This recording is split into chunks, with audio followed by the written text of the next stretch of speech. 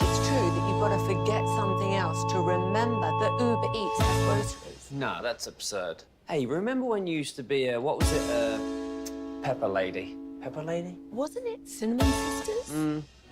Basil Babes. Saffron Squad? Nutmeg Maidens? Paprika? No. Nutmeg Maidens. I just said that.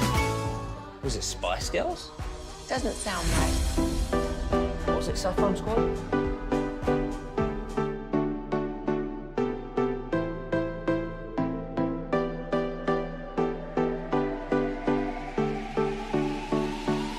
Of Dallas Cowboys football. KRLD-FM and HD1, Dallas, Fort Worth. Let's go, Cowboys. An Odyssey sports station.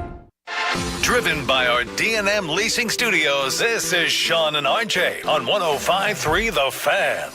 Good morning, Metroplex. We are live with the Friday edition in studio here on DFW Sports Station 105.3 The Fan. Thank you for being part of our program. I'm Sean Sharif alongside RJ Choppy. Peyton Russell is running things live on the Fan Cam, Twitch, and YouTube. Bobby Belt is out for another day. We appreciate you being a Tolo. That stands for Turn It On, Leave It On, as we gear up for New Orleans, leaving for the Super Bowl after the show on Monday. Man, I was getting excited on the way in. Yeah? Yeah, it's like, because that this week is the tough week because there's no football to look forward to this weekend. So it's just kind of the dead week. It's almost like All-Star week in Major League Baseball. There's nothing going on. And now next week though is the big week and it gets exciting. So I was like, okay, all right, but I forgot. I was like, you know what? I'll just pack on Monday. And I'm like, well, crap, we can't pack on Monday. I got to be ready to go on Monday. Yeah. So Sunday we got to pack, laundry, all the things, get them done. I got four laundry baskets full of clean clothes that we haven't folded, which are useless. They're useless. You got to put them back in the dryer. You got to unwrinkle them. They're wrinkled like crazy now. You can't wear wrinkled clothes, Peyton. Do you iron? No, I don't iron. Okay, so you rely on the dryer for unwrinkled clothes. I'll spray them with water, throw them back in the dryer, and then hang them up immediately or fold them immediately. Pepe, are you getting any FOMO yet? What do you mean? I'm packed, ready to go. I'll be good by Saturday. Yeah, no, the FOMO, it's not hitting yet. It will be when like I've said in the past, with the Super Bowl, all these Firehouse remotes, it's all the pictures that get taken. You don't get tagged in the pictures, and so I see them on Instagram and Twitter later on the day, and I'm like, if I could just get invited to one of them. But I found out, you can sports gamble in Louisiana, so someone's Venmo might be. You can? I think you can. That's what Carter said. Carter and Ruben I talked to yesterday. In the casino, or just like on DraftKings? That I don't know of, but have you been to New Orleans ever?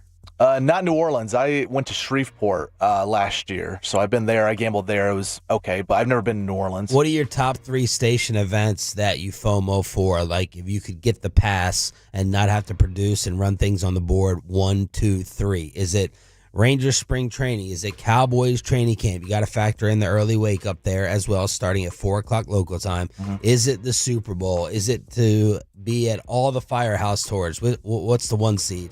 Oxnard is 1. Because you guys are out there for over a week, right? I mean, so you get that whole first weekend to just party it up. When you're into the Super Bowl, you get the Tuesday through Friday, so you don't get the nightlife really. Yeah, that's not the one because of the wake up call. I would go either Super Bowl, but my new number 1 is about to be the Combine. I don't look forward to any of these trips. I don't like to travel like this, like Choppy does. Bobby likes to go as well. I am looking forward to the Combine because of the steakhouses, because we're not out there all week. And I think it's going to be like my first Super Bowl radio row with head on a swivel. If what Bobby is saying is true, Jane Slater's been telling me it's a who's who while sitting up there at the bar and just waiting. And there's Eric DaCosta, and there's Orlando from this team, and there's a GM, and there's a head coach, and they're meeting up at Steak and Shake at 2 a.m. So I would have Super Bowl top 2, though. Good Steak and Shake is tough to beat at 2 a.m. I think it really is tough to beat. Super Bowl's hard to beat, man. It really is. It's the best. Now, if it's in L.A. or San Fran, it's dead in there.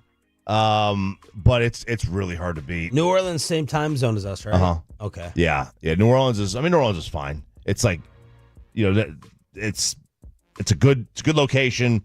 It's close. Everything's close. Everything's good proximity. But yeah, Super Bowl's really hard to beat. I actually like Cowboys training camp a lot. Rangers spring training is interesting if the weather is good. If it's colder or rainy, be kind of squirrely. But if the weather's good, I enjoy that. I get like kind of in my feels about nostalgic about baseball.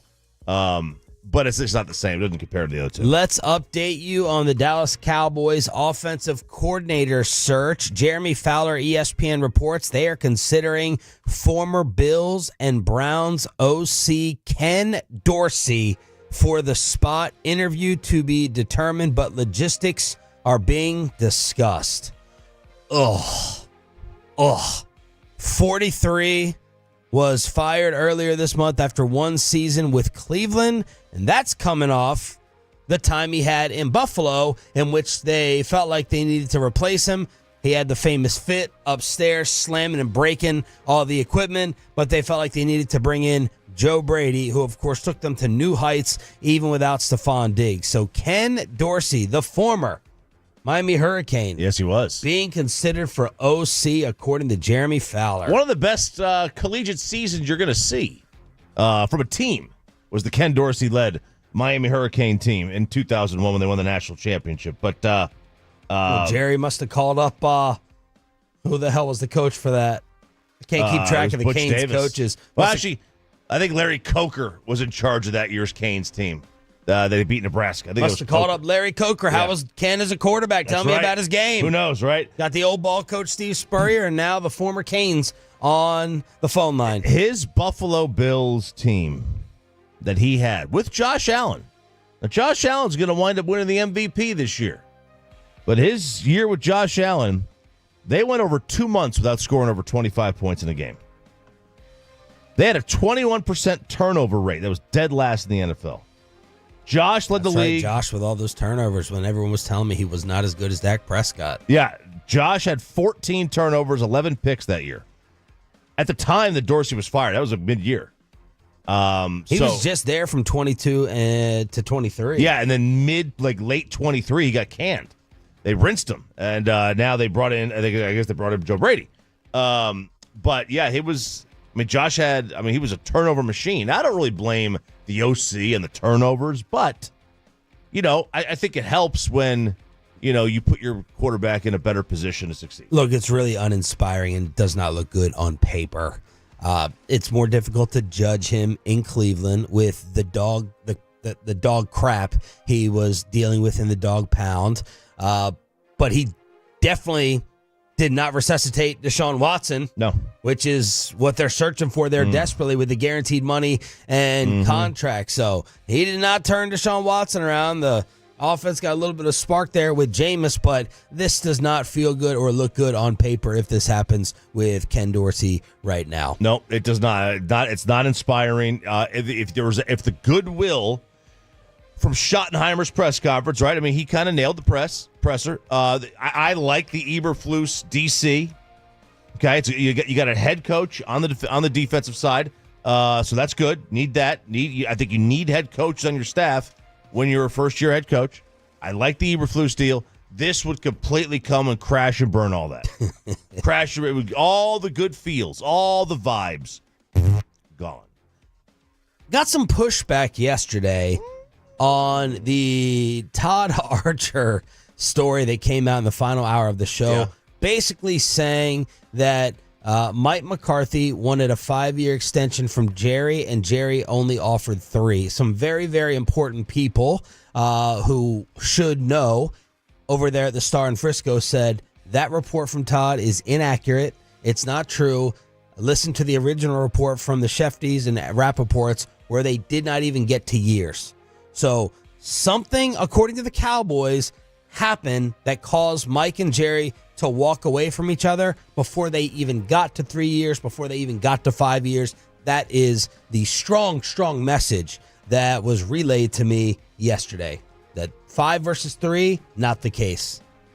All right, now we've got The a personnel? urination contest. Oh, urination. That's what this is. We'll never find it out, but it all comes down to who's Todd's source. Is Todd's source with the Cowboys? Like I think the Cowboys would prefer Todd's report.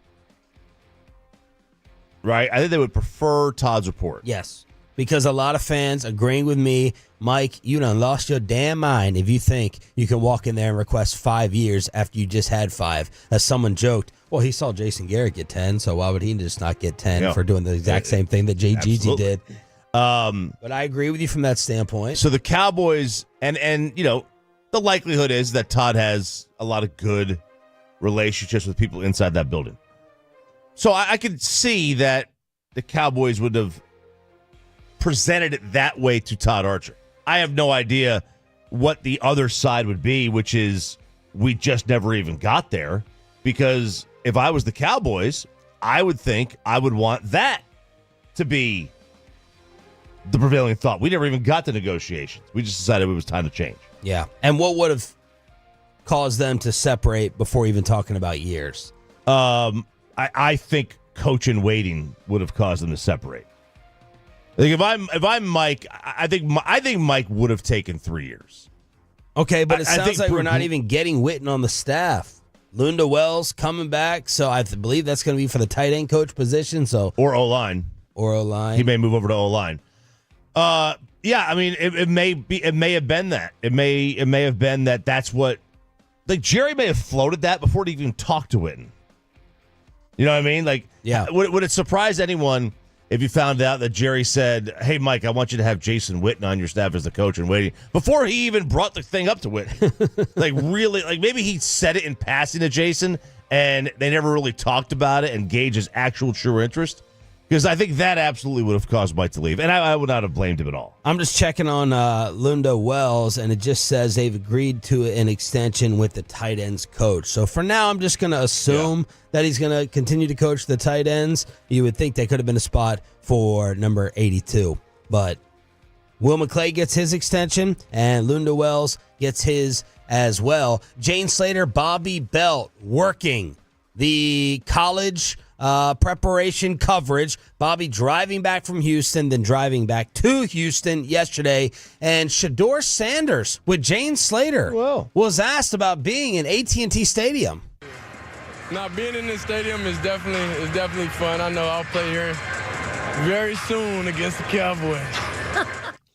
All right. That led a lot of people to say, okay. They went and checked the Browns schedule. They went and checked the Titans schedule. Neither of them come to AT&T next year, and that would leave the team in which Shedeur apparently got his new cleats for during the season, the New York Football Giants. All right. So everyone believing that Shedeur has been told by the Giants, you are coming here, you're our guy. That's the internet belief. I mean, I can see it. I can absolutely see it happening. They'll be in a position to be able to draft him if they wanted to. This is one of the guys and probably one of the places that Dion would be willing to allow Shedeur to go to. Yeah, but it doesn't feel like the Sanders family is a old school New York Giant fit. It doesn't feel like the Giants are prepared for or do the best with the flashy dude, Odell Beckham. Yeah. We're finding out more about Saquon Barkley's personality now than I ever knew in New York. Malik Neighbors. He feels like a young, cool kid partying in a nursing home. So I'm having a hard time putting together the Sanders family and all that comes with that, with the way the Giants do things. I think that's a fair point. It's great point. It's a different world. Like their fan base. Because you think it should be New York and it should fit. You think it should fit. You know, like when I was a kid, like the Giants crowd, the fans, it was just like an older crowd. It was just like the Jets were the younger, the younger blue collar. The Giants were like the older, more statesman-like crowd. I have no idea how that's changed over the years, but it's just like, I don't know. I just don't know that Shedeur Dion is a great, like, personality fit with the Giants. But, like, Odell, they embraced him. They've embraced stars over there. LT was, like, a mega star. They embraced him. I think they care. If you win, they'll love you. Franco LaFranco injury attorney text line is open at 877-881-1053. 877-881-1053. We're live on the Fan Cam, Twitch, and YouTube. We check out your comments there as well. We have another Jason Aldean ticket giveaway during the 7 o'clock Expressway. We talked about Deshaun Watson. He may be getting a new teammate. He may be getting a new kicker. If the Justin Tucker massage reports are true, the story that took over the National Football League yesterday, and it has to do with a Texas Longhorn. That's next for the 6 a.m. Club right here on The Fan. But first, let me go ahead and get you that same...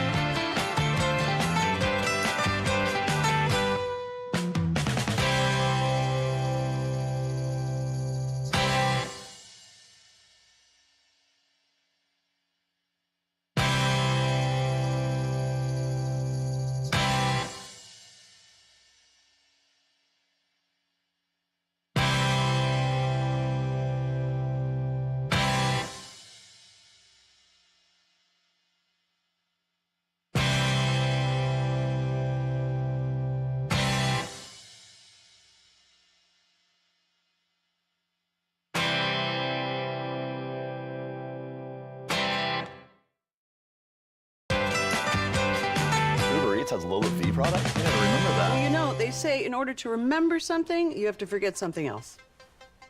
Okay, now that is a very cute haircut. That's like a little shag. I've never seen that before. Well, I mean, of course you have. It's the Rachel. Oh, is that your name? No, I mean, like, your name. No, I'm Jen. My name's Jen. Right, but I just mean, like, this is your haircut. But that's hair on your head. I'm not saying this is your hair. Okay.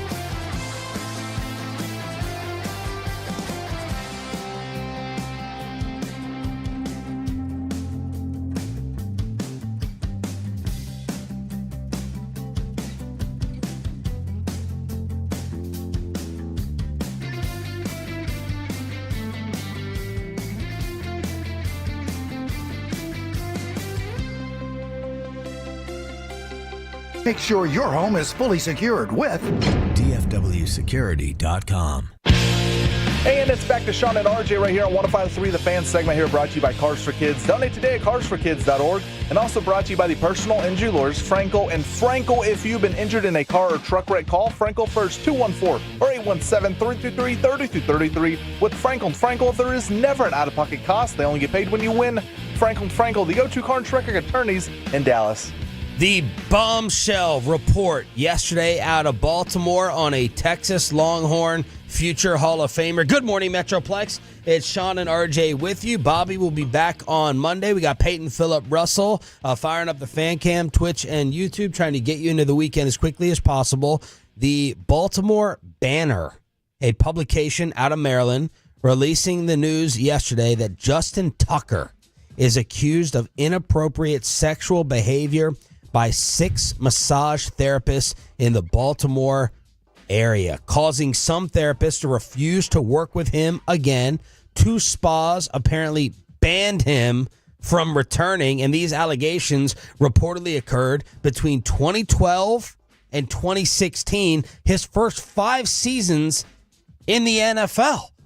So this is, for some reason, coming out now.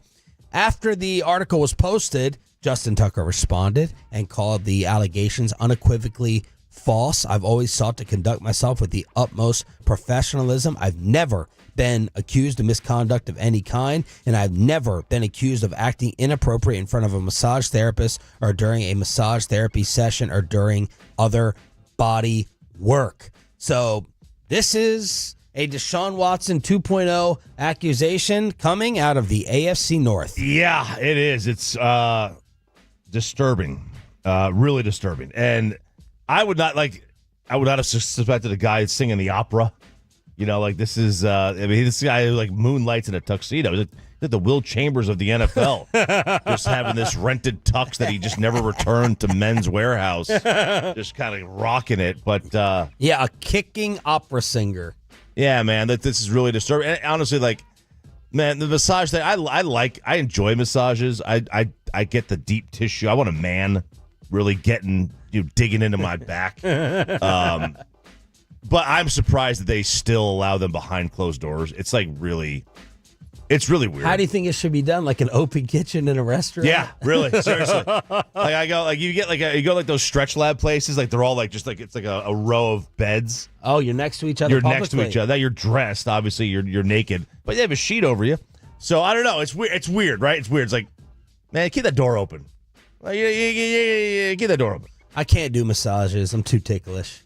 Could you imagine starting laughing during Can't do it. Like, and then you do worry about movement. Yeah. You know, I don't want to sit there getting undressed and all that stuff. And then do you have to do small talk? Yeah, I even get stressed out with barber small talk conversations. I don't want to sit there and talk. Yeah. It's. I mean, Shout out to the Tolo Barber in Mesquite. I like you guys. We talk sports and have the TV on, but the massage discussion, you know what I mean? Or do they not want to talk? Lyft and Uber drivers, haircut, massage, small talk, or the bartender.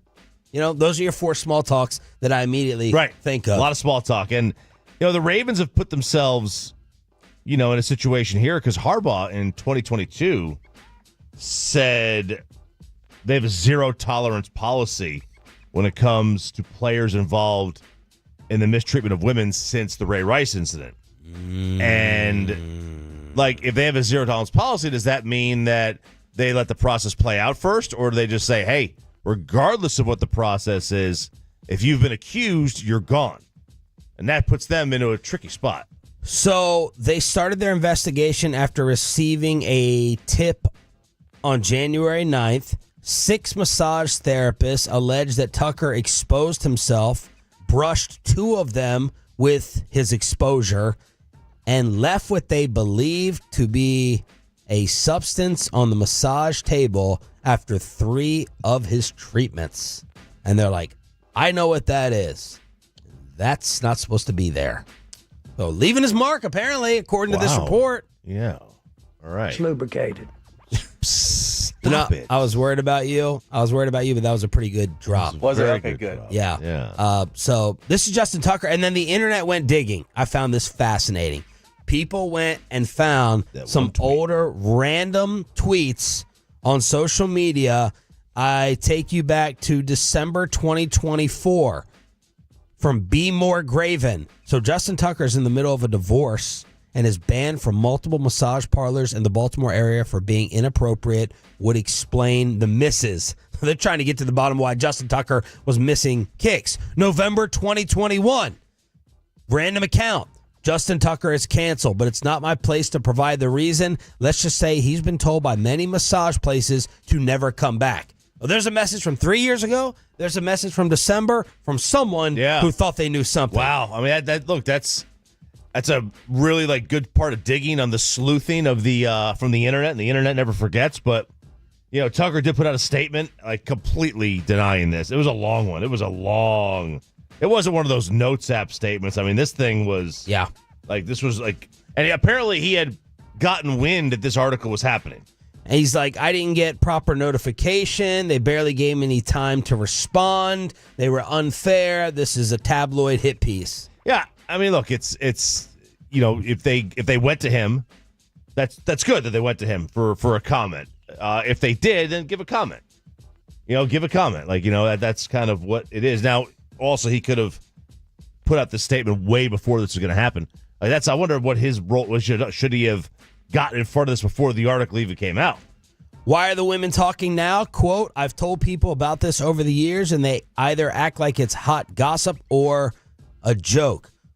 They wanted to remain anonymous because of blowback and retribution from Ravens fans and people wearing purple and black jerseys that got all upset. So Justin Tucker is obviously denying. But look, this would come at a very convenient time for the Ravens if they think there's anything to this. We were all wondering if Justin Tucker was done anyway. Yeah, I mean, if he was still on top of his game, if this was 6 years ago, they would have a much more difficult decision in terms of, hey, do we let the process play out or not? Obviously, if the process plays out and this is all found to be true, I mean, it makes it much easier for them. But if it's just allegations, do you just go ahead and move on immediately? Well, it makes it much easier to do that if the guy's kicking about 81% of his kicks. These are the Justin Tucker massage allegations that dropped yesterday in the Baltimore Banner. Most of the 6 women who shared firsthand accounts said they had not known each other before being contacted by the paper, but each of their accounts were strikingly similar. 5 of the women said Tucker asked them to massage his pelvic region or inner thighs while he was excited. I'm sorry. What? Then he said he repeatedly wiggled his pelvis to remove the sheets, which fully or partially exposed himself. 2 women said he brushed them with himself to create contact. And when they returned to the treatment room after Tucker left, they found a large wet spot in the area. So there we go with the... I thought I did a good job of that. I think you did a great job there. Just wait till you hear the UFC audio. I think we have all kinds of drops now from there. These allegations are disturbing, man. They really are. And I totally get how creeped out you would be if you're a massage therapist. I don't know how you can go into that and not say, hey, we can't have this guy back. This guy's banned for life. 877-881-1053 is the way to hit us up on the Franklin Franco injury attorney text line. Oh, welcome to Pettyville. Welcome to Pettyville. The Tampa Bay Buccaneers said, Liam Cohen, you ghosted us? You left us on read? You're not taking our staff. We're not granting any other permission. Adam Schefter just reported that the Buccaneers blocked Jacksonville's request to interview their assistant offensive line coach, who left Kentucky with Liam Cohen to go to Tampa. They said, no. You're not taking any more of our staff. And Liam Cohen, many people think sounding like a hypocrite after he ghosted Tampa and did not respond to them when he was talking about what he wants to build in Jacksonville. That's really what this is going to come down to, is honesty. I want to surround ourselves with people that are going to be able to tell you hard truths, be able to show you your blind spots, because that's really, like I mentioned, where growth occurs, when you can truly be yourself and be honest with looking in the mirror, knowing that process to get you there was clean and it was right, and the results will speak for themselves. Honesty. Let's see, Liam, let's break some HIPAA laws here. Was your kid really sick when you ghosted Tampa all day and said, my kid's sick? That's why I didn't answer your phone call. That's why I didn't answer your phone call, Todd. My kid was sick. They should have said, I was just on the flight. But that would not have erased him giving them the heads up and the notice to go ahead. I can't wait for Baker to talk on this. Oh, Baker never scared. I cannot wait for Baker Mayfield to give his comments. Absolutely. He may just be happy for him. He may like him a lot, or he could take his typical Baker shots. Yeah, I mean, he'll probably be a little bit of both. I mean, he'll obviously probably assume it's a badge of honor for Baker that his last two OCs got head coaching jobs. Yes. Like, that's a badge of honor for a quarterback, I think. And now we're in a situation where, hey, like, this guy left, but now he wants to preach honesty to it? I mean, come on now. We got Texas Rangers news. Max Scherzer is no more. He goes to the Toronto Blue Jays, a one-year deal for $15.5 million. I'm not sad about this. No.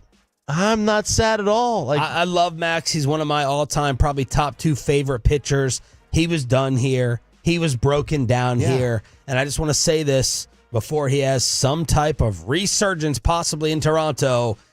I had seen enough. Max is just trying to tape it together to go out there and perform. Unless he stays miraculously healthy throughout the Blue Jays season, and then we can question another local training staff in town. I mean, look, he hasn't thrown over 200 innings in, oh my God, guess when? When was the last time he threw 200 innings?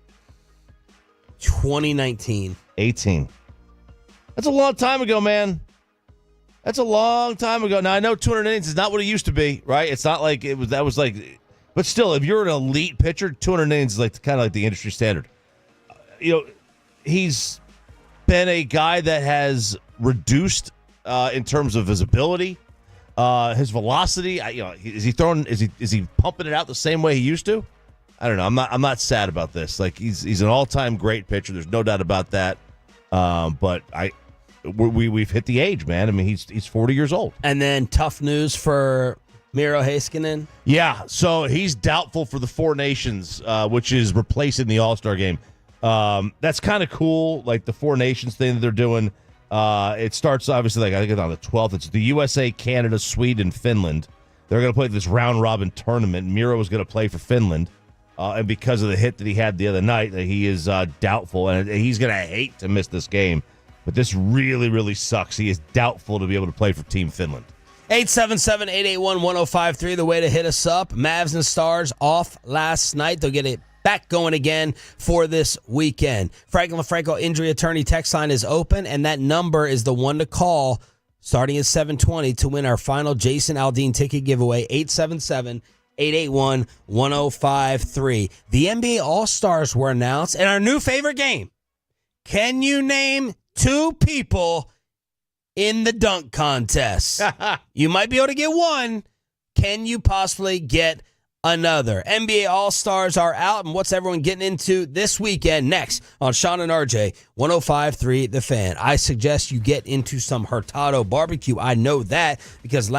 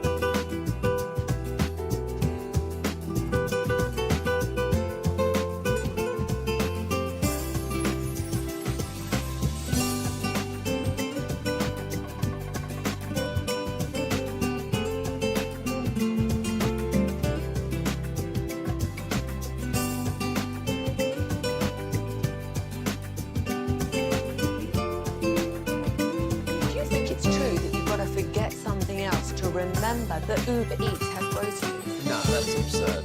Hey, remember when you used to be what was it, Pepper Lady? Pepper Lady? Wasn't it Cinnamon Sisters? Basil Babes. Saffron Squad? Nutmeg Maidens? Paprika? No. Nutmeg Maidens? I just said that. Was it Spice Girls? Doesn't sound right. Was it Saffron Squad?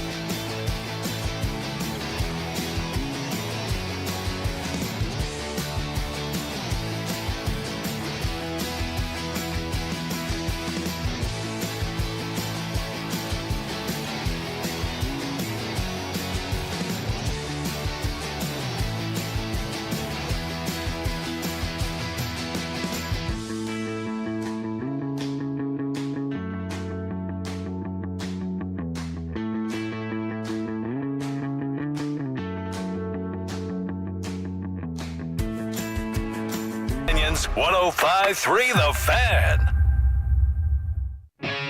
And it's back to Sean and RJ on 105.3 The Fan segment here, brought to you by Classic Chevrolet. If you're in the market to upgrade your vehicle, get to Classic Chevrolet in Grapevine today, the back-to-back #1 Chevy dealership in the world. More new Chevys than anyone else, all priced to sell. Visit ClassicChevrolet.com. This is Tex. This is Classic Chevrolet. Together, let's drive, relax, enjoy the difference based on new Chevrolet registrations 2023 and 2024. Starters were already announced for the NBA All-Star Game, which I'm actually intrigued by this new format and weekend. I know Bobby craps on it.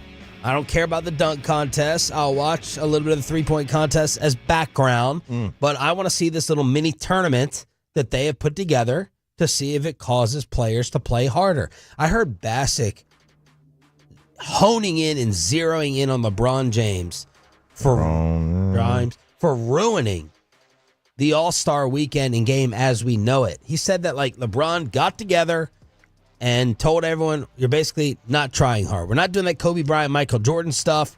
We're not out here to embarrass anyone. So that's Mike Bassick's theory. He points to some YouTube. I was not aware. I had not heard that LeBron was the reason that the All-Star game had gone to total crap. But I think it's fair to blame LeBron for everything. It is. Yeah, I think that's... You can blame him for the dunk contest. Yeah, for sure. Right? He killed the dunk contest. He killed the All-Star game. He killed the goodwill of Bronny. He killed everything. Killed coaches. All right, we will start in the West with the starting lineup. Steph, SGA, LeBron, Durant, Joker. Over to the East, Brunson, Donovan Mitchell, Tatum, Giannis, and Karl Anthony Towns from the New York Knickerbockers.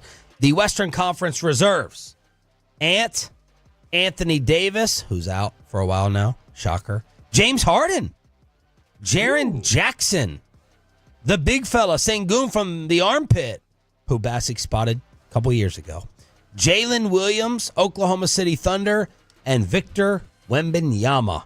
East reserves, Jaylen Brown, Siakam, Darius Garland, Cade Cunningham, good for him. Good for him. He's had a nice little resurgence. Evan Mobley, another Cavalier. Dame Lillard, and Tyler Hero. Shaquille O'Neal's Luka Doncic equal. So there you go with the NBA All-Star teams. I think that's a pretty bold take there by Shaq. That's a name. The West has got the names, man. Now I don't think they're much older.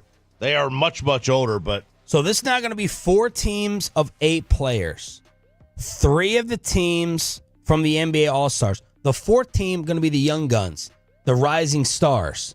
So they're going to play in a bunch of different games to try to go ahead and advance to the championship game. And it's going to be Barkley, Shaq, and Kenny as the general managers of the 3 teams for the way that this year's All-Star is going to play out. Yeah, look, we said years ago they should just do a hoop it up tournament, like just do a 3-on-3 hoop it up style tournament, and let's go. I think that's way better. You put these guys on an island, and that's where they would want to shine. U.S. versus the world may cause the Americans to up their competitive level. Right. They don't want to get. I mean, look. Let's be fair. Like the American-born basketball player does not want to lose on their home turf. To, as Peyton would say, I don't want to say it, but gather the foreigners. Yeah. What about the dunk contest? Can't wait. You can't wait? Can't wait, man. The amount of people, the amount of players who are just dying to get in the dunk contest. Peyton Russell, do you know? Name me 2. I'm going to set the number of 1.5, the over-under at 1.5. Can you start with the defending champ? Is it Mac McClung? There you go.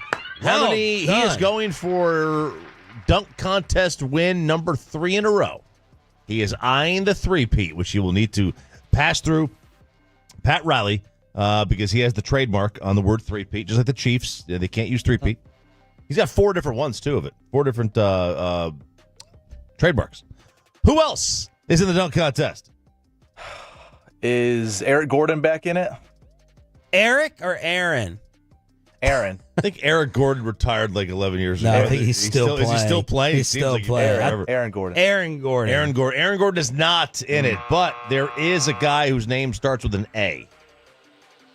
You might as well read them. All right. Who he played for? Andre Jackson Jr. Memphis. We By just the way, said who he was does an Matt all-star. McClung play for? Nobody. Yeah, G League, right? G League. It's not G the League. NBA. Andre Jackson Jr. plays for Milwaukee. Stephon Castle. You can't say UConn. No idea. No idea. San Antonio. Oh. And Matis Buzelis. Is he in the NBA? I don't know. He is. He plays Okay. for the Bulls. I don't know if the Bulls are still technically an NBA franchise, but yes, that's your 4. What a who's? That's a who's not. That is a who's not. I thought I saw some stat. I can't find it where it's like the combined amount of career games played didn't meet 100. It might not. It might not. Now, this is they give away money for this. They give away some good cash. So if you're a guy like Mac McClung and you're on a 2-way with the G League and the Orlando Magic, I mean, you absolutely eye your 3-peat. That's what you're. I mean, he's going to wind up going down in history as the most if he wins, the most prolific slam dunk contest participant ever. Here it is. None of the slam dunk contest participants have played more than 100 career games. Not one of them. That's a year and a quarter. How? That's a year and a quarter. It's so bad. It's so bad. 877-881-1053. Yesterday, unfortunately, I went home and watched some news coverage of the flight accident that took place with the plane and the helicopter in D.C. I saw you tweeting out updates on it. Man, the skating world united. Yeah. I saw Nancy Kerrigan, Brian Boitano. Nancy Kerrigan speaking up there was gut-wrenching. It was. I had to turn it off. I couldn't do it. And you talk about someone that's just cursed. The human, what is it called in that, the mush? Who's the bad luck gambler? Yeah, mush. Yeah. Mush. That's Tanya Harding. That this woman comes out, and it's going to make it look like she wants attention when the skating world is all in the headlines. Tanya Harding goes and creates a Twitter account yesterday. The awful tragedy happens. What happened? Well, yeah. So, obviously with Tanya and then Dick Button, who's one of the great male figure skaters of all time, and the best sports color analyst in history. Whoa! Of any sport. He died yesterday. What did he call the Olympics? Or yeah, something? he was he's incredible. I'll see if I can dig up some old audio of him. But Tolo Chris Navarro's been sending us great stuff all week. Well, that's not great, but he sent us that story that was relevant. Yeah. So, I mean, look, this was like a real kind of confluence of errors that happened. Air traffic control is not really. There's not saying that they're to blame here. They had the Army. Everything's going to point to the military helicopter being the real culprit. ATC said, "Do you have visual on the plane?" And they said yes. And they had night vision goggles. I don't know if they were wearing them or not, but they had night vision goggles access. Which if they did have access, that really shrinks your viewpoint, like your peripheral. Like you only have, I think they said it's a 40% frame of reference, or 40 degree frame of reference, as opposed to 180 degrees. So they asked them, "Do you have visual?" And they confirmed visual. All the speculation is that they had visual of the wrong aircraft. That there was one that was taken off, and there was one that was directly behind the one that it collided with. If they think that this plane may have been turning, and if it's turning, they say it could give an optical illusion that it's further away than if it was just kind of on a straight line. They changed the runway. This thing was supposed to be on, I guess it's runway 1 or whatever it's called, which is like the most trafficked runway in the U.S. It's the most heavily trafficked runway in the U.S. But they told them last minute to go to a different one. I guess they wanted to get one more flight off. So they had him go to the other one, which is just a little bit different, and that's where it collided with the helicopter. Wow. I don't know what they're going to do. Apparently this is a very highly trafficked helicopter route, however you want to say it. But it's highly trafficked. But these helicopters can't go above 200 feet in this zone when they're landing right there, right? Well, this one was at 300 feet, so it was off. Now, I've read that air traffic control gives you a 75-foot grace period So, like, the plane can go up, down, right, based on turbulence, everything. So even if it went up a little bit, it still should have been under the 300-foot barrier where that plane was. And that's what happened. Speaking of trafficking, a drug kingpin gets caught because of his girl showing off on social media. How about this? He takes his wife, girlfriend, whatever, on a European vacation, and she is posting all these photos and videos. Well, who is watching? The DEA. All right? The DEA is watching, and they wind up arresting her in the United Kingdom. Oh, my. After the DEA checked out her Instagram post. So she's on Instagram, the known girlfriend of a kingpin? Yep. Suspected Central American drug kingpin Luis Manuel Grijalba, a.k.a. Shock, was arrested on this European vacation with his family, aided by his wife's social media. He had been on the U.S. DEA drug enforcement watch, the radar, for months. He's the best. He is the best. He's the best cocaine shipper from Costa Rica. He's the best. He's the best. That's what happened there. So they caught him in the United Kingdom. He reportedly purchased $20,000 worth of plane tickets to fly his wife and family. The kingpin, who rarely travels with his 32-year-old wife, now caught. So what? Did she put location on there? Yeah, like, you know how, like, when you go and you can say where you are. Oh, I'm in Portugal. Oh, I'm in Lisbon. Is it Lisbon?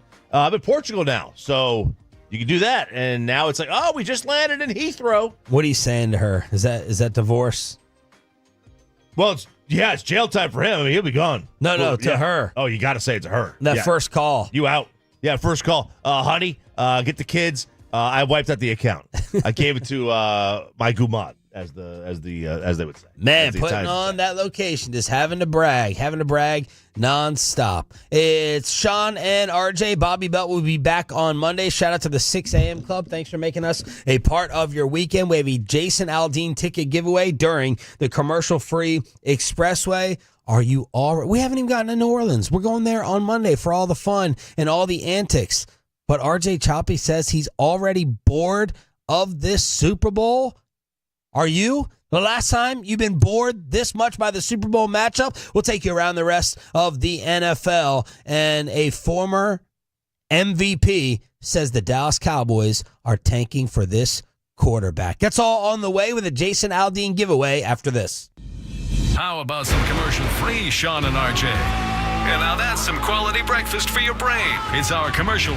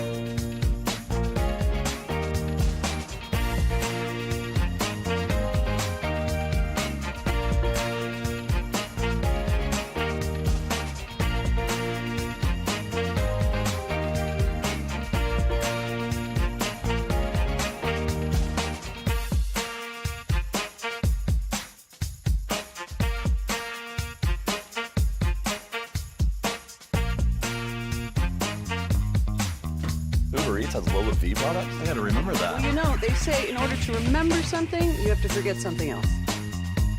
Okay, now that is a very cute haircut. That's like a little shag. I've never seen it before. Well, I mean, of course you have. It's the Rachel. Oh, is that your name? No, I mean, like, your name. No, I'm Jen. My name's Jen. Right, but I just mean, like, this is your haircut. But that's hair on your head. I'm not saying this is your hair. Okay.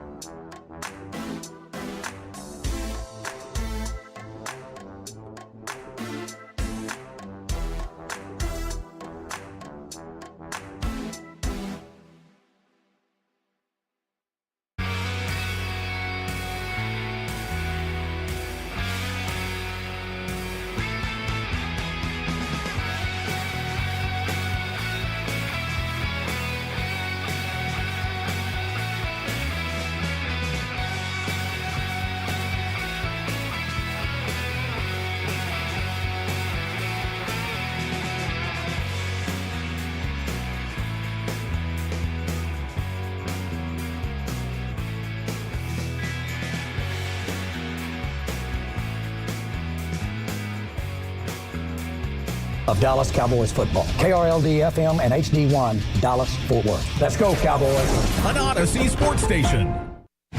Driven by our D&M Leasing Studio. This is Sean and RJ on 105.3 The Fan. There is football this weekend. It's known as the Pro Bowl at 2 o'clock on Sunday on ESPN ABC.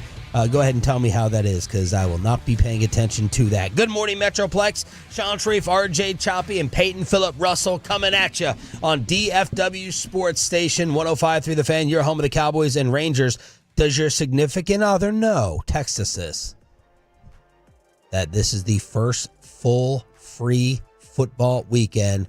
My wife has been dreaming and waiting for this. Does your significant other know? And do you have plans already because of it? And how football depressed are you while we wait for the big one in New Orleans?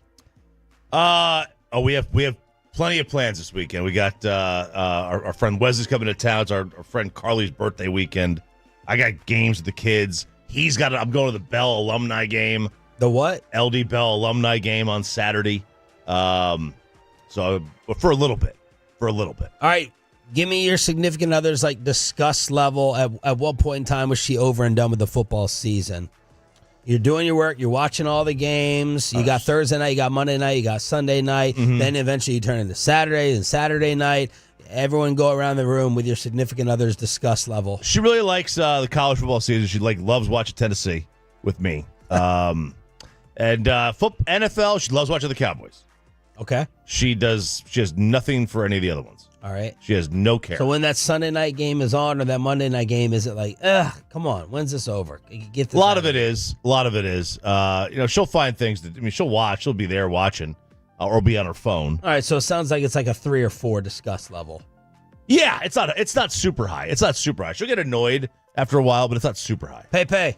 So until Monday night, I believe, Mackenzie didn't know that the Super Bowl had a week off. She was like, the Chiefs play this weekend, Eagles. And I go, no, it's next week. They take a week off. They have the Pro Bowl. And she's like, Pro Bowl. And I didn't want to explain it to her that. But yeah, so Pro Bowl this weekend, Super Bowl the next weekend. Because I've been telling her, the guys are going out. The whole station's going out to New Orleans next weekend for the Super Bowl. And she's like, well, why are they going after the Super Bowl? I was like, no. Listen here. So, but no, she's not really disgusted. I mean, she enjoys football, knowing that's kind of only one day a week. She doesn't like the fact that I move on to other sports once football season's over.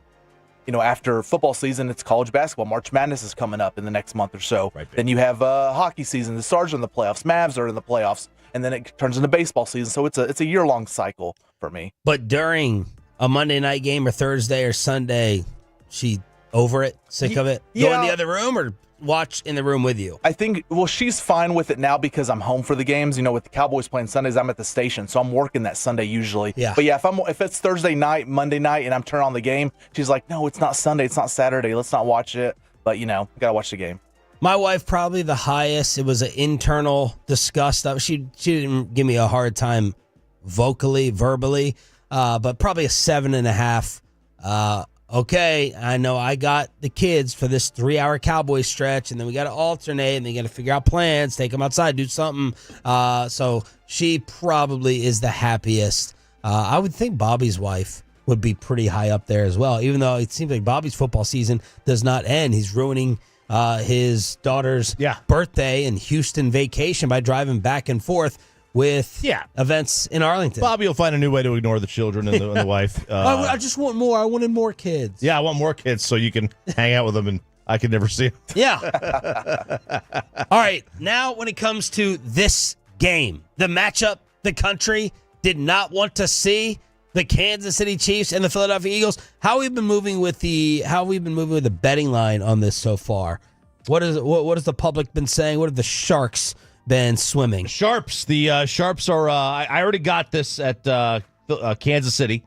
It was been going from 1 to 1.5 to 2 to 1.5. It's right now. It's sitting at 1.5 with the over under 49. Chiefs favored. Chiefs favored, but you got to lay a lot of juice for that one. And I'm sorry, the money line. The money line is never mind. So it's only 1.5, and it's basically minus 105 on both.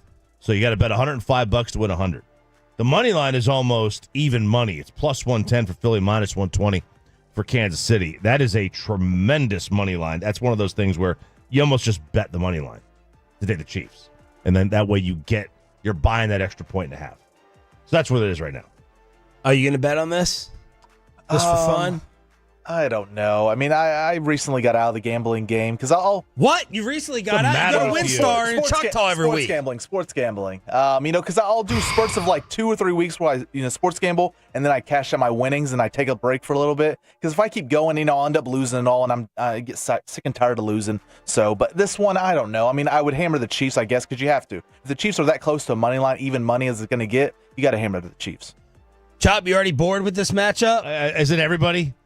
I am so uninterested in this. We had a chance to have the Bills and Lions, Bills, Commanders. That would have been the America's Team matchup, according to Jim Nantz. The new America's Team, Buffalo, Detroit. That would have been how fun would Buffalo, Detroit have been? You had a chance to have Ravens in there. They were in the Final Four or the Final 8. You had a chance to have Washington there, who hasn't been there for eons. It was just very. This is the one matchup I think nobody wanted to see. Nobody. We just saw it 2 years ago. You want to see it again? Again? I don't know, man. At least when it was Giants Pats the second time, you had 5 years in between. This you don't. It's 2 years ago. All right, this is the least interested. Sorry, this is the least interested in the Super Bowl I've been since Ravens Niners. And the only reason I was interested uninterested in that one is that the quarterback play, those were not great elite quarterbacks. So I don't know. You could have had the two most masculine men in the sport, Josh Allen, Dan Campbell. All right, man. I mean, those guys would have been out there shirtless in the game. Is Josh Allen masking? He looks like a pretty boy. That flowing hair. I could see him just ride a horse. So could I. All right, let's look at the previous matchups then and try to remember how you felt about them. Were you more excited for Kansas City, San Francisco last year? Yes, because it was newer than this repeat matchup. We had seen KC San Fran a couple of years prior. Oh, yeah, different quarterbacks, though. Right? There was Garoppolo to Purdy. Right, there was a different, so a little bit different of a team. But yes, I was more excited. Kansas City, Philadelphia the year prior. I was excited for that one. Rams, Bengals. That was an interesting one because it was Stafford in the final. And then obviously Burrow had just beaten Kansas City. Tampa Bay, Kansas City, absolutely. KC San Fran in 2020. New England, LA. That was a dud of a game. But I think going into it, it was like, all right, because that Rams offense was really, really hot, flying high. Philly, New England with Foles. Yeah, that was an uninteresting game. Yep. Because we didn't know what Foles. It turned out to be a great game. New England, Atlanta with the comeback. Going in. Yeah, Matt Ryan would have had one of the great years, that we've seen in recent memory against, the GOAT. Denver, Carolina. Again, John Isner's favorite team yesterday, the Carolina Panthers. Yeah, that was Cam had a great year that year. Carolina had a great year, and everybody knew that was Manning's last game. I think is that still not? Let me go look. I think that might be the most watched Super Bowl still. What? Most watched Super Bowl? It was at the time. Wow. 877-881-1053 in order to hit us up here on DFW Sports Station 105.3 The Fan. Speaking of the Rams, there are a lot of trade winds blowing. I shouldn't say winds blowing in Los Angeles. That's not good these days. But there's a lot of speculation that the Rams could be dealing Matthew Stafford and Cooper Kupp. So what are the Rams going to do with their direction? Every year it feels like we're here with Matt Stafford, and Cooper Kupp said it himself. That I want to play next year. I don't know if it's going to be here. So will it be some type of? It'll be interesting to compare to what the Cowboys do. Mm-hmm. Will it be a step back? Will it be a minor rebuild? Will it be a reload? What will they do in Los Angeles with some of their veteran players, or do they try to come out and compete again? Real quick, I think that was February 15, 114 million. Now it got eclipsed by last year. It got eclipsed. Last year had, because it was on Nickelodeon as well, had 121.5. Tyreek Hill was playing video games, and he was asked by some of the gamers, "Hey man, you still want out of Miami? You still want to force a trade?" What y'all had heard at the end of the season is frustration, bro. Bro, I've been winning my whole life, bro. I don't understand, bro. I bust my ass every day, so I deserve to feel like that. I deserve to have some kind of opinion. Y'all just want me to say, oh well, get them next year. Nah, that. We got to come back. You got to put some pressure on motherfuckers. Hey, bro. Y'all got to fix this shit, bro. Come on. Add some motherfucking dogs in this bitch. I compete. I love to compete, bro. So this is Tyreek kind of attributing his final press conference after the Dolphins season to competitive nature. And I'm trying to put some pressure on the front office. So we wait to see if Tyreek Hill becomes available. I'd be interested to see how this plays out, because it is like a good fit with what they do there. But as he gets older and as he loses speed, which he hasn't really, he hasn't really lost speed. I'll be fascinated to see if he really tries to force his way out. They love to force their way out of places when they're in Miami. Everybody wants to force their way to Miami, and then everybody wants to force their way out of Miami. It doesn't matter what sport it is. You want to get out. You want to get there as soon as you can, and then get out as soon as you can. I don't think he's going to force his way out. It will be interesting to see if the Dolphins are like, all right, we're tired of this. We're sick of this. And if they end up trading him, but Mike McDaniel needs to win, and he needs to win immediately. The audio of the day, dangerous audio. Probably should have sent it to the boss, but I'm going to rely on Pepe's editing skills. It comes from the world of the UFC. Bryce Mitchell, listen to the name of this podcast, Ark Insanity. It's the Arkansanity pod. Okay, so we got Arkansas in there. Got Arkansas in there, and this is MMA fighter Bryce Mitchell. Hitler, hell and the Nazis. I really don't think that he was, because I honestly think that Hitler was a good guy based upon my own research, not my public education indoctrination. I really do think before Hitler got on meth, he was a guy to go fishing with. He fought for his country. Stop. Okay. Did Hitler was a meth head? I have no idea. Hitler found meth? Wow, look at that. Meth was first synthesized in 1893. Really? It was later made illegal in the U.S. in what year? 1970. I had no idea. I knew, like, mushrooms were, like, legal at one point, and then they were made illegal, and marijuana was, like, legal. Then it was made... There's a lot of weird things about why they made certain drugs illegal. But, yeah, I had no idea. I thought meth was something that came around in the 90s. This guy said before Hitler... What a line. Before Hitler found meth, he would have been a great fishing buddy. A fishing buddy. What the heck is wrong What with the this? hell's going on? Let's continue. This is fake, He right? This fought can't be for real. his country. He wanted to purify it by kicking the greedy Jews out that were destroying his country and turning them all into gays. They were gaying out the kids. They were out the women. They were out the dudes. They were, you know what her first tranny surgery ever was? Happened to be in Germany before Hitler took over. You know the books that everybody makes fun of Hitler burning? You know what the books was? Queer books. Hitler burned queer books because Hitler didn't want a bunch of queers destroying his nation. They can't produce children. That's real audio from Bryce Mitchell. I played it for RJ in the break, and he's like, I don't know if we can. I think that was okay. I think, Peyton, good job by you. Well, Dana White went to the podium and addressed it.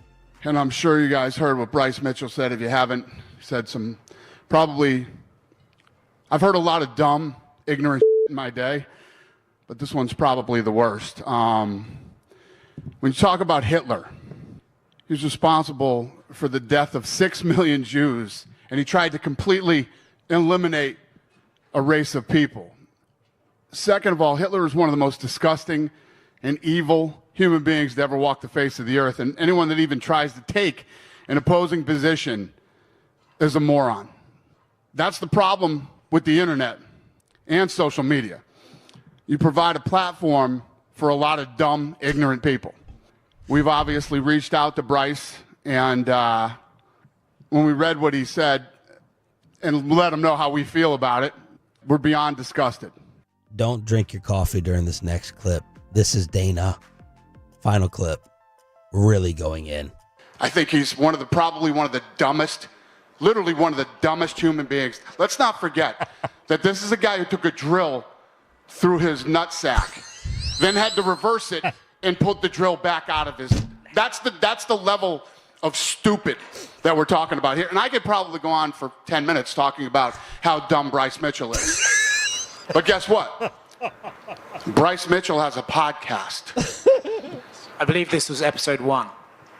What a way to start. What a way to start. What a way to start. Yeah. No comment needed. We don't even have to comment. Dana White did it for us. I'm floored. Bryce Mitchell, the Arkansanity podcast, the audio of the week. My word.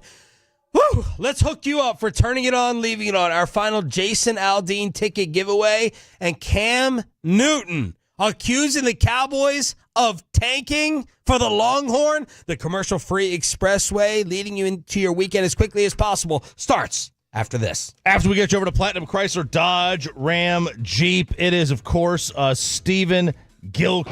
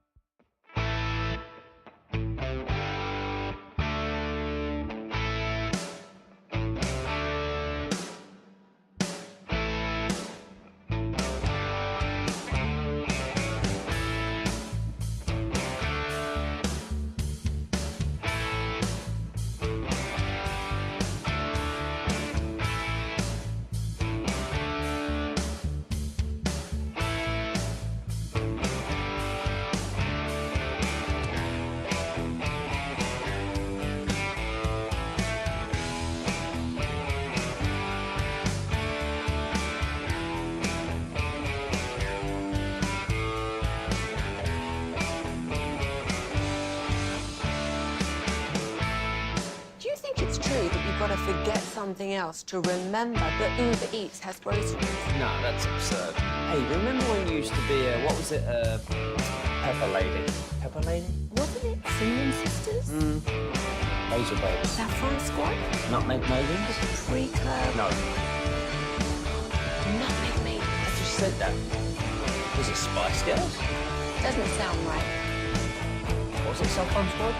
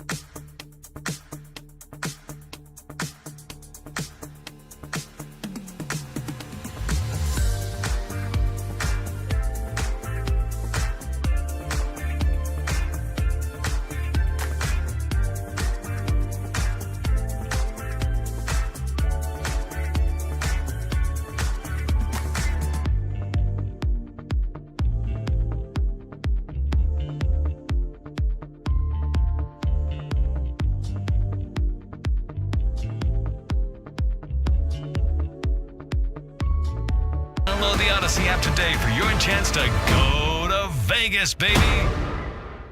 Hey, and it's back to Sean and RJ right here on 105.3 The Fan. It is the Expressway right now on The Fan, and it's brought to you by the On Time Experts. Our final Tolo ticket giveaway of the week is coming up during the commercial-free Expressway. That is right now. Jason Aldean tickets for an awesome date night for you and yours here on Sean and RJ. Bobby Belt Cowboys Insider is off until Monday. We got Peyton Phillip Russell firing up the fan cam, Twitch, and YouTube. Man, I don't even know where to start with Cam Newton. Bobby, for some reason, really likes him on TV. I like his look. I think he's got a good look. He's a clown. He looks like a clown, and he gives sound bites like a clown as well. I guess I'll start with this really stupid Cowboy theory on what Cam Newton, John Isner, cover your ears, the tennis great in studio with us yesterday from North Carolina, arguing with Choppy over Cam Newton and his greatness as the number one pick. Yeah. I mean, look, I just got a high threshold if you're the number one overall pick. You know, like your baseline, you've got to be. I got to come up with a good baseline on what is a successful number one pick as a quarterback and what isn't. I think as an overall number one pick, as an overall first round draft pick as a quarterback, I think your baseline, the worst you can be to not be a bust, is Phillip Rivers. Of a very high, but bust. You're taking it right to bust, not disappointment. Bust. It's pass fail. It's pass fail. Pass fail. It's pass fail. You're either a bust or you're not. So I think it's Phillip Rivers as a first round quarterback, number one pick. I gotta go think of I gotta go look at the number one picks. So like Alex Smith, bust. Let's see. I don't know. Like Baker. We got to give him to the end of the career. Got to see what he does. So far, bust. Kyler. So far, bust. Bryce is easy. Goff. He might be the baseline, right? Like because he's. I mean, you got to me to be if you're Luck. Luck's interesting. That's an interesting one. I'm putting you in a pretzel already. Yeah, that's an interesting one because he didn't play very long. I have to go back and look. I would probably say bust. I think you're gonna have to because you got Carson Palmer. Bust. Vic. Bust. Which quarterback has the most fumbles in NFL history? I don't care. Michael Vick. I don't care. That means nothing. Who's the to current me. leader with fumbles in NFL? Current fumble leader as a quarterback? Jared Goff? No. What do they both have? Small hands. 877-881-1053. But Jalen Milroe is off the draft board. Undraftable. 8 3/4. Undraftable. How can he be undraftable? You love Jared Goff. I know, but I mean, he's got at least He's the baseline. You're thinking about He's got at him. least 9 inches. Oh. You know, about 9.5, whatever. All right, so here's what Cam Newton said the Cowboys are doing for their new number one pick quarterback. I think they tanking for Arch. Make it make sense. Okay, Cam. Wow. I don't know. Wow. Coach Schottenheimer has one and done written all over I think him. they have to tank. He got one and done written all over him. Okay, why do you want it done? You get the first pick of the draft. Okay, not only that, I'm going to go back into my Godfather bag and say, okay, Jerry Jones is a businessman, and he's going to get in this Don Corleone, you know what I'm saying, mentality, and he's going to give him a deal that he can't refuse. Who? Nick Saban. Go get Nick Saban as your head coach. Go draft Arch Manning as the number one pick. What are we doing, ESPN? What are we doing? We're just allowing stupid, random theories and ideas out there. This is so dumb in a number of ways. One, Jerry Jones not going to pay Brian Schottenheimer for 3 years to do nothing. He gave him a 4-year contract. Do a little bit of homework and research. Number two, now, kid. No, that is the first. That is the first part because that just nullifies the entire statement because he's never going to do that. Number two, this team with Dak Prescott healthy and as we just saw, not healthy, is not bad enough to be the team with the number one pick. Now, that's never happening with Dak Prescott staying healthy at quarterback. So that's stupid. And then let's just throw the final sprinkle of stupidity on here. Let's just go get Nick Saban. Nick Saban has come out of retirement 1 year after Brian Schottenheimer, and then go get Arch Manning, who we have no idea if he's going to be worthy of that number one selection and pick. So there's Cam Newton with the dumbass idea of the day. It's not going to happen. I mean, they might get Arch. They might wind up getting him. Is Arch, he's eligible after this year? He is eligible after this year, but I don't know that he comes out of it this year. Yeah. I do believe that they're going to. Arch is not in control of his own career. I think Archie is in control of his own career, of his career. I wonder what they're going to do because I mean, look, Arch can go out there and ball out, and the name might get him the number one pick. Who knows? We don't know. He's already the favorite to win the Heisman. But I don't think he's going to sit there and just say, I'm out. Like I don't see him staying just the 1 year at Texas, especially while making $7 million. That's the new rumor, right? $7 million is his NIL valuation. Apparently, got some new deal with Red Bull. Yeah, he was wearing the hat. Yep. So I mean, his NIL. I mean, it has eclipsed everybody. It is so high. I mean, like that $7 million for an NIL valuation. Why would you go anywhere else? You're making $7 million. You're not going to get cut. You go to the NFL, you might be a bust. You might be gone in a year. Was this a dream for you, listening to Cam Newton speculate this? Longhorn Peyton, Arch Manning taking over the boys? No, because I want Arch to play 2 years in Texas. Then you you root for Texas more than the Cowboys? Yes, right now, because I think you can get a few more years out of Dak. You don't need Arch next year. No. That'd be silly. He's just too young. Young. So he'll be. I think you could realistically say that Arch stays at least 2 more years at Texas. This year and next. I mean, if he has eligibility on the back end, which I think he would, because he was a red shirt. I mean, you can get 3 more years out of it. He sat down, Arch did, with friend of the show, Marty Smith. I love this. I love listening to him talk. He is with it. Really not surprising that he's going to be so polished. And he gave a little bit of insight on his cell phone. What's it like when you hit up all of your famous family members for football advice? And let's start from Peyton. Just his preparation, his accuracy, the way he leads other guys, gets the most out of his teammates. Peyton was in town this past summer, and I wanted to throw with him. And like every little detail, where am I parking? What time are we warming up? What time are we finishing? What's the weather like? He wants to know it all. So, and it's cool to see that because that's what you need out of a quarterback. What pieces of Eli's game do you try to incorporate? I really like how Eli, nothing really fazed him. I mean, he was up in New York with the media. They would have good years, bad years, and he kind of stayed level-headed. He would throw for 400 yards or throw for 4 interceptions, and you couldn't tell the difference. So I really respected that. If you reach out to Peyton about something, what's an example of a time that you did that, and what was his analysis? Yeah, I remember last spring, I was struggling in 2-minute drills, so I reached out to him and just texted him, and he sent back like a 10-minute voice audio.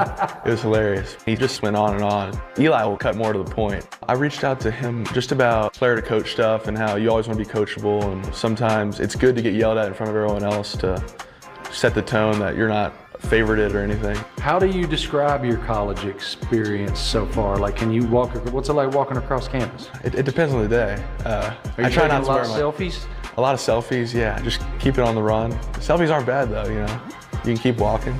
Just don't stop. Yeah, just don't stop. That's what Coach Stark told me, don't stop. Don't stop on campus. So that's right. There's I just like the peppering of knowledge, taken a little bit from each one. Peyton, leadership, preparation. Eli, staying calm and cool no matter what. And then he said his game was the most like grandpa with Archie running around with the athleticism. Look, Peyton and Eli couldn't move. They couldn't move. Us three could beat them in a race. And it's funny, it's like, Arch going to class, walking around campus. Because like a lot of kids nowadays where you don't have to go in person to class, like Shador. There was an article he went to only a handful of in-person classes because he was getting mobbed. Do you really want that? You're not. These guys aren't there for school anyway. Like Arch isn't at Texas for school. He can go, but that's not like the primary reason that they're there. All right. Speaking of former quarterbacks, I want to get in your Ryan Fitzpatrick thing before we get to the junk drawer and give everyone some Friday laughs heading into the weekend. So, Benjamin Solak. Do you know that name? I've heard it. Okay, yeah, I have too. I don't follow a lot of his work. I'm sure I read a lot of his articles. I just don't pay attention to who wrote them necessarily. But he was breaking down the Josh Allen 4th and 5, and he was talking. He wrote about it. He did videos about it. But basically just talking about how Josh should have thrown it here to Shakir. Basically a screen pass. That would have picked up the first down when he threw it to Kincaid, and Kincaid dropped it. And he put this long Twitter thing out there, and Fitzpatrick responded to it.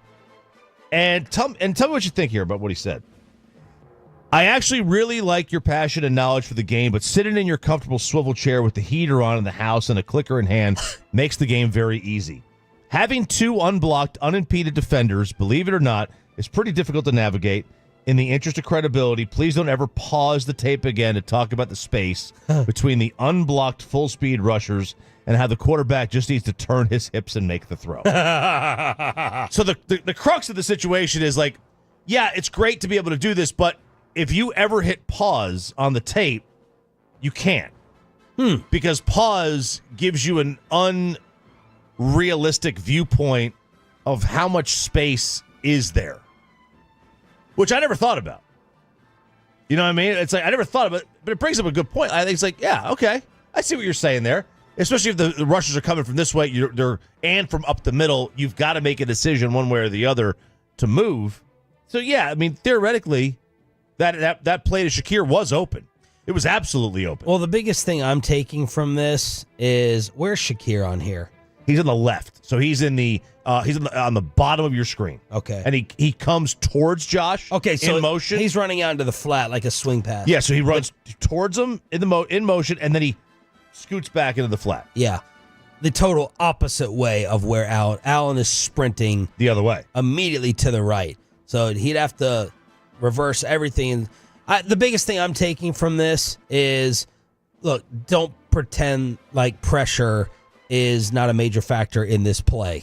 Like, Josh Allen's entire back is turned. There's no way, right, in my opinion, that he's going to find Shakir on the opposite side. It's unrealistic. Right, unless he knew he was going to be there, which he may have known. But also, what is one thing quarterbacks are taught? Don't throw across the field. Exactly. If the pressure comes from the middle and the left of him, he's obviously going to have to go to the right.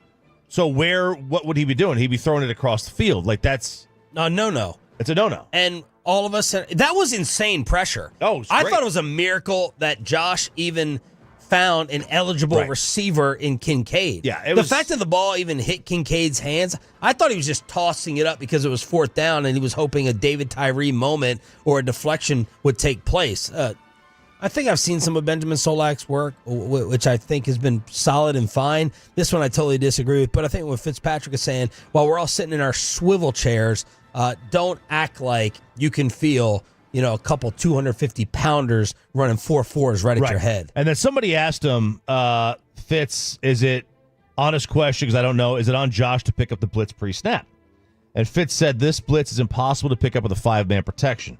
Josh Allen said they were fooled. Yeah. Which is why Steve Spagnuolo is going for his 5th Super Bowl. Absolutely. He said the hope is that you are protected inside out, so the free rushers are coming from the edges, not the middle. The two things that could have helped but hard to know pre-snap were sliding the line to the right and having a free edge rusher to your left, where a good quick throw to Shakir was, or anticipating the blitz of the play call and leaving in more protector. Spags love the free safety blitz in big-time moments, and when the wide receiver has a cut split, the free safety blitz turns into a corner blitz, which is harder to detect. That's really good analysis. Like, that's really good analysis by Fitz. Yep. Ryan Leaf took a much more blunt approach. It was like, you're an idiot. Stop. Get off Twitter. To Solak? Yeah, he went after him. I'll see if I can find it. I had the tweet before. I'll see if I can find it. All right, commercial free with the Expressway. Let's hook you up for the final time this week for turning it on, leaving it on. We're just hanging around. All right, Tolos, that's right. Caller number 10 right now at 877-881-1053 wins a pair of tickets. See Jason Aldean on August 14th at the Dos Equis Pavilion in Dallas. That's caller number 10 at 877-881-1053.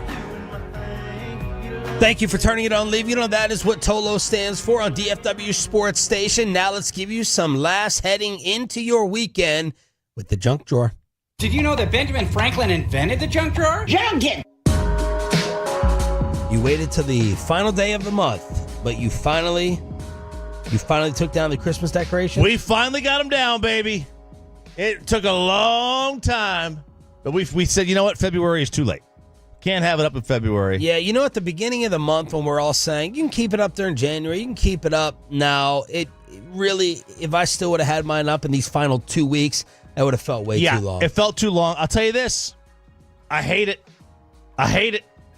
The house looks barren. It looks empty. I don't remember what we had in these corners of these rooms before. What did we have? We had something. Yeah. I don't know where that is. I have no idea what we had in the corner of these rooms.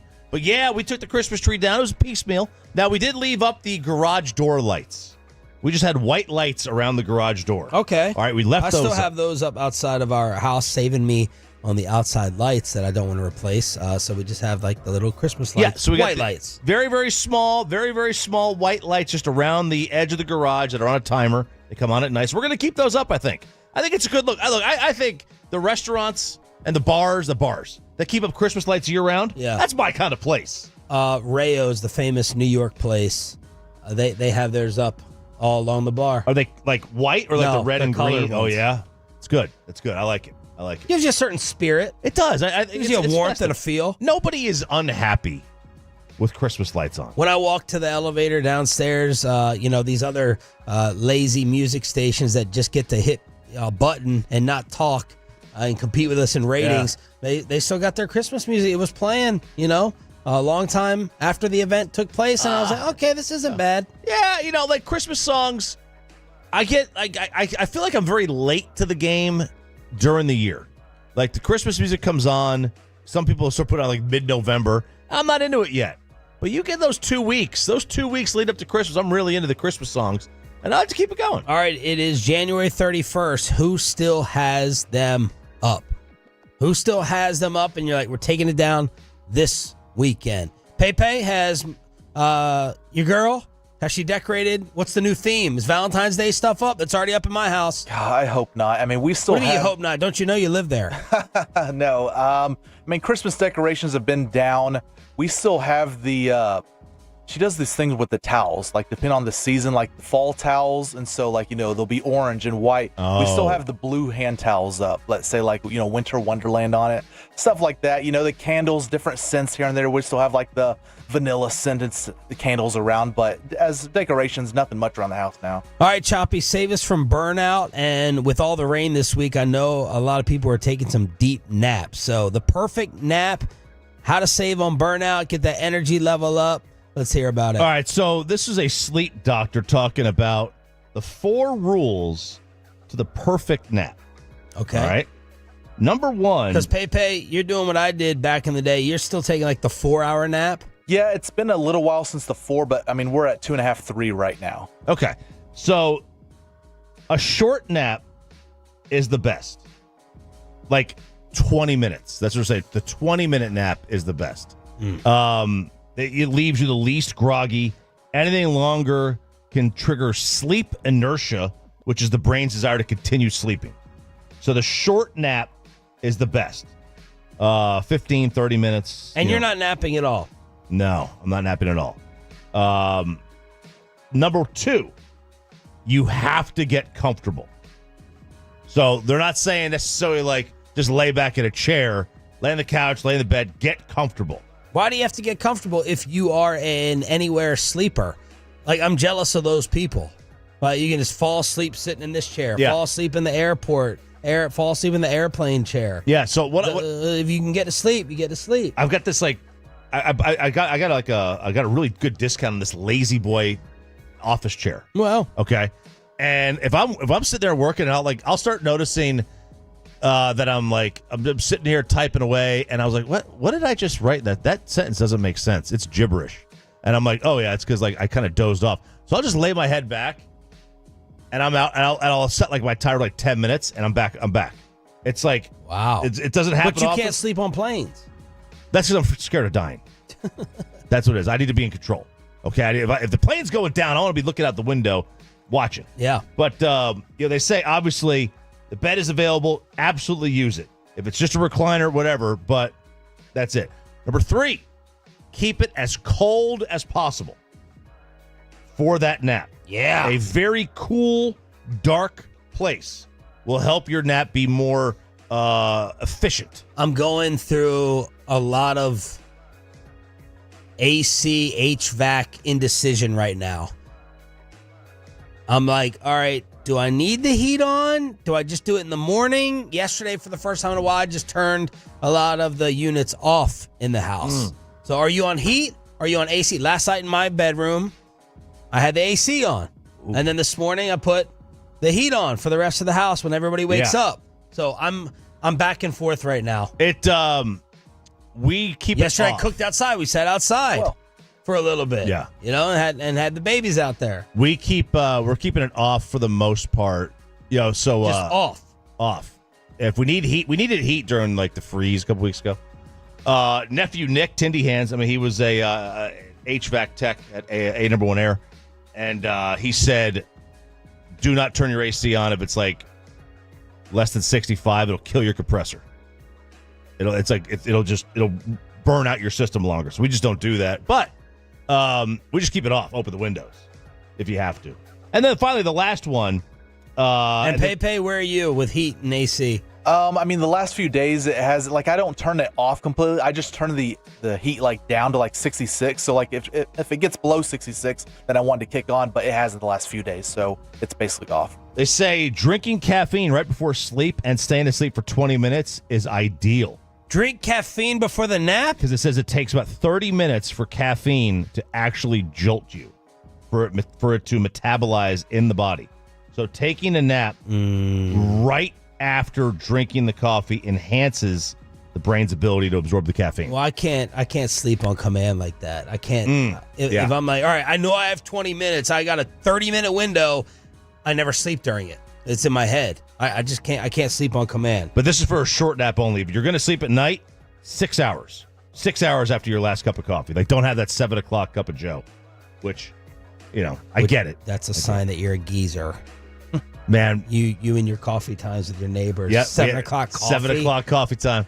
My mom drinks caffeine, a decaf, which I think is a big waste anyway. But yeah, that is a sign that you're a geezer. And then real quick, this 5-second life hack. This is what I actually do. I think this is why it's helped me because I don't feel like I need a nap much. The 5-second rule in the morning. Up, out, the alarm goes off. You wake up, get up after 5 seconds. No snooze. Oh yeah, I don't ever snooze. I don't either. No snooze. I don't turn the alarm off until I'm out of bed because I'm afraid that if I click snooze, or I might click off accidentally, and I'll go back to sleep. Absolutely. Well, I have a 5-minute one as a backup. I do too. But I never will hit the snooze after the 5-minute one. Normally, I'm getting up to the 4:50 one. Yep. And then 4:55. But no, man. And Bobby, to his credit, he has adjusted something in terms of not being late anymore. Yeah. I don't know what it is. I mean, maybe it's like 70. Spittle, that's why. What's that? He talked to Spittle. That's why. I set an alarm, my regular alarm, and then I set one like 10 or 15 minutes later that when that alarm goes off, I know I need to be this far along in my morning routine to get out the door, to be here on time. So like if I haven't brushed my teeth by the time that second alarm goes off, I know I'm screwed. I'm late. 877-881-1053 for the energy hacks, for the perfect naps here during the commercial-free expressway on 105.3 The Fan. All right, I am sitting in first class on the way to New Orleans. You're going to die first. What'd you say? You're going to die first. I'm going to die first? Yeah, when the plane crashes, you'll be the first one dead. Thanks. Yeah, very sensitive timing by you. Wow, that's a good point. The wife wanted to get away for a couple days. So she's like, I want to go for like Monday, Tuesday, and come back on Wednesday, deal with the kids. And we were looking at the seats, and you always will tell us, hey, we can go to Indy for this, we can upgrade for that. And sometimes they're outrageous and crazy, and sometimes they're a lot more affordable. And this first class seat seemed to be really, really affordable compared to what I usually see. So she got her first class seat up there by herself. And I asked RJ, I was like, how much is it to upgrade? Because I remember you always giving us the options. It's like $100 to upgrade. Now this is what? $100 for an hour, basically. It's a short flight, man. It's not a very long trip to New Orleans. But I was like, all right, I'll go ahead and sit up there with the wife and I said, now you can first class there, you gonna Spirit back. All right. Wait, you bought a one-way? You walking over, but you're limping back. Oh. She ain't flying first class back. How do you do that? Like that? I mean, you can buy a one-way ticket. That's more expensive. I don't know. I'm sure she looked up what it would be round trip. I'm sure. But that's the way it is. And now you have a first class hack of whether you're sitting up there or not. There is a first class hack. Well, this is, and I think this is a little bit, this is lying. This is deceitful. This is very, very deceitful. This is called seat squatting. Now, we've talked about seat squatting in coach, right, Peyton? We've talked about this. And house squatting. And house squatting. But we've talked about seat squatting in coach, Peyton, where you just, you know what? You're not happy with your seat. You didn't pay to upgrade your seat to, kind of forward of the plane or a window or an aisle. So you just sit down and you just hope, pot luck, that nobody is in that seat on the aircraft. Well, this is now seat squatting in first class. So there's two things that happen here. First off, you get on the plane, put your bag up top, right? So now your bag is set in the first class seat, all right? So you don't have to worry about that. Then you sit down. And what's the first thing they do, Peyton Russell, when you sit down? Check in your ticket. first class, they bring you a drink. Oh. Hey, would you like something? Yeah. Warm towel. Yeah, here's a warm towel. I'll have a double Jack, or I'll have a double Crown. Yep. A double Doers. There we go. How about whatever you want? They bring it to you. And as the other people are coming on the plane, you've got your drink. And then all of a sudden, here comes somebody, a late arriver to first class. Because not everybody likes to get right on the plane. Yeah. Right? There are some first class people. Every time you board a plane, there's a few empty seats in first class still because they want to be on the plane last. Which, why would you do that? You're costing yourself drinks. A free drink, right? Maybe you're on a business call, whatever. So you sit there, and then when somebody comes, you're like, oh, I'm sorry. I had the wrong seat. Nobody was sitting here. But you take your nice little drink that you got for free and you walk back into coach with the rest of the animals. Absolutely not. I could never, ever do this. And you leave your bag up there. You have to worry about getting your bag. They're not going to let you leave your bag up there. Don't. If you have zero nerve, if you don't care about doing this as a sporting event, I can't do it. I can't take the risk. I'm so scared of the embarrassment of someone tapping you on the shoulder. And what are your odds of picking? How many times when you walk on the plane is there a first class seat empty? But you're just trying to get your drink, I guess. You're just trying to get your free drink? Now that is, you're really being cheap. You're really cheap. Really being cheap. Yes. So I would never have the nerve to do this. You? No, I can't do that. I feel guilty just scooting up, like you said, the ballpark, trying to get a closer seat with the usher coming down to you and be like, let me see the ticket, get back there. Even though I don't think it matters. Late in the game, you should be able to sit anywhere you want. That is so, I hate to, that's so stressful. You're constantly looking over your shoulder. Are they coming? Is somebody going to come to get me? I don't belong in the seat. Yeah. Like at a ball game, it's so stressful. Never. I would think that you would have no conscience. You would be fine with it. Well, in my youth, yes. Now as I've gotten older, I care more about my fellow man. But what I used to do, when I would just go to a sporting event with my media badge, I would go on these apps and I would look to see what seats weren't purchased yet. Oh. And then you could find those out. You find out. Now, they caught on to this trick, I think, because they stopped giving you the seat. They just gave you the row. They never gave you the seat. So I think you still make it work. All right, it's the Junk Drawer every Friday here on DFW Sports Station 105.3 The Fan. Thanks for being a Tolo. That stands for Turn It On, Leave It On. Cancel culture or cyber farting? Cancel culture. All right. Celebrities can now buy cancel culture insurance. How amazing is this? Don't need it anymore. No. Cancel culture, that was the thing of the past. That was the thing of the past, man. That's a new world. Which Amanda told me they were trying to cancel. They're trying to cancel Blake Lively. That's Jared Sandler's all-time crush. Something's happening with Blake Lively and I don't know. With some guy, right? Yeah, Justin Baldoni. I don't know what the story. It's way too complicated for me to figure out what's going on there. But the cancel culture insurance is called Preempt. With Preempt, anyone can be insured against... We should have probably done it before that 7 o'clock UFC audio. Yeah, right. No kidding. So it comes with a 60-day crisis management communication service, a 24/7 hotline designed to reduce any damage you might be taking on social media or in traditional media due to, as Stephen Jones would say, cancel culture, with the air quotes. The policy is proactive, as a team of researchers and analysts are on the lookout for any existing issues that you might have that could be problematic down the road. They're saying sharing or liking a tweet can bring the whole world down on you. This kind of risk partner awareness stuff. There's a lot of anxious people out there, and cancel culture insurance. I've heard it all. So how much do I have to pay for it, and what am I insured? It's going to be if I'm a big time millionaire celebrity, what are you going to kick back to me? So this is through Lloyd's of Lloyd's of London type, and those are super out of sight expensive. So if this is for a celebrity. They're not dealing with regular people. They're dealing with celebrities, and they're charging a pretty penny. It didn't say the exact number because every plan is going to be different, but It's expensive, I assume. All right, there it is. Some laughs, hopefully, and some entertainment before you start your non-football weekend, unless you are checking out the Pro Bowl on DFW Sports Station with Sean Sharif, RJ Choppy, Bobby, Roberto Bell. We'll be back on Monday, and we got Peyton Russell running things live on the Fan Cam, Twitch, and YouTube. We are not only your home of the Dallas Cowboys, we are your home of the Texas Rangers. Max Scherzer is leaving for the American League East, and RJ still wants to go shopping for your Texas Rangers. We'll do it with some Diamond Calves around the sport. And are the Dodgers good or bad for baseball? Next. We chapter your favorite segments and even bring you the entire Sean and RJ show. Thank you. It's all...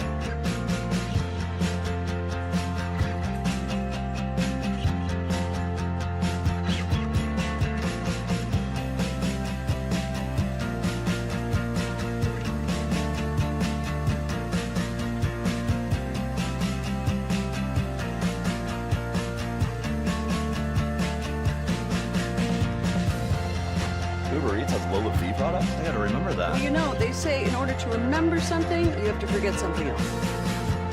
Okay, now that is a very cute haircut. That's like a little shag. I've never seen it before. Well, I mean, of course you have. It's the Rachel. Oh, is that your name? No, I mean, like your name. No, I'm Jen. My name's Jen. Right, but I just mean like this is your haircut. But that's hair on your head. I'm not saying this is your hair. Okay, freaking out.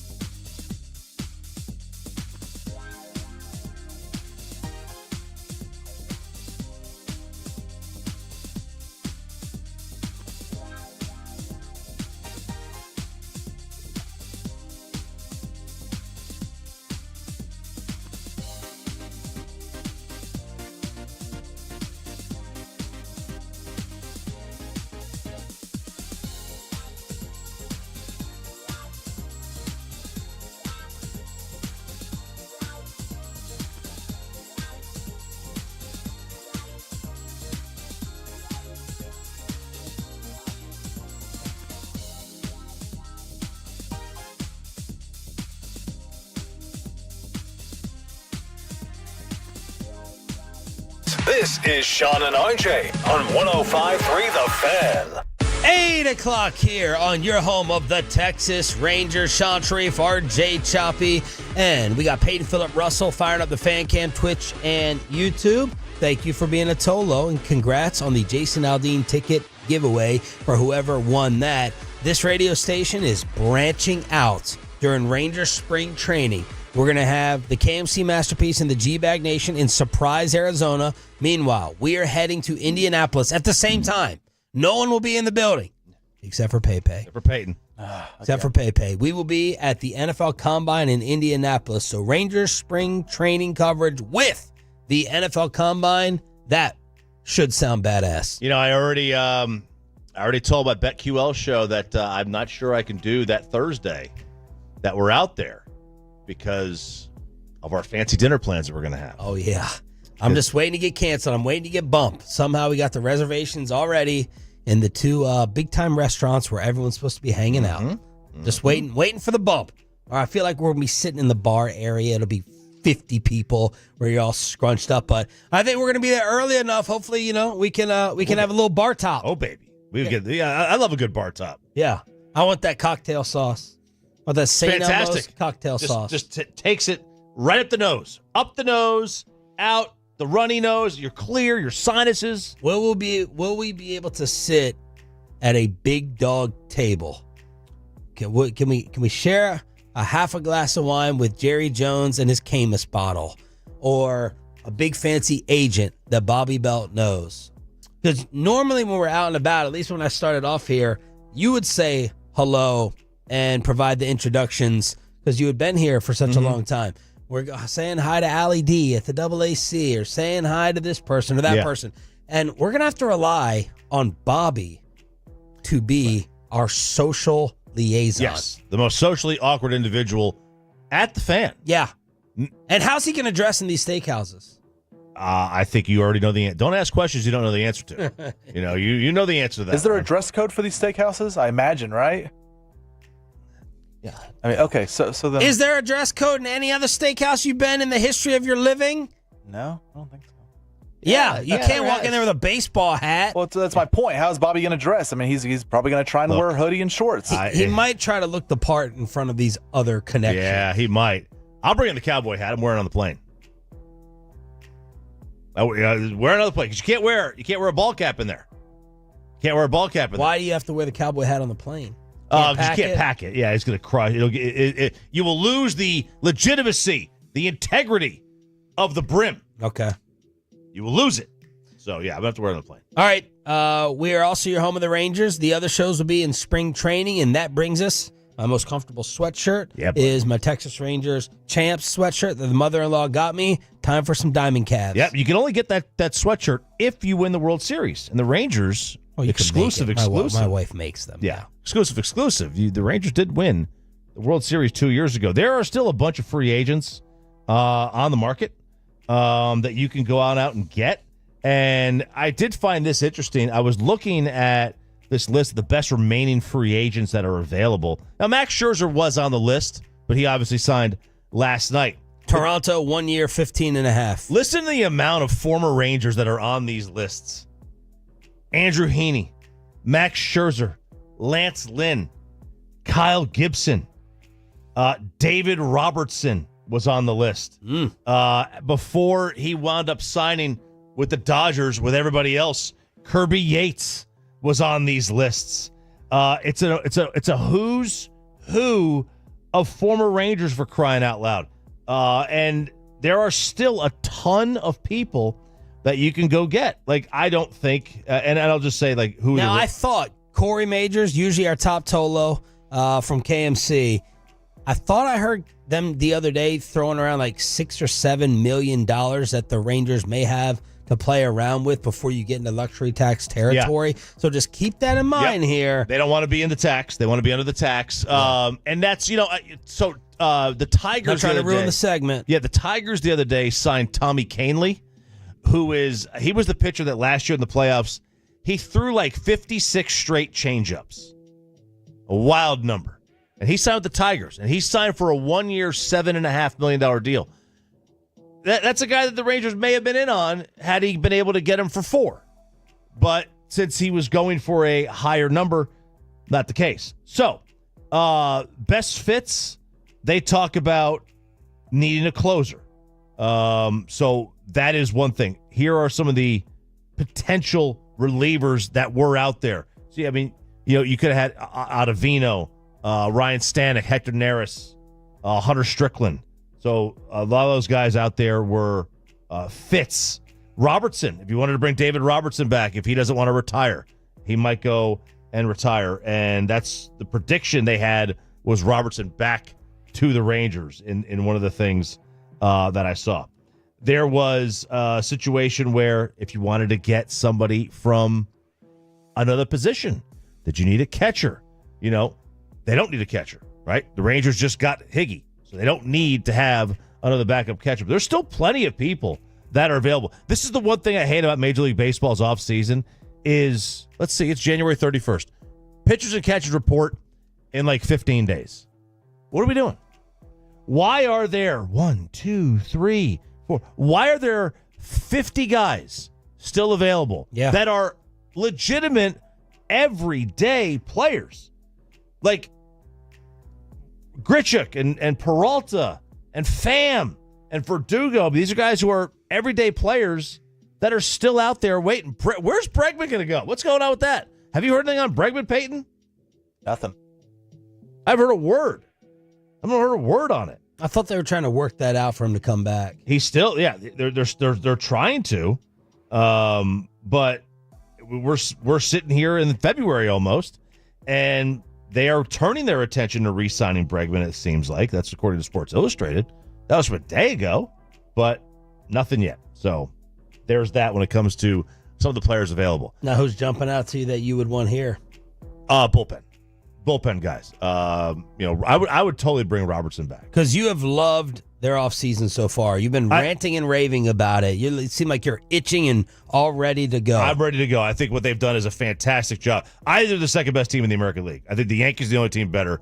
Now, granted, this all hinges on 3 guys. It hinges on DeGrom, Wyatt Langford, and Evan Carter. Got to get Evan Carter back to health. You got to stay healthy if you are DeGrom. And then Wyatt Langford just continues what he did at the second half of the year. Those 3 guys, if Evan Carter plays 130 games and DeGrom makes, let's just say 20 starts. I'm not even going to get greedy. I'm not even going to get greedy with 30. Let's just give me 20 starts. I think they win the West. And they're the number 2 seed in the AL. Little family-friendly trend here by Major League Baseball. And the Rangers, I thought, did a pretty good job of this. The Rangers are not in control of road games, but they have 45 weekday home games that start at 7 o'clock. All right, and that is 45 home games that start at 7. That seems low. It does seem low. Now there's only 81. Yeah, right. So it's a little bit more than half their home games. But that's including Friday, and Friday's not a weekday. Does anybody? By the way, do you count Friday a weekday? Well, yeah, when I'm working right now, I am. I do. Not when I walk out of here. I can't, exactly. So I didn't break it down beyond, I didn't just do Monday through Thursday. Because Sunday, you're never playing night games unless you're on ESPN. So they have 45 weekday home games that start at 7 o'clock. If you take out the Fridays, it's really like 35 home games that start at 7 o'clock. And the league has been trying to get teams to have more early weekday games. They want the games over with by 10 o'clock. Last year, 88% of all Major League Baseball games were done by 10 o'clock local time. That's huge. They want the games done by 10. The Rangers have got like a lot of 7 o'clock starts, but with like 20% of those 45 being on Fridays, that's not a ton of late night home games for fans to go to the ballpark. Obviously the networks are scared of putting something at 5:36 when you're getting home and missing it. Do you guys think that all the streaming options and services now allow them to move games earlier? I think it can. Because you can watch it on the way home in your car. Yeah. You can watch it on your cell phone. You don't have to be in front of the tube. You don't have to be in front of the rabbit ears. I think it absolutely does. So that now you can move them around. I mean, I guess the NCAA is going totally opposite of this with the championship game. The championship game in the NCAA is at last year was at 9:20 Eastern. 9:20 Eastern. 9:20 Eastern. We're talking tip about time the basketball title. for the basketball. This year they got so many complaints about it. This year they moved it to 8:50 Eastern. Guys, that still ended at 11:30. Like, what are we doing here? The college football starts their championship game at 7:30. And then you got to stay. I mean, I like to watch the team celebrate. Yeah. Yeah, one shining moment and the streamers, and you got to see Dan Hurley go crazy. Yeah. You know, you're up to 11:30, 12 o'clock. You're still amped up from the game. College football starts at 7:30. Like, I'm sorry. Like, if you live in California or Oregon or what, you choose to live in the West Coast, like, you got to deal with it, man. Why are they doing this? Because they can. They're like, it's a 2-hour game. It's not a 2-hour game. Like, it's a 2-hour game regularly, but like the natties are always longer. Yeah. They're always longer. Well, I like that baseball would want to do this. I do too. Like, end our night earlier, please. But now I'm getting bitter that means all those other games are going to take place earlier in the day. So that's less work for the G-Bag Nation and the KMC Masterpiece. Even less work for them to do. Real quick. In 2021, the average time of a 9-inning game was 3 hours and 10 minutes. In 22, it was 3:04. 2023, the first year of the new rules, it was 2:40. Yeah. Last year, it was 2:36. Wow. So they have shaved off more than a half hour. Nice job, Rob Manfred. Very, very nice job. In 2024, the percentage of weekday games ending before 9:30 was 60%. That's massive. Love it. 60%. Love it. And like I said, 88% before 10 p.m. It's family friendly. It's fantastic. That's exactly what you got to do. Who is not a friendly guy, it appears, is Trevor Bauer. Very, very humble. Very, very humble guy. Why doesn't he go on the radio everywhere? I want this guy on the show. I want him on the show badly. It's a great question. I want him on the show too. He was asked questions like, do you think you could still get major league hitters out on Twitter? And he posts on Twitter, quote, there are like 20 hitters on the planet that are true competition for me. I'd steamroll the rest of them. Chipper Jones says the comedic aspect of this app is what I'm here for. He wouldn't even be the Braves number 3 starter on their AAA team. Whoa. Yeah. Trevor Bauer. That seems inaccurate. Yeah. So Bauer's dominating like the Mexican league. He's playing in Mexico. But in a related story, he's 34 now. They're about to age him out. They're aging him out. So he's doing tremendous, right? But in a related story, in the Mexican league, Robinson Cano last year hit 424. What? Yeah. 424? 424. Robinson Cano, his last year in the majors was 2022. He batted 150. Like we're not even playing the same sport at this point. 424. 424. And Bauer said, behind Shohei, I don't think there's anyone in America understands how big of a global superstar he is. I beat everyone else, though, including outdrawing every single MLB team. As a star? Yeah. As an attraction? He says, I outdraw every single MLB team in daily views on my YouTube channel. That includes their streaming and TV numbers. I'm the second most popular player and the most popular pitcher on the planet. Wow. I'm a top 10 pitcher on the planet, willing to play for $0. That's a minimum $50 million value per year that you get for nothing. But someone very obviously lied about me one time, so I can't go. Wow. Trevor Bauer running his mouth. Did you see this note, by the way? Sad note again on Matt Bush.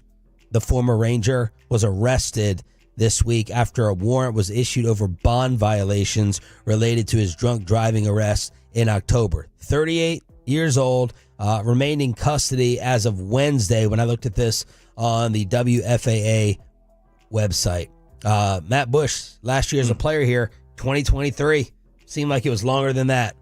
He came back, right? He came back for a little bit. Look, everyone has their demons that they can't fight. I knew one of his former neighbors, and they said he was an amazing dude, like a great neighbor, totally cool, very down to earth. He was failing what's called a SCRAM device. That was the bracelet alcohol monitor. So he was failing that, but the demons continue for Matt Bush. I always wonder how that works, how they can tell that you're drinking based on a bracelet. That's crazy. I would have thought it was perspiration. Perspiration? Perspiration? Oh, like the sweat? Yeah. Oh, yeah, I can see that. Well, what if you're not sweating? That's a great question. What if you don't do anything? Yeah, I don't know. that's a really good point. So that's the latest news on your home of the Rangers with Ralph James Choppy here on DFW Sports Station 105.3 The Fan. Be careful of the potato chips you eat this weekend. And is LeBron James about to ruin the NBA All-Star game even more? That's next, and a bad stat for your Mavericks if they hope to finally pull it off with Luka and Kyrie. We'll tell you about it then below the belt on the home of the Cowboys next. But let me go ahead and get you right for this weekend.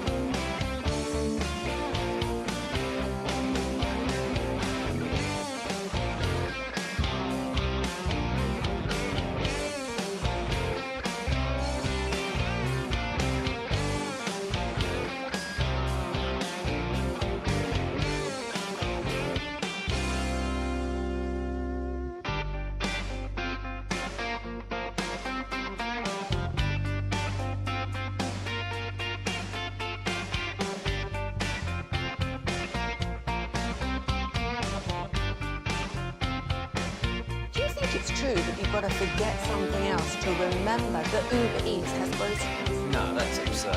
Hey, remember when you used to be what was it, Pepper Lady? Pepper Lady? Was it Cinnamon Sisters? Razor Bones. Saffron Squad? Nutmeg Maidens? Pre-curb? No. Nutmeg Maidens. I just said that.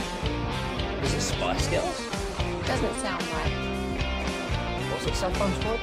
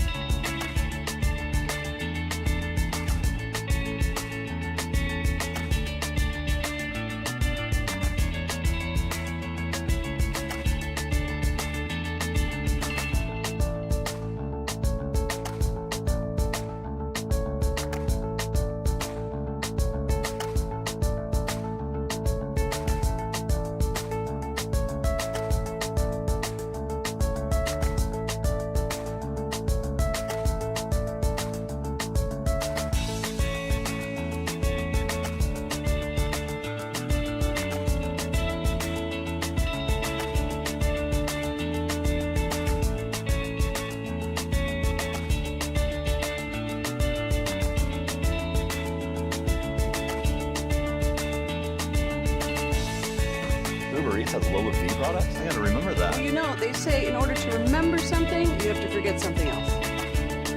Okay, now that is a very cute haircut. That's like a little shag. I've never seen it before.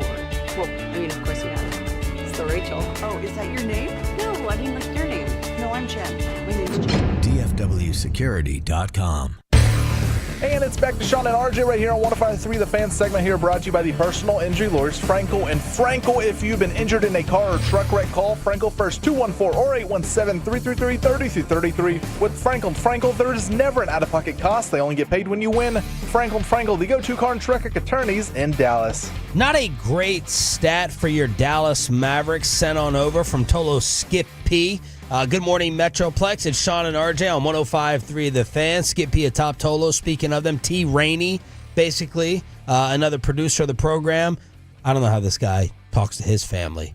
I don't know how he interacts or watches his kid play sports. He has every single... Which one? I think both of them, right? I think I see multiple kids that he posts. He has every single sports story and headline. He reacts first to everyone. I don't know how he does it, but happy birthday to T. Rainey, a top Tolo. But Skip sent this over after the All-Star reserves were named yesterday. No Dallas Mavericks to start or on the bench. No NBA team has ever won the title without an All-Star from that season on the team. Can the Mavs make history with no 2025 All-Stars? No team has ever won the title without an All-Star from that season on the team. No one's dying. I'm trying to think what pissed. It had to be Ben Wallace. With that team that beat the Gary Payton, Karl Malone Lakers. I'm trying to think what Piston would have made the All-Star team that season. Had to be Ben Wallace with all the rebounding and defense. The Hall of Famer Chauncey Billups, possibly. What a joke that is. Was that the 08 Pistons? That was 04, right? That won. Was it 04? They beat the Lakers. Was Boston, maybe? 08, Boston won the title. 04, the Pistons beat the Lakers, and then 05, they lost to the Spurs. All right. 04, there it is. 03, 04, Ben Wallace. Ben Wallace. So Ben Wallace made it. So no team has won the title without an All-Star. If you don't have an All-Star that year, you do not win the championship. Makes perfect sense. Yes. Makes perfect sense. All right. I saw LeBron in the starting lineup for the Western Conference. I did not see Bronny. And yesterday we talked about him, Stephen A. Smith, begging LeBron to end this whole charade of Bronny, I guess, getting NBA minutes. Are they trying to get him into this weekend? They are trying to shoehorn Bronny James into the All-Star game. So there is the new format, right? The 4-team format. And, they're looking at every way to enhance this thing. So that includes the possibility of including Bronny James, who in 13 games as an NBA rookie is averaging 0.3 points, 0.4 rebounds, and 0.3 assists in those games. Wow. I do not believe that is all-star worthy. But, as part of the G League team during the Rising Stars Challenge, perhaps he could find a way. President of League Operations, Byron Spruell, said it's a scenario that we could have. Remember last year, G League won in the first round of the Rising Stars. And if he's on it and the G League team advances, he could be in NBA All-Star Weekend. Just a perfect way for the NBA to shoehorn him into the All-Star game. Poor kid. Poor kid, man. Poor kid. And LeBron did it. Yeah. Now, if he deserves to be in the G League All-Star, I have no idea if he does. I don't know. But if he deserves to be in the G League All-Star team, which I've heard he's been playing pretty well there. So if he deserves that, then go ahead. That'd be great. But my gosh, I mean, this sounds like they're doing anything just to get him into the game. 877-881-1053, the way to hit us up on the Franklin Franco injury attorney text line here on DFW Sports Station. Mavericks and Stars were off last night. Not great news, though, for Miro Heiskanen. No, so Miro is doubtful for the Four Nations face-off. Now, what that is it's replacing the All-Star Weekend. It's going to start February 12th, I believe, and he was selected to be, or he was going to be on the Finnish team. So he's from Finland. And what it is it's basically you got USA, Canada, Sweden, and Finland all facing off. They're going to do a round robin. It's going to be like a tournament, and that's going to take this place of the All-Star game for this year. It's fantastic. The Four Nations face-off, and Miro, obviously because he got hurt the other night, is doubtful for that. One more thing on the NBA. We have another gambling scandal. Dude, so this is with a pretty decent name. Yes, Terry Rozier. Was he the original Scary Terry, or was it always McLaurin? Was Terry Rozier original? Is every Terry a Scary Terry? I think every Terry is a Scary Terry. Okay. Remember Scary Sherry? Scary Sherry, the wrestler. Scary Sherry, the wrestling valet. And Jason Terry wasn't scary, though, was he? But that's not his first name. It's his last name. His last name. Last name. Now, where does Scary Terry originate from? Scary Terry. Is it Terry Crews? I don't know. I have no idea. I was pop culture testing Peyton Russell over there. No idea. Where did that originate from? Rick and Morty. Scary Terry, a Rick character and Morty. in the episode Lawnmower Dog. Well, there you go. Rick and Morty. Rick and Morty. Very nice. So Terry Rozier is being investigated over suspicious bets. So you remember a couple of years ago, Jonte Porter, who played for the Raptors, he was banned for life for gambling. And now the Wall Street Journal is reporting that Terry Rozier has become embroiled in that scandal. For point shaving. Yes. Wow. Heavy bets placed by the same gamblers involved with Porter during a game that transpired during his time on March 23rd, 2023 with the Hornets. He played less than 10 minutes, left the game with a foot injury, had 5 points, 4 rebounds, 2 assists, and a steal. I got to tell you, man, there is a ton of gambling going on with basketball. In college hoops, to start the year, there were questions of about a dozen or so teams point shaving this year. Now, it's not your Texases and Auburns and Floridas and Kentuckys and Dukes. You're looking at the mid-major or below, the small D1. Yeah. Right? That's who's doing it because they're not getting the NIL money. If you play for Auburn, if you're Janai Broome, if you're Cooper Flagg, you're getting big-time NIL money. You're not point shaving. So there was a night on March 2023. Terry Rozier is a 10-year NBA vet. How are they? I always am fascinated to see how they're trying to do it. You got individual prop bets now. Yeah. Right? Kevin Hagelin is sponsoring. You know, a great place to go ahead and do that stuff for the underdog. Oh Rozier played 9.5 minutes during one of the nights, finished with 5 points, 4 rebounds, 2 assists, and 1 steal. He left the game early with a sore right foot, did not play another game that season. Some books immediately stopped taking prop bets on him that night because of the volume of wagers. How much money has Terry Rozier made in his career? $65 million? Close. $134 million. This moron has made $134 million, and he's sitting here probably placing $10,000 prop bets. What in the hell are you doing? Do you think that's the way the majority of them are doing it? They're placing the bets, or they're taking money from someone to take the dive? Oh. You think they're placing the bets themselves? Because you would get figured out unless you're doing it through a friend. I always wonder that, though, like... That's a great question. I don't know. Like Mark Cuban, I'm not accusing. I'm just saying. Mark Cuban tell his nephew, go to this website, this is the next coach we're hiring. How do they stop that? It's tough. How do they prevent that? Do they look up the identity of someone who's placing a really, really large bet? Well, so like... And raise a flag on you? So, like you have inside information working for one of the teams? So here's how it works. If you're going to do Cuban tells his son, place this big bet. Right. And they limit your relationship. Well, here's how it could work. So all that is, I'm just using an example. Yeah. If you do it on your phone, you know, obviously they know who you are, right? It's on your phone. If you do it through an offshore betting or DraftKings, FanDuel, whatever.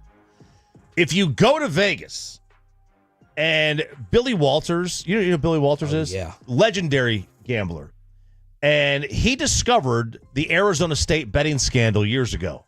And he knew about the scandal, and he discovered it because he said, it's a very small circle of people who place big wagers in Vegas. They know who you are. You don't just show up to Vegas, drop $50,000 on a game without them knowing who you are. So the moment that happens, if like you said, Cuban's nephew or whatever does that, It's going to raise an immediate eyebrow. Like, who is this guy? And they may stop the action right there. With this, and I didn't even think, I can't believe I didn't think of it. I was very disappointed. But you got it. You said, did somebody tell him to take the dive? That would be a bookie who may have had something on him. Yep. And it was blackmailing him. Say, look, we're all square, but you got to take a dive in this game. Yep. That would not surprise me if it happens. And if your college kids doing it, maybe you were into them for too much money gambling, and this is how you got your way out. All right, be careful of the potato chips you may be binging on this weekend. We got a potato chip recall. We have a Lay's potato chip recall. This is an urgent one, by the way. An urgent recall at the highest level. What is there in the potato chip that has to be recalled? Whoa. With the lard, the salt, the potato? Yeah, what is it? It says it's at the most serious level. The original recall was issued in mid-December. More than 6,000 bags removed from the shelves in just Washington and Oregon. The problem was identified as, quote, undeclared milk. Undeclared. No idea what that means. Ugh. It says it poses a risk to those with severe sensitivity and allergies. On January 27th, so a couple of days ago, they upgraded the recall to Class 1, the most severe, meaning that the use of or exposure to a volatile product will cause serious health consequences or death. You could die from eating these potato chips. What's the last chip that you've been into? This snack machine, this vending machine in here had me telling Amanda, you know what, get some Sun Chips. I love these Fiesta, any flavor. That's what I did my sexual harassment ad for, Sun Chips. That's right. When I was the creepy stock boy. I thought about Pringles for some reason yesterday for the first time in a long time, but my one seed of all chip is the salt and vinegar. Salt and vinegar, but I've been loving Sun Chips lately. Pepe? So I think it's Jersey Mike's. They have it. I haven't seen it in stores. I haven't really shopped for it, but they have the kettle? Spicy dill pickle kettle. Really, really good. It's got, because dill pickle's a hit or miss. It's got that vinegar flavor in it, but it's spicy too. I like that kick to it. That's the one I've been into. Do you like salt and vinegar? Oh yes, I love it. So the one I eat the most is the baked Lays. Yeah, I like the baked Lays. You like them, or you just I making enjoy them. yourself? I enjoy them. I've learned to really like them. But the ones that are not the Lays where they're the ridges, the ones that are the super hard crispy ones. Okay, is it Mrs. Vickers or Utz or yes, whoever? That's the kettle kind of kettle. That, yeah, the kettle ones, the kettle chips where they're really crispy. And what flavor? Original. Original? Yeah, I like the original. God, I like the original. So lame. Well, listen, You're so white. If the non-original was the best, that would have been the original. Sounds about white. Barbecue Lays, sour cream and onion Lays, the real thin ones. So there's a Lays recall. Be careful packing it up for the kids' lunch. Roberto is not here, but the segment must continue on your home of the Dallas Cowboys. Are you serious? The Cowboys are considering this guy to be the offensive coordinator for Brian Schottenheimer. We'll tell you who it is in Below the Belt next. Coming up on the next KNC Masterpiece at 10:20, we got 11-time world champion, WWE Hall of Famer, turned AEW superstar Adam Copeland, a.k.a. That's hair on your head. I'm not saying this is your hair. Okay, freaking me out a little bit.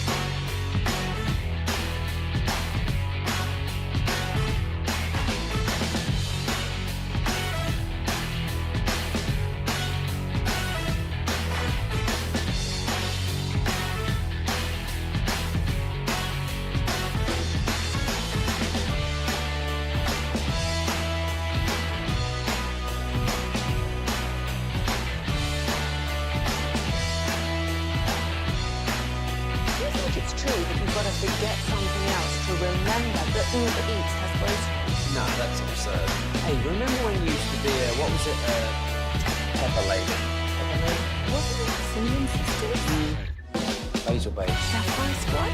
Nutmeg Mogans? No. You said that. Is it Spice Girls? Doesn't sound right. Was it Saffron Squad?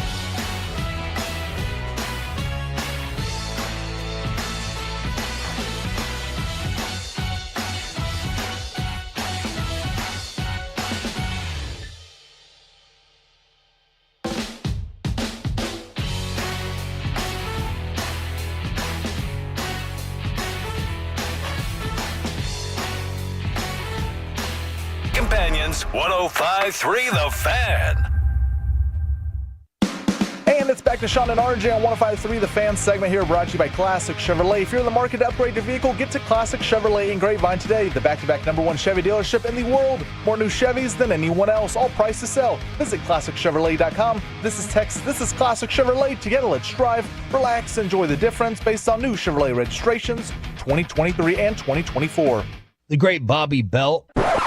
RJ Choppy here. I'm back, baby. I watch more football than you do. Bobby Belt, even everyone asks, including my wife, why do you put up with Bobby? Why? Doesn't make any sense. Because the guy's a machine. He's a workaholic. He bleeds this stuff. I wake up this morning and I get a message at 2:50 a.m. it's an audio book clip that Bobby has listened and sent at 3 a.m. while out on vacation yesterday and today. He's going over Brian Schottenheimer's time with the New York Jets, and he's sending me like a 90-second audio clip version talking about the obsessive, insane work ethic of Schottenheimer. And I'm like, there it is. That's what Bobby's doing. 2:50 a.m. on his days off. So some work ethic props to Roberto.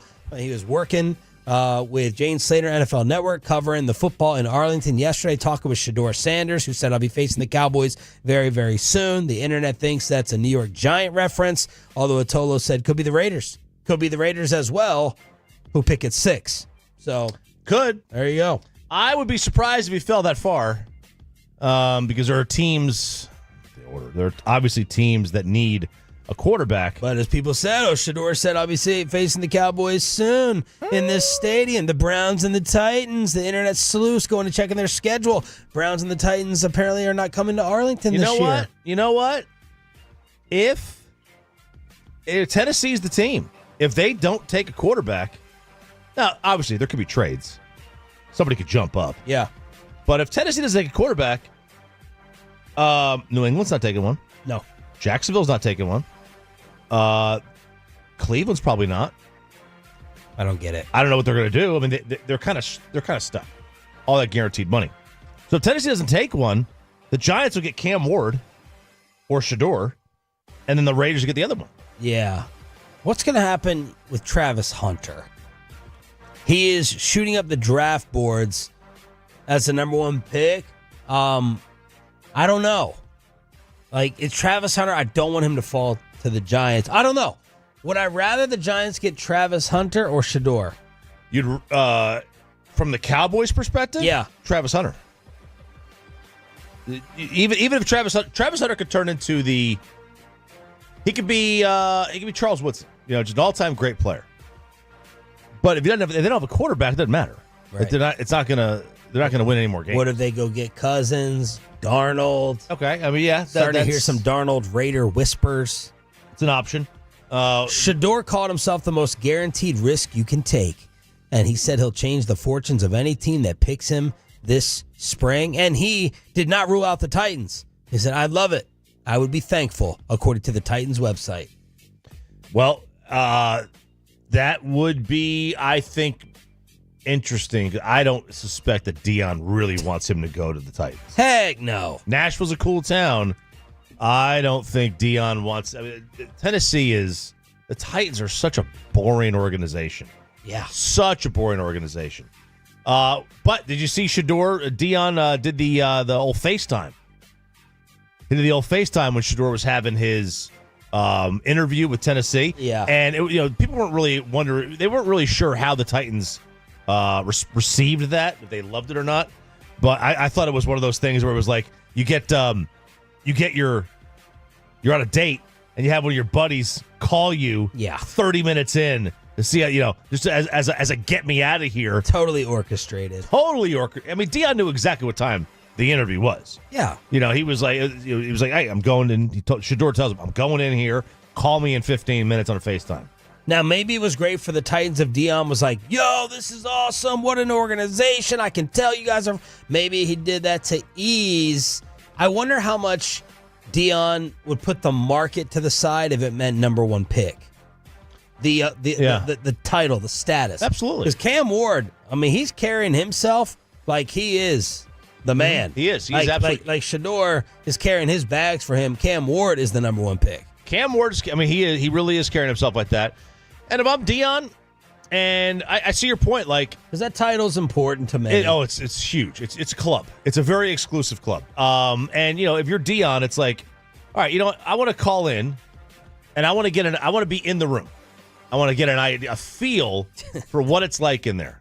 Maybe it's great, but I guess Shedeur, what he could do is he could have just gotten his phone, pressed phone call, called Dion, put it on mute.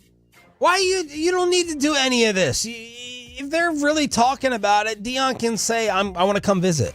I want to come talk to the general manager. Although maybe that makes Shedeur look bad. I don't know. It might, because it's like the studies we talk about that say that kids bring their parents to their job interview. They do. Parents are going to the job interviews with these kids. It's like it's daddy ball, and that's a problem. What the heck are the Dallas Cowboys thinking with this report from Jeremy Fowler that they're considering Ken Dorsey for their offensive coordinator position? What? The guy who threw the all-time fit in the Buffalo box upstairs, the Bills fired him. Last year he went to Cleveland, and they fired him. They've been fired in 2 straight stops very quickly. 43 years old, Browns offensive coordinator. They finished 28th in yards, number 32 in points. He was a Buffalo. 22-23, fired in the middle of the 2023 season. And Jeremy Fowler's reporting he's under consideration for Cowboys OC. Now, we know it's going to be Brian Schottenheimer calling the plays, but resume-wise, this does not look good. Yeah, I mean, the OC still got to do a lot with the install of everything. Because Stephen Jones said at the Combine they really want to focus on a run game. It seemed like they really want to stress run game fit for this OC job. I mean, now we have to go back and look at the Buffalo Bills and the Cleveland Browns run games under Dorsey. Well, guess who became an absolute star stud this past year in Buffalo without Ken Dorsey? Cook. Helping me win the fantasy league. Yes, sir. James Cook, stud. Dorsey was not there for that. Look, Clayton Adams had a top 10 rushing attack this past year in Arizona. My God, James Conner. Now, how much of that is Kyler? You know what I mean? Like how much of the Bills is Allen in terms of the rushing? It's not just the running back. But with Ken Dorsey, the Bills went over 2 months without scoring 25 points. They had a 21% turnover rate, dead last in the NFL. Josh led the league with 14 turnovers and 11 picks at the time that Dorsey was let go a couple of years ago. That is a very uninspiring hire. When you hire Brian Schottenheimer, you have to inspire the fans with your assistants and with your draft, because you're not doing it with the head coach. Even if Brian Schottenheimer turns out to be a great head coach, at the time, the inspiration is not there right now. So you gotta nail these. I think they did a good job with Eberflus. I like Matt Eberflus. I think as a defensive coordinator, you could do a lot worse than him. I am totally happy with Matt Eberflus. But when it comes to this, I don't really. I'd rather if it's Ken Dorsey in 0-1 with Miami, I'll take him. Was that when he played? Yeah, yeah. If it's that Ken Dorsey, I'll take him. But other than that, I don't want anything to do with him. All right, so that's where we stand with the latest OC update. They brought back Titans coach Lunda Wells. Do we feel safe in saying that Jason Witten's not happening on this staff right now? Well, not necessarily, because we don't know if Lunda's going to be the tight ends coach, right? He could be O-line. And if Witten might come in and be the tight ends coach, Witten could be the O-line coach. I mean, there's a lot of things you can be. You coach football, you coach football. I don't know what they're going to do there because they've got the whole idea that it's the Witten waiting. The whole thing of Witten waiting. I don't know what they're going to do. We got some pushback yesterday inside the Ford Center at the Star in Frisco when we talked about Todd Archer's story, 9 o'clock hour, of what led to the divorce between Mike McCarthy and Jerry Jones. Todd reported that Jerry offered Mike 3 years and McCarthy wanted 5. Really, really strong pushback that report was not true from people inside the Star. So they continued to reiterate what Schefter and Rappaport said. They didn't even get to the point of talking about length of the deal. And then some tollers were like, well, maybe this was... Bobby keeps thinking the Cowboys were trying to get Mike to quit. Some tollers were saying, this was Mike saying, just get rid of me. Instead of like all these games being played, instead of walking in and being like, I need to go. No, I'm going to make you push me out, or I'm going to make myself walk out. That Mike asking for the obscene amount of 5 years was his way to have the Cowboys say, we need to divorce in part. But the Cowboys are saying that Todd Archer report, not true. Just passing it along. Yeah, I mean, look, nobody knows who the sources are, and it absolutely matters who the sources are. I mean, if it's McCarthy is going to give you his slant, the Cowboys are going to give you their slant. Everybody wants to look good. Everybody wants to look good in the post-breakup relationship. That's the reality of it. So you've got, no matter what happens, like very rarely are any of these, these expose stories, very rarely are they 100% true as to what happened because you're not in the room and you're not getting the full context and nuance of what actually happened. I mean, it very well may be that the Cowboys offered 3 and Mike wanted 5. Mike could say, hey, no, it was this and this. It was they wanted Jason Witten in here as my head coach in waiting, and I was going to get this. We don't know. In case you missed it yesterday, Cam Newton with the conspiracy theory that the Dallas Cowboys will be one and done with Brian Schottenheimer so they can tank for Arch Manning and then bring in Nick Saban to coach Arch after 1 year. So Cam Newton completely oblivious and unaware about Jerry Jones paying coaches. No. He's just going to pay Brian Schottenheimer his remaining 3 years after a one and done.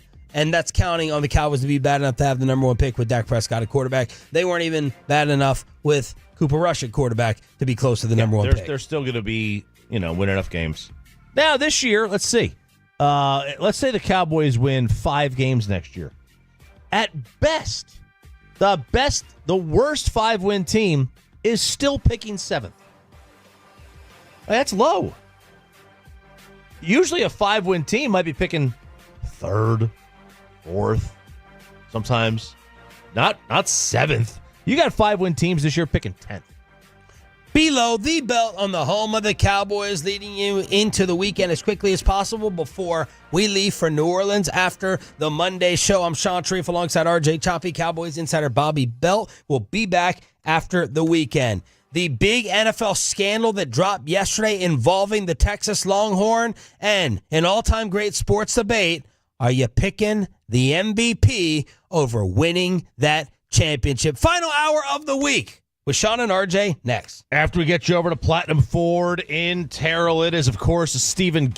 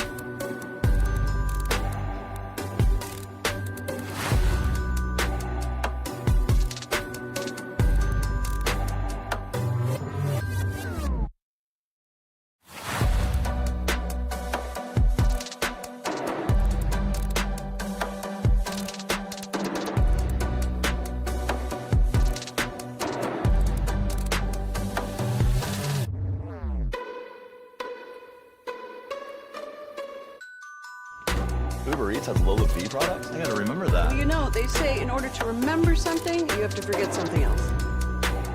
Okay, now that is a very cute haircut. That's like a little shag. I've never seen it before. Well, I mean, of course you have. It's the Rachel. Oh, is that your name? No, I mean, like, your name. No, I'm Jen. My name's Jen. Right, but I just mean, like, this is your haircut. But that's hair on your head. I'm not saying this is your hair. Okay, freak me out a little bit.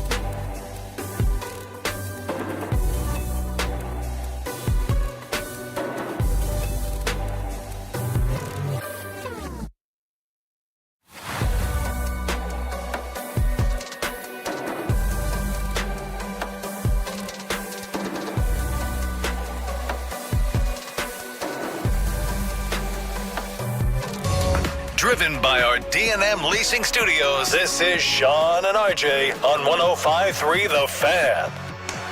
Final hour fist pump time on the Fan Cam, Twitch, and YouTube. I'm Sean Sharif alongside RJ Choppy, Bobby Bell back on Monday. We got Peyton Phillip Russell live in the back for the Fan Cam, Twitch, and YouTube. Carter on vacay? Carter out today and yesterday? He's just out today. I think he's taking a comp day today, but he'll be in New Orleans with you all next week. Oh. Yes, he will. He's flying out Sunday, I think. Wow, Mr. Carter. Ruben said he's going to be out there. Yeah, he's getting his beads prepared. You'll get your very random Ruben Bobby late night story somewhere on Bourbon Street. When is Mardi Gras? Oh, God. When? March. Is that late?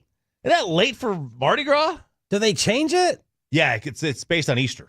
Oh, I think it's like 40 days. It's right. It's the start of Lent. I don't want to be there around that time anyway. No, I don't either. I'm surprised that it's that late. I thought usually it was in February. But you have your touristy check things that you want to do there, or no? You're just going to the casino.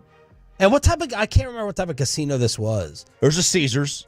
Oh, and there's a Harrah's. I think there's both. Yeah, they got a couple down there, if I'm not mistaken. When's the last time you've gone and sat down and gambled? Have you been itching? Yeah, I've been itching. Well, Vegas last year, right? Vegas. Oh, yeah. Yeah, Vegas last year. But nothing since? I mean, I've been doing a lot of sports gambling. But, no, yeah, I had nothing. You guys don't want to pay it up and go to Oklahoma? Did we go? You know. Oh, it's not. I forgot old tight spender over there. She's not going to sit down. We went. She ain't going to spend no money. No, because she's my good luck charm. Every time I've gambled with her, I've walked away big. Like over 1,000. It's fantastic. She's like the good luck charm. She blows on the dice. Oh. Yeah. Yeah, she blows on the dice. It's been 21 days since I last walked into a casino. God, so I'm itching, man. Degenerate. I'm you know the exact day? 21? Yeah, 21 days, because it was 3 weeks ago today that I stayed up at Choctaw. 21. All right, so we are going on Monday after the program out to New Orleans. I need Mike Bassick. Is Bassick even going? He put together a food list that he was sending me yesterday for price ranges. He's going, right? He's going? Yeah. Okay, so Mikey Bassick doing the New Orleans homework. Yeah. Comprende. I don't know how he would get out. I mean, he gets out of everything else, so I wouldn't surprise me if he got out of it. All right, let's get to the big story that took over the National Football League yesterday.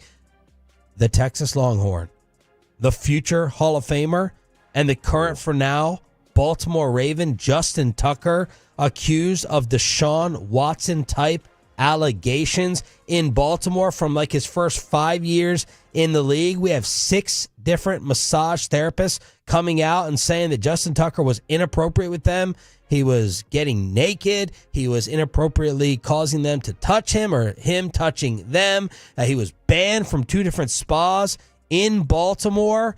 And these allegations reportedly occurring between 2012 and 2016. Tucker and his representatives have come out and called them unequivocally false and said, I've conducted myself with the utmost professionalism throughout my career. So we got a Deshaun Watson 2.0 situation. Everyone did the Tom Brady. Yeah. Oh, yeah, that in the courtroom look back. The courtroom look back. That's it's amazing. Deshaun Watson waiting for, seeing Justin Tucker come into the courtroom. Yeah, it's pretty good. The Browns have traded a third and a fourth for the rights to Tucker. All the jokes on the internet yesterday. Yeah, Antonio Brown, his Twitter account. He is a must follow. He really is. Good gosh, he's ruthless. God, like the whole. He said he's going on Rogan soon.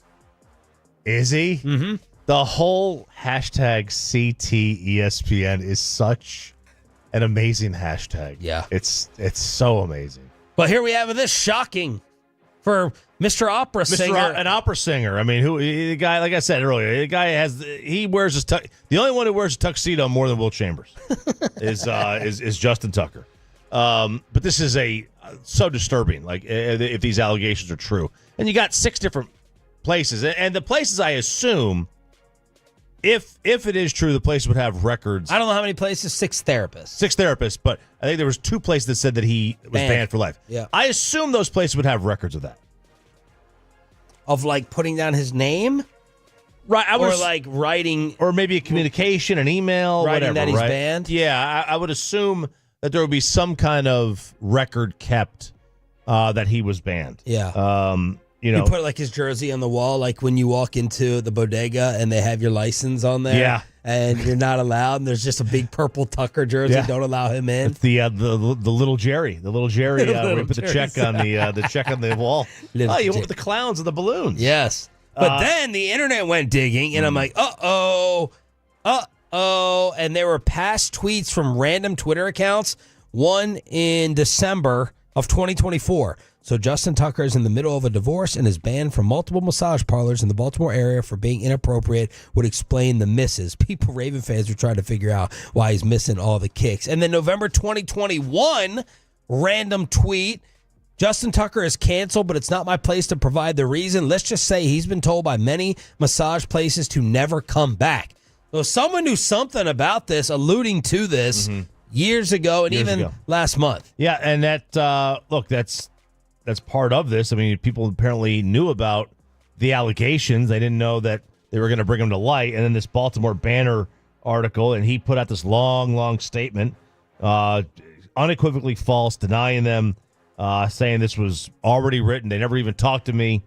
The Ravens, and this tweet was posted back in August of 22. They were talking about, they asked John Harbaugh about the Deshaun Watson situation, but he wasn't going to share them. He said he had a lot of opinions, but he also added he's proud of the Ravens' quote zero tolerance policy when it comes to players involved in mistreatment of women since Ray Rice. So they're in a spot because they could easily walk away from Justin Tucker and say, look, his skills have diminished. They have an out. His skills have diminished. We could walk away. But if he was in the prime of his career, would they give him the due process? Right. Which you're entitled to due process. Sure. Justin Tucker is absolutely entitled to be innocent until proven guilty. So what do the Ravens do? Do the Ravens give him that? Because let's be fair, Justin Tucker's going in the Ring of Honor. This is one of the legendary players in your organization. And probably the Hall of Fame. This is one of the greatest players in your organization. Are you going to just take these allegations and say, you know what, regardless of whether it's true or not, you're gone? Or are they going to allow the due process to play? Who knows? I don't know what companies are allowed to do. I'm sure allowed to do anything. I mean, the NFL has shown they're allowed to do anything. I mean, they cut Colin Kaepernick and kept him out forever. Major League Baseball has told Trevor Bauer to hit the road. I mean, they've banished him to Mexico. So I don't know what they're going to wind up doing. All right, so that's the Justin Tucker story. Crazy, blowing up yesterday out of nowhere. Imagine the chance that he'll be hearing for every kick. Imagine that. I mean, Deshaun Watson certainly getting it, and now you're going to be getting it as a kicker. What are the chances that you could do? Let's talk about it in the commercial break while we get ready to fire up an RJ Choppy college kegger. I'd like to know where Lou Holtz is right now. Oh, I win. Google me. We're not hosting an intergalactic kegger down here. All right, so I mentioned this earlier. Arch Manning has broken the NIL. Now the top NIL earner value approaches $7 million, with Red Bull. You mentioned that he posted the post on social media. Red Bull USA on Instagram. Target locked, wings secured at Arch Manning. He opted into the 2025 college football video for a sizable payout. His NIL value was set at $2.8 million earlier this year. Now, they use an algorithm that weighs performance and all that stuff. And now they're saying that it jumped to as much as $5 million this year, and now it's up to $7 million. You know what I haven't heard, and I'm happy about it, but I haven't heard too many stories yet of other jealous teammates of the NIL earners. I haven't seen or heard the reports of the locker room splitting, or this person being the rich diva, or people jealous that they have the car on campus. And I really thought we would have gotten those pretty instantly with all these deals being kicked out. Now, I'm sure it's there. I haven't just seen those stories. I haven't either. The alienation of you from your teammates when you're Quinn Ewers, when you're one of the Cavenders, anyone making bank. Yeah, I haven't seen it either. I wonder, Caleb Williams apparently did a really good job of kicking his offensive line some NIL deals. Well, you got everyone Manny Petties. He did. Probably. But I think I remember reading a story that one company wanted to give him an NIL deal, and he said, no, give it to my offensive line. So, if you've got a really good leader at a position, you could take care of people. And maybe that's what they're winding up doing. So, I don't know. But I have not heard a ton of jealousy coming from there. I also think everybody's getting something. Like, if you're at Alabama or Texas or Oklahoma or A&M. Vanderbilt. Yep, I assume. Even Vandy. I assume even the backups are getting something. They're getting taken care of in some way because they have to. Also, real quick, I mentioned this earlier. The college national championship moving to 8:50 p.m. I'm sorry, now 7:50 p.m. It was 8:20. Now they're moving it to 7:50 Central Time. They think they're doing the Lord's work here because they're moving it 30 minutes earlier. And this is for hoops. It's for college basketball. And I have your Final Four teams for this year. Uh-oh. RJ Choppy, March Madness bracket prediction. These usually go south. Yes, they usually go south. But since 2022, at least one team ranked in the AP Top 10 has made the Final Four in the poll released in the last week of January, except for 1 year. So this is the last 22 Final Fours. 17 of those years have had two or more. So 77% have had at least two of the top 10 teams in the last week of January. 60% have had at least three of these. So here we go. These are your teams. At least one, most likely two, and actually most likely three of these will make it. All right. Auburn. Duke. By the way, Janai Broome, Cooper Flagg, those are your two frontrunners for the Player of the Year. Iowa State. Iowa State's number 3. Bama. So far, you've given me the top four in order. Yep. Okay. So this hot take is that the teams ranked 1, 2, 3, 4, 5, 6, 7, 8, 9, 10. 4 of them will make it to the Final Four. History shows there's a 60% chance at least 3 make it. Okay. Isn't that kind of like, I'm not trying to be a smart ass. Isn't this kind of like Captain Obvious stuff? A little bit. A little bit. 3 of the top 10 teams in the country will be there. History shows. You know how college basketball is. The tournament's wild. But then I got to pick 3 of 10 here. Yeah. Okay. So Florida's 5, Houston, Michigan State, Tennessee, Marquette, Purdue. So, again, every year since 2002, at least one's made it, except for 1 year. 17 years, 2 of them made it. Wait, you're telling me there was 1 year where none of the top 10 ranked at this point in time in the year, none of them made the Final Four? Yeah, it was 2 years ago, 2023. It's just in the last week of January, Paul. Okay. Just it. So the later we go into the season, after we've seen you for a while. Yeah. Even more hot. Even more of a hot take. 07, 08, all four Final Four teams were in the top 10 in this poll. 2015 to 2022, every year, 3 of the top 10 made it. Every year. What type of year, college basketball just does not get talked about anywhere. Not on the national landscape. Maybe at my last job. 610 Sports Radio in Kansas. What type of college basketball season has it been? Wild. Really? Yeah, pretty wild. So good and entertaining. It's been good and entertaining because it's been cannibalistic. The SEC it's going to have 13 tournament teams. Never seen that. You never had that before. Where are you at now, Bobby? Crapping on the conference that you're in. You're going to have to have like 3 teams. You're going to have one league or one bracket that might have to have 4 teams in it from the conference. And they've generally tried to stay away from second-round matchups. They're not going to be able to do that this year. Of the top, I mean, look at the list I just gave you. Of the top 10 teams, you've got from the SEC, you've got Auburn, Bama, Florida, Tennessee. You have 14. That's in the top 8. That's just the top 8. I think you've got something like 15 teams in the top 25. It's crazy. It's a crazy number right now, and they've been beating the hell out of each other, just destroying each other. And you're going to see at least one of them get a 1 seed for sure. But it's crazy how competitive that league is. The ACC, man, Carolina's got like 9 losses already. Oh. 9. Who's their coach? Hubert Davis. Hubert Davis. They've not.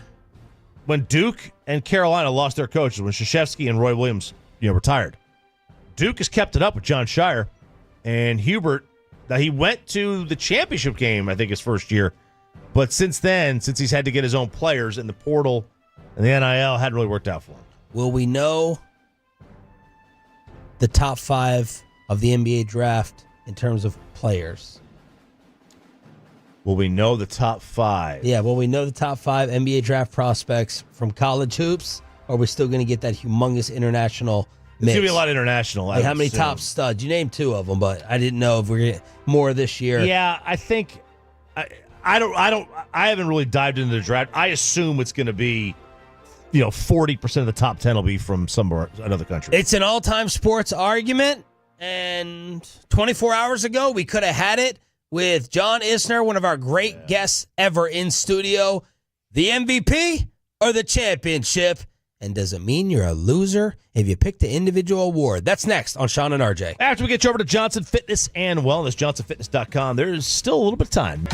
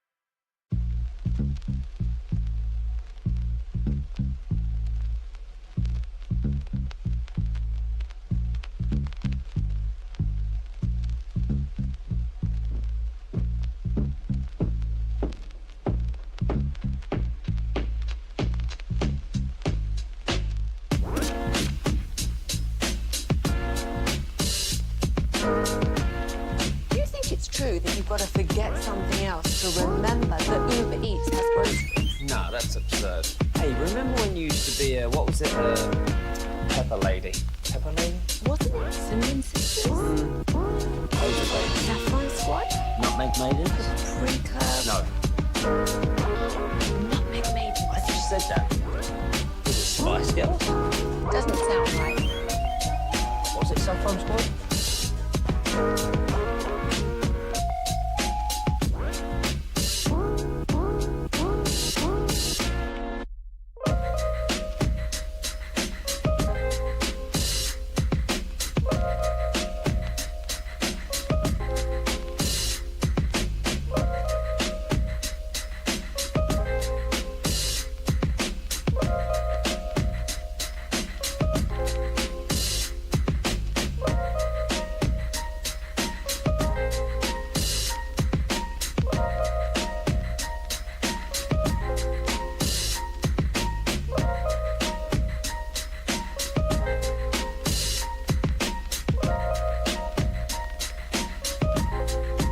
A free evaluation, PERMAPIER.com. And it's back to Sean and RJ right here on 105.3 The Fan segment here brought to you by Cards for Kids. Donate today at cardsforkids.org. And also brought to you by the personal injury lawyers, Frankel and Frankel. If you've been injured in a car or truck wreck, call Frankel first, 214 or 817-333-3233. With Frankel and Frankel, there is never an out-of-pocket cost. They only get paid when you win. Frankel and Frankel, the go-to car and truck wreck attorneys in Dallas. PayPay just letting us know that next week, for you turning it on, leaving it on, a Luke Bryan ticket giveaway. What song? Your hands up, you're rocking in my truck. You got the radio on, I'm singing every song. So we'll do that all week long from New Orleans as we get ready for our Super Bowl coverage on DFW Sports Station. I'm Sean Sharif alongside RJ Choppy. Cowboys insider Bobby Belt will be back on Monday. We got PayPay running things in the back live on the Fan Cam, Twitch, and YouTube. Crosstalk with the KMC Masterpiece at 9:40. All right.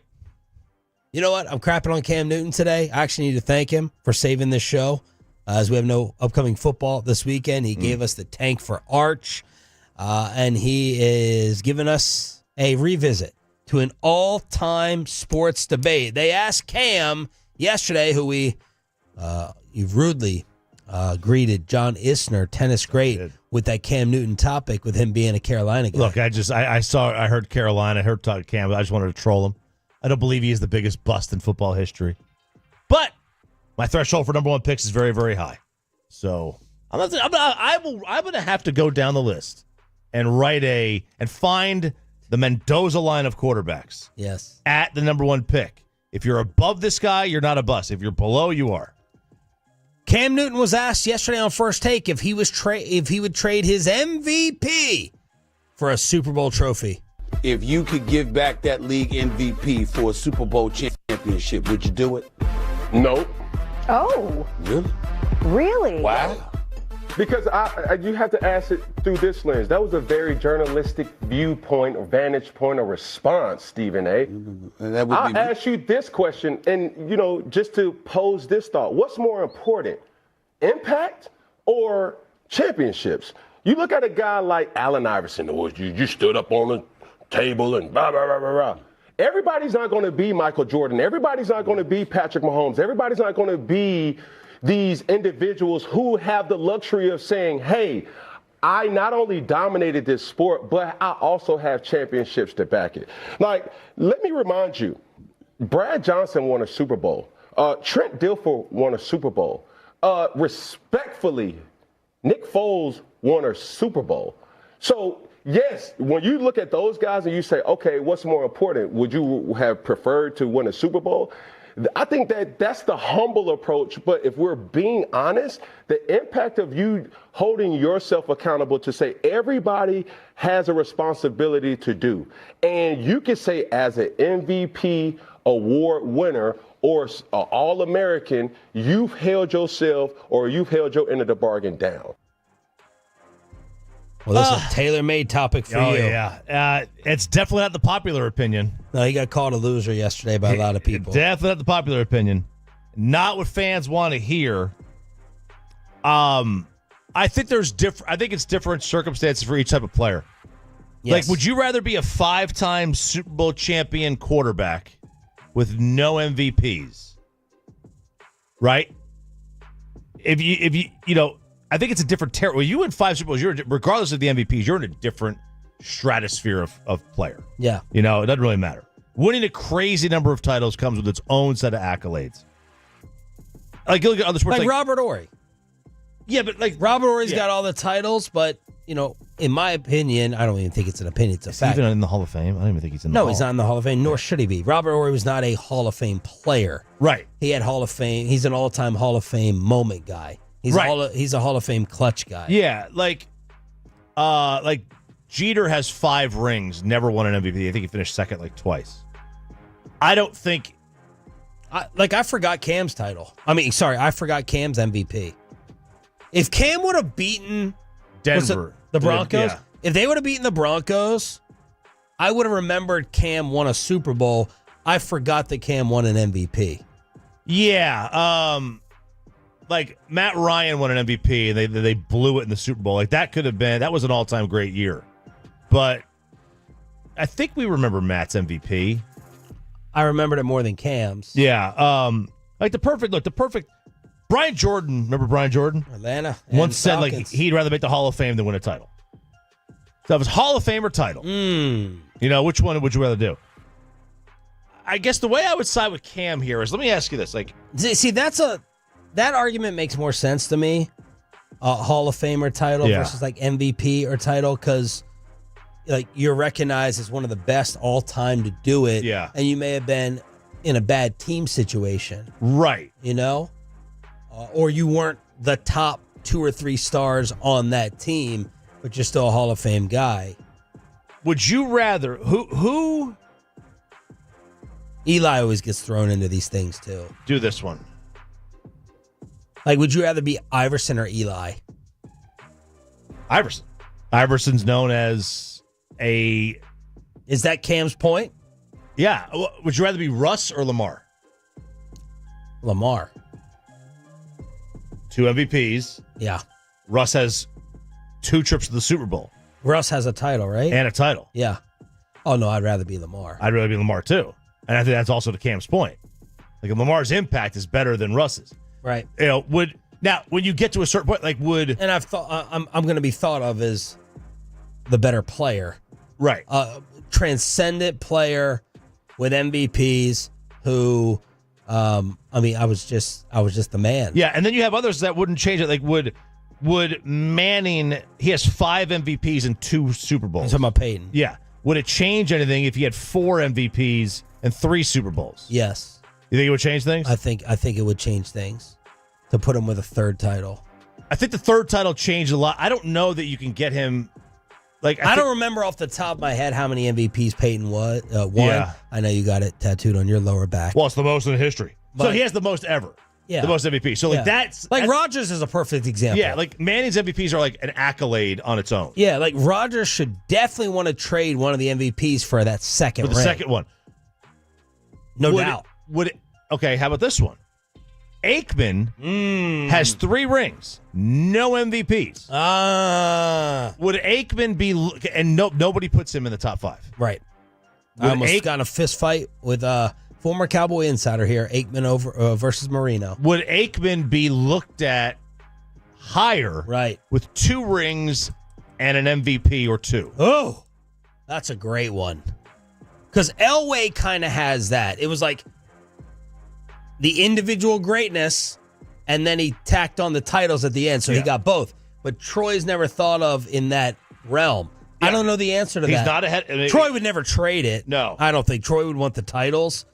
Oh, but he's never. But then you could be moved up in a discussion for your individual greatness. Yeah, because there's plenty of guys that have 1 but then title. 2 Super Bowls versus 3. Oh. 3's a big jump. It's a big jump. It's a big jump.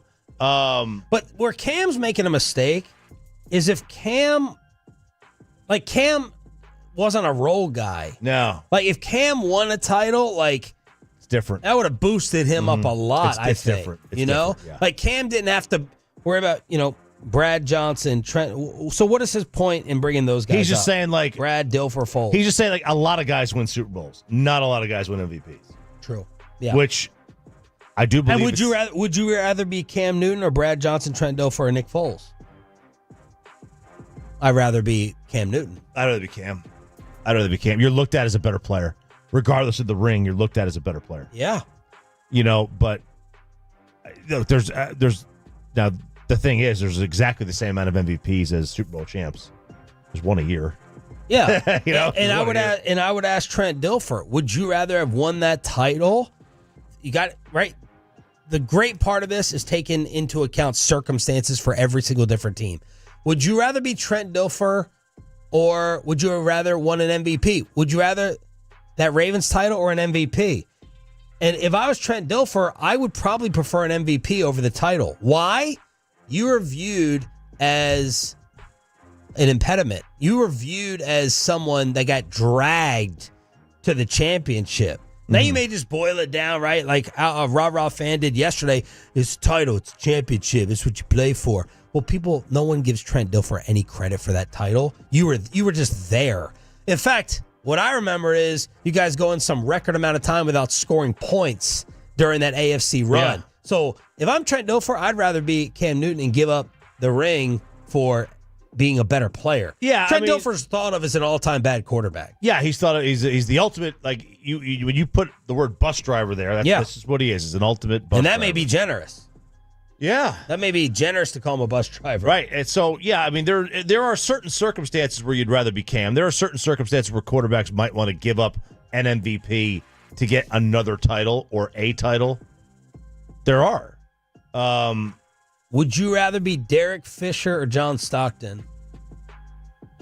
Boy, that's tough because your roles are completely different. Like Derek Fisher, got to live the life of like he won a lot of rings. Yeah. Yeah, I'd rather be Stockton. I would too. I'd rather be Stockton, I think. I'm an all-time great player. Yeah. Now, I don't have my rings, but you played with Kobe and Shaq and Ori and Fox. Right. But you'll see a split on this on the fan text. I mean, because people, they don't care how you win the title. They don't care what your role was. They'll just be like, it's a ring. It's championship. Yeah. Let us know what they're saying as well, Peyton. 877-881-1053. This is Cam Newton saying, I would not give back my... I just think Cam's missing the argument for himself. Cam would have vaulted into I think, a larger discussion if he had a Super Bowl instead of an MVP. Do you agree? I think more of Cam Newton. I'd remember instantly Cam's Super Bowl winner title because he wasn't just a guy. It would have had to be because of him. Right. Versus an MVP. Cam, I think, is underestimating. We're the legacy definers here in DFW in the sports world. I don't think you take that shot and having fun with John Isner yesterday if Cam won that Super Bowl versus an MVP. Maybe not. And he was the reason for it. And he was the reason for it. Not if he was Brad Johnson. From the 210, 53 guys get to say I'm a Super Bowl champ. Only one guy can say I'm an MVP. Anyone choose an individual award instead of the opportunity to celebrate is selfish. See, there you go. Steve Nash or You Rondo. can't celebrate. You celebrate by yourself in that champagne bottle when you win the MVP. Let's see. Y'all sound goofy. Do you play for championships or MVPs? Would you rather be Dirk or D. Wade? I myself would rather be Dirk. I want to be loved by the city I played for. And, Dirk was... Well, Dwayne is loved by Miami. Dwayne's loved by Miami. Breeze has 0 MVPs. That's an interesting one. Breeze won a title, though. Yeah, he won a title, but he never won the MVP? By the way, good news on Dwayne Wade. We don't say that very often here in DFW. What the hell was that? The hell was that? Man, don't be having that noise with a plane flying by right now. That was a loud bang. Dwayne Wade revealed he had 40% of his kidney removed in 2023 because it was cancerous. The cancer did not spread, and today he's cancer-free, according to TMZ, so that's fantastic. Look, go ahead. You can be Derek Fisher. You're a role player. I'll be John Stockton. And you may want to be Stockton for many reasons, depending on, what side you're on. But all-time great who ran into MJ. That's the way I would view it. I just think Cam is underestimating what his legacy would have been with the title instead of MVP. Yeah, God, Breeze only made one first-team All-Pro. One? Who else was he with in the NFC winning that? Rodgers? Was Rodgers winning those during the time? Well, I don't think All-Pro is just for the league, not NFC. Oh. So he was with Manning, Brady, Rodgers. Okay, that makes sense. Drew Brees, by the way, apparently a fan of the Brian Schottenheimer hire, as he told that to Chase Daniel. So a little side note. So that's just a fun Friday discussion that you can argue over when it comes to happy hour today with the fellas and the friends. Let's close out the week by cross-talking with the KMC Masterpiece. Next on Sean and RJ. Coming up in the next G-Bag Nation, you can party with us thanks to Stella Artois at the Omni right by the Star there in Frisco. We'll be hanging out, fellowshipping with you 2 to 7 on the Fan. I'm PJ Glasser here to help you beat the books with BetQL. The bat.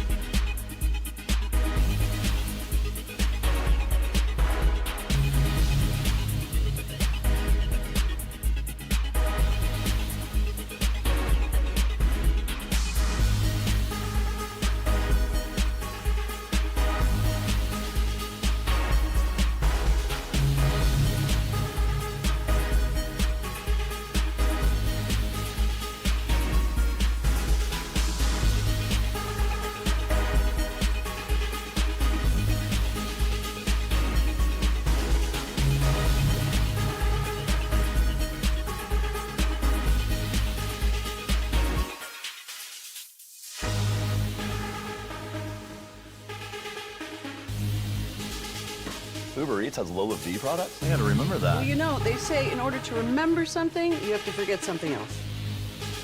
Okay, now that is a very cute haircut. That's like a little shag. I've never seen it before. Well, I mean, of course you have. the Rachel. Oh, is that your name? No, I mean like your name. No, I'm Jen. My name's Jen. Right, but I just mean like this is your haircut. But that's hair on your head. I'm not saying this is your hair. Okay, please.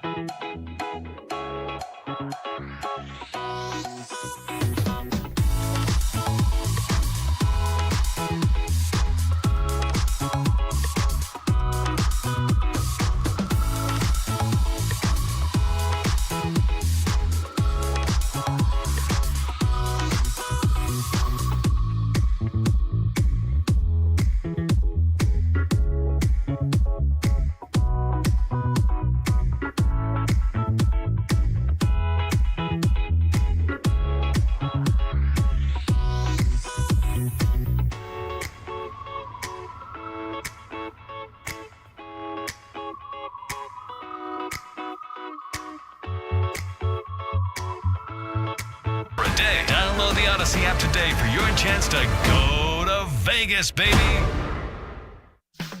And it's back to Sean and RJ on 105.3 The Fan segment here, brought to you by Classic Chevrolet. If you're in the market to upgrade your vehicle, get to Classic Chevrolet in Grapevine today, the back-to-back #1 Chevy dealership in the world. More new Chevys than anyone else, all priced to sell. Visit ClassicChevrolet.com. This is Texas. This is Classic Chevrolet. Together, let's drive, relax, and enjoy the difference based on new Chevrolet registrations 2023 and 2024.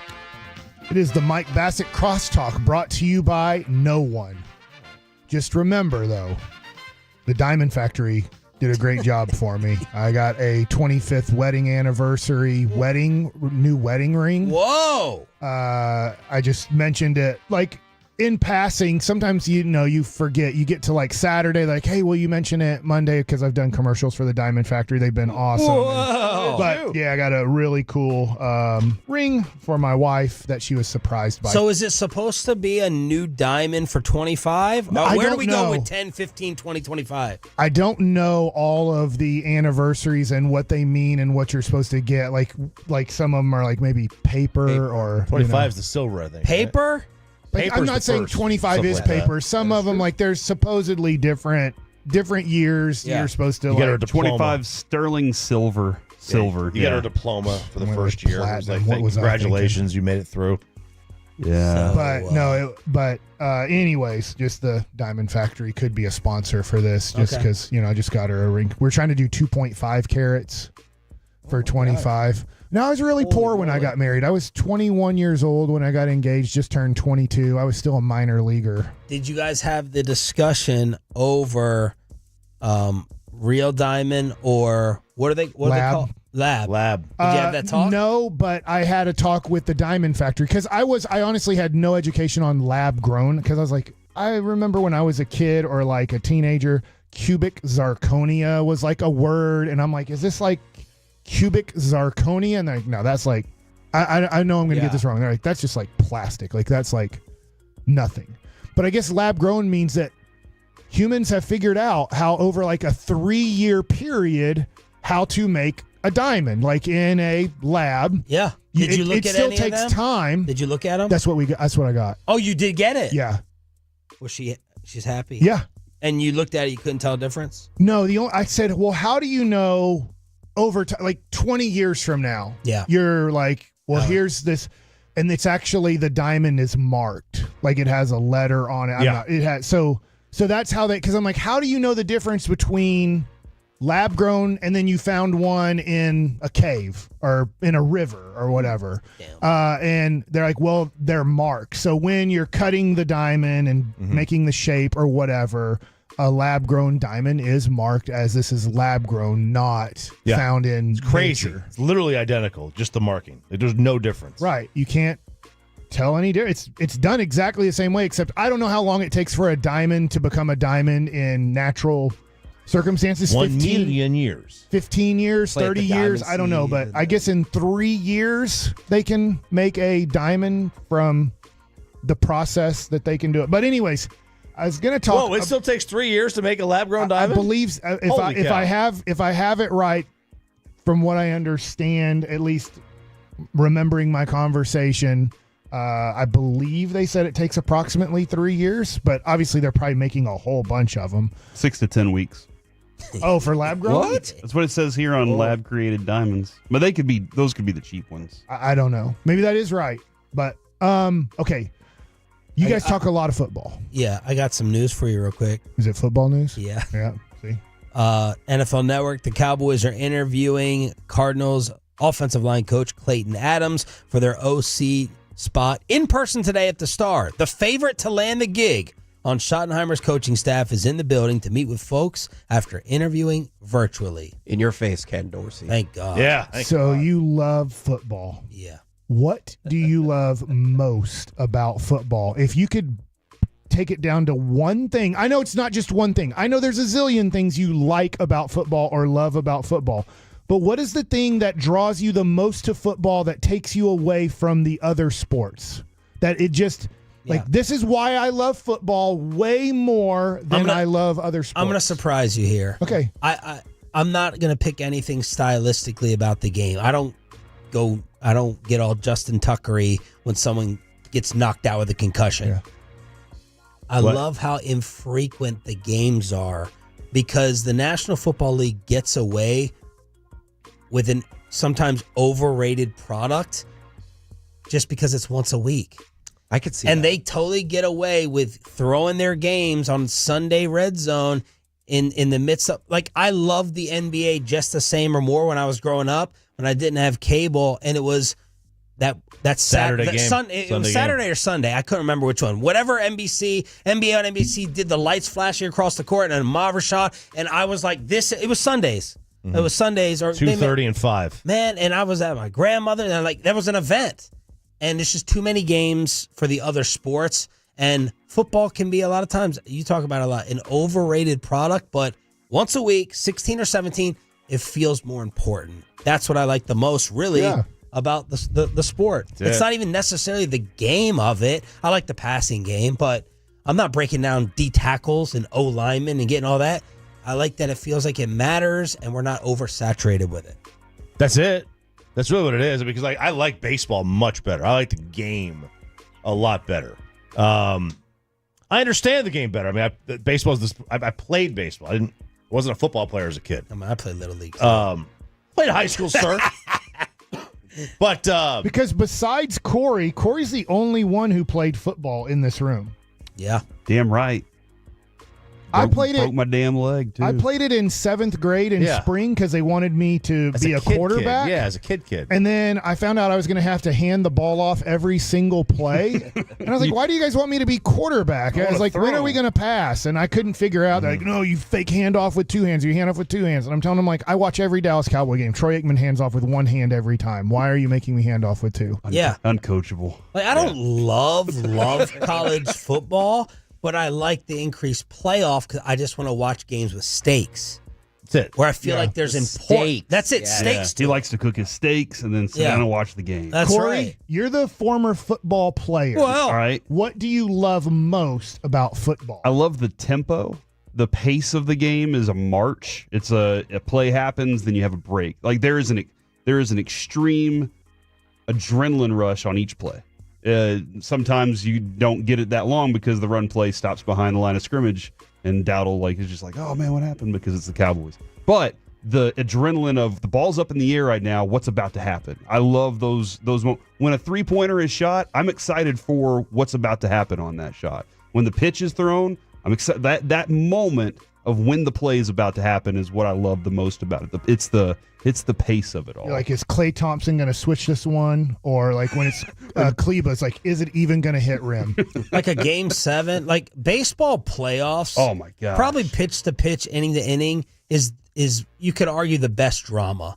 Whatever sport can replicate the game 7 feel of hockey, a game 7 basketball. No one gives a crap about the first 3 games of an NBA series. You give me a game 6, a game 7, the drama, whatever sport, and football just does it by automatically, just because it's less games. Yeah. That's all. That's the same way I feel. It's the stakes is like you don't talk about what adjustments you're going to make until like media people or fans until after the fact, and then it's too late. Here's what you should have done. No time. You lost. What is wrong with your voice? I still have the same. Here we go. Get everyone sick for the Super Bowl. It is not contagious. I wouldn't even go see my mom the other day because she was sick. She needed help with something. I was like, sorry. The will? Because you didn't want to set up ruin New Orleans? You didn't want to get sick for the trip? Everyone's sick. I mean, the whole town's getting sick. That's up to them if they send me home. Well, I mean, football talk is constant, right? It's constant on ESPN. I'm not going to say NFL Network because that's what they do. But it's constant on sports talk radio. It's the only sport that can keep an audience with constant talk without even anything happening. Like nothing's actually happening. Yeah. And it's like, let's just keep talking about it. And it's almost like it's better that they don't play. If that makes sense. Like what you said, it's like the worst thing about other sports is they actually play it more. Yeah, right. Because I was like, it is. What a crazy part about like football is you get to the end of a career and it's like, if you played in 100 NFL football games, that's a lot. If you played in 100 NBA basketball games, it's like you barely even saw the league. Yeah. You know what I'm saying? Like, what do you know? You only played in 100 games. It's like, the dunk contest. Played 100 baseball games, you're just Mike Trout. 100 games. I hope. Man, that's a big number for 100. 100 games, you went to one NBA playoffs. Yeah. So You went now to your season I know and this the is playoffs. we're almost done here because my other topic in my conversation here would be I do think sports is broken a little bit in this way, is that we give such huge guaranteed contracts. And I get football doesn't give, let's say, huge guaranteed contracts, but it's still a lot guaranteed. Will we ever get to a point, because I don't think it'll have to take strikes and lockouts, and I'm always on the player's side for like guaranteed stuff and this and that. But will we ever get to a point where it's like, let's make it like golf and not live golf? Like, dude, if you're Shohei Ohtani, we'll give you $200 million for, like, literally you get $200 million for all the things you accomplished last year and for what the team accomplished. You deserve $200 million.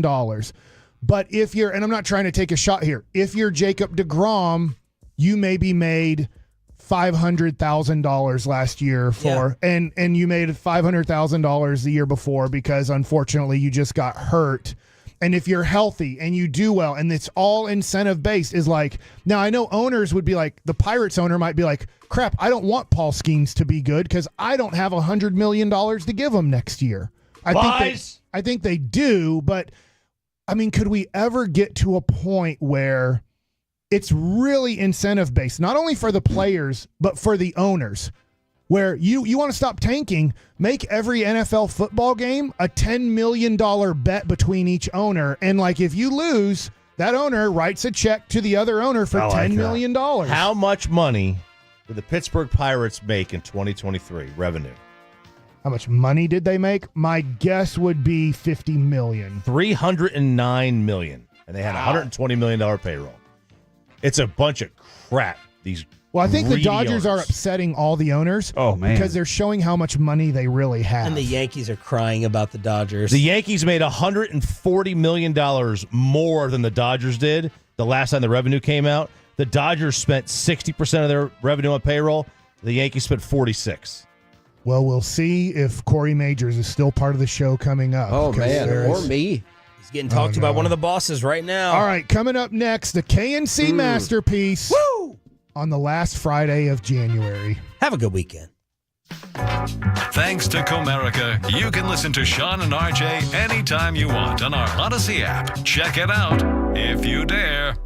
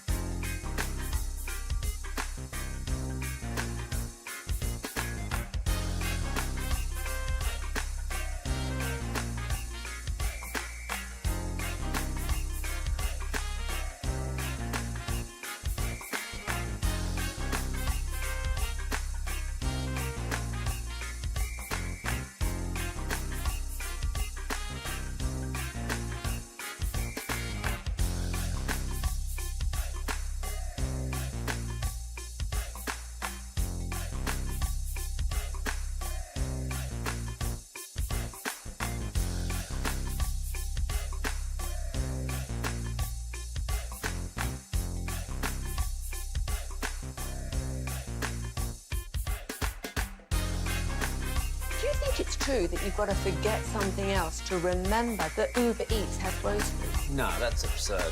Hey, remember when you used to be a, what was it, Pepper Lady? Pepper Lady? Wasn't it Cinnamon Sisters? Basil Babes. Saffron Squad? Nutmeg Maidens? Paprika? No. Nutmeg Maiden? I just said that. Was it Spice Girls? Doesn't sound right. Was it Saffron Squad?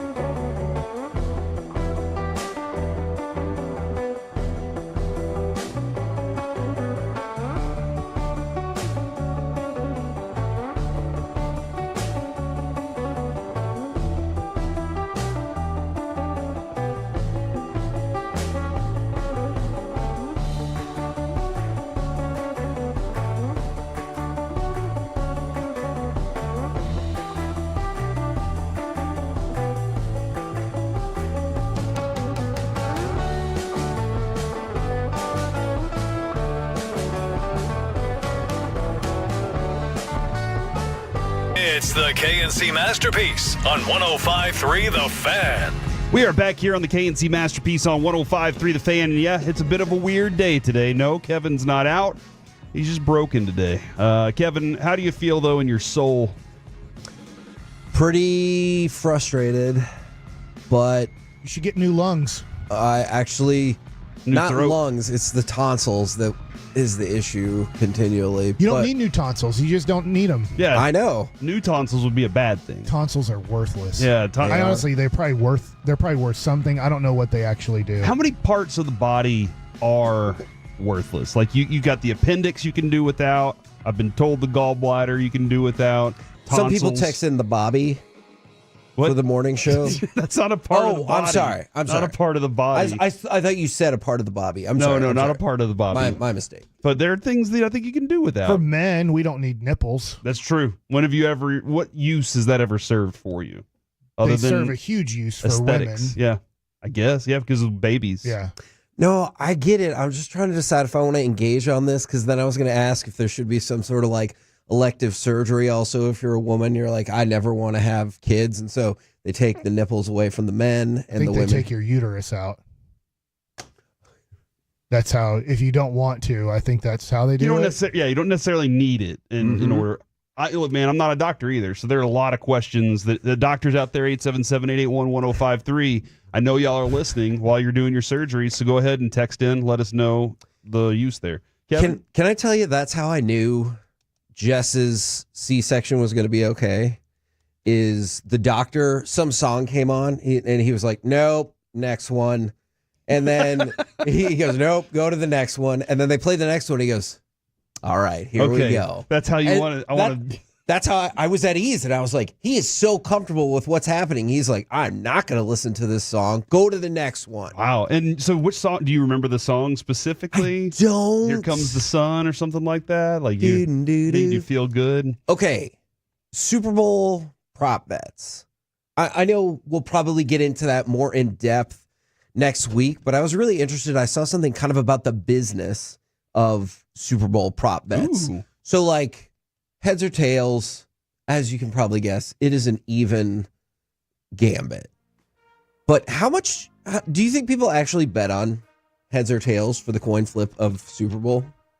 Like a lot? Yes. Yeah, I think a lot of people do. It's an easy bet to throw $1 on. You know, Okay. like if you're building a parlay for the Super Bowl specifically, it's something that we put in our pool with the family. The kids all enjoy that game, and that's one of the things. Everybody picks that. So I make a list out of all the things, and everybody can win some money, and everybody picks heads or tails, and it's always fun. So in Vegas alone, the handle for just that bet for the Super Bowl is low 7 figures. Really? So like, obviously that covers a lot of ground.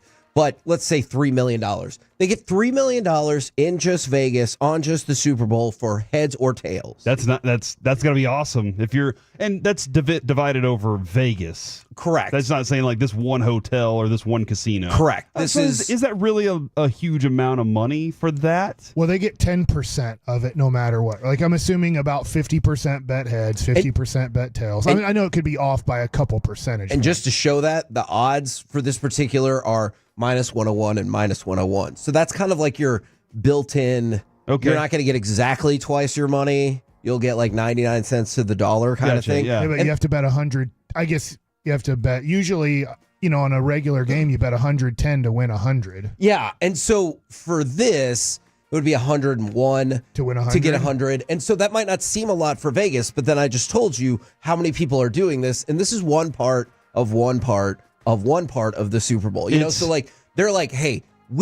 Vegas's ultimate goal is to make it that it is irrelevant what happens in the game. Mm-hmm. Like they want equal. That's why people are like the point spreads. It can be confusing because point spreads is actually initially set up to like get equal wagering on both sides. Because that's what Vegas wants. Is like, I want you to bet both teams exactly even, so I know that regardless of the result, we win. We get our 10%. Exactly. And if it's even, they're more likely to have people return. Because if it's just losing, people are like, why would I do that? I'm going to lose. And if you think you're awesome at gambling, and maybe specific people listening right now we'll talk about our wins. But last month, Las Vegas lost money in football gambling. Mm-hmm. Do you know when the last month that happened was? No clue. 2 months before that? 2012. Oh, okay. Wow. It had been 12 years since Vegas posted a loss in football gambling for a month.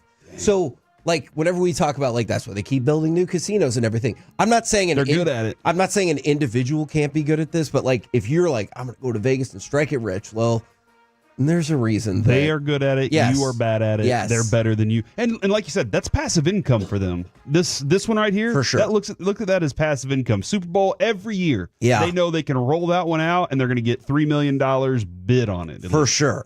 So the national anthem, about high six figures. So let's guesstimate $750,000, $800,000 about if you go over or under. Yeah. For the national anthem. Do you guys have a theory for the first Kendrick Lamar song of halftime show? I don't know any of his songs. Oh. I know I've heard him rap and stuff, but I can't name you like a title of his song or whatever. So recently I saw the Killers came out and opened their show with Mr. Brightside. That's their biggest song, right? And I was like, that's the way to do it right there. But I feel like I mean, I do feel like Not Like Us is definitely something that he would want to do something with very quickly. Humble was my go-to. Money Trees, is that on there? 6-1. Money Trees is 5th on the list. Okay. Humble's 4th. Man, it is early in the show. DNA? I'm going to go with B, Don't Kill My Vibe, because Okay, we gotcha. just started.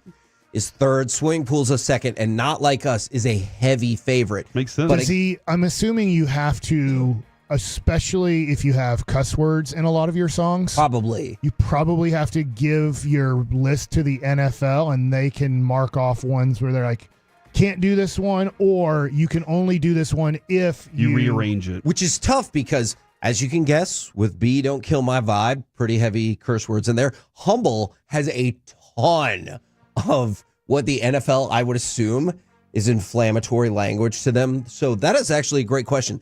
But that's another $300,000 gets bet on. What's the first song? That's a bet right there that I don't understand how more people don't win, because doesn't feel like a lot of people know?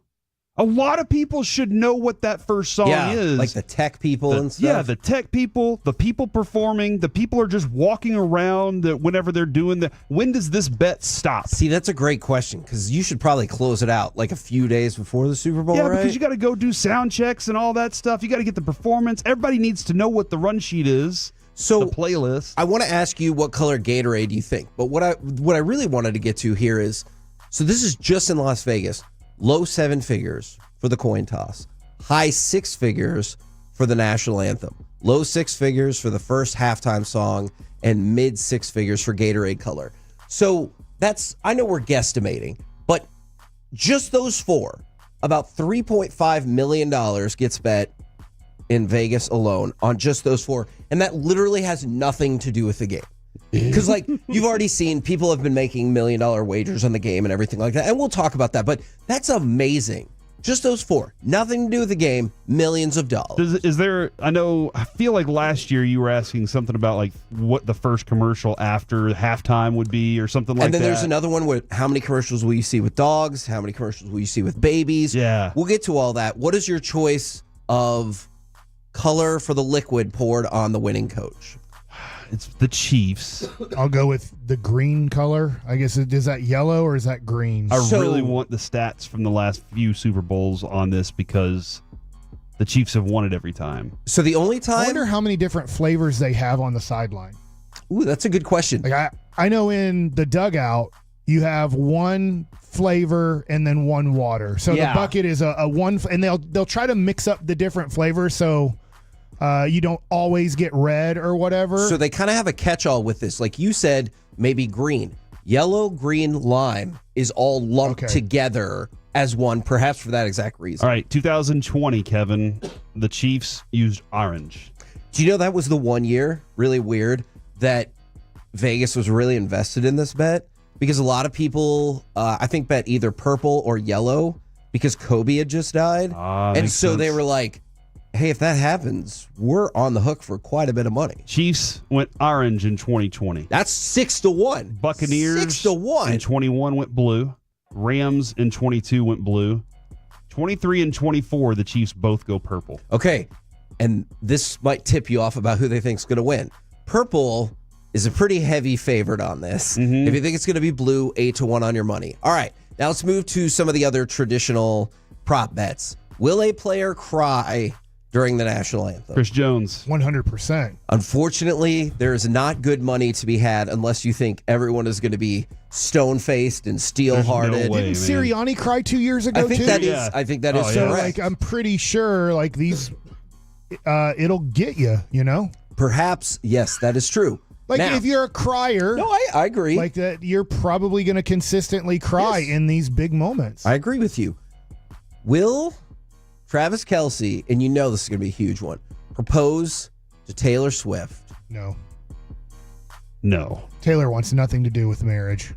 I don't know about that, Oh. but I don't think that she wants it. on It's that getting to the stage. point where it's going to be tough to have a baby too. I don't think, but it can be done. I say orange like that because it was on one of my kids' toys. That's why they said it. So that's why I said orange like that. I understood. I just don't. I think, Kevin, you've often said this. Don't propose on a holiday. Agreed. Don't propose on somebody's birthday. I don't think that he would do something like that. I would think she would want something special that, maybe revolves around her tour or something. So if you think he will, That revolves around that's her. true. That would be amazing. Yeah. Ticket sales are slumping. It's like, will this be the show? Although she is done with that tour, so she got to start a new one. And really, she's probably fine. Yeah. Oh no, we're not selling in, I don't know, whatever. And she's like, who cares? Yeah. I have all the money in the world. Plus, they got to have a prenup discussion, obviously. Yeah, she needs to have a prenup discussion. He needs to keep his mouth shut and hope it doesn't come up. So Travis Kelce, he does. Travis Kelce, if he does propose, 5-1 on your money. Do you think they will show Taylor Swift during the national anthem? No. Okay. I don't even know who's singing it. Who's singing it? I really dropped the ball on this. Okay. Mike, I should know. I just think that they don't want to take away. It's on Fox this year. Is that right? John Baptiste, he is from New Orleans. So, good I'm sorry. Yeah, wrestler national anthem. too, right? Batista. Yeah, no, and he was not a good. Dude, I played with him too. Tony Batista, wide open. It's a different guy, Mike. He's a fantastic piano player. He's the one that did the entire soundtrack live for that show, the movie Saturday Night. He's the one that did that while they were doing it. Travolta. He did No, not that's Travolta. Saturday Night Fever. And then Trombone Shorty is going to be doing Lift Every Voice and Sing. I love Trombone Shorty, by the way. I don't think they would do that because that would be taking away from the artist singing at the I gotcha. time. So they'll show Taylor Swift in Kansas City Chiefs moments or, something like that. But I don't think when Travis gets his first if catch. you're the producer, director, you're going to be like, look, we know where she's sitting. We know when to go to her, but we're not going to overdo it. Yeah, we're not going to show her. Like maybe they would show her dancing during Kendrick Halftime. Lamar's halftime thing. Just give a I could quick see deal that. of her enjoying it to be like she's a fan of Kendrick Lamar. I could see and that. I do think she's powerful enough to tell them when to show her in these moments. Yeah, I can see Travis's first catch. Anytime he catches a touchdown. Other than that, what's the point in going to that? Okay, I will give you a couple more. Unless she's sitting in the box with his mom, then that might be that she might just be shrapnel there. Okay. What? Side crossfire. Collateral damage? There you go. Thank you. Okay.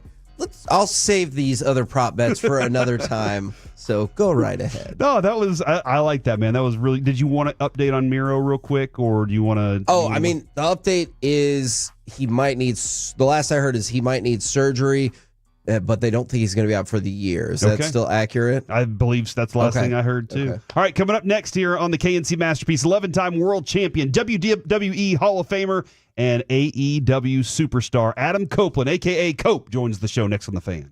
Commercial free.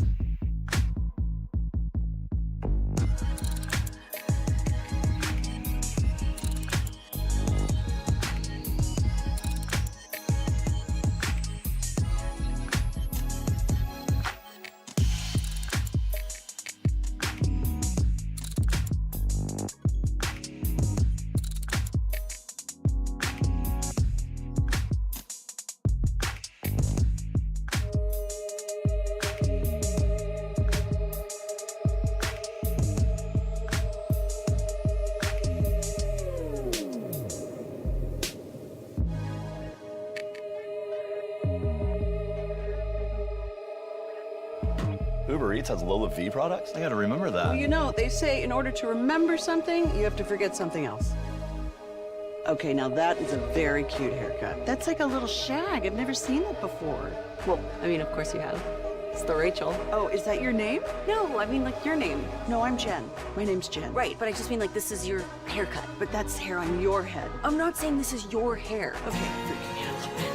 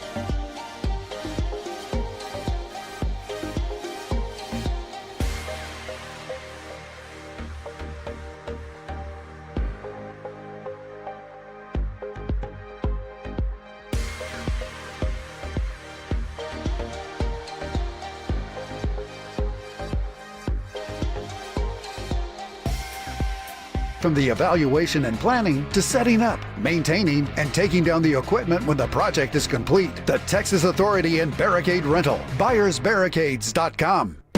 This segment of the KNC Masterpiece is brought to you by the personal injury lawyers Frankel and Frankel. If you've been injured in a car or truck wreck, call Frankel first, 214 or 817-333-3333. With Frankel and Frankel, there's never an out-of-pocket cost. They only get paid when you win. Frankel and Frankel, the go-to car and truck wreck attorneys in Dallas. Here he goes! No!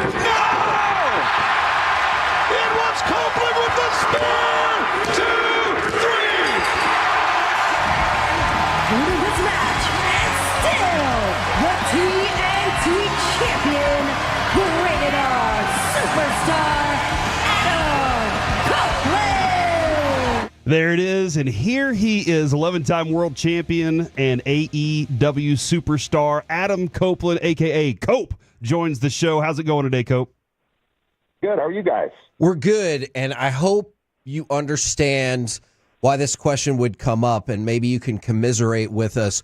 We're the flagship station of the Dallas Cowboys, and a lot of sports misery has come along with that for a really long time. Is your favorite hockey team essentially the NHL version of the Dallas Cowboys? Yeah, and the Yankees, and except the Yankees win a lot. But or maybe the Red Sox is a better analogy. But yeah, it can be tough to be a fan at times, just because. I mean, you guys at least had the 90s. Our last championship was 67. Oh, man. So you didn't even get to see it. You just have to hear people talk about it.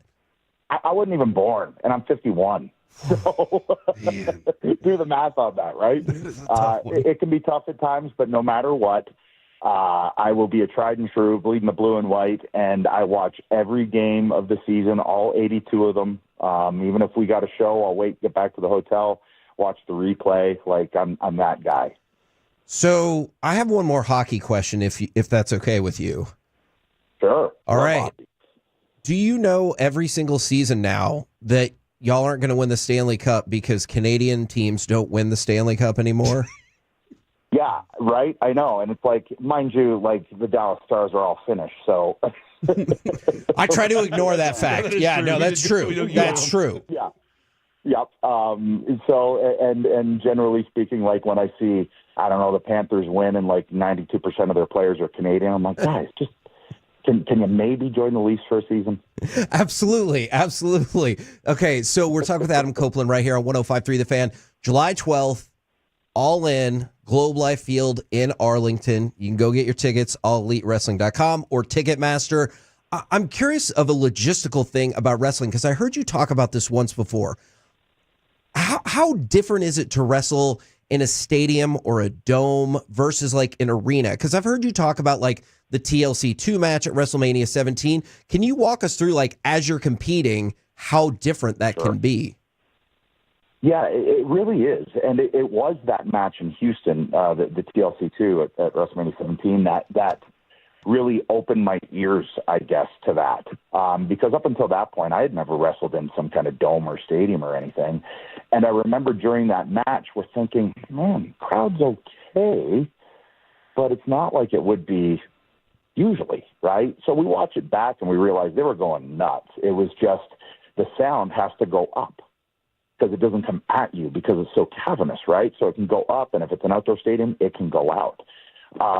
Whereas with arenas, it just comes directly at you. There's nowhere else for the sound to go. So that was just an adjustment as a performer going, okay, it's all right. There's just going to be a little bit of delay here as to when you'll get the actual reactions, which can make it more difficult because with what we do, we feed off of reaction. That's how we know if what we're putting out there is being picked up. You know what I mean?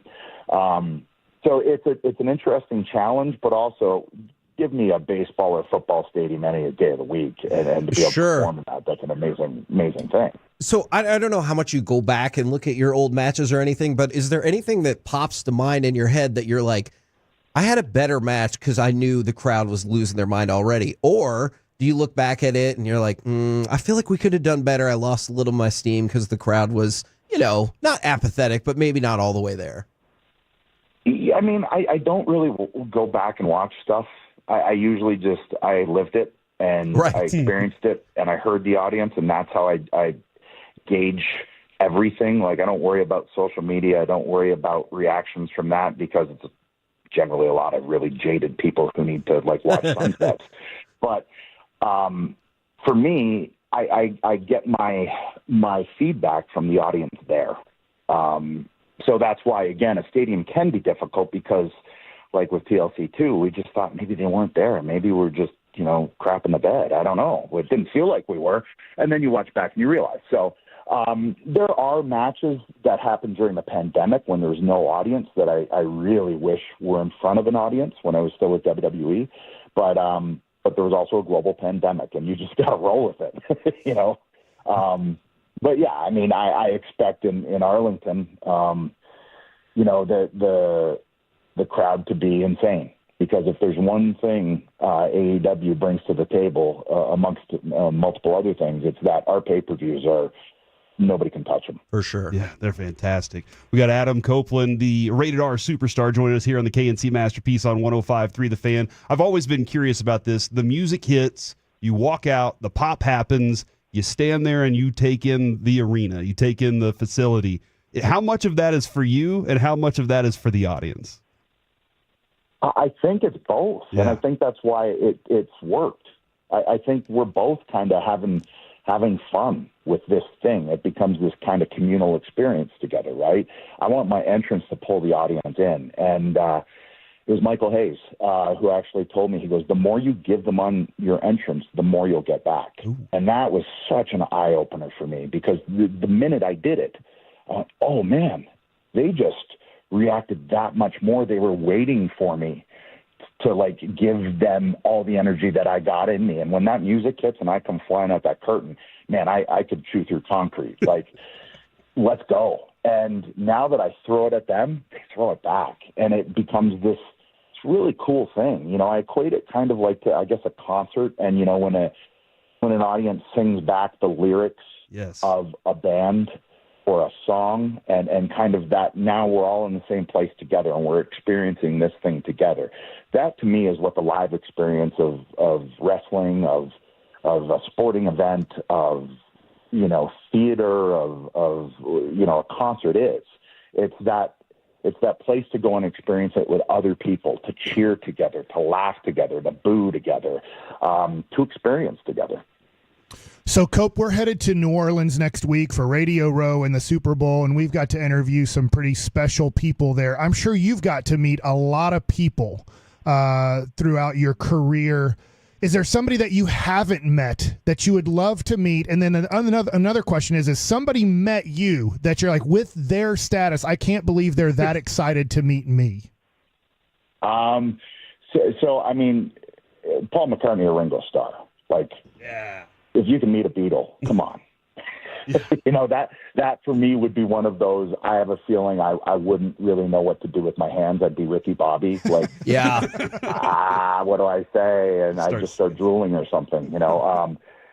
So that would be like two people I would love to just sit down and have a coffee with, and just I don't know, compare stories. And theirs would be far cooler than mine, but still, it'd just be a blast.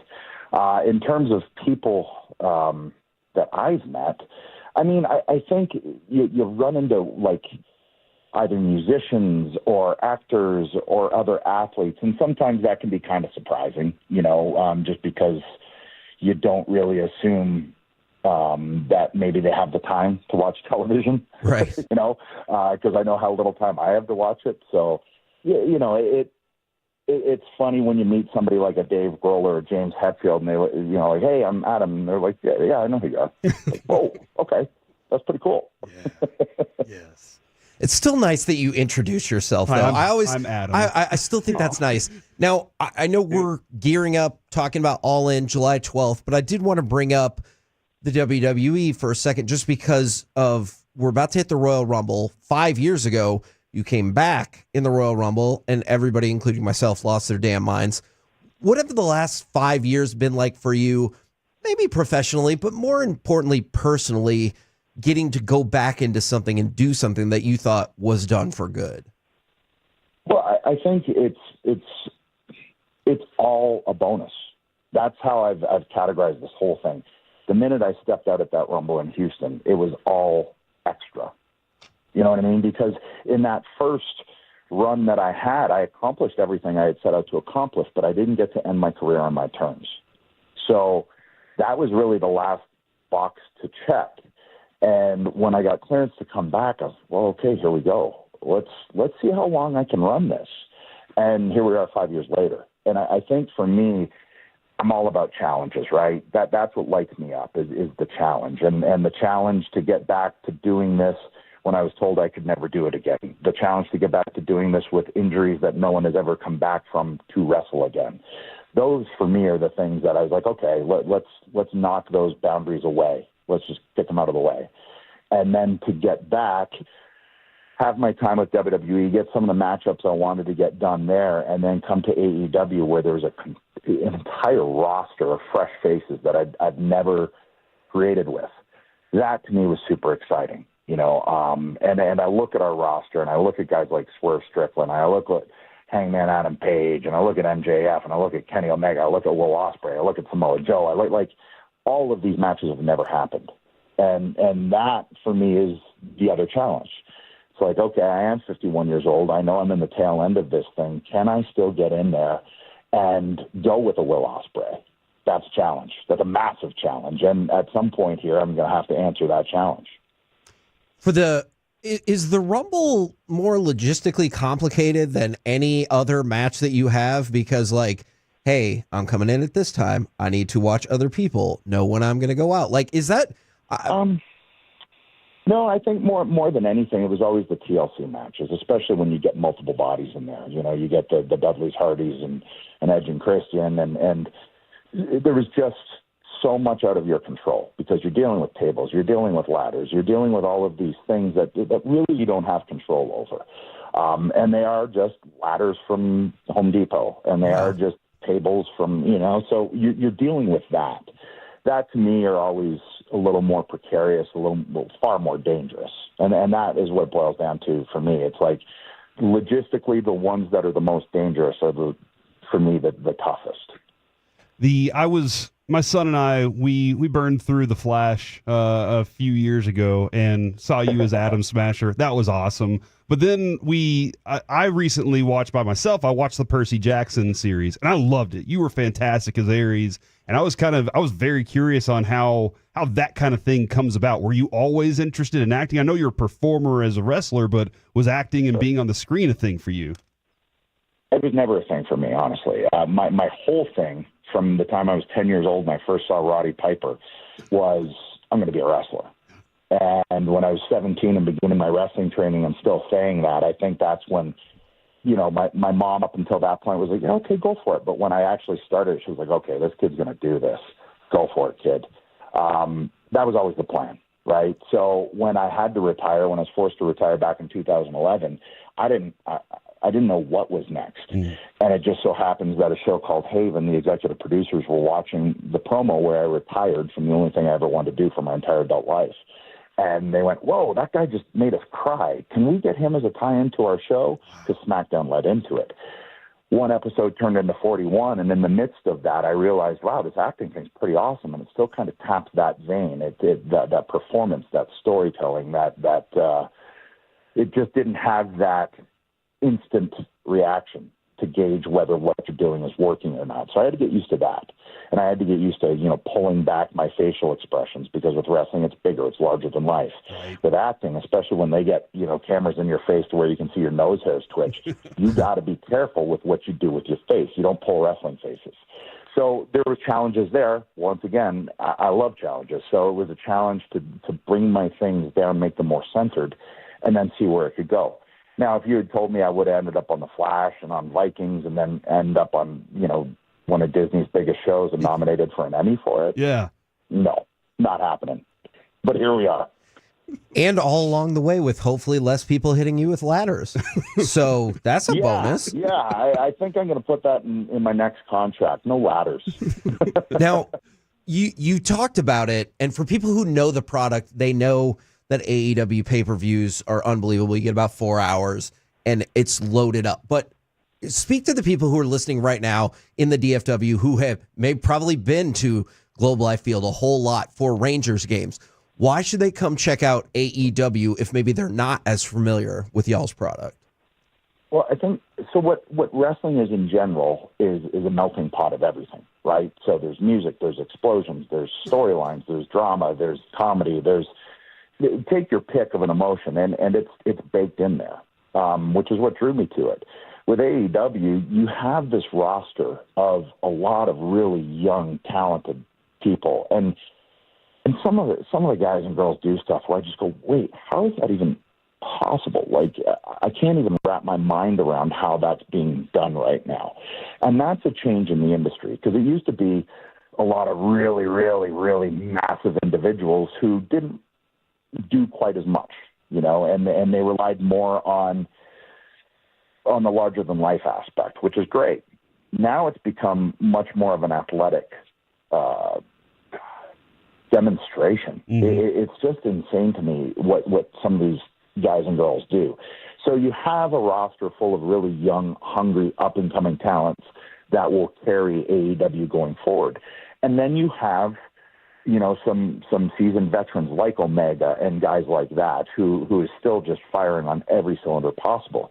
And then you have guys like myself, like Christian, like Dustin Rhodes, Jeff Jarrett, Chris Jericho, guys who have been around this industry 30 years and upwards who can still be there to lend advice or have asked, hey, this is what I think.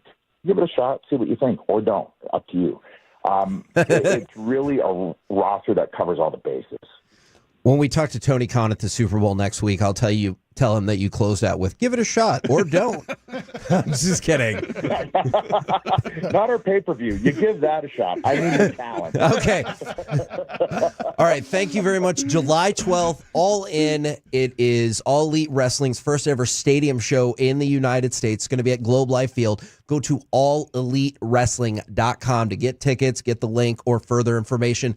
Man, thank you very much for jumping on with us today. Yeah, thanks for having me, guys. That was awesome, dude. He's fantastic, man. I really enjoyed talking to him. I hope we get to do that more in the future. Coming up next here on the KNC Masterpiece, it's time for Baseball Nuggets. Mike, where we headed? Well, a Ranger just signs a deal with another team. Next. Coming up in the next G-Bag Nation, you can party with us thanks to Stella Artois at...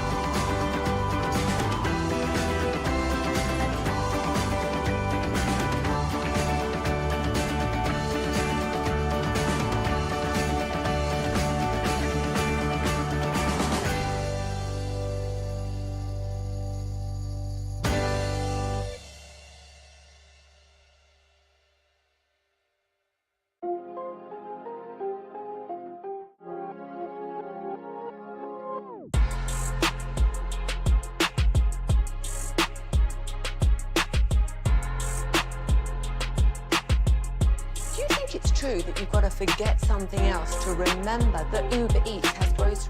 No, that's absurd. Hey, remember when you used to be a, what was it, Pepper Lady? Pepper Lady? Wasn't it Cinnamon Sisters? Basil Babes. Saffron Squad? Nutmeg Maidens? Paprika? No.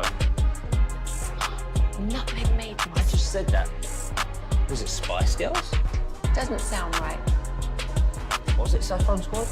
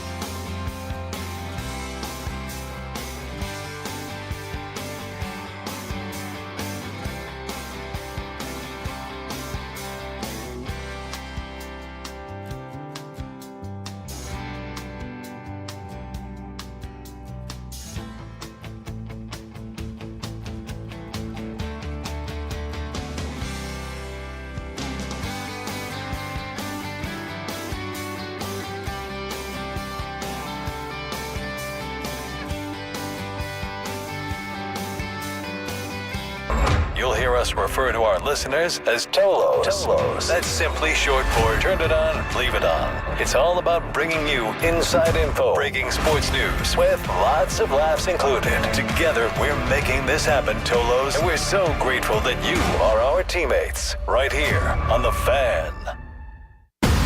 This segment is brought to you by Classic Chevrolet. If you're in the market to upgrade your vehicle, get to Classic Chevrolet in Grapevine. Back-to-back #1 Chevy dealership in the world. They've got more new Chevys than anyone, all priced to sell. Visit ClassicChevrolet.com. This is Texas. This is Classic Chevrolet. Together, let's drive. Based on new Chevy registrations 2023 and 2024.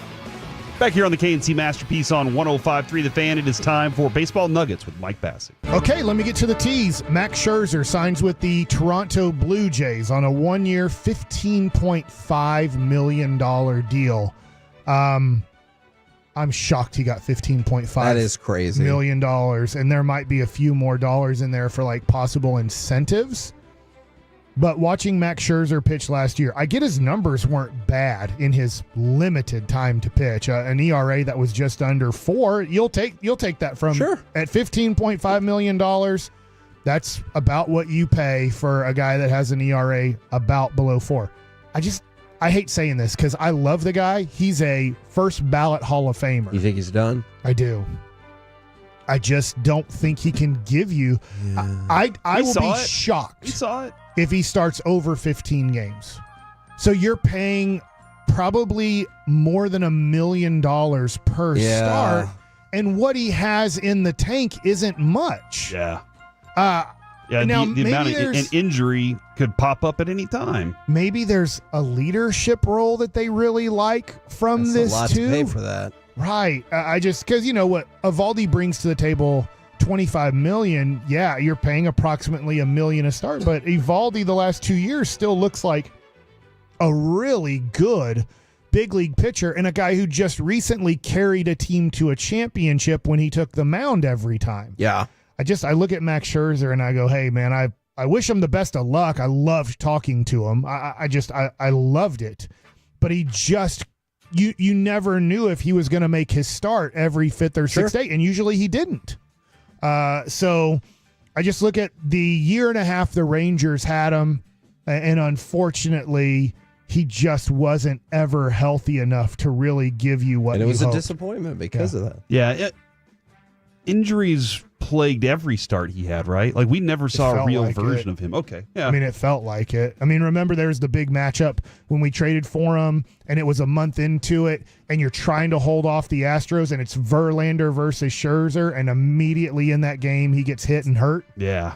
Not hit by a pitch or hit by a comebacker. It was just that he was getting hit hard in the game, and then he had to come out, and then you're like, we don't even know if he's going to be available for the playoffs. Yeah, and he did. He pitched a little bit in the playoffs, then he got hurt in the playoffs. Yeah, I will say in that playoffs, like there was the excitement about it, and I felt like there was a confidence in, and if I can get 3 innings out of him, I feel pretty good. You know, it felt like, hey, it's a guy that knows it. He's experienced it. At least everybody can see what he's doing. I will give Bruce Bochy a lot of credit for getting something out of Scherzer in that playoff run and then taking him out of games where you're like, it is Max Scherzer. You're not going to let him get out of this situation? And he's like, nope. And he was usually right about putting in somebody else to get out of a situation. And we may have gotten one of the most glorious celebration photos ever in that picture. I'll pull it up. It's a picture of him celebrating in the clubhouse, and he's just got champagne all over his face, and he's like, ah! And I mean, that's Max. Okay, so now we move to current Texas Rangers, and the countdown is on for MLB.com's top 100 right now. So they've done the top 10 at each position. Yep. Now we're doing the top 100 right now. And at number 100, he hasn't even played a single second in the major leagues. It's Roki Sasaki. Man, fine already, huh? Yeah. Is Yamamoto on this? I guess the whole list is not out yet. It's just 81 through 100, and so if I go to players, he's not on 1 through 81 or 100 through 81. But at number 99, could he be in the top 10 after this season? Wyatt Langford. Jacob DeGrom. Oh, yeah. So no rank He could. last year. He is ranked number 99. Obviously, I was looking at. I'm sorry, I don't have it pulled up, but it was going off of. I can't remember if it was fan graphs or whatever. You're predicting what they're going to do numbers wise, and look, if he stays healthy the whole year, they will not pitch him every fifth game. They just won't. But if he's healthy all year, he will get, let's say, 27 starts. And I do think 27 healthy starts from Jacob DeGrom is enough for him to possibly win the Cy Young. Absolutely. His ability alone. I am kind of curious, though, any soreness, like, is that immediate? Hey, is he that guy that they're going to just treat with white gloves the whole time? I don't know. Yeah. That's a good question. I would You're assume asking a good question. I don't know. At this point, you paid 5 years for premium, and you are on year 3. I'm not saying you take the gloves off because you still have, after this year, 2 more years to pay him. So I'm sure they're going to be careful, but I don't know how careful, if that makes sense. I mean, the hope is after the major surgery and he came back and was able to finish the 2024 season with no issues, is that you go into 2025, and I'm assuming he's your opening day starter. You could use Eovaldi as opening day, but I'm going to assume it's Jacob DeGrom, and you're hoping from that point on you have very minimal things to deal with because he did have the reconstruction again for the most part. It was a different surgery. We went over it than what you'd consider Tommy John, but it was a Tommy John-like surgery, to make it simple. For, like, if you're just listening, it was an elbow surgery. Yeah.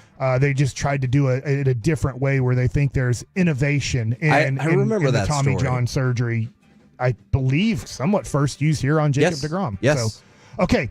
Number 97 is another Texas Ranger, and I expect him to be in the top 50 for the 2026 rankings, and that is Wyatt Langford. So you have 2 guys so far that have been ranked, Jacob DeGrom and Wyatt Langford, who I do expect big years from. If the Rangers are going to make the playoffs, both these guys have to have big years. Agreed. I get you got away with Jacob DeGrom doing very little. He pitched 1 month for you in 2023, special season and for you you. won the championship. If Jacob DeGrom pitches 1 or 2 or 3 months for you this year, I don't expect you to make the playoffs. I like the depth of the Rangers, but I just can't imagine that Jacob DeGrom makes 12 starts for you and you still won 90 games. Yeah. He's going to have to make it, I'd say, at least 20 starts for you. Okay. So my over-under, I think we've kind of talked about it. Whether you want to make it 20 and a half or 24 and a half, somewhere between that 20 and 25 start range, I would be very happy with. Anything over 25 is just, you're going to have a Cy Young can. You're going to literally have, possibly for the first time ever, a Texas Ranger win a Cy Young. Wyatt Langford, I talked about him yesterday quite a bit. I expect really, really special things from him. And I'm just going to tell you this, a guy who I've really liked the second half of last year is ranked 90 overall, and it's not a Texas Ranger. It's Lawrence Butler of now just the Athletics. Are they only going to have 2 more people on this list? I think 3. That's a good question. Who are the 3? Seager, Simeon, and Eovaldi. If Jacob DeGrom's on this list, I think Eovaldi will make the list. So, and here's why I asked the question, because I double-checked last year. He was 91 last year, and I thought he was amazing going into that. So maybe you're right. I wonder if he's like just missed or whatever. I'm looking at the highest ranked pitcher so far would be at 87, Bryce Miller of the Mariners. He is a very good starting pitcher. Justin Steele of the Cubs is 88. So to your point, after what he did in the World Series, and only being what you're saying is 91, maybe he won't. So maybe there is only 2 other players. Like I would say this, we know that Simeon and Seager are going to be on this list. Sure. Seager probably being a top 20 player. Last year he was 6. I realize that's not feasible again. Right. But, and then Simeon will probably be, after his year, I would expect him to be on the next list, and that would be somewhere between 61 and 80. I was going to ask if the 60s. I'm hoping that also maybe Eovaldi. But in a way, I've always said this. You need 5 guys on this list for me to be a true World Series competitor. I get that it's way more of a team sport. I can't have, when he's totally healthy, I can't have Mike Trout bat 16 times in a game. It's not like basketball where I can keep giving the ball to my best player.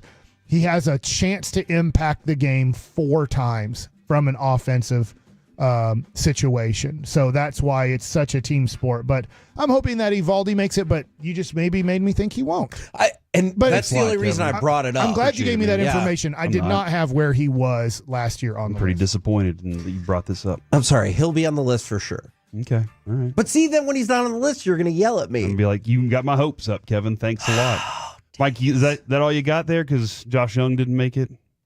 He played like 4 healthy games last year. And I'm not making, like, he played 4 healthy. He came back and he was still hurt. And then they're like, it's just not healthy. One day we're going to get Max. Feels like he didn't make it. Yes. Coming up next here on the KNC Masterpiece, it's time for NFL overreaction or reality. Next on the Fan. If you're laughing, and we're happy. Thank you.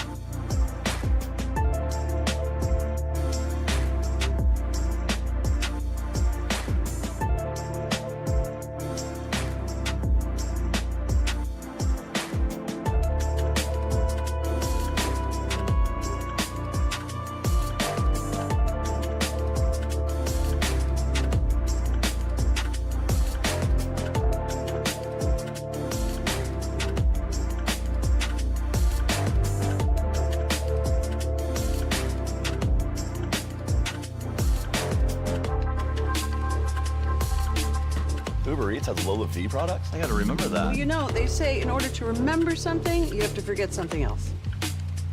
Okay, now that is a very cute haircut. That's like a little shag. I've never seen it before. Well, I mean, of course you have.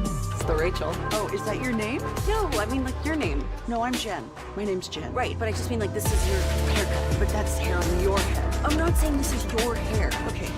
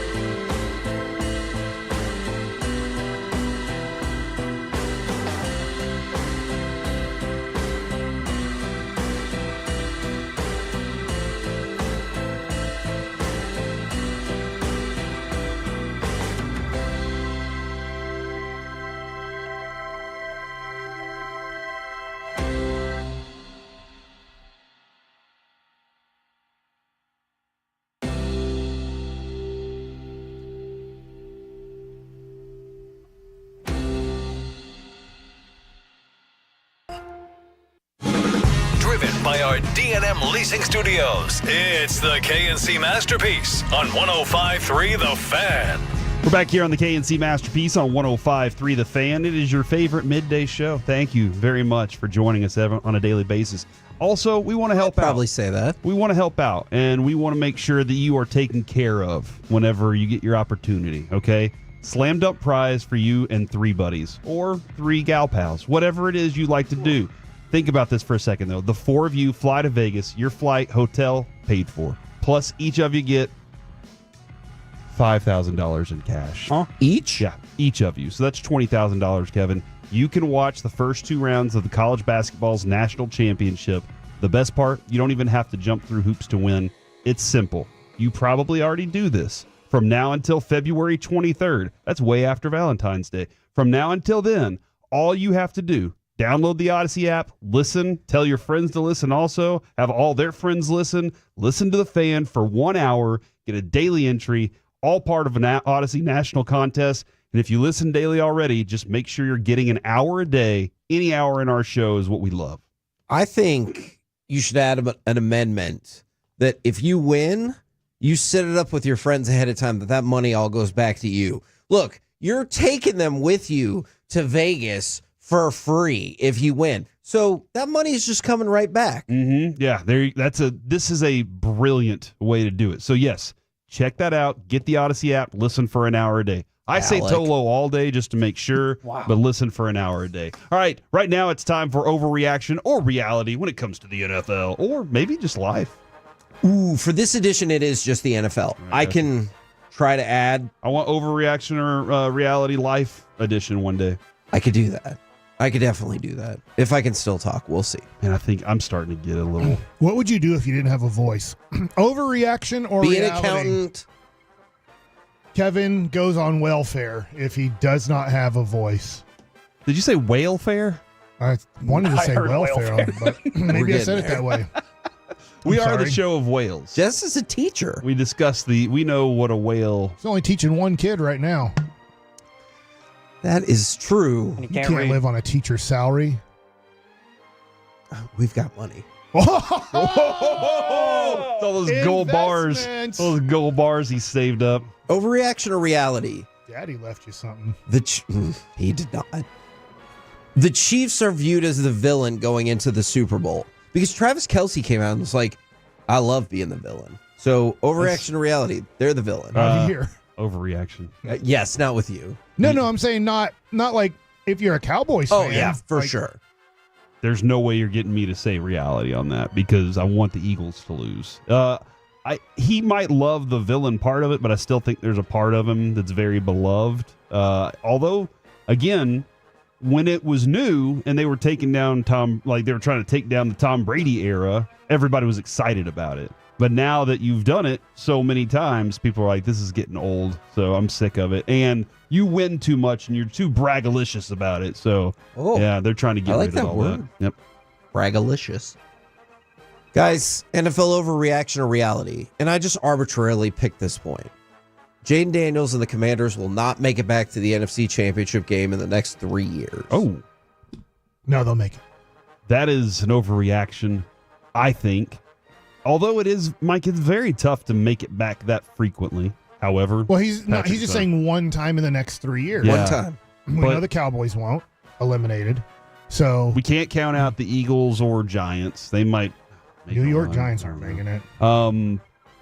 They have a quarterback on a rookie deal the next 3 years with $80 million in this offseason to spend, and I don't know what they have the next year. They have the cheat code that I guess you could say the Bears do too. That's true. But if you look around, I guess the Vikings probably will, but we don't know if McCarthy can play or not in the NFL, like if he's good or not. Yeah, Lions. I don't know about the Niners. I don't know what to expect out of them over the next couple of years. No, they could be, but I don't know. There's 6 available spots, and I mean, I would get good odds on this. It's not like you're putting it at minus 500. Like you probably put it at like plus 300. Like if you're saying, because that is a tough game to get to. Yes. Obviously, we know it's impossible here. Yeah. But it is a tough game to get to. It's not going to be easy, but I do think that they have the quarterback in place to get there one time out of the next 3 years. Overreaction or reality? With a defense similar to that of the Chiefs, Joe Burrow and the Bengals would be in this game. Reality. He's the only human that is in the NFL that can beat Patrick Mahomes right now. Yeah, that's in one of those big time games. He's the guy that you trust. And their defense was one of their biggest problems this year. Even as bad as his offensive line was this year, their defense was worse because he was. As bad as it was, he was still making plays downfield. He was still finding Jamar Chase for big plays. So, yeah. The tough thing is they're always going to play on the road in the playoffs, no matter what their defense is, based off of they always start the year 0-2. Like, I couldn't believe when I looked it up. In Joe Burrow's 5-year career, they are 1-9 in the first 2 weeks of the season. And they've that's a only tough won division. one game out of 10 in the first 2 weeks of a season. Yeah. So they always start off 0-2. It's a tough division to play in for that purpose right there too. So it's always going to be tough. But yeah, I think that's that quarterback. He's a little spooky. If you gave Joe Burrow a much better overall team, he would probably have better results come playoff time, or even make the play. You might end up with the same situation that Josh Allen's ended up with. They're cheapo McGee over there. Fun games late in the fun game. You're going to just get Patrick Mahomes being Patrick, and everybody feels like T. Higgins is gone. So now he's losing a major Maybe weapon to Washington. Too. Yeah. So I hear your question. Your question isn't you're giving me a lot of hypothetical in this question, but if you want to say, will Cincinnati in the next 3 years be in the AFC Championship game? My answer is no. Jake Elliott, overreaction or reality, kicking woes will cost the Eagles the Super Bowl. Now, fingers crossed. Lynn Elliott's son. Maybe. Elliott had never missed a field goal in the postseason until the NFC Championship game. He's 1 of 8 from 50 yards this season and 9 of 12 with extra points in the postseason. Okay. Well, I hope it cost him. Yeah, fingers crossed is what I'm saying, is that it does cost them. And Mike, you were pointing this out the other day. It is indoors, perfect environment, not a lot of Philadelphia wind that's going to be a problem there. And a lot of times, Kevin, Nick Sirianni is more likely to say, "Let's get a tush push. Let's if we are close, let's take the fourth down and go for it." I feel like that's the Sirianni way, but it might be that one time if the Chiefs hold on, he misses it, and that's the one. NFL overreaction or reality, Saquon Barkley needs to run for at least 150 yards for the Eagles to win the Super Bowl. I think that's too much, but if you'd have said 100, I'd say yes. Yeah, I think if he doesn't go for 100, they're lot. screwed. I mean, that's a heck of a game. And you'd have to help me out here. I get the Buffalo Bills did run the ball pretty well in that game. I don't have all the stats in front of me.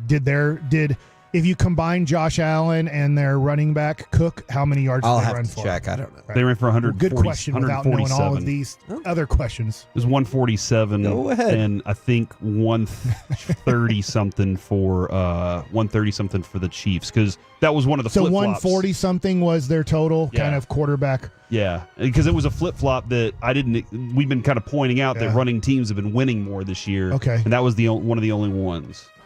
I like your question. If you say over 150 for their quarterback and running back, then yeah, they have to do that. Since Buffalo didn't get there, and I think you said something to the effect of they stopped running late in the game, right, Kevin? You guys can all, go ahead. Oh, am I mad? Feel free to do your own research at any point, too.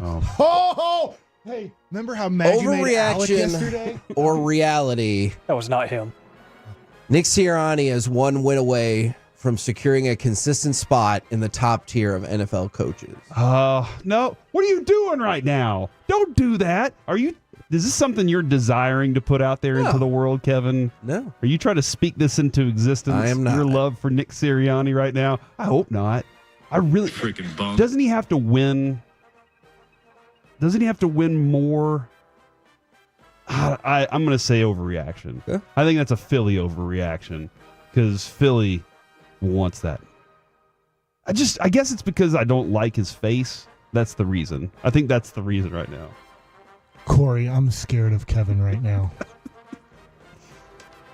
Well, I mean, that's what between you do? two. Y'all are going to have to work this out together, and y'all can either do it on air or off air. 877-881-1053. Do you want it to be on air or off air? YouTube. On a scale of 1 to 10, where is Kevin's anger at right now? From Baseball Jesus, Nick Sirianni is the Northeast Jimmy Johnson right now. Oh. Twitch says do it on air. Can't. Gross. All right. Did you have an answer to the question? The question was, has he overcome his jaundice from a few years ago? No. He's going to make his way into one of the greatest coaches. He's getting in that realm. Yeah. That's it. All right. That is it for the segment, ladies and gentlemen. Coming up next, Forgiveness Friday, where we will do it live on air. Gosh. And Mike will have to beg forgiveness from Kevin next on The Fan. You've made us #1 in DFW. Don't care what they say. Thank you for laughing and enjoying some quality sports. Got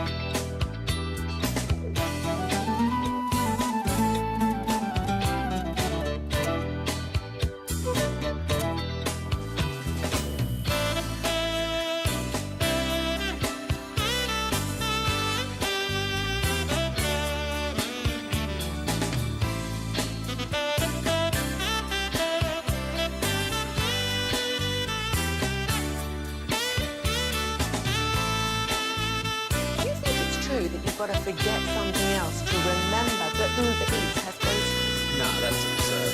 Hey, remember when you used to be what was it, Pepper Lady? Wasn't it Cinnamon Sisters? Basil Babes. Sapphire Squad? Nutmeg Maidens? No. Nutmeg Maidens. I just said that. Was it Spice Girl? Doesn't sound right. Was it Sapphire Squad?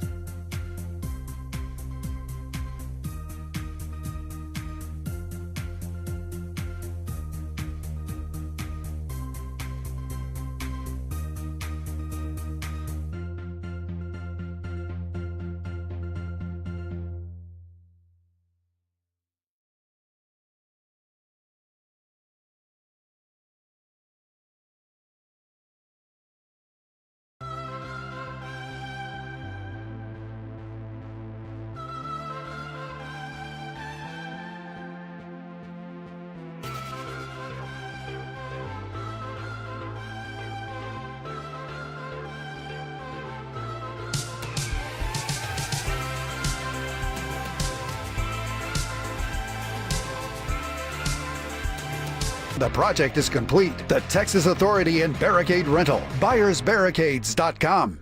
This segment of the KNC Masterpiece is brought to you by the personal injury lawyers Frankel and Frankel. If you've been injured in a car or truck wreck, call Frankel first, 214 or 817-333-3333. With Frankel and Frankel, there's never an out-of-pocket cost. They only get paid when you win. Frankel and Frankel, the go-to car and truck wreck attorneys in Dallas. Back here on the KNC Masterpiece on 105.3 The Fan, it's time for Forgiveness Friday, ladies and gentlemen. 877-881-1053. You can text in something that you need to be forgiven for. Maybe you did something this week. Maybe you're planning on doing something next week, and you're like, you know what, let's get some preemptive forgiveness here. I think this is the most important story, though, of the day. And I need both Kevin and Mike in on this one here. Pistons' Isaiah Stewart has been suspended and fined for tonight's game. He has 6 flagrant foul points, and he is automatic 2-game suspension. So he will not be playing against the Mavs tonight. Mike, is that beneficial? He plays like 20 minutes a night. Well, especially because Derek Lively probably isn't playing another regular season game this year. And so anytime another team has big, strong, athletic, physical guys, and they don't either have them starting or coming off the bench, and they play small ball now for, let's say, 15 minutes, that's going to help the Mavericks out, because the Mavericks are going to have to play 15 to 20 minutes a night approximately of small basketball. Yeah. And he is a mean dude. He does not care. When he gets mad, he will go after you. I think he wanted to kill LeBron James during a game, and then was like, they're like, we need to lock LeBron James up so Isaiah Stewart doesn't get to him, because he literally might kill him. If you're Gafford, then you're kind of going, whew, good. Like you're thankful for not having to fight somebody tonight.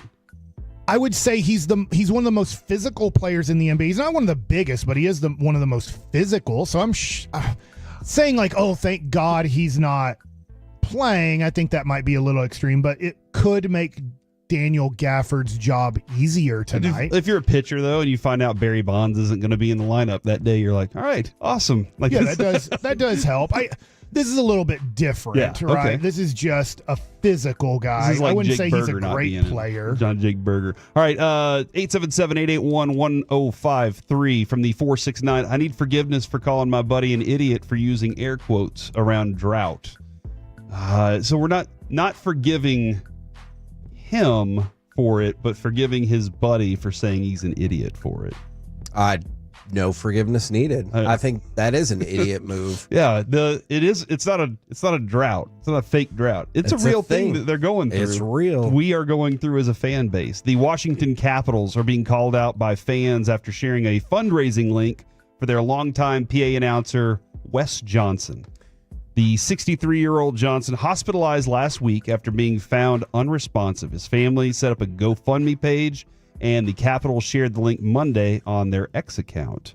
So this is kind of embarrassing for the Capitals.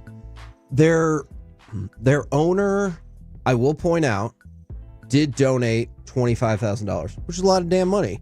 But he's like the longest or one of the longest tenured employees with the team, and people are like, you are like a super billionaire. He's got $3.1 billion.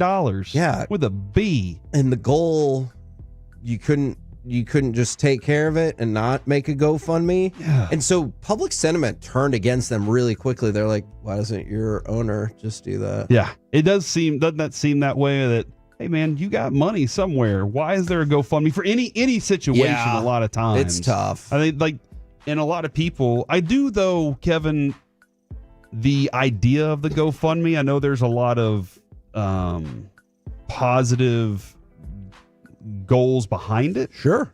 But the idea of it is kind of useful for anybody. The one guy that was like, hey, I'm setting up a GoFundMe so I can go on a bachelor party. Like, yeah. If somebody people want to donate, if somebody to that, donates go for to it. it, like that's just what. Yeah. But I understand this is a little bit different, where they're like, "Hey, we would like for you to help us out," and you're like, "But what about that 3.1 billionaire right there? That's something that we need a little more of." And like, that's not me saying that, because everyone can have their own adjustments. You heard Edge or Cope earlier. say that sometimes social media is filled with bitter people, it did feel like right there everyone ran them over and we're like, this is stupid. Is it? Yeah. I kind of like if the Rangers did something like that, I'd be like, come on, man. Let's not approach this, man. Yeah. Natural gas is going to take care of everything here. Oh, wow. ESPN NFL analyst Dan Orlovsky has always had some weird food takes already. But evidently he went in with a Reese's peanut butter cup. He posted a video of on X showing him eating a Reese's, then reportedly spitting something out on the table. Because it was chocolate. So hold on, he spit the chocolate out on the table? Because he doesn't like chocolate. So you're telling me that this dude put a Reese's peanut butter cup into his mouth, somehow got the peanut butter out of the inside of it, and then ejected the chocolate onto the table. Because he doesn't like chocolate, which, why don't you just eat peanut butter Go then? get a jar of Jiffy. Or is it Jiffy? Skippy. Jiffy Loop? Peter Pan. Skippy. What's the best peanut butter? Is it Home Plate? Home Plate peanut butter? Yeah. Never had that before. My teammate Danny People started that. Really? It's really good. I don't even know if they make it anymore though. That's actually a cool It was name. so good they stopped making it. Because sandwiches go on a plate, and that's your home plate. That's actually not a bad name. It's because we had peanut butter and jellies. I don't know if they still do this in the minor leagues, because peanut butter and jelly might not be the most nutritional meal, but when you are hungry and you need some energy for the next 4 hours, and they give you $15 a day meal money, and you have to give the clubhouse guy $15 a day for your stuff. Like, I don't have any money. So they're like, here's some white bread and peanut butter. Get your calories. Go to town, Charlie Brown. Get your calories. So he's like, we need to make a healthier peanut butter, but you don't have to stir it up and it has all the oil up top. This person needs forgiveness from the 972. Y'all had Edge on? This is why you Tolo. All right? You can't miss anything because you never know when we're going to have Cope on. What if they heard it and didn't know it was him? Oh, yeah. RJ was mad about that. Was it last week? Or two? No, it was a few weeks ago before the Genesis pay-per-view. RJ was upset because he was like, oh, you said you had Nick Nemeth on. I didn't know who that was. You should have said Dolph Ziggler. And I was like, I feel like maybe the company that helped put him on here probably wouldn't have been super pumped. Yeah, I'm going to rock with that. Please forgive me from the 469. A guy complimented my wife, said she looked attractive, and I said, you should have seen her 10 years ago. So... Did that really happen? That's what he says. Why I mean, would that's you what he do that? tweeted. He texted into the show. So, what? Your word? Don't do that.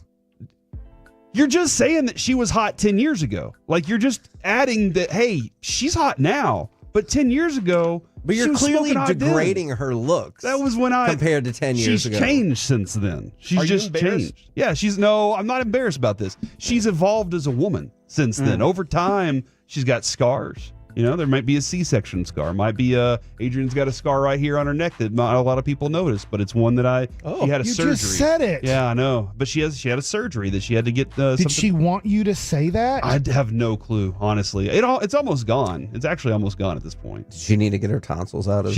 She had to get. She was having lots of kidney stones, and so her body was hyperactively making calcium. And Kevin, you have like 4 nodes in your neck that help produce calcium, and they had to take 3 of them out and cut one in half, then put it back into her body and monitor her calcium. Oh my God! While she was still under, before they could say, okay, we're good. So they took 3.5 of them out, and that was weird to me. And they also said, hey, look, if we want to, we can take this sucker and put it in your elbow, and it'll just be in your elbow from now on. And I was Why? Like, I don't know. Doctors do crazy stuff sometimes. They get those knives and they're just like, let's see what else we can cut open. So, yeah. Hey, listen, man. Your wife, she's still hot. She's still got it going on. Make sure you let her know that. All right? Let her know that. Stupid. Yeah, no. What are you doing right now? I remember that. Why are you trying to get me in trouble? From the 214, fellas, I need forgiveness for being a diehard Cowboys fan, knowing 95 was the last time I'll see them as champions. Maybe. You never know. One year, maybe most of the teams defund themselves, and the Cowboys and another team are left, and they get that shot to be in it. Who knows? And then forgive me. I'm cheering for a three-peat. I hope the Eagles suffer. I'm right there with you. I think most people in around, DFW that aren't Eagles fans. Yeah. Kevin, we got a lot of Eagles fans. Tonight, I'm having dinner with a family, and I'm not good at this stuff. Like, I'm not good at small talk and going out with other couples. This, evidently, they are Eagles fans. And I think the woman is an Eagles fan and has forced the husband to be one. Kevin Minch? No, it's not Kevin Minch. Just a friend of Adrian's friend. So what do I do? Do I just leave them with the tab? Cancel. Oh, man. Probably, I might end up having to do that. That's probably a way to go with it. Magic Johnson, Kevin, has found a new fact in life. This might be too harsh to ask him for forgiveness on this. I think it's really funny. Okay, go ahead. I was just going to say, on Wednesday, he was talking about Christian Braun because he was watching the Knicks and Nuggets game, and he goes, oh, man, Christian Braun is an elite company. One of 5 players to win an NCAA title, an NBA title in back-to-back years. Congratulations to him. And every person, again, social media, pushback, like you saw with Trevor Bauer, was like, yeah, dude, we knew that 2 years ago. Like, what are you even saying? Magic Johnson's Twitter account, it's fun, might be AI generated. I want to be the person that gets paid to run that account because it sounds like such an easy job. It's robot magic. Like, it's just everything that he texts out or tweets out is very generic. There's not a lot of hot opinion to it. Hey, guys, if y'all saw the game last night, we could have won, but we lost by 6 points. Here's the score. That's usually what the tweet is. That feels about right. You're like, why did you even? What was the purpose? And he's like, because I'm Magic Johnson, and I have all these followers, and they need information. I'm gonna scroll down his feed just for fun. But it's still kind of a fun follow. Like, it really still is kind of a fun follow, just because the genericism. Is that a word? I think it is, and I used it appropriately. More or less. All right, guys. Well, if you invented the word, don't you get to decide how it's used? Damn right. Thank you. I appreciate that. Are you trying to avoid the sad one or the stupid one? A little bit, yeah. But what an idiot. Not you, this person. Oh, I thought you were talking about the one with you and Mike. I'm going to get to that one in just a minute. The unusual betting patterns surrounding the play of then Charlotte Hornets guard Terry Rozier in a game nearly 2 years ago are now under investigation by federal prosecutors, part of the same probe that led to the lifetime ban of Jonte Porter with the Raptors. And so they think this thing is like, clearly they think it's way bigger, and they already used examples of, hey, look what happened in this game. Look what happened in this game. And so I think you're going to start to see maybe a couple more, not like top of the top stars, but some more people get picked off here. I'm kind of curious. We know about Pete Rose. Like, Pete Rose is the one most significant betting on his own sport thing that we know about. WWE Hall of Famer. Yes, that's true. Yes. Is there anybody else in baseball that's gotten a lifetime ban that we know about? All the Black Sox. Yeah. Oh, yeah. I didn't think about that far. But again, back. now that's more than 100 years ago. Yeah, that was a long time. In the NBA, this seems like you got 2 of these now, and now it does feel like there were some other names that have been floated around in these conversations too. But they're really low level. Yeah, very, because players. they're realizing I am only making so much money in my career. I got to figure out another way to make some quick money. I have access to things that people don't have access to. Let me use that. The NFL, though, they're like, hey, you might be suspended for this year. Right. We're really, because we're an entertainment thing. All right, Kevin, we'll get to it. Dana White had to talk. Dana White had to get up and say words, because one of the UFC fighters, Bryce Mitchell, during a podcast, referred to Adolf Hitler as a good guy, quote, good guy. And Dana White addressed the matter at a press conference following a power slap event in Saudi Arabia. And he said, I've heard a lot of dumb, ignorant S in my day, but this one's probably the worst. And then he goes on to say, Hitler is one of the most disgusting and evil human beings to ever walk the face of the earth. And anyone who even tries to take an opposing position is a moron. That's the problem with the internet and social media. You provide a platform for a lot of dumb, ignorant people. Do you think it's weird that you still have to come out and make a statement, and they're like, hey, do you think Hitler was bad? And you're like, what? Of course he was. No, I need more from you. Yeah. Why? Well, and because one of your fighters said this. I am always fascinated though by when somebody says something like that. Why did you say that? Well, like, what is it that makes you believe that? And I do see his. I should have listened to the podcast. Yeah, I do see his quote here too. So I mean that does help, but I want to know why somebody thinks a certain way before I shoot them down. Before I'm like, hey, that was a dumb thing to say. What's your reasoning behind this? Because I can probably agree that something in what you're thinking is good, but I can't agree that the entire body of it is a positive thing. And that's something that just doesn't fly with me. Yeah. 877-881-1053. I don't know. Somebody said, didn't Kevin say Hitler was better than him, and that's why they don't have we don't do birthdays anymore? No, that was Kavanaugh that said that. I don't even know. You were there. I just remember he hesitated for a minute, and I'm like, this is the easiest one. You were out of town. Yes, you were working on a weekend. You were doing Are You Better, and you were driving, and you were listening, and you were like, you texted me, you're like, what just happened? How did he even? You can't even hesitate with something like that. No. However, he did. 877-881-1053. It is time now. Mike, what are you looking at right now? Is it a card on eBay? Yeah, but I was also on YouTube. Okay, all right. Would you like to ask Kevin for forgiveness? No. Or would you like to discuss asking him for forgiveness? No, I don't believe I need forgiveness. Kevin, would you like to comment on Mike? No, I could use, I'm struggling, and help is appreciated. Okay. All right, there it is. That is the last one. Now, do either of y'all have anything that y'all have done dumb this week, Alec, you included, that you would like to be forgiven for this week? The sickness that's dude, that's not.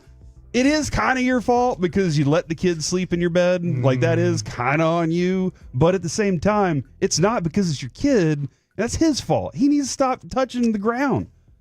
Or whatever it is that's sick. Interesting. Does he touch the ground, or does he just walk? I mean, he walks. He probably touches the ground. Does bronchitis stay dormant for a week and then just happen? Yeah, I don't know how it works, but man, Kevin, it does. It's not fun for you, and I know that's not fun because you don't want to deal with that, and you don't want to get anybody else sick. From the 214, you stopped doing birthdays because Kevin said he's better than a guy from Tool. I don't think that we stopped it because he said he was better than the lead singer from Write a song Tool. that's less than 6 minutes long. I do remember, I think you might have a little respect for this, Kevin. There was one time that his wine company. Yes. His wine company that he has, somebody came up to him and said, it's vegan or something like that. And he was like, what? And so he went and dropped a piece of bacon in the wine vat so that it wouldn't be vegan. And he was like, not anymore, everybody. All right, coming up next here on the KNC Masterpiece, it is time for Gridiron Gravy, quarterbacks who thrive with a new team in 2025. Coming up in the next G-Bag Nation.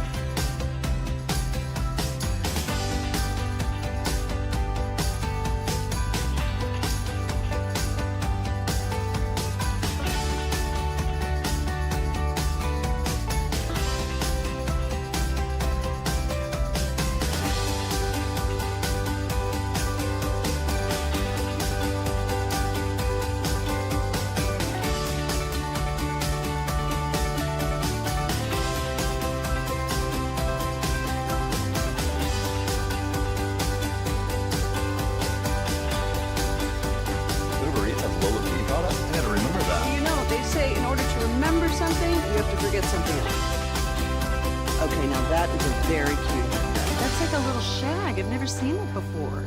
Well, I mean, of course, it's the Rachel. Oh, is that your name? No, I mean like your name. No, I'm Jen. My name's Jen. Right, but I just mean like this is your haircut. But that's hair on your head. I'm not saying this is your hair. Okay, freaking me out a little bit.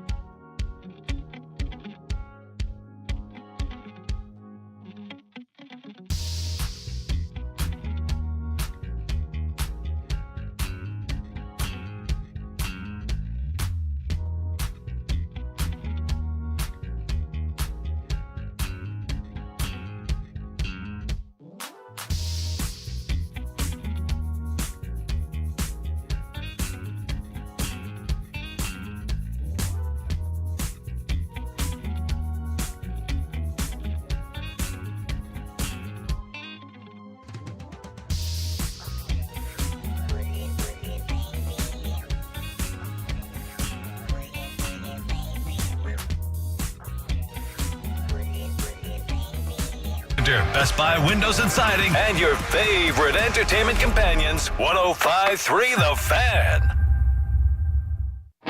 This segment is brought to you by Classic Chevrolet. If you're in the market to upgrade your vehicle, get to Classic Chevrolet in Grapevine. Back-to-back #1 Chevy dealership in the world. They've got more new Chevys than anyone, all priced to sell. Visit ClassicChevrolet.com. This is Texas. This is Classic Chevrolet. Together, let's drive. Based on new Chevy registrations 2023 and 2024. Second and a long 4. Gets spread it out. Highsmith came around the edge. Rogers pass is intercepted. Pulled away. Beatty Bishop, the rookie, reels it in. Back here on the KNC Masterpiece on 105.3 The Fan, Corey Majors, Kevin Hagelin, Mike Bassick, and Alec Medford all hanging out with you today. Next week, we will be in New Orleans on Radio Row for the entire week, having a blast, bringing the Super Bowl week to you. That's going to be our goal, is to make sure you're laughing and having a good time, while also making sure we have some fantastic guests for you. It is time now to go around the entire NFL and dip into some gridiron gravy. Here we go. Unfortunately, I forgot to report this before we dipped into gridiron gravy. Ottinger is in goal tonight, and it looks like Kyle Capobianco is back in.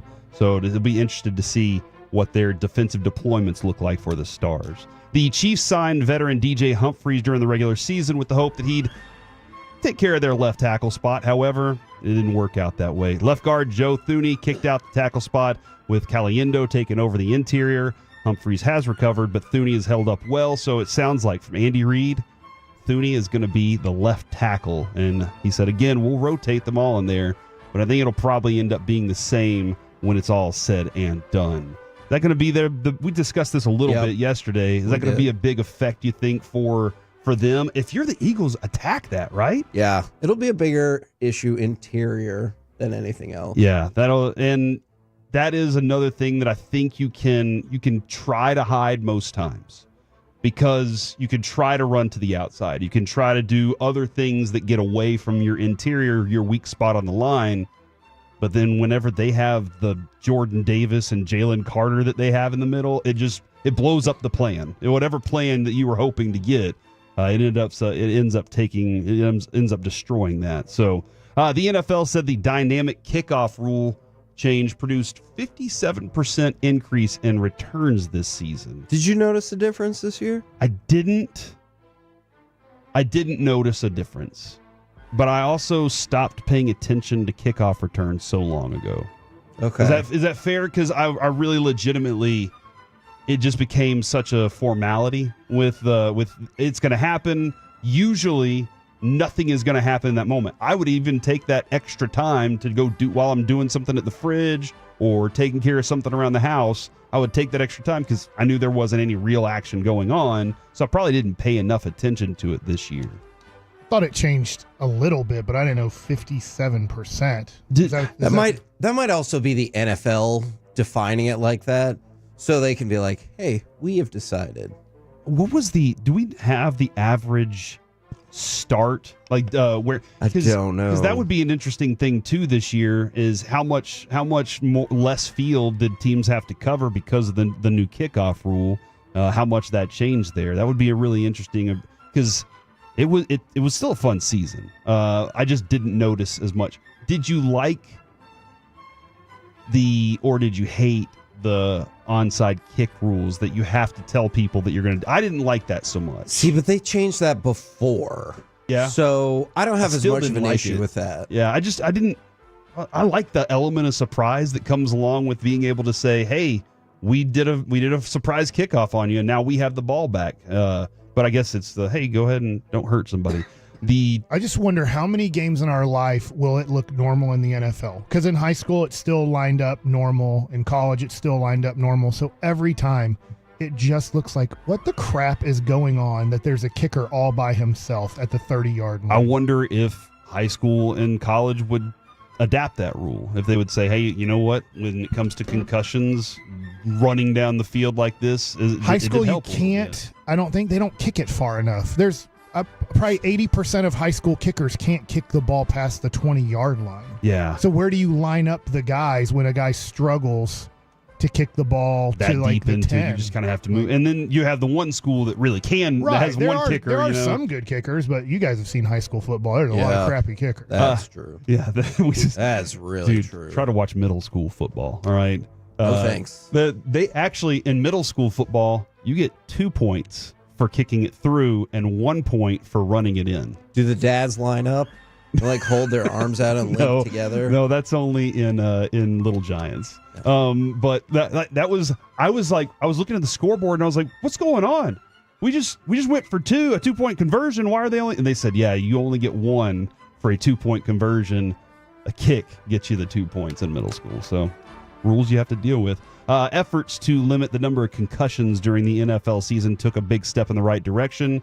The NFL Vice President Jeff Miller said on a media call Thursday the number of recorded concussions around the league were the fewest any year since tracking began in 2015. I want to make this clear. 17% decline. I'm not disputing that whatsoever, but I guess I need to go learn for myself more about the process and how they like independently verify that. Because if it's just the NFL's like, oh yeah, we check. You don't trust that?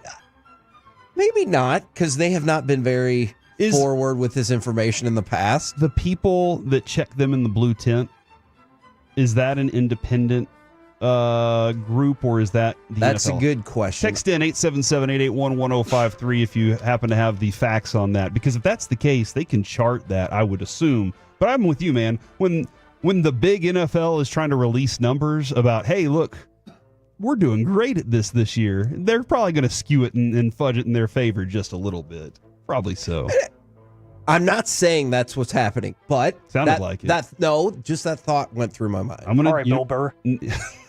Next week, Kevin, when we're in New Orleans and when I see the NFL people, I'm going to say, there's some serious accusations from Kevin Hagelin here. Also, would you like to look in this glass box at this snake we have? Do you think I'll probably have to pantomime the allegations to them, though, right? Dude, I'm betting we can go to a voodoo. What? I don't want to do that. We're taking Kevin to a voodoo doctor. Yes! While we're in New Orleans. I do not approve Do you of want that. your voice to work or not? Probably not at that level. What do you mean, not at that level? You don't know. The black magic might work. But it works for the Chiefs. It feels like just inherently saying black magic means there's some horrible price to pay that you don't know on the other side of this. Exactly. I'll just have to learn a new trade. Somebody texted and said, oh, accounts talk all the time. So I'm going to have to figure out a new trade. Just something where I can be silent all day. The Chiefs designate Sky Moore to return from IR and list him as limited. Eagles are winning. He has been out. He might run the wrong way. Remember that Minnesota Viking as a defensive fumble like in the 60s or 70s and he ran the wrong way? I was about to say he scored a touchdown, but I guess it was a safety. Yeah. He's not Jim Marshall, maybe? He's not Kadarius Toney. He just has struggled to live up to the thing that he was supposed to be. I don't know if he's that he'll run the wrong way. But he did have an abdominal injury, been out since October. I don't know how effective that can be for you. Maybe it's body part that you're putting out on the field, and that's good for them. It's one thing for Brandon Graham. Sky Moore's never been good at NFL football. Yeah. Like, hey, we really want him active. Why? He's one of the, out of all the wide receivers, you'd say he's in the bottom 10% of NFL receivers. I wonder if they for practice purposes, they're like, hey, you can kind of mimic Devontae Smith's body style and the way he runs routes. Let's work with that. Maybe that's the best they can get out of that. Guys, I was reporting yesterday, $7,500 for front row level 1 tickets. And did we average it out around 45 to 5,000? Something like that, yeah. Yeah, I was talking with Adrian about that this morning. She was like, it's not accessible. I was like, yeah, it is. It's accessible to very rich people or people who save up specifically for this. Yeah. They know exactly what they're doing. The cheapest ticket up in the 300s is about $950 was where that number was. The price tag for the most expensive luxury box is at $3 million this year. Now, last year, we were looking at $2 million for Vegas, and I understood that. It's Vegas. It's a completely different hospitality in Vegas. But New Orleans is a hospitality place as well. What are you doing with that $3 million instead of getting a suite, Kevin? I mean, if you're buying the suite, you probably have FU money, right? Where you're like, I don't know, throwing it on the pile. Mm-hmm. I have no idea. If you have that much money to spend on a Super Bowl suite, you probably have the opportunity to buy whatever you want. I know what Mike wouldn't do. He wouldn't buy his parents a house with that money. They don't need one. They have a house. What if they wanted? What if they were like, man, we really would like a new house, and I only have $3 million? Mm-hmm. If I have like enough money to buy suites at Super Bowls, I'll be like, all right. But if you only have the $3 million, you're like, hey, I'm going to kind of work around this just a little bit. That makes sense. I'm hoping, I'm really hoping that Taylor Swift's able to pull this off and she's able to get hers. Bradley Cooper, probably, do you think he's sitting in the Eagles suite or do you think he's... Yes. Because Well, let me there's a ask you bunch of this. stars that are Philly fans. Is Blake Lively still invited to the Taylor Swift suite? I bet not. Based on... Kevin, this is ridiculous. I have not been paying attention to this story at all, but every couple days you bring it up, and I'm like, okay, so what's going on? And then I'll find something that I'm like, okay, I kind of got an idea of it. But when I'm at the gym, they have Entertainment Tonight on, and I think that's see why I know it, and too. that's where I was like, this must be where Kevin is getting all this information. So Blake Lively blamed a guy for not sexually harassing, like verbally harassing and being unprofessional. But how is Taylor Swift? Was she in the movie too? No. She's friends with Blake Lively. So I guess what happened was, so they say, that one of the letters that they sent him mentioned Taylor Swift, and she was like, I have nothing to do with this. Like, don't drag me into this. Yeah, there was something along the lines like she intimidated him in some way, and she's like, I'm just going to separate myself from the whole thing because I don't want to be part of that. That's probably the smartest thing to do, right? Keep me at an arm's distance here. And lastly, football bettors in Nevada beat the sports book. Did we already discuss this? Yes, we did. Never mind. We'll discuss the 5 quarterbacks at some other time in the world. But coming up next here on the KNC Masterpiece are improvements in store for both Dane Dunning and the Rangers this season. Next on The Fan. The North Texas Bay.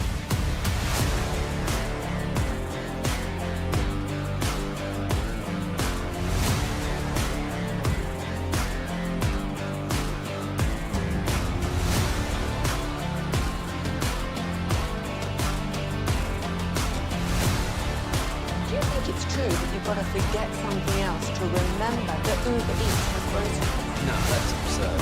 Hey, remember when you used to be what was it, Pepper Lady? Wasn't it Cinnamon Sisters? Hazel Babes. Sapphire Squad? Nutmeg Maidens? No. Nutmeg Maidens. Just said that. Was it Spice Girls? It doesn't sound right. Was it Saffron Squad?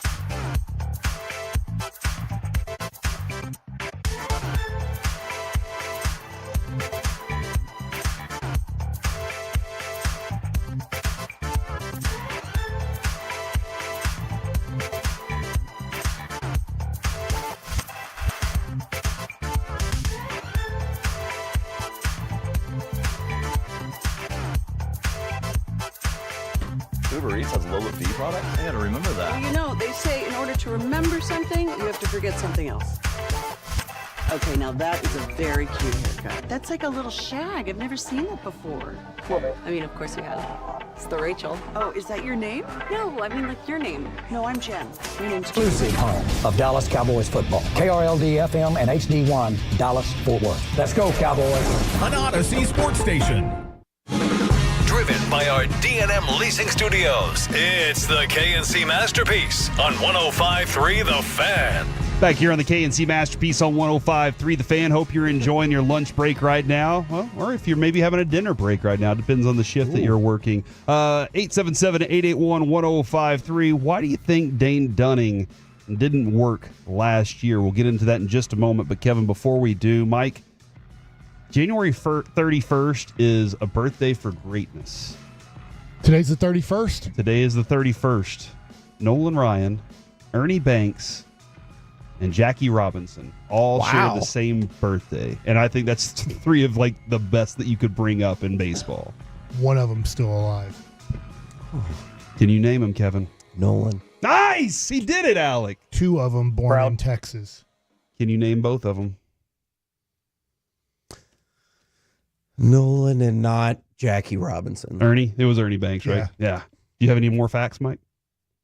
Jackie Robinson, first ever African-American player in the major league. That's a fact. That is a fact. Now, we had Dane Dunning during spring training last year. I'd love to talk to him again. I really enjoyed the conversation with him. I'm with you. I wanted to, if we can, talk to the Rangers part about it just a second. Okay. So, Mike, I brought this up because you were asking, like, just in general, all of us, are we maybe too bullish on the Rangers? And so I found a couple of articles, like from reputable type sources, talking about how much better they think the Rangers specifically will be. Buster Olney talked about this. MLB.com had a story about it. And they have the Rangers as their top team, destined to be better. And I realize it's better than 78 wins. So take that for what you will. And Buster Olney listed the Rangers as the fourth team most likely to get better.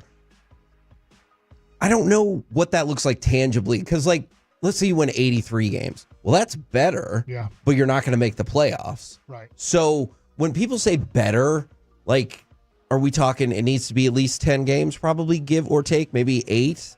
10's a big increase. It is. So I guess 5. Okay. Now you just named the 5, 83. That would be better, but that would be a very disappointing season for the Rangers. The thing that I hope is you don't look and go, gosh, we had 20 losses this year where we had a lead by 3 or less going into the 8th inning, and we lost 20 of those games. Right. They tied it up and we came back and won. That's not even counting those. Yeah. Is that we needed 6 outs to win this game, and we 20 times failed to get those 6 outs. That's the one thing that scares me about, not saying you would win all of those games. You're going to blow games. That's going to happen. But I'm just scared right now, at what rate are you going to be able to close those games out? I feel like also, was there a time when where MLB owners were like, well, we'll just pay all the starters to go as long as they can, and we don't need to worry about closers and relief pitchers? Well, I mean, when my dad played in the 70s, you really were like, you have 5 failed starters and then one guy you think can get, and really it wasn't even the last 3 outs. You looked at him as like the last 6 outs. Okay. So a reliever was, I'm seriously asking, the thought always was a reliever is most likely kind of a failed starter? Yes. Man. Yeah. That's tough. These are our best failed starters. Yeah.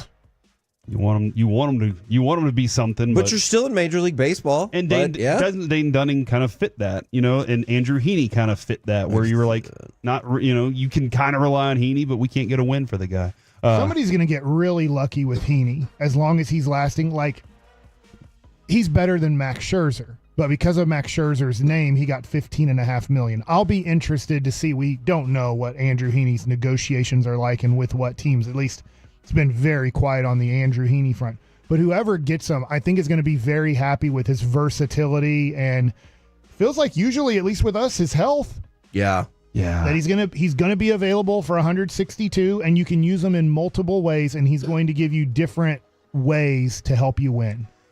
Now, this is going to sound like a really broad question, Mike, but better than just about anybody I know. Probably anybody I know. Sorry, Derek. Can give me or at least the second best. You can give me a good answer. One of the things that Dane Dunning said is he's made a lot of changes, and you're always like, sure, everybody makes changes. But he said, I was landing very far over the last year, and I was really losing my hips. I was wondering either A, if you want to dive into that specifically, or B, you can just talk about the mechanics of pitching and how important your hips are to it. I know that's like kind of a fun, basic question, but if you're older, you'll remember Roger Pavlik, that's a former Ranger, or and I always get them mixed up. It was Jeff Weaver with the Angels.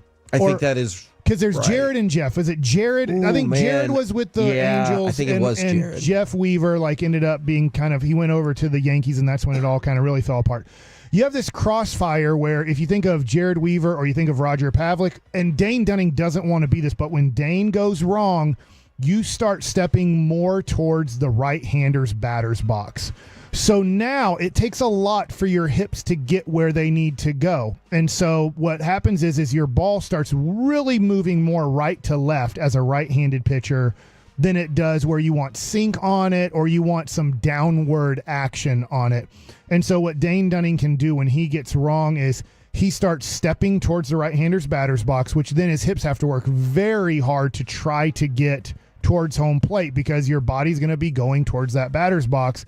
And so to get the ball over, all you have is sideways movement. Most hitters will tell you if it stays on the same plane and it's just going left to right and that's consistently how your pitch is always going, that's very easy. I just have to get in the right path and now just make sure the barrel's in the right angle.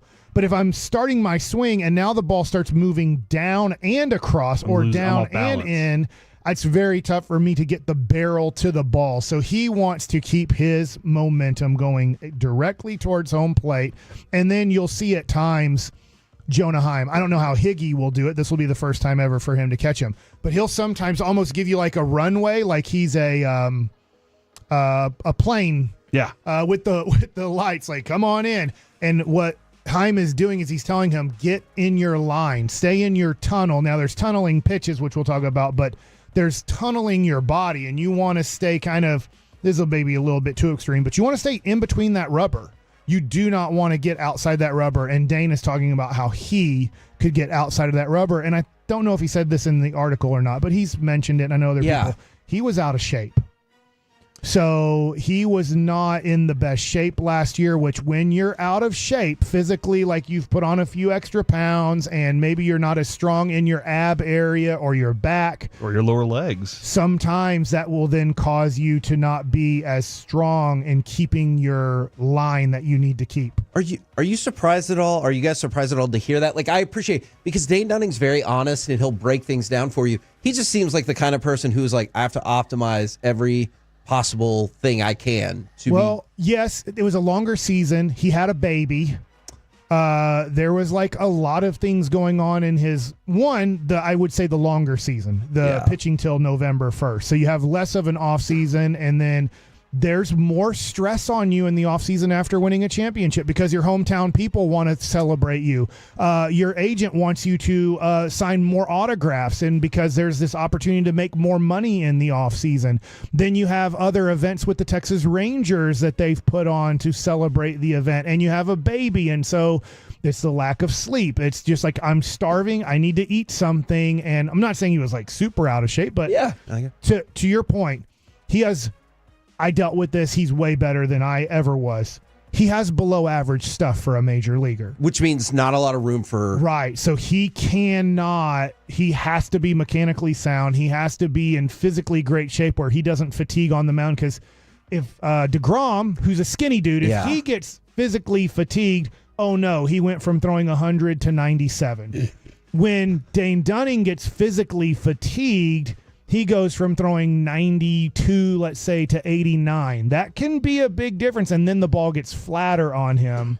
So I do expect him to be maybe not the 23 pitcher. I think the Rangers have much more depth than that 23 team does in their rotation, so I don't think he's really going to start much for you this year, but he needs to be a valuable guy pitching somewhere between those 4th and 6th innings. A few years ago, his hip was the thing that was bothering him too. True. He That's had the hip injury. Oh, yeah, and he wasn't able to step as far towards the plate. That's one of the things Mike was talking about. I know he wants to go straight, like towards the catcher, and we've seen him. I've seen him do that. Like, reach to me. You don't shorten it, because whenever you shorten it, you're losing a lot of what you're trying to accomplish. But he needs to reach out sometimes, and whenever you're a little heavier, you do tend to do a shortcut on yourself. You won't necessarily go as far out. Yeah, your body just physically isn't prepared to capture that. I know you just said maybe innings 4 through 6, potentially, give or take. How difficult do you think that is, either player or to kind of get the message of, hey, I know you want to start, but this is where I need you? Like, I know everyone will like pitch in for the team, but it's still got to hurt your ego, pride, whatever the case is. Yes. But Dane Dunning, this is his job the rest of his life, as in he's going to have to. Okay. I hope he does, because he's an awesome dude. I hope he gets a 3-year, $15 million contract. Like, I hope it'd be per year, but let's just put him at $5 million per year. I don't know. Dane Dunning's probably one of those guys in his career that could get a 10-year major league career, but it will be a lot of times on 1-year deals, or like a 1-year deal with a team option type of deal. And I think he understands that. He'll probably start a few games for you, but I just think he's going to have that role of, and I better do it right, because whether it's Jacob Latz, Cole Winn, Pennington, I know I'm naming the lefties we named the other day, there's going to be guys that are going to start off in AAA. I think Dunning will start on the major league team in the pen, that are going to be wanting to take his job. That's the tough thing about it. You're friends, but you're trying to take that guy's livelihood away from him, even though you're his friend. His sinker, Kevin, was one of baseball's best individual pitches 2 seasons ago. According to Baseball Savant, the 3rd most valuable pitch of its type. So him specifically, in what we all considered one of the best, like, we loved him that year. He was awesome. Anytime you needed to call upon him, he did. It was an average pitch last season. Mike, it did drop from 89.7 to 88.4. So, like, that specific pitch made it more hittable, and that made it more one of those things that he was like, all right, now I'm seeing more go over the fence, and now I'm seeing more doubles driven into the gaps, and that's not good. And Bochy's not going to let that last long. Yeah, the 2 things you want to watch for Dane Dunning when you're watching him pitch is, 2, you don't want him to be up in the zone.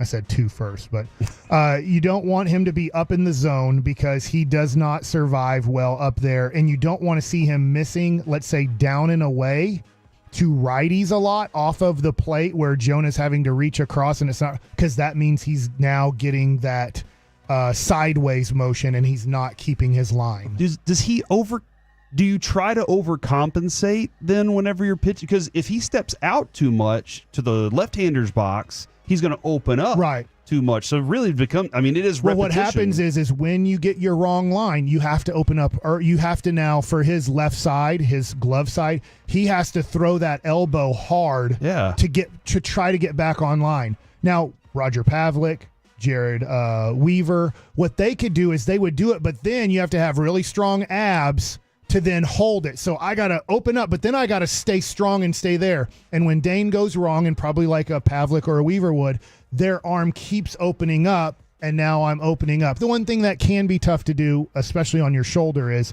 if you start off and instead of stepping towards your line, you do step open. Okay. That usually, in a general sense, will put more stress on your shoulder. Now, Kevin, Jared Weaver was a fantastic pitcher, and I always found it weird that he did cross planes the way that he did. But one thing he didn't like was pitching in Texas. That was the one advantage we had. Whenever it came to not having a roof on this thing. That dude's lips would dry out, and he would be ticked off, and he would be cussing at everything. Once he looked like maybe a drug addict or a crack fiend up there, just like, I need my fix right now. And he hated pitching here during the hot. And I was always excited because that was good for the Rangers on that. So I'm very hopeful for Dane Dunning. Do we have any other Rangers things we need to work on before we get to spring training, Kevin? I mean, before pitchers and catchers report? Sure. It goes back to what Mike said his biggest fear is. What I think the biggest fear is for most people on this team is they're going to look back and be like, dang it, I wish we would have had the money or trade assets or whatever to get a closer. Are we just assuming we're going to score 12 runs a game, or how are we? Because last year kind of freaked me out that we couldn't score. But I don't think you're in that position. But what I'm afraid of is you're going to be in a lot of close games. And then at 4-3, 8-7, whatever you think that looks like. I'll tell you what's going to be interesting is, let's say, the first 2 weeks of the season. In August and September, Bruce Bochy finally, I think, said, screw it. We're not going to hit home runs. We're not going to hit doubles. We're going to have to... What's that? I'm sorry. I coughed. Oh. And I covered the cough with my hand. Like you should as a human, but I didn't turn off the mic. I'm so sorry. Is he going to manage like August and September where they started trying to steal bases more? Yeah. And like we can't live for the double and home run. We don't do that. Our team isn't doing that. Now, Langford got really hot in September. Or is he going to go back to, no, in 23, the way we hit the ball, and now that I have, hopefully, opening day, Josh Young healthy, Jock Peterson in the lineup, like, are we just going to go to everybody stand on their base and wait for the double and wait for the home run, and that's how we're going to murder teams? I don't like that. I don't either. I understand the power that they potentially have. I would like to be aggressive early in the year and then try to bring it back if you need to on the bases, rather than let's watch for 2 months and see if we have an OPS or a slugging that is top 5 in Major League Baseball. Yeah. I'm very looking forward to getting out to Arizona, getting out to Surprise, talking with Boach, seeing what he thinks needs to be fixed with this thing, or if he's like, you know what, we got this sucker ready to rock. Are you looking forward to that as much as you're looking forward to going to the Omni today in Frisco to potentially see the G-Bag Nation? Man, that is... Well, not potentially. If you go, you will see that. Go to the Omni. Check out the G-Bag Nation. They're going to high-five you. Might even have some drinks with you. I know a bunch. 3 of those guys will drink, definitely. So, and if you get Broadus rolling, just imagine what G-Bag's going to be like today. All right, coming up next here on the KNC Masterpiece, we hit the expressway. 40 minutes of uninterrupted sports and fun content in your ear holes. The Combo Platter, movie and music edition. Give us a sports opinion and then what song movie combination always goes together for you. And we also have Mike Likes It next on The Fan. Full KNC Masterpiece shows available anytime on the Odyssey app. Your head. I'm not saying this is your hair. Okay, freaking me out.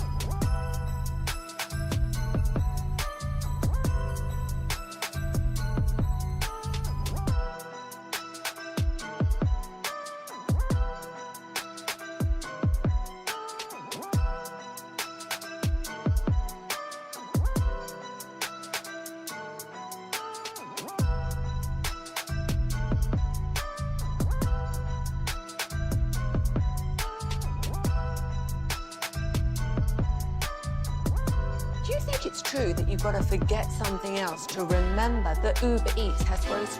No, that's absurd. Hey, remember when you used to be what was it, Pepper Lady? Pepper Lady? Wasn't it Cinnamon Sisters? Basil Babes. Saffron Squad? Nutmeg Maidens? Paprika? No. Nutmeg Maidens. I just said that. Was it Spice Girls? Doesn't sound right. Was it Saffron Squad?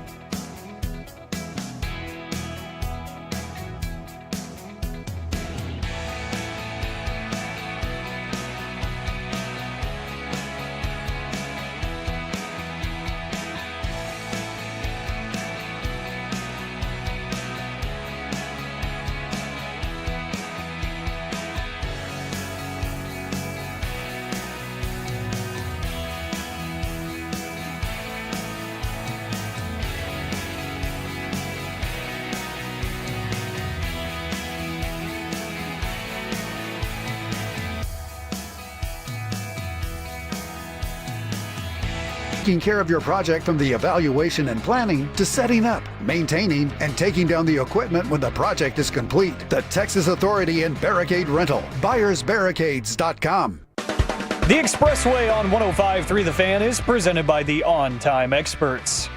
Back here on the KNC Masterpiece on 105.3 The Fan, we do have a giveaway coming up here whenever Kevin's ready. He gets to stream it out today. Good luck, man. That is a terrible idea.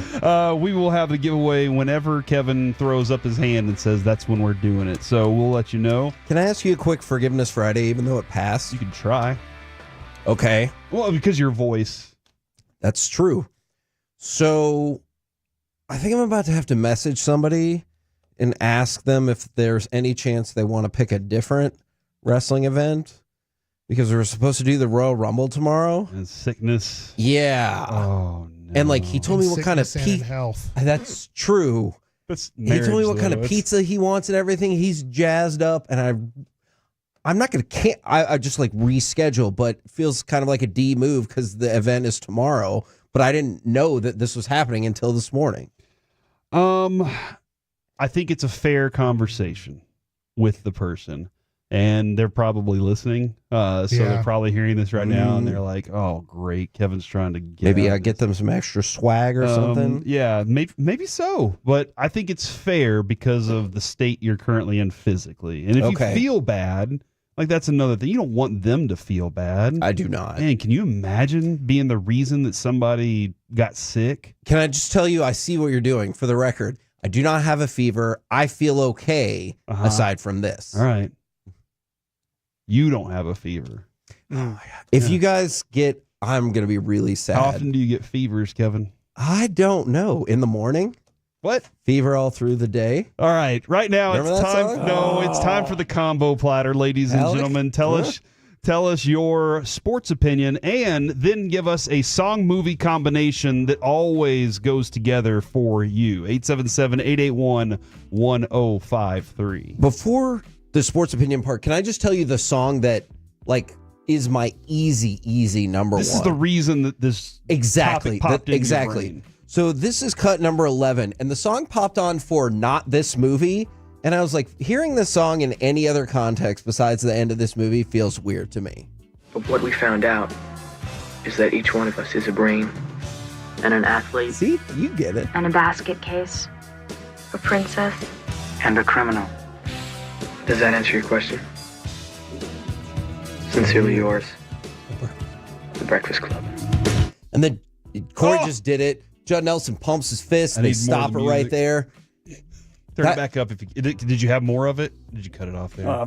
I labeled it the ending of the movie. If it's an actual scene that had like conversation, I wanted to get the scene of the movie so people could understand it. I will say, is it Pitch Perfect, the first one where she does the mashup with that? I loved that mashup. I thought it was awesome. It's impossible for me, or I would guess lots of people, to hear that song and not think about Judd Nelson or The Breakfast Club or Absolutely. John Hughes or whatever. Even in Pitch Perfect, he throws his hand up as an homage to that because she had never seen The Breakfast Club before. So, did you have a sports opinion, or did you have another song that you wanted to throw in your conversation You know what? here?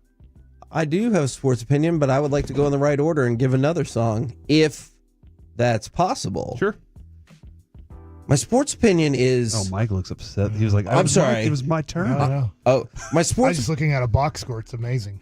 My sports opinion is, I think Reddit is going to help get Justin Tucker punished. Okay. So, look, you can take whatever you want from this, but... Reset where Justin Tucker situation. So Justin Tucker, the accusation is that he was inappropriate with 6 different masseuses. So there's multiple threads on Reddit, which have now picked up steam because the Daily Mail in the UK picked this up and everything.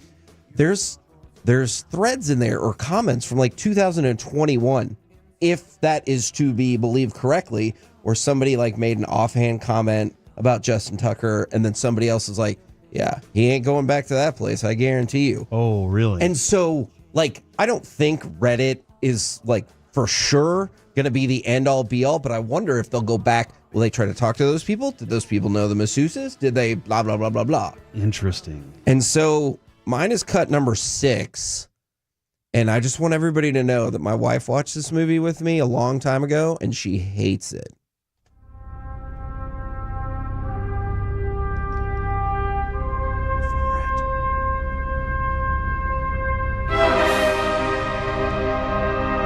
So, some people will probably think of Ric Flair too, but it's 2001: A Space Odyssey. My wife hated that movie. I've never seen it. I do not think you would like it. You think I would like it? I like movies. I think you might. I mean, we get paid by Odyssey.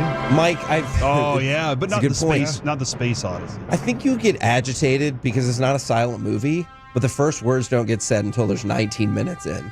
It's like Raw, the opposite of Raw. All they do is say words. Yes, true. Wrestle. What is the movie about? Is it about space? I mean, I know this sounds like a stupid question, but and a radio company. So space. So essentially, good. There's these 2 astronauts, and they have a super-powered AI-like computer, and they're going to investigate some weird anomaly in space that they're like, hey, what's happening here? And it might be an answer to a whole lot of bigger questions. Like how we're going to Mars. Yeah, but they go even farther. They go towards Jupiter. Dude, that's where the diamonds are, right? The diamonds are on Jupiter, I believe. Or hold on, which one has the rings? Well, Jupiter also has rings. One of them rains you mean diamonds. Saturn? Yeah, one of them rains diamonds. So that's all I need to know there. By the way, according to multiple sources, Cowboys interviewed Detroit running backs coach Scotty Montgomery for their offensive coordinator opening. So add him to the list. Clayton Adams, Kevin Koger. Montgomery. That would be interesting to take Montgomery, who was obviously friends with David Montgomery during this time, but a guy that was with the Detroit Lions running game. You know, he was in part of what their running game was all about. Shoddy doesn't need a real offensive coordinator. Yeah. He needs somebody that can do some special things the Cowboys need. I always feel like, how would this feel if all I can think of is one pitcher that's a manager right now is Bud Black? How would I feel if we're going to hire you as the pitching coach, but the manager is the pitching coach, and he's going to do all the bullpens, and he's going to make sure that his guy is ready, and he's going to put the game plan together. At least Schottenheimer's qualified to describe that to him. He's like, hey, here's what I did. Yeah, I don't know. I do feel like he'll do a good job of delegating. I really do feel he's seen enough of that. He's seen enough of how coaches manage that. So I think he'll do a good job of that. Mike, would you like to drop yours? My sports opinion after talking bad about Bronny, him and his father combined for 29 points last night. Nice. They played the Washington Wizards, and they beat them 134-96. I don't think the Wizards are going to win another game. By the way, that was another game where at halftime, it was a massacre. It was like 30 points at halftime. They beat, because I'm looking at this. L.A. outscored them by 13 in the first quarter and 20 in the second quarter. So it was a 33-point game at halftime. Bronny did make a shot. He went 1 for 6, and he made all his free throws. So he had 5 points, which 1 for 6. Let me click on his name here. Is he up to 10%? Let's see. This is going to be a big one, guys, as we're looking at the stats for Bronny James, who definitely deserves it. I have him at 9.1%. He's getting close to 10% shooting a basketball in this league. And the reason why, I think some people, and it got a little bit better, but somebody said at one point you could have shot 1 for 15, and that would have improved his shooting percentage. Yeah. I said that yesterday because I heard that from somebody else, but I feel bad for him because they were showing on the highlight. They're talking to Shams Charania on the Pat McAfee show, and they were talking about trade rumors and stuff, but they showed that he made a layup last night and made a basket, and LeBron is celebrating it on the bench because they're up by 40 or whatever. Yeah. And then somebody's tackling Bron he did it, and I'm like, and you can just see Bron's Bronny's trying his best. Sure. He's not equipped to play in this league, not anywhere close. And I just feel bad. So my opinion is I feel bad for Bronny James. He knows it right now. This is tough to say because he knows that he's kind of getting laughed at. And even on the Lakers bench, as his dad is celebrating him by demanding that he's on the team and demanding he get NBA minutes, that he just has to feel, when you don't belong. I'll tell you, I'll be honest here. On that stage, man, I'm up there with David Murphy and Elvis Andrus, and they're in some former famous Texas Rangers. And I'm like, I'm not a fan. I was like, I'm like, you don't need to say that, man. I get it, man.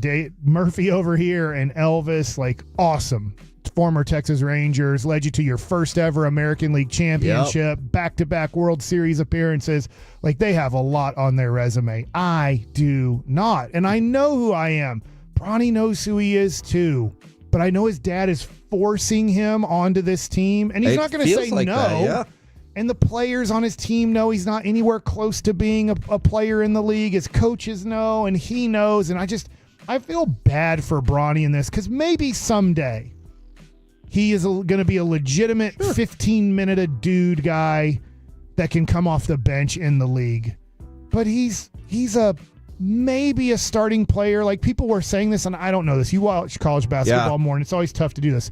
People are saying he wouldn't even start on Duke's team. If he would have transferred from USC. He definitely would not start on Duke's team. They were just saying, there's multiple teams that if Bronny would have transferred from USC too, he would still be coming off the bench as a 15-minute role player in college. And that's where if he got his 3 or 4 years, work your way up potentially into the starting lineup, and then by the time you finish your junior year, people are like, okay, I see it. I see how you fit in the NBA. So I feel bad for the kid. He's 20 years old, and I guess I shouldn't, it's in a way you shouldn't feel bad for him. He's a multi-millionaire without ever doing a thing in his life. His dad has been unbelievable. His dad's probably a billionaire at this point. Or will be.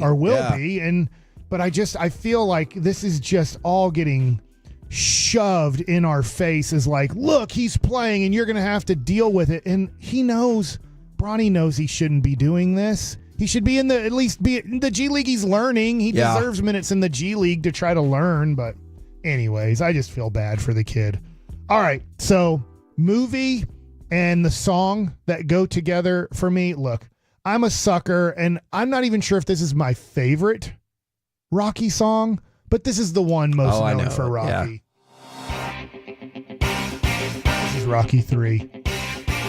And they used it again in 4. Oh yeah, early on. Yeah, right? because they were like, well, everybody loves this. Yeah, because this might have been a number 1 song in the United States of America. Did you use this in 1? No, this 3 was when this one came out. I just associate it with 1 because Rocky in this song are so synonymous. Yeah, I mean, they honestly had multiple songs. My favorite Rocky movie is Rocky 4. But I feel like if I would have just played the one where he starts training in Russia, people would have gone, well, it's just music. There's not words. And then you have the one like, there's no easy way Oh, out. yeah, that is a good one. There's no shortcut home. Like, I love working out to Rocky music. I thought this was probably the case. This song was written for Rocky 3. Yeah. So essentially, I guess Sylvester Stallone had asked for permission to use Another One Bites the Dust. Okay. And they said, Queen said, no, thank you. And so they went to Survivor, the band Survivor, and to make this song for this movie. Wow, that's impressive. I hope they thank Which they had to think about it because in Rocky 2, he wastes all his money quickly because he's never had money in his life, and he fought Apollo Creed, and money comes in, and he buys a black jacket with a tiger on the back of it. So that's probably why when Survivors, I'm sure there's a whole story behind it, but they're probably looking at Rocky 2 and maybe Rocky 1 and going, how do we make a song that really describes... This story is bananas. One of the guitarists had to use a partially broken guitar that he glued back together because their first two albums were unsuccessful and they were really poor. And they thought they were going to get dumped by their label. And that is fascinating. Then this happens. It was number one for 6 weeks, Mike, in the United States. Wow. Okay. My sports opinion is less of a sports opinion, more of a sports story. Mike, you keep bringing up Michael Jordan versus everybody else and how Patrick Mahomes is making everybody look like that. I recently saw a different, unique take on this because you have never heard of the horse sham, have you? No. Have you ever heard of Secretariat? Yes. All right. Everybody knows Secretariat. Secretariat was the most dominant horse ever. In the Kentucky Derby in 1973, I believe, they didn't really keep times, but they kind of had general times. The horse Sham ripped 2 teeth out at the starting gate whenever he took off. His two of his teeth fell out. He was bleeding from the start. The Secretariat finished with a time of 1:59 and 2/5. That was the time that he finished at the Kentucky. By far the fastest. The first time anybody had ever broken 2 minutes, for one, and the fastest ever. Sham finished with 1:59 and 4/5. He also broke 2 minutes, but because he finished second, it was 2.5 lengths that he lost to Secretariat there.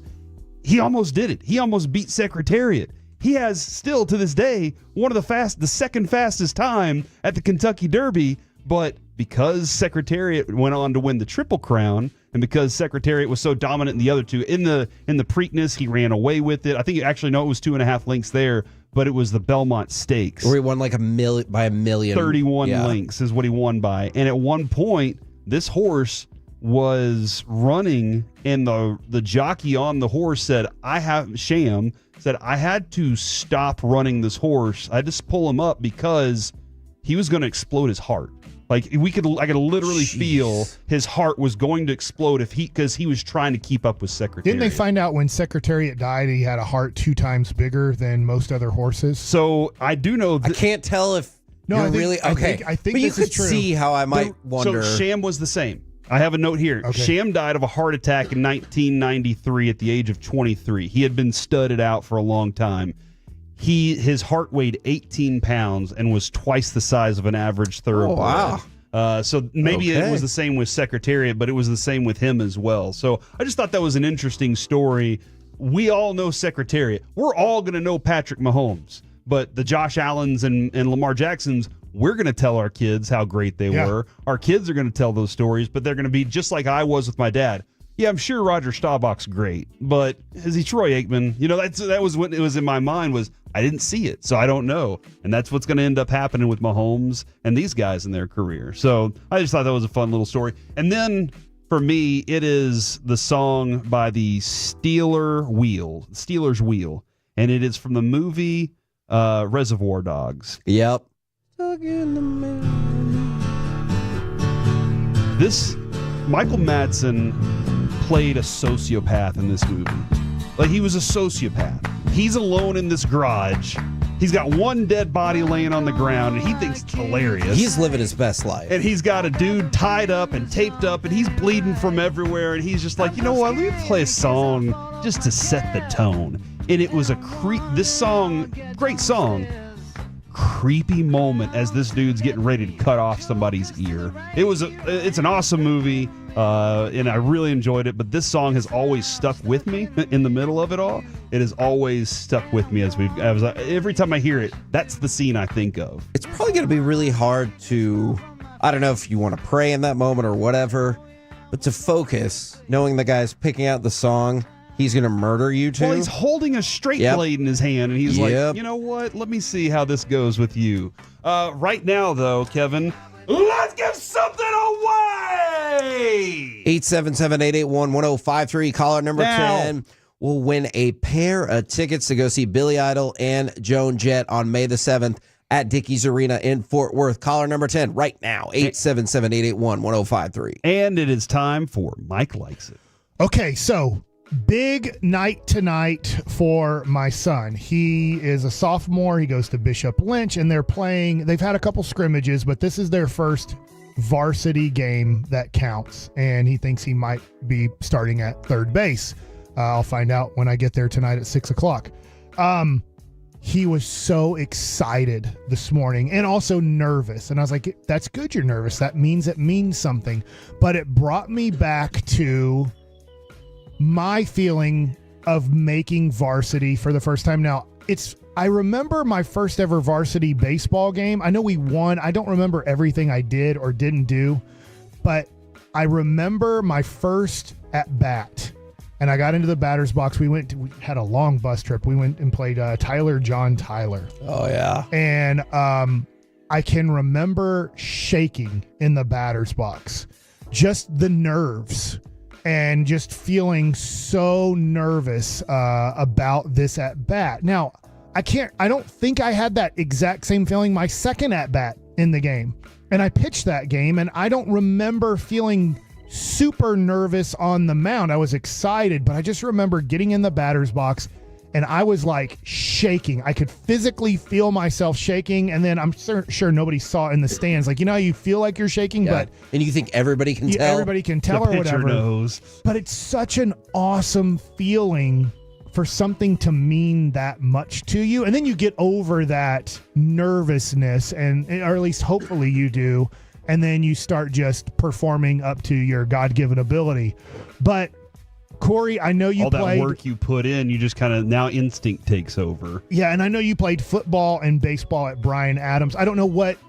Was it your junior year you made? My freshman year was my varsity in baseball. And we had a really talented senior group. I was just on the team just to kind of be there. I would play some JV games, but they would also move me back and forth. Yeah. But my first game that I played, it was a tournament.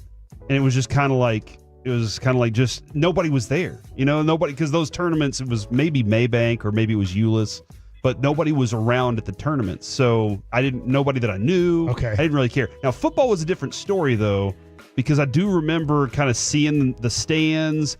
I didn't really know what I was doing. Like, honestly, I'd had an injury the year before. I had taken my knee out. And so I was kind of nervous about all that. But I do remember being nervous because the action was different. Once the kickoff happened, the hits were louder. And I was like, oh, this is different than being on JV. And so... Did you say who you guys were playing that first game? That would be Fort Worth Trimble Tech.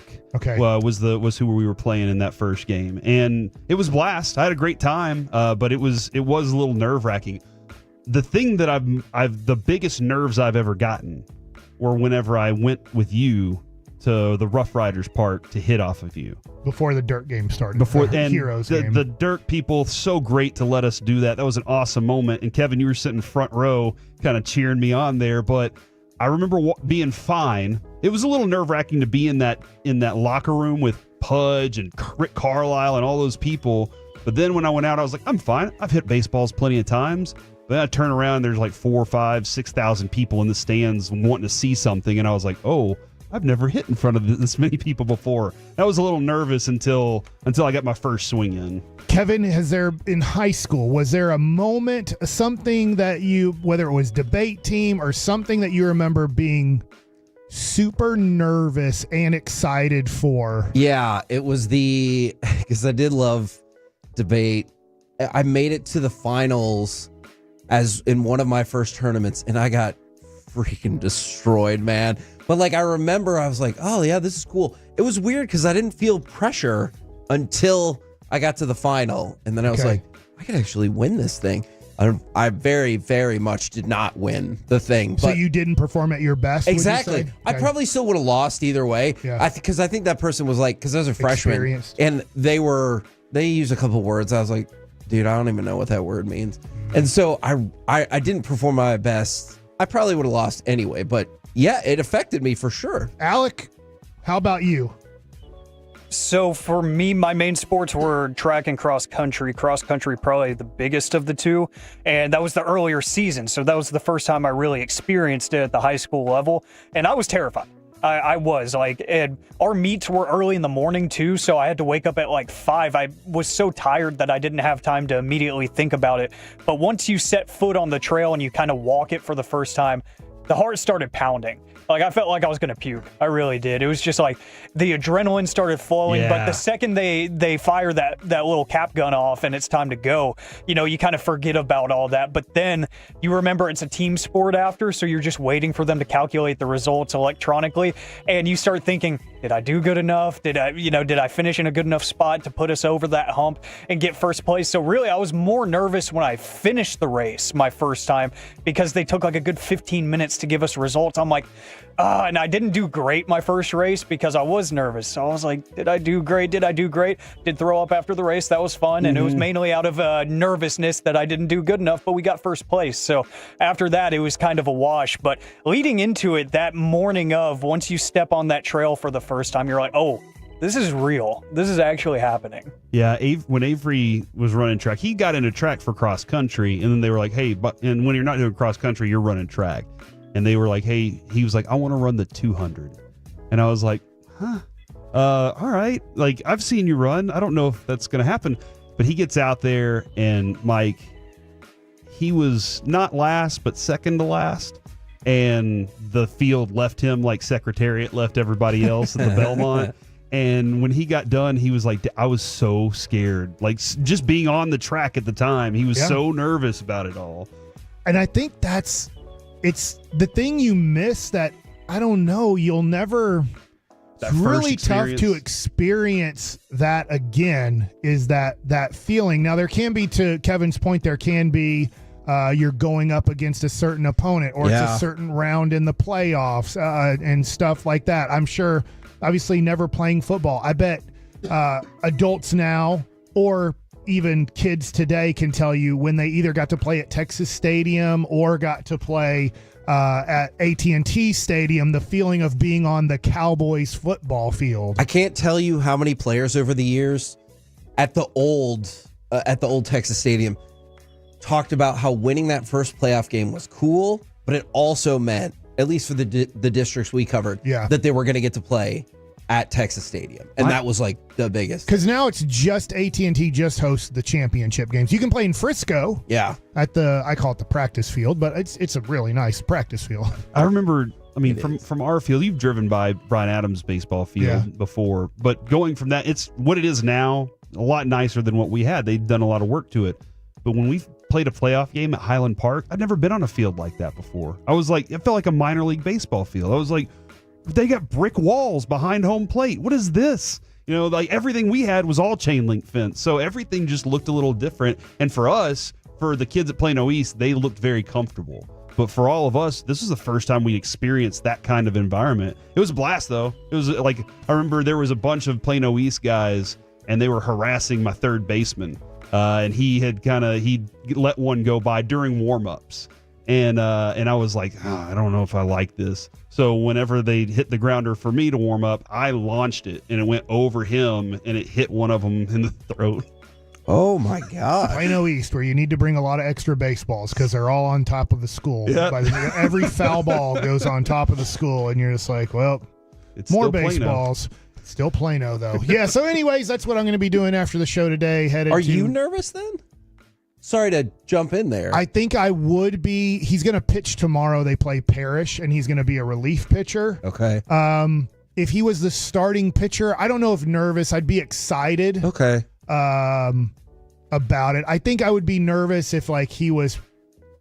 I know this is hopefully he will do this in April / I guess May is pitching a playoff game where there's a do or die sense to it. What a beautiful day, though, to get his first lucky. varsity. That's true. Because last week, like at this time, we're freezing our butts off. Would have hated that. From the 817, I played catch with Mike Bassick once. I was so nervous, but he held me and sang a song to me, and it calmed me down. What songs do you like to sing to calm people down, Mike? I don't know. Is this when our Tolo, who I think it might went be over to the park over here? I think it might be. Did you sing a song to him, or I said you held him? I mean, so we that's another talked. thing. We talked. We had a catch and we played talk. Dude, we played talk. We played catch and we had a talk. And had a talk. That's good stuff, Mike. I'm really hoping the best for him. Let us know how that goes. Unless he does bad, I'll be like, he's screwed. Yeah, up. if he does bad, you're at least going to be nice to these. Okay. So how do you think? Do you already have in your mind like how am I going to soften the blow if it goes poorly, or are you just going to be like, you saw it? What are you doing? I try. I'm not. I can tell you, I failed many times as a sports parent, and done and said the wrong things. So I don't know. The other day, my son, who plays on the 9th grade basketball team, which it's a pathetic watch every time, jeez, is one of the parents like, don't be too hard on him because they almost blew like a 20-point lead in the fourth quarter, and I was like, I'm also going to be honest with him. I'm not going to lie to the kid. Yeah. You know, I think too many parents lie. You did great. My butt, you did great. I think everybody saw it. I think a great approach is just let them tell you how they did and then agree with them. If they think they stunk at something, you can agree with them. Well, that's and not then a bad if they idea. ask for more criticism, you obviously have a lot more knowledge. He knows. He's like, hey, I'm talking to a pro person. Yeah, but they don't here. like, I'll tell you this, they don't like that at all. Yeah. I always just try to listen and let them tell me. And then I'll be like, yeah, it wasn't that great. All right, game of the year tonight. How are we Game going to get one. better? How are we going to get better for next time? Coming up next here on the KNC Masterpiece, it's time for a segment with a great host and a great man, pretty good dad, decent friend. It's the C Block with Corey Majors. Where are we going, Corey? Guys, we're going to do a top 10 officials that you don't want to fight next on the Fan. Commercial-free KNC? Delicious! Spend your lunchtime commercial-free. Afternoons beginning at 12:20 on 105 through the Fan and the Odyssey app. Presented by Comerica. If you're looking for your fantasy fix,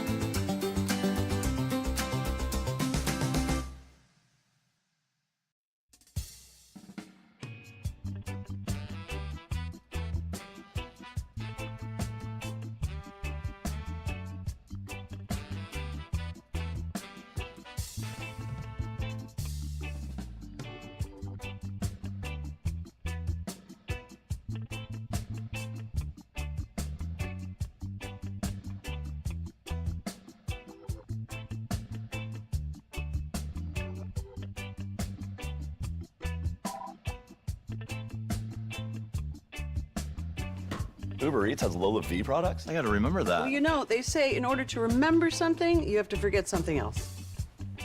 Okay, now that is a very cute haircut. That's like a little shag. I've never seen that before. Well, I mean, of course you have. It's the Rachel. Oh, is that your name? No, I mean, like, your name. No, I'm Jen. My name's Jen. Right, but I just mean, like, this is your haircut. But that's hair on your head. I'm not saying this is your hair. Okay, freaking me out a little bit.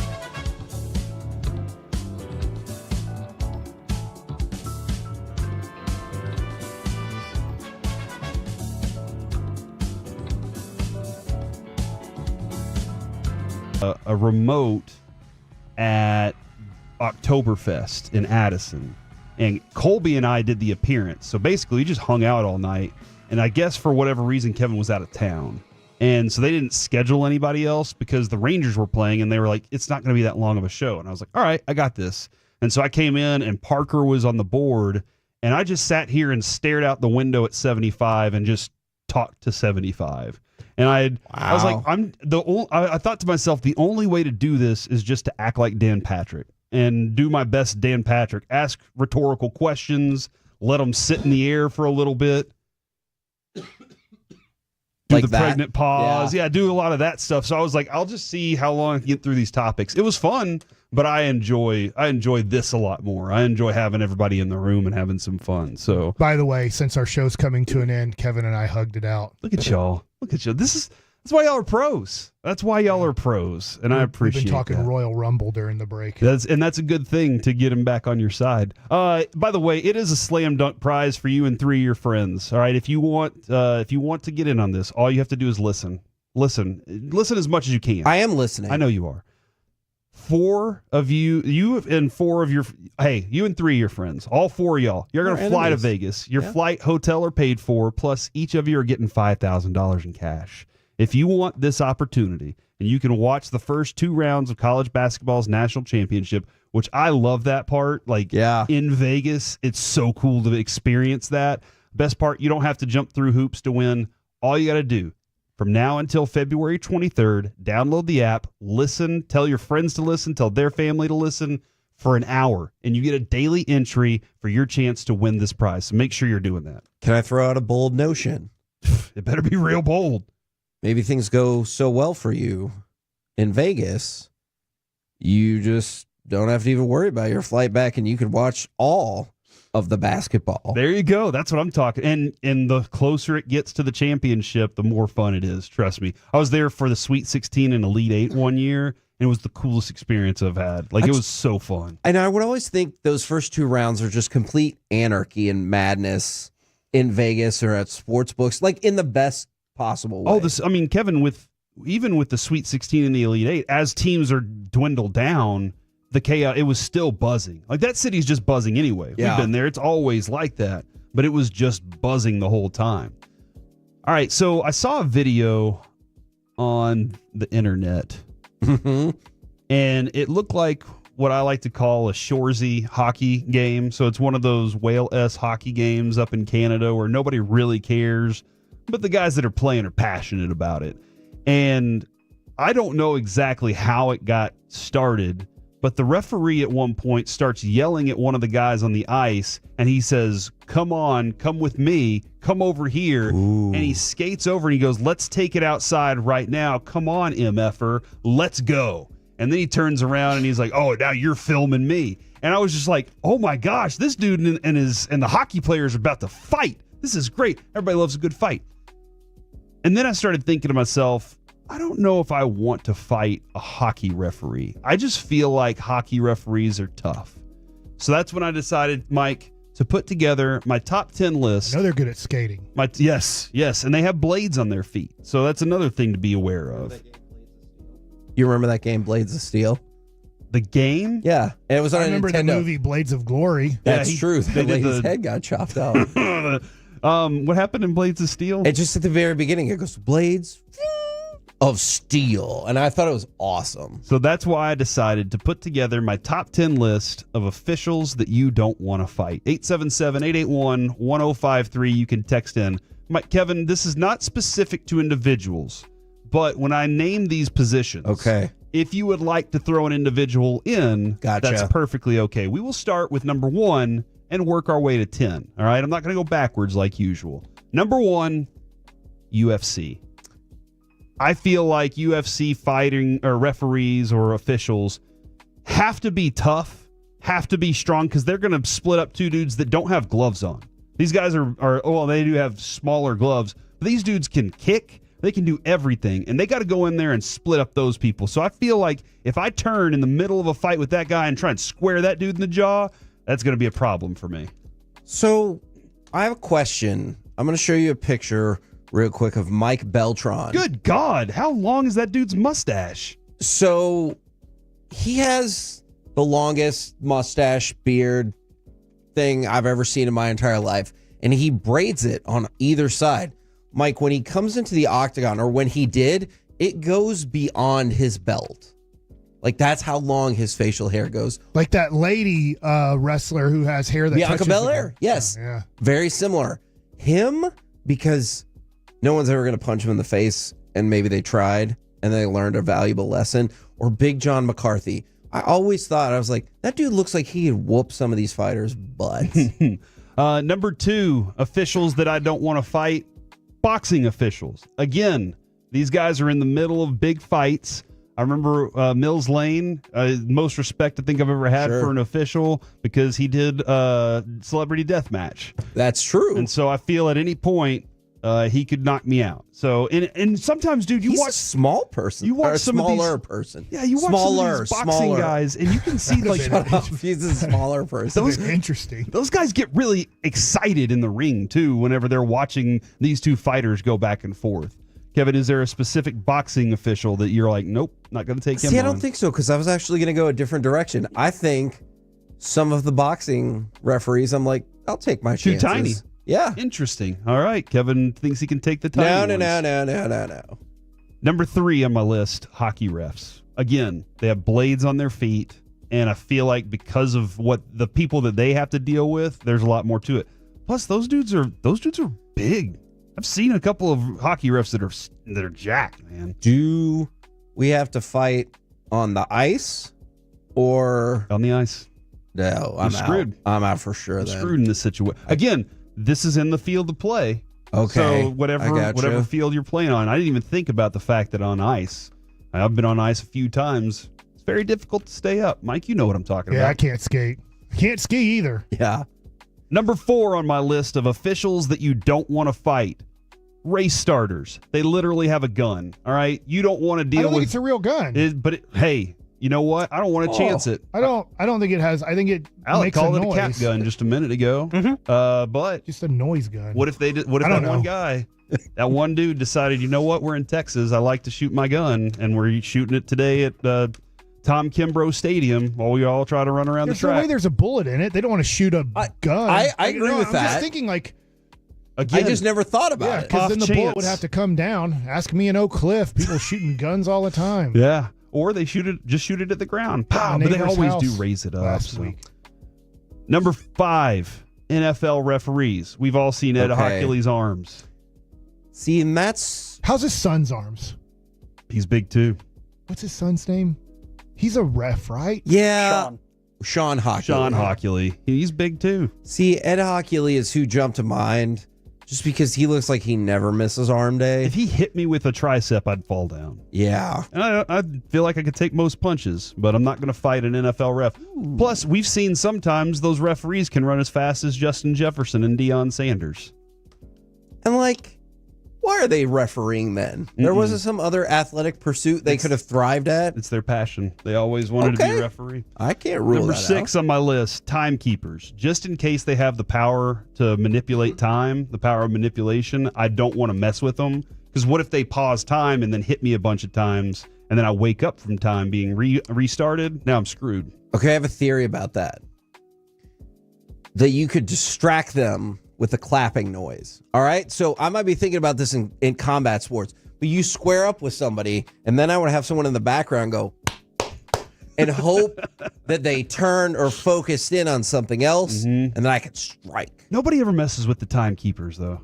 That's right. You ever know, like, ever. They're just in their own world. And you know what? If they started the clock a little early, we can't go fight them about this. Speaking of high school sports, and especially high school basketball, how many times did you guys cover high school basketball and there's like a foul or something and the person forgets to hit the button either to stop the clock when the ball goes out of bounds or to start the clock as the ball's been inbounds? I had to tell a scorekeeper once that they had the wrong score. And I was like, I'm 100% positive. And they said they couldn't change it unless one of the coaches or officials came up with the scorebook. And I was like, here's all my numbers right here. You have the score wrong. They're like, you may not know how to do math. And you're like, if I had my CPA, I could show you right now. That's a good point.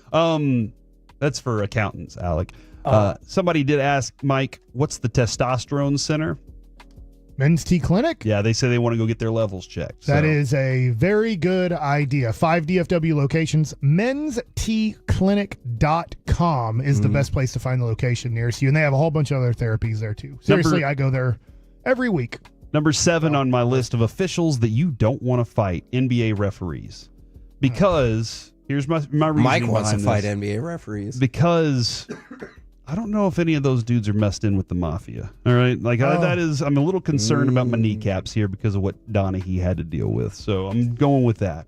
Number 8. You watched that thing with Bill Burr that we played the other day. Yeah. He's like, come on. Like, if you were reffing with that guy, you never figured out at the end of all of the games you reffed with him that, man, he's doing some shady stuff. You don't think other refs were in with him? You don't think you could pay him off to take a dive?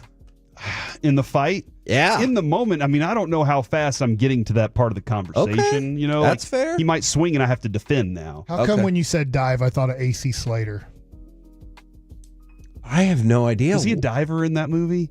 He played Greg Louganis in the movie. Yeah. In the made-for-TV movie. He did? When he hit his head on the board. And I don't remember that at all. Yeah. Oh, wow. I have to tell people. That's like when he did that, he's like, crap, I do have to tell people that I have HIV. Number 8, baseball umpires. Baseball umpires, they don't seem like they want to fight that much, but they do have padding that's going to protect them and masks and stuff. So only one of them. Yeah, that one guy. This is the guy on first base. The I other can 3 guys. go attack him first. Number 9, Australian rules football umpires. I don't know what happens down under. All right. So there's a lot of stuff that I have to be concerned about because have you ever seen the stuff they have in Australia, dude? They're giant spiders and things that can kill you. How big is the spider? Kangaroos that can come up and punch you. So what do you mean how big is the spider? Does it matter how big a spider is? A little bit. Y'all are joking. No. I see a tiny little spider. I'm done with the house. Really? Yeah. I just put my finger on it and kill it if I Burn it can. down. Your finger, not your foot? You know what happens? Well, if they're in the sink. Oh, okay. You know, I gotcha. You know what happens? You don't know how many other spiders are watching.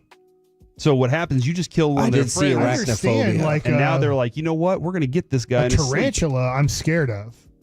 Those little baby spiders. They're not baby spiders, but those little ones you just put your finger on and they're dead. Yeah. Dead. What if their family members come back for revenge? They'd have to have 3 million family members at their size. Dude, their eggs like pop out 100,000 of them. So okay. Is that factually accurate? There are more spiders in New York City than there are people. Isn't that the word they say? Yeah. Oh, yeah. It's what about out there. rats? That too, probably. But don't worry. Throw a cat in there and everything's fine. And then last but not least, they're cats in New York. They're cats at grocery stores. I'm pretty sure there's no cats in America. That's a song from Fievel Goes West. Nice job, Mike. That song goes perfectly with that movie. So nice job, Kevin. And they were Call wrong back when to they got earlier. off the boat. They found out there were cats in America. The last one, soccer. Meow. Everybody hates soccer refs anyway, so that's why they're number 10. Everybody would want to punch them in the face, but I really don't want to fight them because they run so much they'll probably never get tired. I think soccer refs are too low on this list because they've seen the most messed up stuff you can imagine, like people getting killed out on the field. Like they've seen some stuff, man. Due to a lingering flaw in personal conduct policy, a quick settlement with his 6 accusers could short-circuit the NFL's investigation of Justin Tucker. Is what we're seeing from NBC Sports right now. Wow. We'll keep up with more of that, and we'll try to elaborate a little more on that story. But coming up next, ladies Who's and going to gentlemen, be in the Royal Rumble? we can do that. Do you want to talk about the Royal Rumble? I'm on a page right now, getting ready for it. I think I'm going to have a party at my house. All right. Okay. I'll be heading home, but it'll also be Masterpiece of the Week next in the Fan. If you're laughing, we're happy. Thank you. Thank you.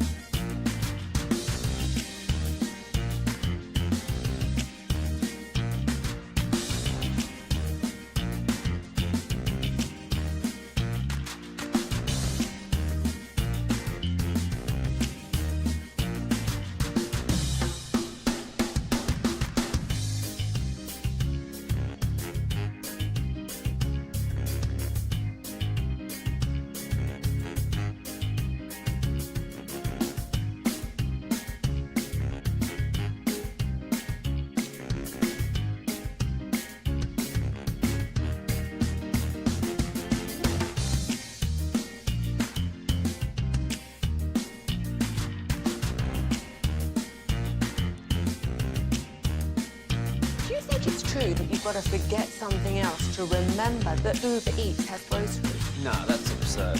Hey, remember when you used to be a, Pepper Lady? Pepper Lady? Wasn't it Cinnamon Sisters? Basil Babes. Saffron Squad? Nutmeg Maidens? Paprika? No. Nutmeg Maiden. I just said that. Was it Spice Girls? Doesn't sound right. Was it Saffron Squad?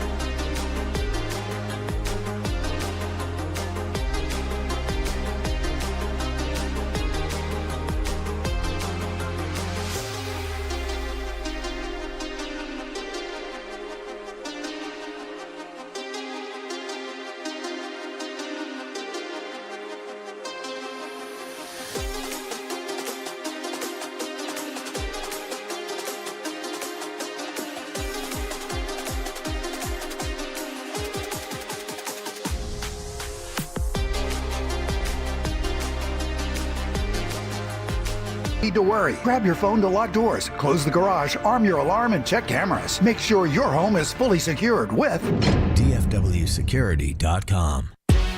This segment of the KNC Masterpiece is brought to you by the personal injury lawyers Frankel and Frankel. If you've been injured in a car or truck wreck, call Frankel first, 214 or 817-333-3333. With Frankel and Frankel, there's never an out-of-pocket cost. They only get paid when you win. Frankel and Frankel, the go-to car and truck wreck attorneys in Dallas. Back here on the KNC Masterpiece on 105.3 The Fan. And don't forget, go see the G-Bag Nation at the Omni. In Frisco, the Omni in Frisco today. It's going to be the last remote for the station before we head off to Radio Row. So go see them at the Omni in Frisco from 2 to 7. Yeah, and that's an awesome area out there, by the way. There's a restaurant called, I think it's Lombardi's. It's an Italian restaurant. I took Adrian to. It was awesome. Are they still there, or did that restaurant go to North Carolina?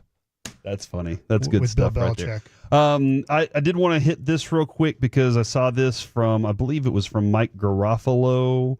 It is Give me 1 second. I was going to say, in between that time, while you're looking for it, Mike is going to need to talk about the Royal Rumble. Okay. So I'm watching last year's Royal Rumble right now. This is Ian Rappaport. The Saints plan to meet again with Kellen Moore after the Super Bowl. That is their plan, is to meet with him after the Super Bowl. And an indication he's the top choice for now. The first time the two sides can speak, and Moore could just stick around since the game's in New Orleans. And there has been a lot of buzz that, especially when McCarthy dropped out, that he's the lead guy. Yeah, I think Alec was telling me, though, and Diana Rossini said that he doesn't like the quarterback situation there. And yeah, well, so you got no money. Yeah. So good luck. All right, right now, I lose complete control of the show because Mike wants to talk about the Royal Rumble, and I've only seen 2 of these, I think. Okay. I've never seen any. It's an absolute blast the way that Kevin and Spittle do their party. Okay, so here's something I'm going to make a suggestion for you,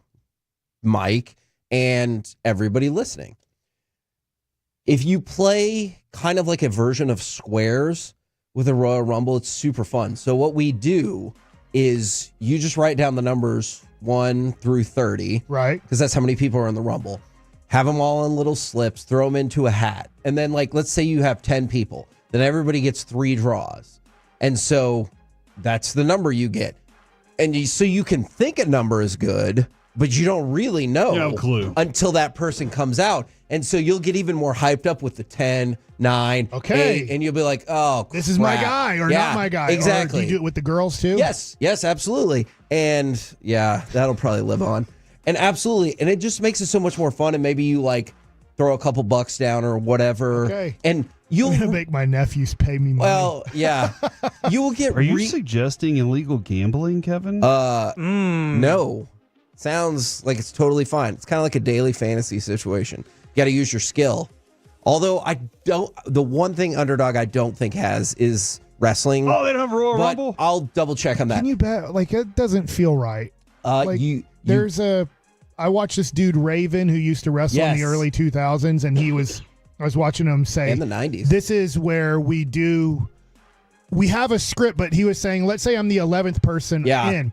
His script will start at 11. He honestly doesn't know who 1 through That's 10 are. amazing. He'll have an idea who's in the ring because there'll be things that it says this or that, because he's like, it is very interesting because you could have 10 people in the ring at one time, and you have to have an idea on when this person is eliminated, and you're not really part of the action at this point. And then you see when you're going out and how you're going out, and then your script ends there. So something fun for you to look up. First of all, type in Scotty Flamingo, WWF, because that's Raven's former character, and it is shockingly different than like what he became. But also, they have these designated like behind the scenes monsters that will be sent out there when you're like, oh, this is the monster spot. Because like you were just talking about Bobby Lashley coming out there and eliminating a lot of folks. But then he got eliminated quick too. It's like he was like a pop and then gone. And so sometimes you will see these monster spots where there's a lot of people in the ring, and all of a sudden, like Brock Lesnar comes out or whoever, and you're like, Cold's just throwing exactly. people out. And all those people are there, so you can just chunk them out. So you get it down to 4 people or something. Exactly. So your eyes aren't overwhelmed. Exactly. And Alec, correct me if you think I'm wrong on this, but I feel like they've built up the men's Royal Rumble this year to make it like a significantly harder call than in most years. I feel like there's like 6 viable winners. They have. I was just talking about this with our guy Ruben and some of our friends the other day, that they've built it up to where it makes sense for a John Cena. It makes sense for a CM Punk. But then I saw something on Twitter yesterday that got me thinking. They did a lot of angles where Randy Orton was kind of staring up and down Cody Rhodes' championship belt. Whenever he would go save him from getting attacked, he wouldn't look at Cody in the eyes. He'd look at the belt. So they've made it a really odd situation where there's probably 4 or 5 guys that could reasonably win this thing, and you'd say, yeah, that's the right call. And the Nikki G's like, are they still talking wrestling? The winner of this ultimately gets an automatic bid in the championship match at WrestleFest. Is that how it goes? WrestleMania 640 Thursdays. And by the way, if you don't know, like, he's just trolling us, but also Jeremy Piven years ago the guy from Entourage, they used to do like guest GMs, and like SummerSlam is their second biggest show of the year, and he goes, and you guys are gonna go at it at Summerfest, and I'm like, dude, nobody really hammered it home that it was SummerSlam to him, and it was just embarrassing. So All right. What else we got for that? Well, who's your pick? Yeah, give me a pick. Well, I guess we only know like 12 of the 30 people, right? Well, spoiler alert. Oh. If they're not listed, they probably aren't going to win. Like, that's not necessarily always the case because they have secret entrants, but they're usually the mystery entrant is there to pop the crowd, do something neat, and then get eliminated. They, I feel like, are making a big deal on Netflix about CM Punk. That is who I think is going to win as well. So they're pumping him up a lot. Now, I do feel like it's really quick, but this Penta dude has been very exciting. I don't think they're going to have him win, but they have definitely. He will not. Yeah. Actually, I shouldn't say that. I don't think he will. If he does, good for them for just being like, we're all in on that. So, I mean, John Cena is kind of the legend entering, but I don't think unless he really wants to make another 2 or 3 year run at this thing. No, because he said this is his last year. But the thought is they're going to build him up to WrestleMania for that one last title shot that will break the all-time championship record. Okay. Where then you got Roman Reigns, Drew McIntyre. There's rumblings that Brock Lesnar is going to be back. There's all kinds of stuff. I got free ticket. Well, I got tickets to TNA and loved it, and my nephews loved it, so now I'm inviting them over to like watch this, and obviously I don't know how much they know about these wrestlers or not, but figure this could be like a thing with my little nephews. I'm rooting for LeBron Beaker. He's Braun Braun Breaker. That dude's big and strong. Maybe he has a son who doesn't deserve to be in the WWE, but they're going to let him do this anyways. From the 682, and I want to answer this the same way like every time. If wrestling is scripted, why are y'all speculating? It's a waste of time. So have you ever seen a movie or a TV show and you're like, I wonder what's going to happen next? Because if you're the one human in the world that's never done that, then I hear you. But like everybody else, it's no different. It's like being like, oh my God, that Star Wars movie was awesome. What do you think they're going to do next? Or like maybe you didn't like it. What are they going to do next? It's the same thing. Also looking forward to seeing Clark Gable out there. All right, that's right Chad now, Gable, you jerk. It is time for Masterpiece of the Week. She said, list this. All right, fellas, we have had enough fun, but we're going to continue cheering up Kevin Hageland. It's time for Masterpiece of the Week. We're going to revisit some of the wild, wacky, odd, and oftentimes very concerning things said. Concerning. Yeah. I could see that. Yeah, on this very program, including what I wrote down that I need to go grab for next week. Mike saying something about, do you do it with the girls too? We will have that for next week. You should have seen his face when he said that. He just looked at me and smiled. See, the great thing is I have the fan cam right next to me because Carter's on vacay today, so I have it pulled up right next to me. So I instantly shoot over to look at Mike's face. Anytime he says something that I know he's proud of, I'll see it on his face. All right, we can start with Corey, Mike, one from Kevin, or Joey Erickson, who was with us yesterday. Well, he's not here, so let's pick on him first. All right, Joey said this. And every once in a while, it sends me a text. It's time to shave. That's ugly. Letting you know, go ahead and clean that thing up. It's time to shave. It's all grown up, man. Puberty's happening. I'm proud of him. It did look like he put glue on his face and then just kind of fell. a little into like a hair bin or something. He knows we love him. I hope that he's not upset by that. Sometimes people get mad and you know that you love that person and you still get mad. Mm-hmm. That sounds like a real life alert. But let's see, we have a lot from Mike. So I think we're just gonna. What? Are you serious? Yeah, I mean, shocker. Breaking news on 105. No, but we'll go and just start with this. They're not going to upset Daddy. That's what I say around my house. It's got to be a Cowboys thing, right? You don't want to upset Daddy right now. Daddy, I want to spend free agent money. Daddy says no. Talk is in the third person as Daddy all the time. Daddy's cooking breakfast today. Every Saturday morning in the Bassick household. Every time I wake up Daddy at 3 a.m. And then what? Yeah. He says no. Oh, okay. We're not salary capping right now. Yeah. Let's see. Oh, because he does wake. Yeah, he does wake up. He's doing it at 3 a.m. Jerry. You also said this, Mike. It's not soft, but obviously it's not above average. When you said that, there were multiple texts, tweets. Like a lot of people reached out to us saying, "Hey, make sure." I think you were talking about the speed, the velocity of a pitcher. I think Cody Bradford. It was Cody Bradford. Yeah, my guess was going to be cheese. So, what kind of cheese? I don't know, because remember y'all went on the tangent about if you threw the nachos on the ice. I really thought that's what it was about. I forgot about that. By the way, I forgot to tell you at FanFest a couple weeks ago, there were a couple of guys that we talked about the burger bar and thought that you did a bad job. You weren't thinking about them. Like if they came to your party, you were just thinking about yourself. Yeah, I was just really making it simple on whoever had to put that together. Oh, sorry, people who got invited for free. Does this not fit what you're looking for? Fine, don't eat my burger. Okay, thanks. PSA from Corey Majors on the Corey Majors Show on 105 through the Fan. If you didn't hear the top of the hour intro, I just feel like should be a thing. Yeah, it probably should. And I feel like this might be the most ironic drop I've ever gotten. Screw you, MLB. Oh, no. Wow. Oh, man. You could be doing a lot of games. He's really upset that Jones didn't make it to the Hall of Fame. Let's say they were like, hey, we would like you to do, I don't know, a Fox game or a Apple TV game. Could you do that? That is okay. That's interesting. That's cool. Then he could really take a shot. That does happen sometimes because I've heard Nitkowski do stuff like that before. Yeah, they come in and they're like, "Hey, we're doing this game. We're doing this Saturday game, but we're not going to bring in our people. What we're going to do is we're going to have, let's say, the Angels play-by-play guy work with the Rangers color analyst." In this instance, is it fair that this is what I worry happens?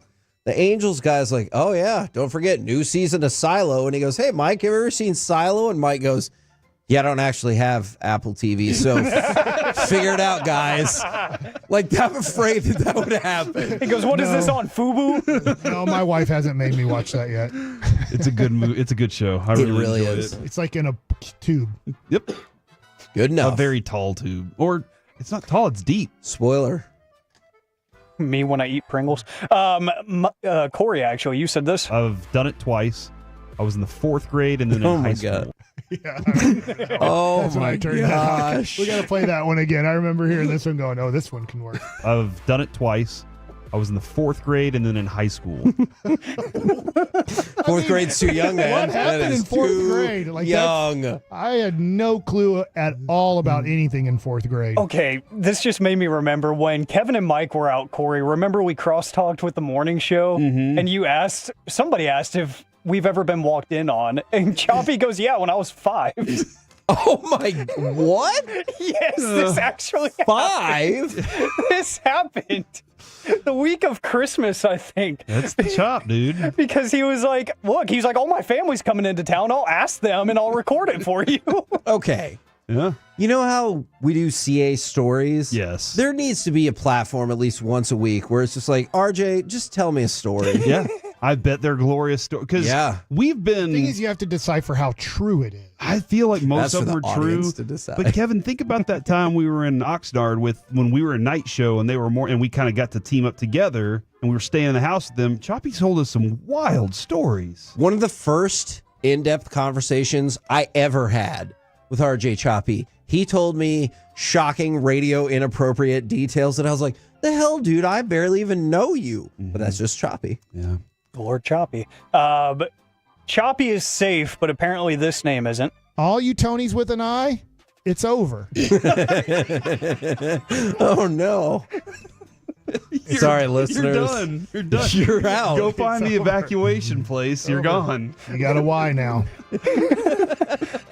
And we can combo platter it if you want. Broadus, I'm sorry. We're not going to Y the I. We are going to keep the I. Oh, man. I thought Corey doing it twice was going to get a cakewalk, but that is amazing. Can you play that one more time? The Tony one's great. Let's see. All you Tonys with an eye, it's over.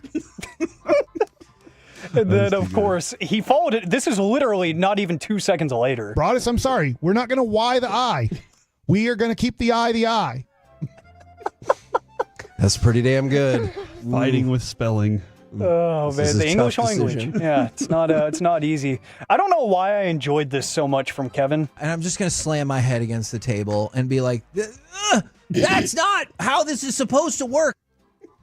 I feel like I was channeling Mike a little bit with the. That was a good voice. That's right. That was in the before time. Let's see. Can probably wrap things up with BC. Or like, yeah, Mike. Before the Big Bang. She said that was before time. No, in the before time. Land Before Time. Great animated series. I got two more. Corey and Mike. This happened. I do it in butter, and I flip it over. You flip it over. About, yeah. I don't even know. I just like go flipping on. it over for and give it 10 seconds. Man. Dude, I'll be very honest. As we were having that discussion, never gave a thought to that. Not a single time did I give a thought to that. But when you play it out of context like that, We've sexualized too many words. Like that's why I'm convinced that's why they do overtime in Texas high school football playoffs now, because it used to be like, oh, whoever has the most penetrations win, and that's a real thing. But we sexualize too many words. Got to change it. That's a fact. And to that, I say, Yabba dabba doo! That is good stuff right there, Mike. All right. I thought, man. I'm going to vote. I'll start first. I'm voting for 4th grade in high school. I've done it twice. I was in the 4th grade and then in high school. By the way, that's a lie. It wasn't until after high school. Uh-huh. I was saving myself till marriage. Yeah, Mickey Mouse before marriage. Cardinal sin. It was the woman I had married. There you go. I'm going to choose not to ask any with other people when you guys were. Hey, I've never said that. One woman in my entire life. Okay, well, sure. Why not? That's what I thought was going to win. I was certain it was going to win. However, I want to go to Corey and Mike given their flip it over breakdown because that is amazing. I do it in butter. And I flip it over. You flip it over. About, yeah. I don't even know. I just like go flipping on. it over for and give it 10 seconds. Amazing. I like both of y'all's entries. However, the people named Tony really need to watch out. All you Tonys with an eye, it's over. It's over. It's over. Like my life, or yeah. There you go, Alec. Now it's up to you. Oh man, so powerful. And congrats, Corey. I've done it twice. I was in the 4th grade and then in high school. Oh man, what a time to be alive. Indeed. I will. We live in a society. Thank you very much. Amazing. Oh, thank you very much, Alec. That was great work. Good job, fellas, on making that happen. All right, now it is time to chit-chat with the fellas from the G Bag Nation next on The Fan. Coming up Monday morning on Sean and RJ, Bobby is back as we get ready to fly out for our Super Bowl coverage in New Orleans, plus a Luke Bryan ticket giveaway for the 720 Tolos in the Expressway. It's a Monday edition on The Fan. At David's Bridal, love is in every stitch. From the initial sketch to the final details, each style is designed with exquisite craftsmanship. Every wedding gown, bridesmaid look, prom dress, and special occasion style in between features handcrafted details filled with love. Come see the magic in person. Book an appointment and sign up for Diamond Loyalty to save 15% on your first purchase. Earn points towards special rewards and more at davidsbridal.com. Jake from State Farm. I'm winning. I finally cleaned my house, so I'm breaking out my new tropical room spray. Keep winning and create an affordable price just for you by bundling your home and auto with the State Farm Personal Price Plan. It's like your own personal paradise. Ooh, hey, grab me a coconut water. Bundling, just another way to save with the Personal Price Plan. Like a good neighbor, State Farm is there. Prices are based on rating plans that vary by state. Coverage options are selected by the customer. Availability, amount of discounts and savings, and eligibility vary by state. I'm Chelsea Messenger, helping you beat the books with BetQL. The 76ers will look to make it 5 straight wins when they host Denver on Friday night. Philadelphia's defense has been solid during the winning streak, allowing just over 100 points a game over their last 3. The BetQL model isn't taking a side, but they are believers in the 76ers defense. Their best bet is taking the under between Philly and Denver. Bet smarter and beat the books with BetQL, and download the BetMGM app today.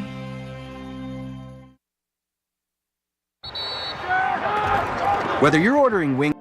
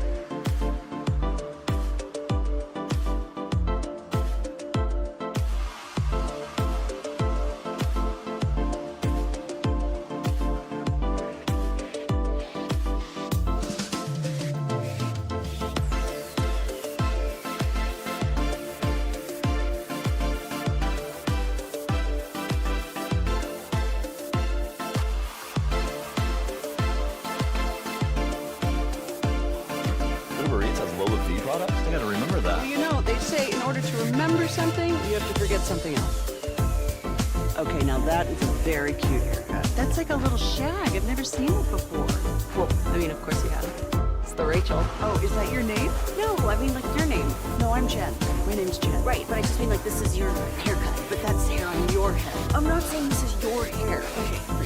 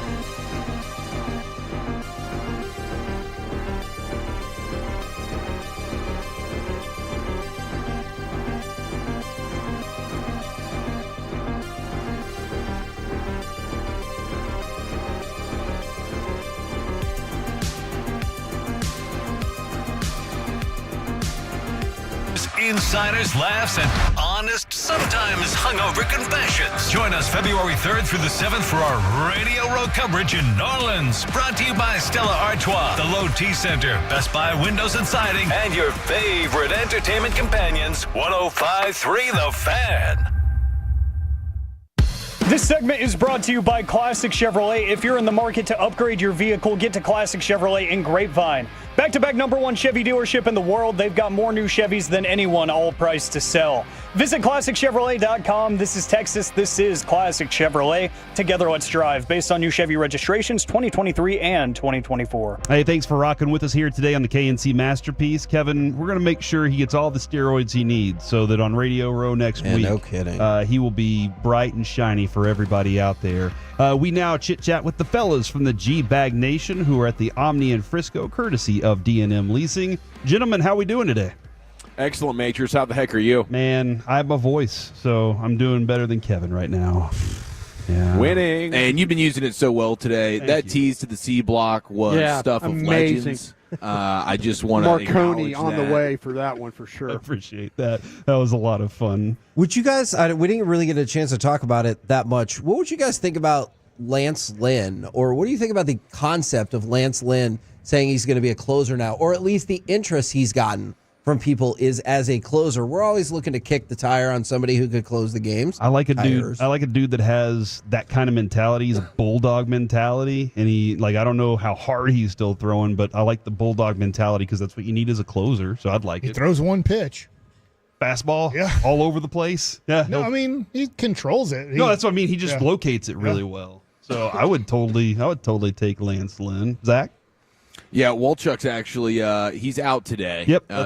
The car troubles have sent him spiraling down a path that nobody wants to go down. So we're pulling for him in a big way. Yeah, but give us some money if you see him out there on that intersection. Seriously, if you see a guy with a sausage thumb up in the air, Speedo likely on. Yeah, that's the bully. Yeah. Does Lance Lynn have that kind of stuff? I think Wolchuk said he would love to see it yesterday because Lance Lynn's his guy. Yeah, I would kind say of his doppelganger. He has the mentality.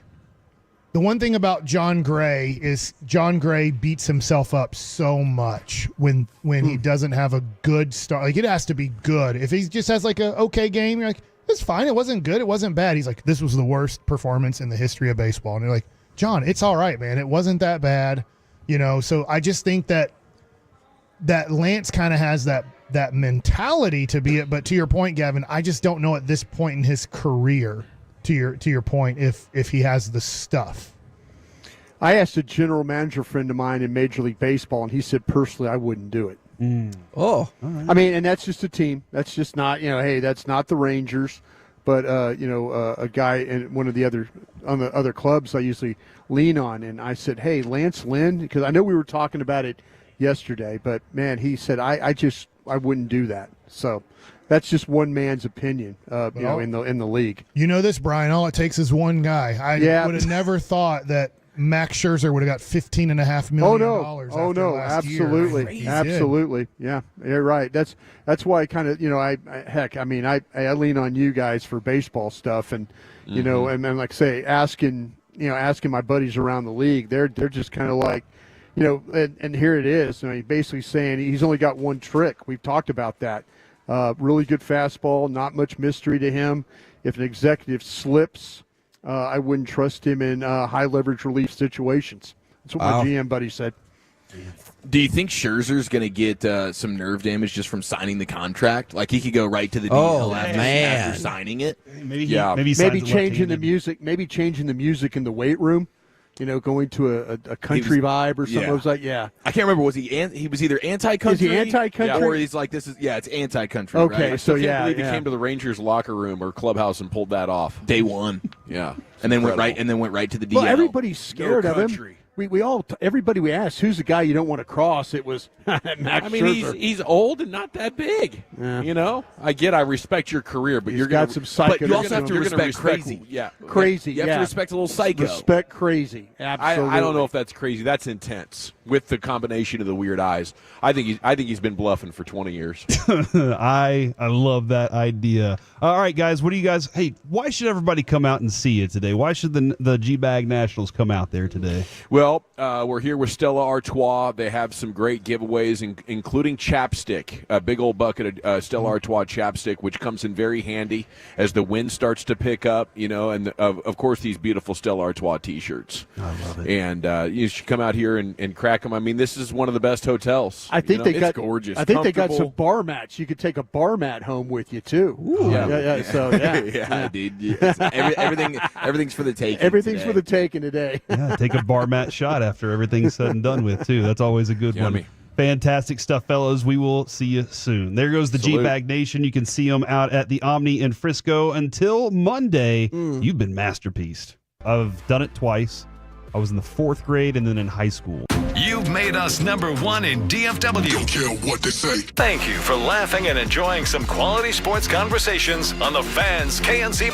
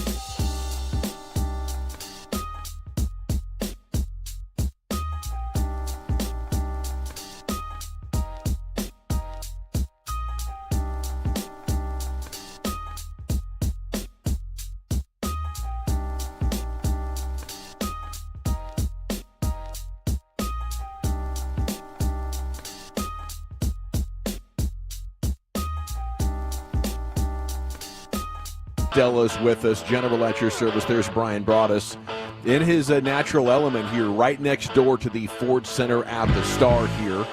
And you have Lucius Alexander back home in the Pen Cup at Master Control. 75 and Fitzhugh. He's set for 5 hours. Flawless radio, hosting, producing, and engineering. Chiafalo is in the house. Wolchuk's taking a 3-day weekend, so salute to him and the Wolchuk family. And, of course, you have Carter Freeman coordinating your video. You can watch us at 105throughthefan.com on Twitch and on YouTube. Guys, it is a massive Sports Friday. Are you guys ready to talk about all this or what? Yeah, man, I'm fired up. This is a great place to do it. Just saw Nico Harrison walking by. Sweet. He's in the building, probably just making calls and trying to make some deals for his Mavs. So, yeah, this is really a sports hub, and I'm fired up. I am too. With a lot going on, we got interviews, as you mentioned, next door, Gavin, with potential coaches for the Cowboys. Yeah. Clayton Adams, the offensive coordinator to be potentially offensive line coach, really important position, meeting with the Joneses right now. So maybe at the end of the day, Todd Williams and that bunch could get Clayton signed up, and we'll have an announcement about it. We could be heading for our second consecutive Friday news dump. About 9 o'clock or so, you think? Announcement of an OC. It's a good call. I would like to believe that they would have him up before 9 p.m. tonight. This is a hire to be proud of. This is one you want to go crotch first and say, hey, let's dip this in here on a football Friday afternoon, and let's steal the show here because we feel great about what we just did. I think it's probably the reason we get the Friday news dump is Jerry negotiating. Like, you got to tell us by 5 or 6 o'clock, is this deal done?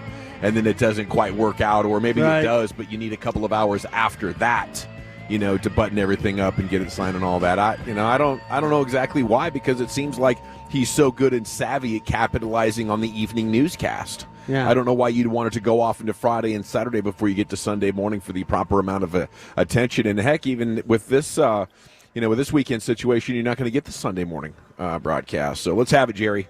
Let's do it. I know it'd fire up Chiafalo.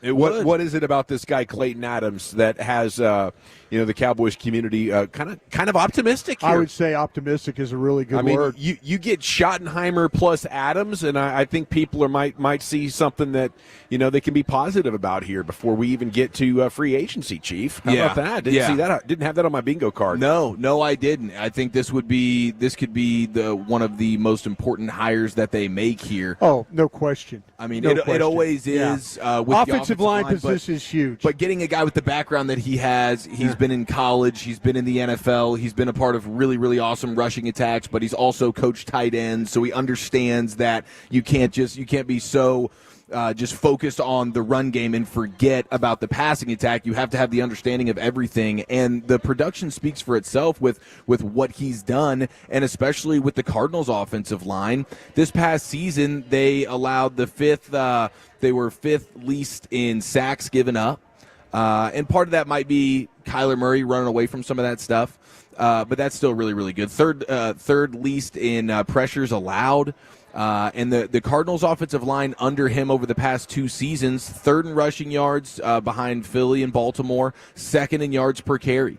And it's a wide variety, very diverse in the way they attack you when it comes to the run game. So I think there's a physicality that he brings to it. You see James Conner, do you want to go get a physical back like that? I'm sure Broaddus has some guys in the draft that come across that way, but I think this would be an absolute home run hire. Yeah, I like it from the perspective of this appears to me that Brian Schottenheimer is getting to hire his own coaches. Now, we had Lunda Wells, but they didn't make an announcement for what Lunda Wells is going to coach.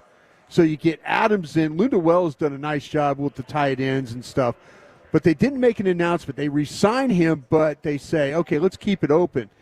Maybe if you get Adams, he's automatically the tight ends coach. If they don't get Adams, then maybe he's into the offensive line area. But I like the fact that Schottenheimer's getting to hire his own guys, or the guys that he wants to hire. And you're not having – there were a couple of holdover guys I'd like to have seen. I think Jeff Zagina and they did a nice job with that defensive line. If you look at what Mozzie and Golston and all, I would like to have seen maybe those guys come back. But no, man, White Cotton from the Jets. Kind of this is going to be a shape of who Brian Schottenheimer wants and not necessarily who the front office, who we've kind of seen in the past. I mean, Schottenheimer is an easy hire to downgrade or diminish, right, and be frustrated with as a fan base. But kind of what we wanted from this organization is a different approach to searching for coaches, and we didn't have a lot of confidence that they would be able to go find the right guys, especially when it comes to offensively. I feel like Jerry Jones has wanted new on offense for 6 or 7 years, or at least 6, because that's what he talked about when Kellen Moore, was made the OC, and he didn't get it. So maybe now, instead of trying to find it himself, he's like, you know what, it looks like Schottenheimer has the answers. Let's let him go do this. Cowboys fans, I think this is what we want. Maybe you didn't like the process or the name of the head coach hire, but we're heading in the right direction when it comes to coaching fundamentals. Yeah, I think you get a guy in Mike McCarthy who comes in and says, this is what I do, and these are my guys that I want to do it with. And it's not in any way trying to get with the times. It's referencing, for 30 years, this is what I've been doing. Schottenheimer's clearly coming in with a vision for expanding what it is that he's done in his past, but he needs help executing that because he's never really been a part of something. He's got a great vision for it, but you have to surround him with guys that have actually done it before. Kellen Moore can talk all the things that he wants to do, but it's Linehan and Garrett. Those are the guys that he's been around. This is what he knows. Now he goes to Philadelphia, he gets around Jeff Stoutland, he sees a different way of perhaps doing things, but I think that's what Schottenheimer needs is a guy. I mean, this Cardinals offense, Drew Petzing, the offensive coordinator, he's a guy that people have been talking so great about, but his rushing attack, a part of the architecture, is built by this guy in Clayton Adams. Yeah, I think to me it's so really refreshing. I mean, I think the Joneses, they gave Mike McCarthy a little latitude of hiring his staff in his first year until Mike McCarthy proved his staff wasn't any good. And then it's like, listen, Dan Quinn's over here. Let's think about this, and let's think. No more Jim Tom Sula, Mike Nolan, Rob Davis. Yeah, I mean, he just moved on from until you're proven that. And like you said, Dawson, I think they're on the right path when it comes to getting coaches, especially the ones with outside ideas and stuff. That's the thing. Too many groupthink going on here in the past several years. More about now trying to open things up. I think Brian Schottenheimer saw the mistakes that Mike McCarthy made with the staff and said, no, we're not going to go that way. We're going to go this way. Well, without you telling me that the guy fell directly off the Sean McVay or Shanahan coaching tree, I couldn't be more excited. Just everything that we've been asking for. Maybe it's taken the Cowboys longer than we would have hoped for, but, I'm very interested to see how, this offense has come together as we get through the OTAs and into Oxnard. There is a report. Now, it is a second interview for Clayton today. There is also news they interviewed Detroit Lions running backs coach Scotty Montgomery for their OC opening, longtime coordinator, assistant, and he was a head coach at East Carolina for a couple of seasons as well.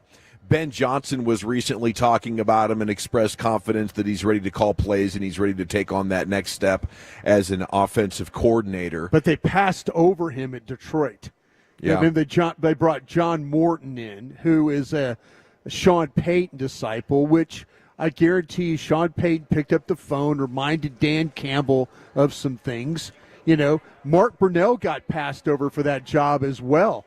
So I'll tell you what, man, it's kind of one of those things that where, Scotty probably says, whoa, wait a minute, probably have a job here, but what's about to happen to me? So, good for the Cowboys to kind of make that. Good afternoon. Yeah. You were hanging out here live at the Omni in Frisco on 105.3 The Fan. They got this is a big Boss tennis event. Big time. Coming through as Boss well. has got some of the best wear you'll ever wear. Biggest Boss. They're just that dropping doesn't make off hooded sense as a sweatshirts. radio guy. Outstanding. Boss is unbelievable. Hospitality high-end through the wear, roof. very Yes. high-end wear. Yes, ma'am. We love those. Thank you so much. As we are live here at the Omni with our friends from Stella Artois here in the G-Bag Nation on 105.3 The Fan, taking a look at all the big news items from the day. And it is a Mavs game night. 6 o'clock there in Detroit. The Pistons 23-24. They lost 3 in a row. Okay, that's Orlando, Cleveland, and the Pacers got him Wednesday night. The big job here is slowing down Arlington's Cade Cunningham. This dude has improved every year that he's been in the league out of Oklahoma State. and his production has soared to 25 points, 9 assists, and 6.5 rebounds per game. He's like a better version of D. Wade, dare I say, at this point in his career, Cade Cunningham. After this, the Mavs will get Cleveland, Philly, Boston, Houston, Sacramento, Golden State, Miami. They're going into the All-Star break. So it's going to be a fun Mavs game night, but it starts early tonight there at 6 o'clock. Luka and Kyrie, neither won NBA All-Stars. They're amongst the list of snubs. I think with Luka, I totally get it because he's injured and played. If you've missed over half the games, I think maybe you have a case as a legend to be thrown in, but in the prime of your career, I think it's probably in his best interest to not be there. With Kyrie Irving, I think he's better than about half the players in the game.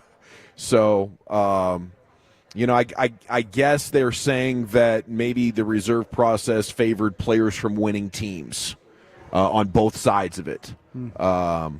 Same thing happened to Trae Young. Same thing happened to LaMelo Ball. It's just a lot of really good players right now. There is. But the Kyrie one is just so out of this world outlandish. He meets all the qualifications with the production, with the name value. This is an individual type of award, so to speak. It's not a team award. It has nothing to do with, like, the MVP, sure. Yeah. But not for an all-star nod. And to have Jalen Williams from OKC, he's less efficient, scores less. I mean, Kyrie's been the better player at really every level offensively, and Williams is getting in. Yeah, it makes no sense. Yeah, there's I think some really interesting head scratchers in here. Evan Mobley. I mean, Tyler Hero's at least a scorer. James Harden. I think if you are Kyrie Irving, hopefully it puts a little bit of a chip on your shoulder, Brian. Yeah. That's what we were trying to spin last night. Put a little positive on this. He's going to be even more fueled to continue the most efficient season of his career. I think the NBA still has a problem with him.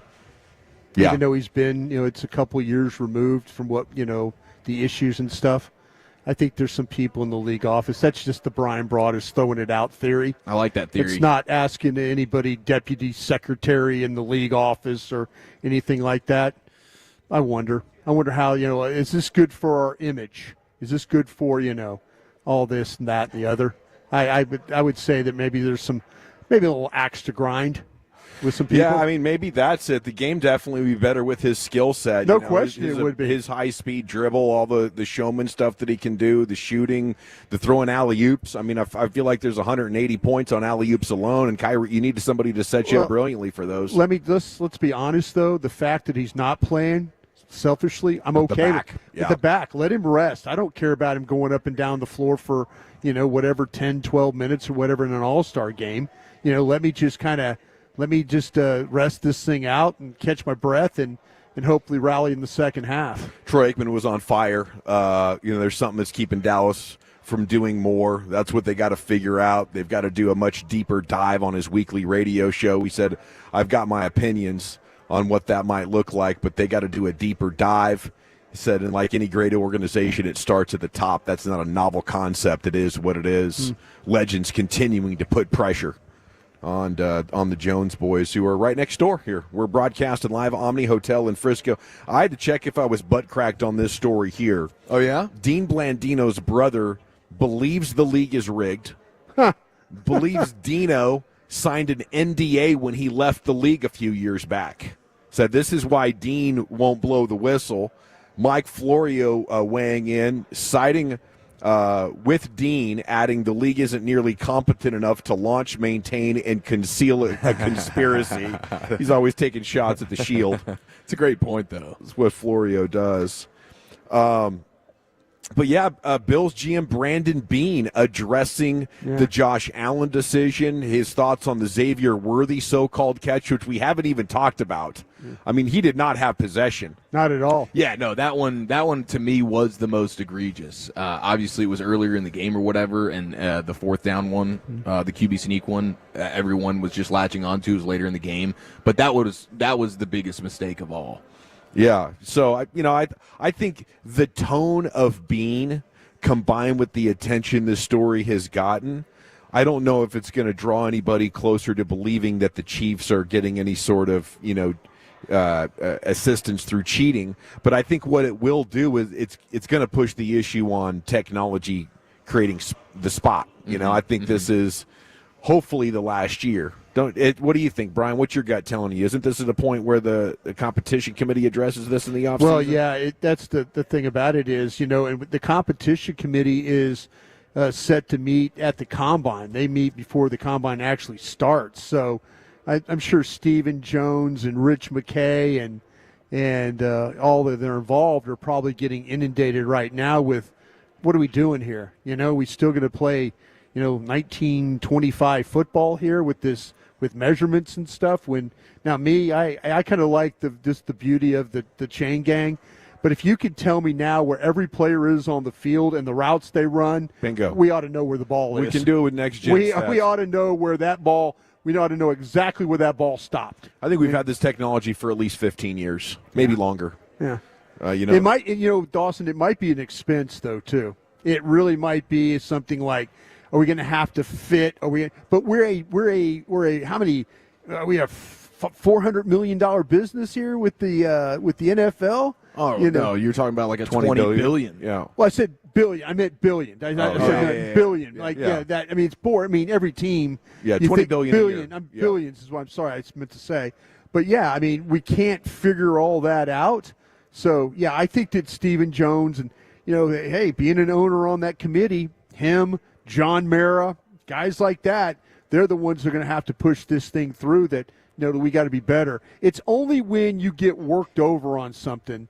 You become really fired up about it. What was it that Stephen Jones, gosh, there was something happening. Oh, fumble out of the end zone. Yeah. Fumble out of the end zone. Stephen Jones like, well, I really don't want the game to change. Kind of like you don't want it to change until it happens to you. Yeah. You won a game basically because you went to a game, played the Raiders, and Carr goes out to the outside and gets knocked out, and the ball goes out of the end zone. Jeff Heath. Yeah, and now all of a sudden you're like, wow, what a great rule. Yeah. But then when it doesn't happen for you or it happens against you, you're completely up in arms. It's crazy how we can just be cruising along with these rules that are laying dormant, and all of a sudden they become one of the biggest stories ever, and it demands immediate attention. I mean, that's why we got the overtime update, right? Because Mahomes beat the Bills. Yeah. So Oh, I didn't know the one about if you keep jumping off sides on the goal, the referees can give you a touchdown. Yeah, I didn't know about that. And that rule's been around since like 1948.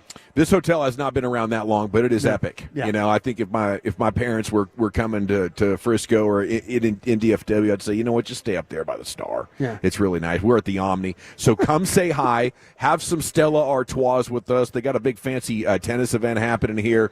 We're right next to an amazing coffee bar. They got a menu open. G-Bag of the Day at 2:30. Okay, we know this guy has the worst wardrobe among NFL analysts. What about his recent Cowboys hot take? That's coming up next here in the G-Bag Nation. This nation is growing, and it's thanks to you. Let your friends know that the hottest afternoon show in town is G-Bag Nation.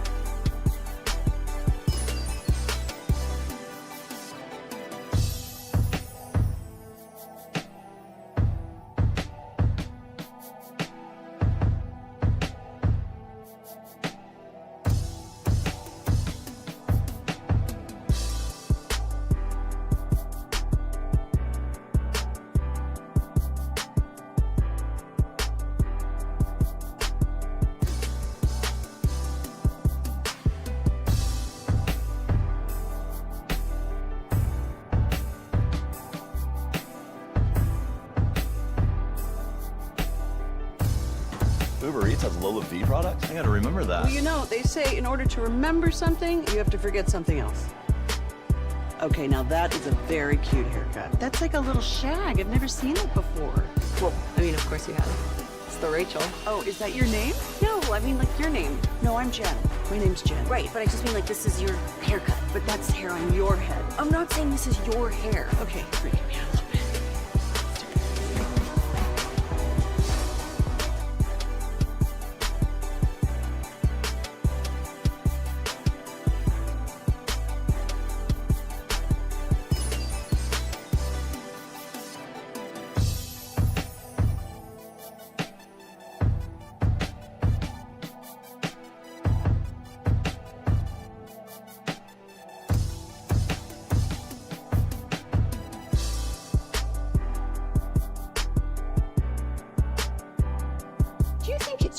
you've got to forget something else to remember that Uber Eats has groceries. No, that's absurd.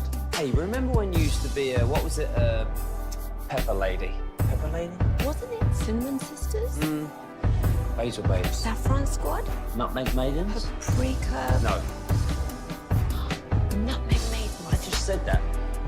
Was it Spice Girls? Doesn't sound right. Was it Saffron Squad?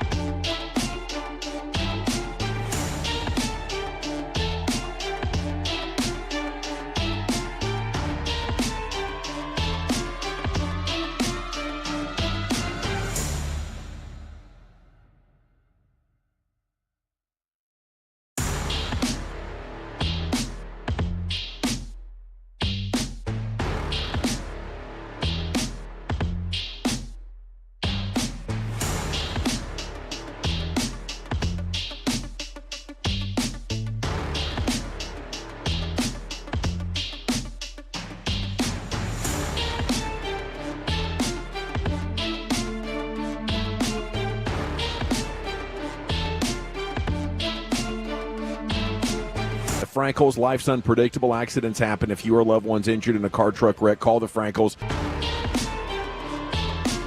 333-3333. Jump online to frankelfirm.com.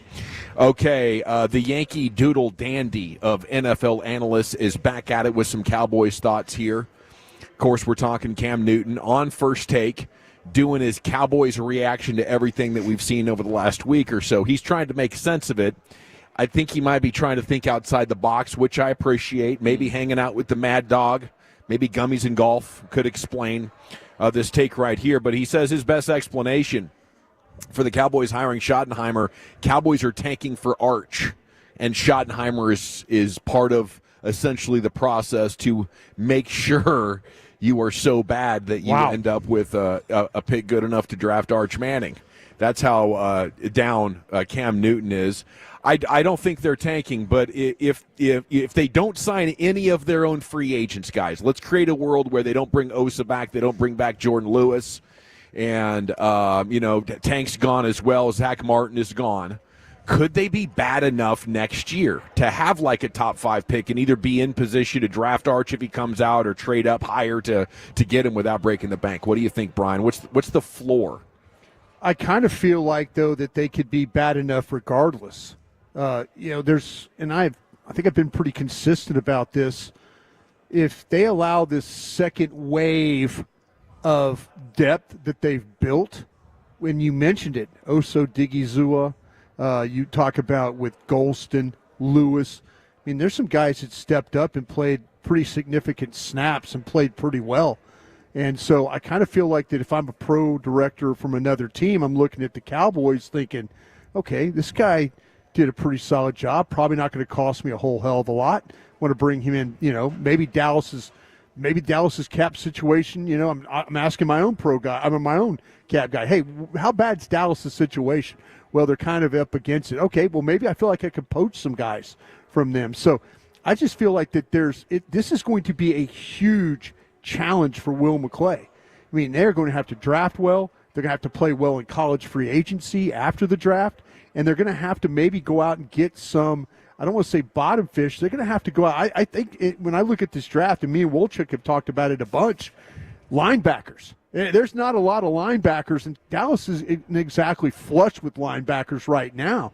So they're going to have to go out and spend some money. But I think naturally with all the questions about the quarterback coming back off injury, some of your cornerbacks having to come back. But he's going to be better than Cooper Rush, who they went 5-3 with in their last 8 games. Absolutely. But the schedules, I mean, NFC North, AFC West, your own schedule you're dealing with the Commanders, you're dealing with the Eagles. Another new defense. There's going to be some moments where it's probably not going to look pretty. So naturally, I'm not going to go into Oxnard with pom-poms in the air and running out on the field. They're going to lose a lot of depth, and I think that's going to be a big, big issue. Cam says one and done for Schottenheimer. Give me your odds on that, Mr. Oh gosh, that would be that. There's some big time plus. That's like plus 5,000.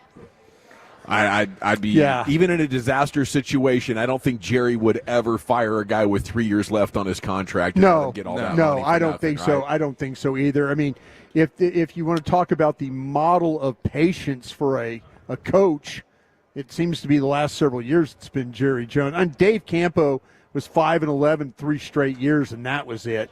But I think we're in a different era. I think he's going to allow Schottenheimer to coach, at least 3 years here.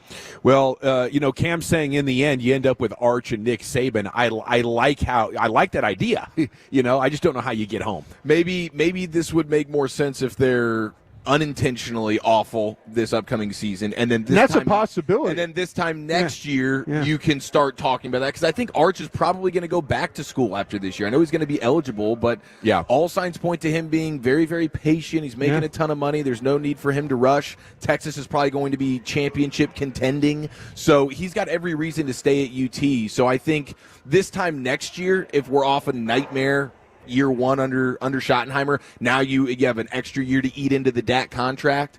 If they never signed Dak, then maybe you could talk about this a little bit more realistically. But I don't think Arch is coming out next year, and they're in no position right now with the money they just gave Dak to do that in the contract they just gave him. Yeah, Arch is getting that big Red Bull money too. He is. Now. Yeah, I just saw that today. Absolutely. So I don't know what that's worth. Is that $10 million a year? Red Bull throws around major bank worldwide. His total NIL valuation is now roughly $7 million, is what they're calling it. So I'm sure that has to do with a multitude of different businesses that he's dealing with, and then Red Bull probably coming over the top pretty strong. So I don't know. I think Schottenheimer one and done, though. You would have to have some sort of an emotional breakdown, some sort of infighting that felt like an embarrassment to the organization. And it's rare that those kind of things happen, especially with the guy that has no sort of fiery or unpredictable background.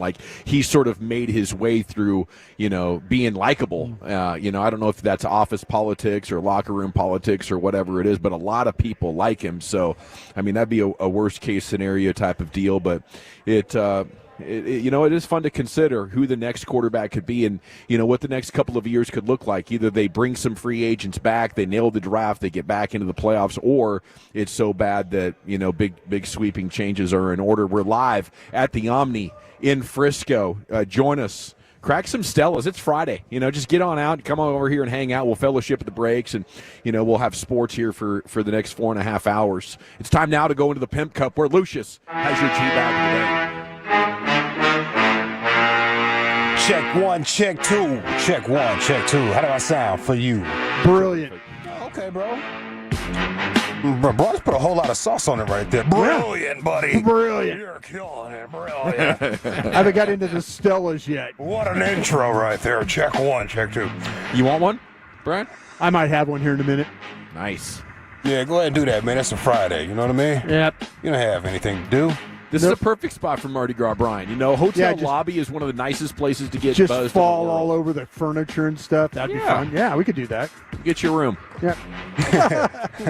All right, so where we last left off, cops were called to this spot because the neighbors said the other neighbors were being a little too loud. Mm-hmm. I don't know how many days this is for this clip. What do you think? It's 2 maybe? 2 days, 3 days? Yeah, I think they're looking for 3 right now. Okay, because I totally forgot. That's weed. That's weed. But cop had nothing to do with it, and he didn't want anything to do with it. Yeah. North Charleston Police. Can I help you? We got a call about yelling and screaming coming from the apartment. I'm sorry.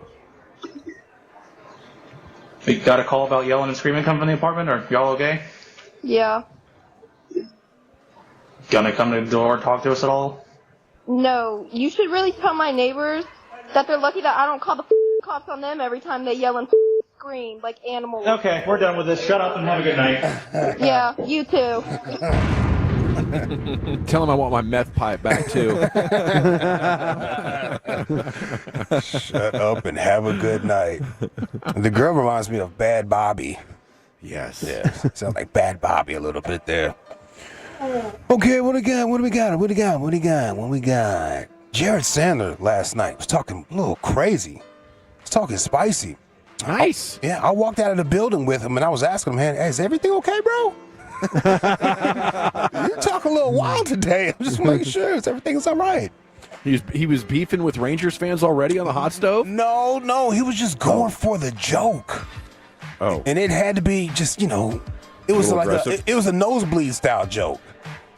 Oh, I see. But way over the top. It was way over the top. It was heavy-handed. It was heavy-handed. I know where this is going now. It's out of character. It just wasn't you. Let's see here. I'll go to the first one. This was during Crosstalk. Jared Sandler, his celebrity crush is Blake Lively. Yes. Listen to this, bro. Well documented, your celebrity crush is Blake Lively. Have you been paying attention to the I think her farts smell awesome, and I would stand behind her if she wanted to fart in my mouth. Wow. Yeah. That is not very wholesome. That's not what I think of when I think of Major League Baseball. Holy smokes. It really came out of left field there. Guess we know what his category is. Yep. Yeah. Maybe he's one of the guys that are keeping these fart girls in visit, the fart chart girls. Oh, yeah. Yes. You know? Yep. Who says that? Hold on, man.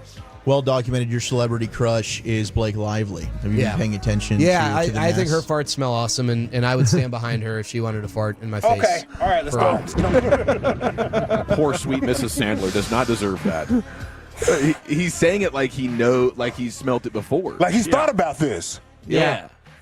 Yeah. Oh, my gosh. He got in the lab and made one of those Erykah Badu candles, but it was Blake Lively's backside. Yep. That's buddy. Buddy said I eat a log of it.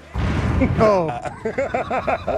And this is him later, just maybe 15 minutes later, during the Rangers hot stove. He was talking to Dave Raymond. Uh-oh.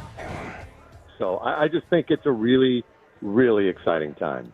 Yeah, after yesterday's announcement, Chris Young walked over to you and put his hand on your shoulder and said, Dave, your ability to carry these broadcasts is going to determine whether or not we've got the money to sign the next Corey Seager. So no pressure on you or anything, but the hopes and dreams of Rangers fans in your throat, really. Wow. What is Holy going cow. on? Man. Holy this is unbecoming of you, sir. Is it too late to reconsider him? Oh, wait, do we have time? I think this is like when the ladies talk about you got to exercise the demons before you go on a first date. he was pent up. Yeah, he was a little he was worked backed up. up. Might have been a couple of days for him. Unbelievable, bro. Yeah. It's a lot of pressure on one man's throat. Yeah, don't come up here like that again, Jared. Wow. Yeah. Get them demons out, bro. My God. What else we got? Speaking of demons out, I played this last night. Prison Bay, Branson. Yes. He is looking for some love. Yeah. Shout out to all the lady Tolos. He knows exactly what he's looking for.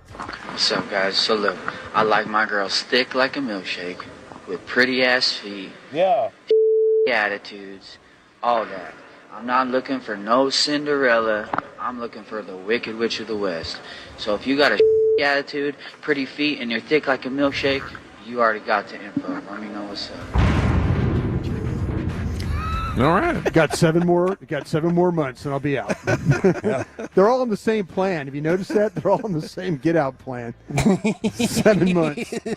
Got 7 months. They all got sentenced on the same day. Exactly. Yeah, that brother right there, he knows what he wants. You have to visualize. You have to visualize it. You know what I mean? Yeah. I hate visualizing a bad attitude, though. Oh. You know? Yeah, 100%. Perfect. Yeah, 100%. Some people like it, bro. All right, the Trailblazers small forward. What's his name? Trailblazers small forward. He blocked. Shaden Sharp. Yeah, is that it? One of them. Okay. Whoever I'm thinking about, he blocked two dunks last night. 2 dunk attempts against the Magic. Might be more Kamara. There you go. Yeah. Blocked 2 dunks in a row, which is amazing. Okay. But Charles Barkley has something to say about that during the little highlights on TNT. I love that right there. Beat me at the summit. I love that. He took it like a man, and he got it took like a man. Scoop. For 3. He had 23. Yo, Ernie Johnson, dog. Ernie. Ernie Johnson. He knows. Ernie Johnson. Oh, Ernie was like, let him cook, man. I'm going to just keep on moving. Yeah. Yep, let him go. Going to need to bring your rim protector in that situation. Knowing your teammates. Is it the neighborly beefs? Is it Sandler's moments on a Thursday night? Prison Bay, Brandon looking for some love if he got a bad attitude and nice feet? Okay, or inside the NBA moment there on the Trailblazers situation. I'm going to go with Jared Sandler. Lucius? Yeah, I guess I'll go with Sandler. And I promise you on the fan text, it's pronounced Bad Bobby. That's how she says it. White Jays, White Horse, White Hay, Bye Bitch. Let's go with Chuck. How about that? By a score of 3-1. And your new G-Bag of the Day champion, it's Jared Sandler. Before too long, he'll be joining us most every single G-Bag Nation there in the 6:15 segment, getting you set for Rangers baseball right here on your home of the 2023 World Series champions. Okay, we are live at the Omni in Frisco, thanks to Stella Artois. Come grab a cold beer. You know, take a load off, as Bassick would say. It's around quitting time, for sure. You know, cut out early. Your boss probably won't even notice. Come crack some cold beers and hang out with the G-Bag Nation with fellowship. Now, Chief, where are we going next? Biggest L, biggest dub, 877-881-1053. Where have you taken some L's this week? More importantly, where have you gotten those personal victories? That's next right here in the nation. Coming up Monday morning on Sean and RJ, Bobby is back as we get ready to fly out for our Super Bowl coverage in New Orleans, plus a Luke Bryan ticket giveaway for the 720 Tolos in the Expressway. It's a Monday edition on...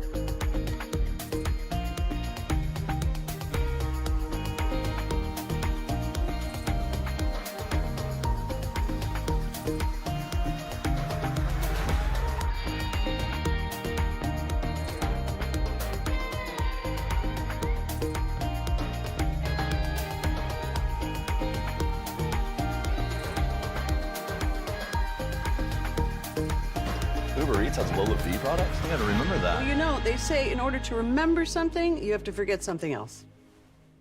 Okay, now that is a very cute haircut. That's like a little shag. I've never seen that before. Well, I mean, of course you have.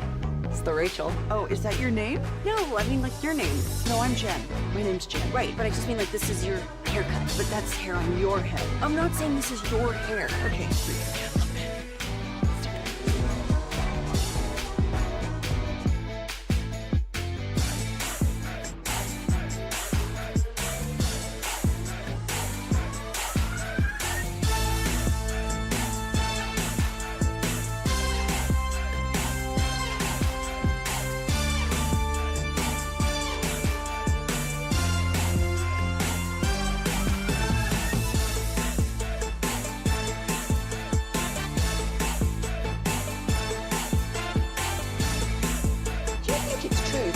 Forget something else to remember that Uber Eats has protein. No, that's absurd. Hey, And 599hair or advancedhair.com. If you're in the market to upgrade your vehicle, get to Classic Chevrolet in Grapevine, back-to-back #1 Chevy dealership in the world. They've got more Chevys than anyone else. All prices sale, Silverados, Tahoes, Blazers, Malibus, Equinox, and more. Visit ClassicChevrolet.com. This is Texas. This is Classic Chevrolet. Together, let's drive, relax, and enjoy the difference. Based on new Chevrolet registrations 2023 and 2024. Well, thank you, Lucius, and thanks to Stella Artois for having us out here. We're live at the Omni in Frisco, supporting Francis Tiafoe in the Dallas Open. Big Texas tennis tournament is in town this weekend, and we're fired up about that, fired up about the Cowboys next door, talking with Clayton for a second time. I'd have a new OC by the end of the show. NFL News Today is coming up at 3 o'clock.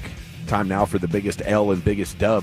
Here's the Chief. If Adams gets hired, then we'll have to re-crown biggest dub of the week if that news breaks at some point over the course of this program. But we are in the midst of a great dub here at the Omni. Free Stella teas and free beers on What You Drink and What You Thinking Friday. I mean, tennis celebrities? Yeah, tennis celebrities. Absolutely. Maybe that's part of the reason why Nico was here. Maybe he's a bit of a tennis guy himself. Probably Nico so, Harrison yeah. hopping in. Yeah. I see Dirk, some dude just walked by in a tracksuit and a man bun. That's got to be a player, right? He's super lean in his 20s. Yeah. Oh, yeah. That's a lock. That's a guy with supreme agility. Quickness. Yeah. No question. Hand-eye coordination. All right, let's go ahead and 877-881-1053. Biggest L, biggest dub. Where have you taken some L's this week? More importantly, where have you gotten those personal victories? Here's British Ian. Oh, yeah. Now listen here. It's time to toss things over to that silly twit, Eric Chiafalo, to give us this week's L takers and dub makers. On and off the field, no one is safe from this imbecile's tongue. It's biggest L, biggest dub. 972 biggest L. Lucius not making himself a G-Bag of the Day nominee after the confession about what his brother used to do to his own face last night. It's pretty. It was a vulnerable moment. We appreciate Lucius doing that. Can't believe I missed it. And you missed something quite large. And perhaps it'll resurface at some other point. 972. You never know. You never know when that can drop down. Never know. Maybe a little empty to clip LA Live situation. You remember Rakishi's finishing move, Dawson? I'm gonna have to Google that. Stink face. Yeah. Oh, it's my the goodness. type of thing that if Blake Lively did it to Jared Sandler, no. he'd be very excited. Yeah. Man, when I was like He 8 have a years mustache old, on his lip. I saw the neighbor kids who were like teenagers fighting, and the big one got on top of the skinny one and kept sitting on his face right there. I remember the look on his face; it was pure panic and terror. Oh yeah, that is really one of the last places you would ever want to find yourself. Underneath the backside of your own brother. Yeah.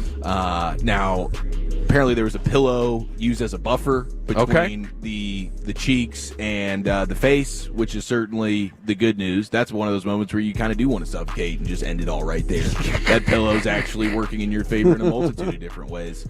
Well, that wasn't my biggest L of the week. My biggest L will probably happen tomorrow, where the team that we have suffered double-digit losses to the most over the years is back on the schedule. Oh, wow. Yeah. Okay, so you're not going to be playing with any sort of confidence here? It was 5-1 last time. That was a dub. What's your speech in a game like that? Is it just leave it all on the field? Perfect opportunity to work on defense, is the short version of it.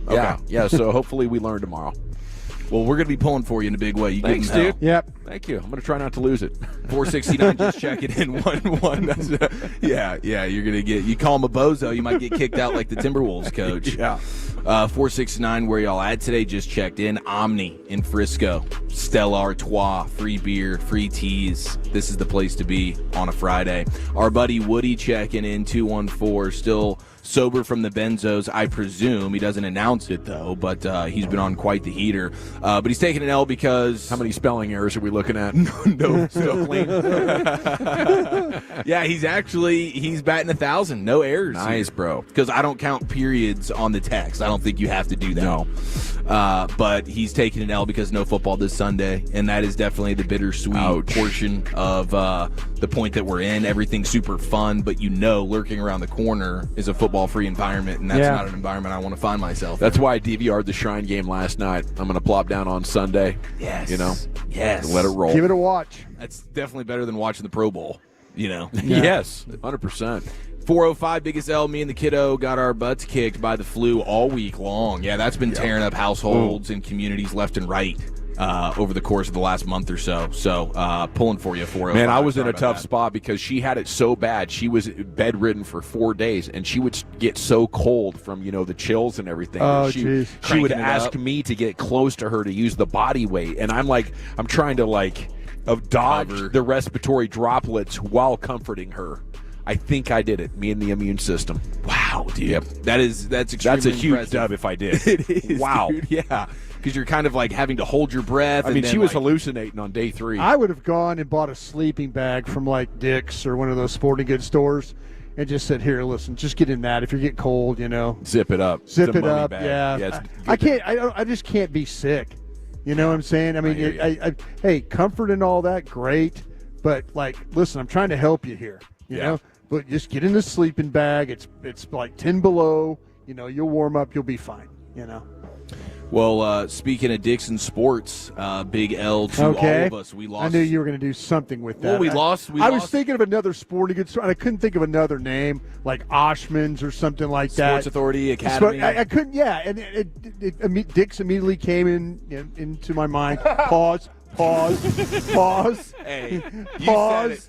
You said it with your mouth. That was your mouth that said that. You tried to slow down, too. I felt you down. I mean, in fairness, it is a constant thing you've told us before, Brian. Oh, no. This is unfortunately not breaking news for many of us. No, but seriously, and this is no way to try and honor the legendary Dick Button, who lost his life at 95 years old. The double Salchow he was one of his famous calls. Yes, he made quite the imprint on the Olympic community as a figure skating great and commentator. A commentator, yeah.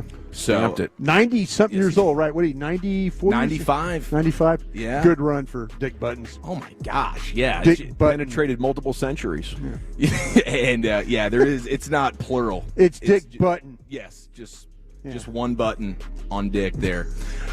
Okay, now we go ahead and we award a big dub to Angel Reese, who on her own podcast announced on her mom's birthday, with her mom live right there, paid her house, huh? That she basically retired her mom. She paid off the mortgage, or said hey, I got you on the mortgage here moving forward. Mom, you don't have to work anymore. If that's not the ultimate win for a child, your mom and dad look at you and just kind of shake their heads. No, yes, they look at me and they know it's a better chance that I'm asking them for money throughout the Hey, I rest thought of of their you lives. the other day real quick. I thought about this.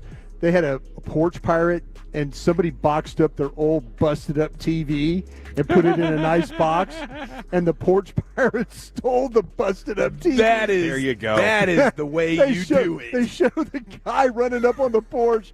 He grabs the box, and he's kind of looking around, and then he takes off. I was thinking of Chief. I was thinking cheap taking that old busted up 48 and putting it in a nice box and then letting somebody steal it. Thank you.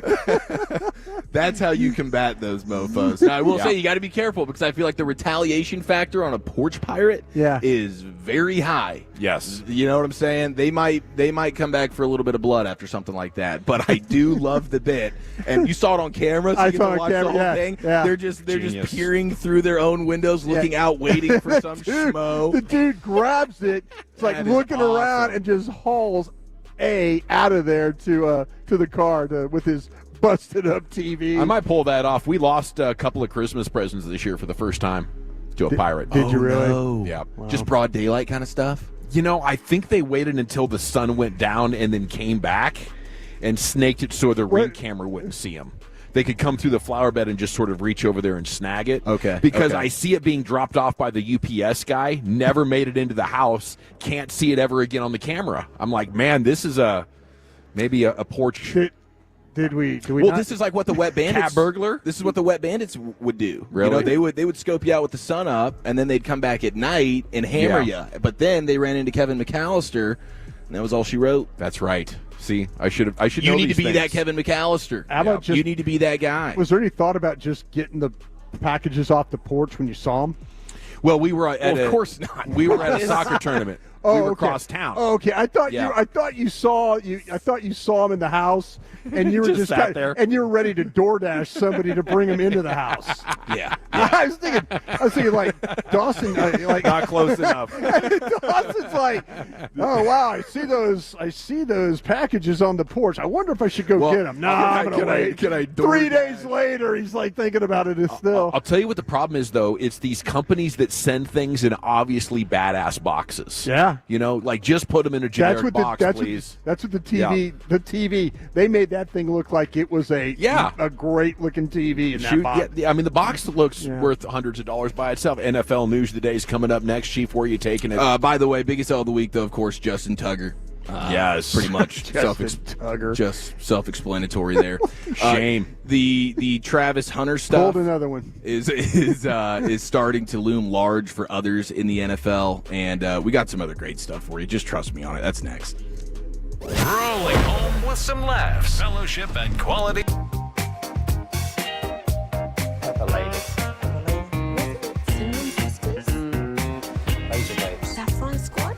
Nutmeg maidens. Pre-curb? No. Nutmeg Maidens. I just said that.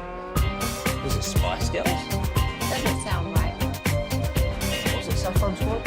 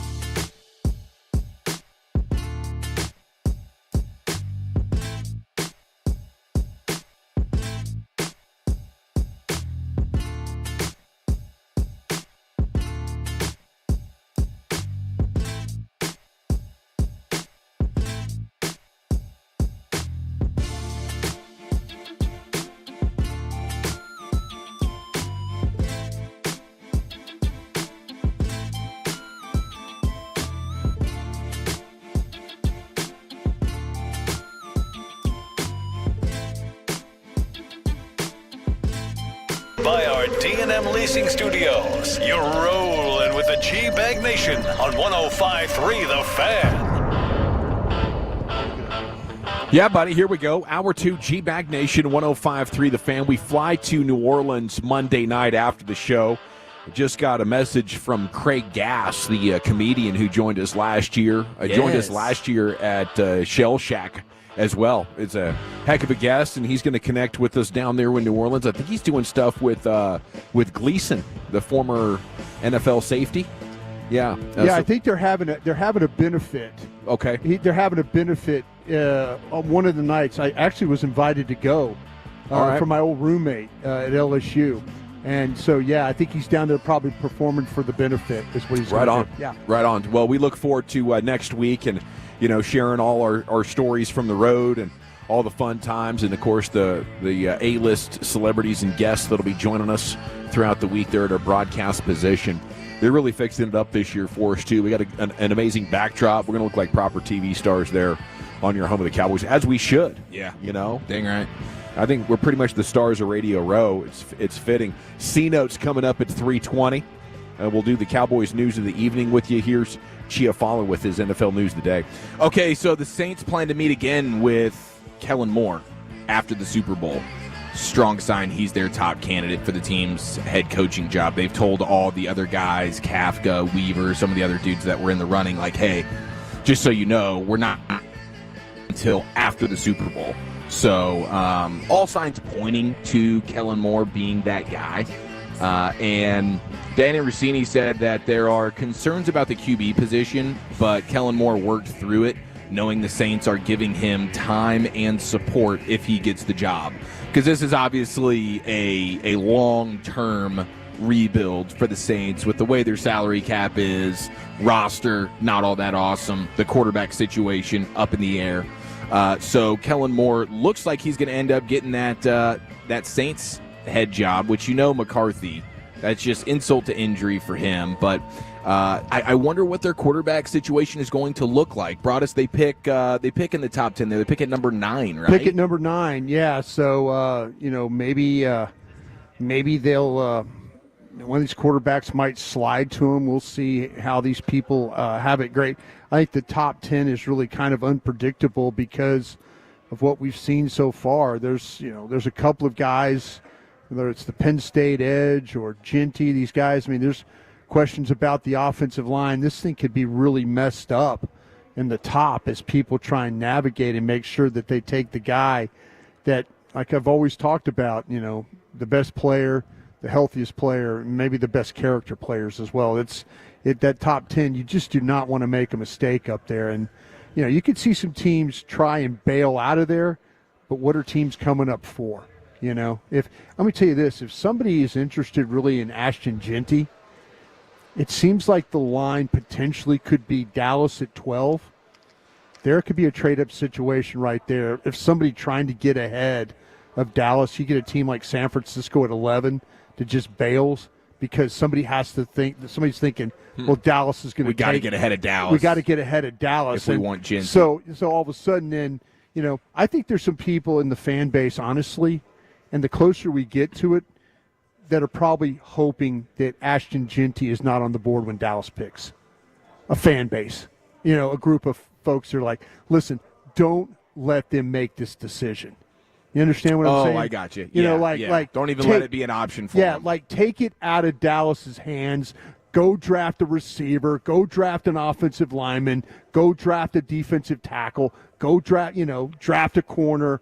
I think there's a lot of people out there that are terrified that Dallas will make the call and draft Ashton Genty. But if he's taken out of play before you get to 12, I think there's going to be some people that are probably pretty relieved if you're in that crowd of not taking a running back at 12. I think they will. I see more thoughts from Will McClay at the Senior Bowl. We'll talk about those coming up at 4 o'clock, but it just feels like, they're looking at the running back position as a significant need more than offensive line and wide receiver.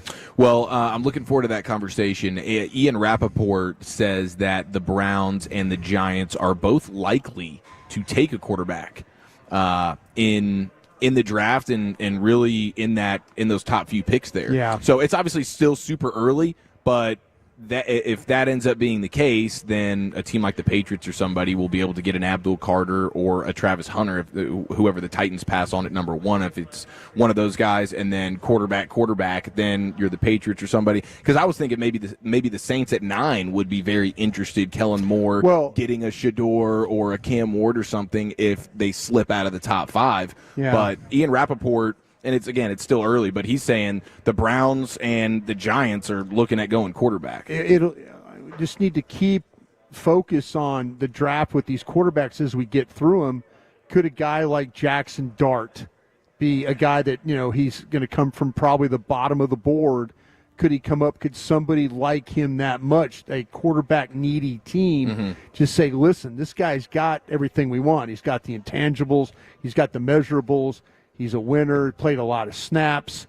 There's just has the small hands. Yeah, that's but they'll say unless you're a cold weather team, that's an issue. But if somebody could surprise us with one of these quarterbacks that we're kind of thinking at maybe the end of the first or beginning of the second. Do you guys see Kellen Moore going to New Orleans as a win for the Cowboys to get him out of the division, or is this a loss because it'll reopen that OC spot for Philadelphia to bring somebody else in?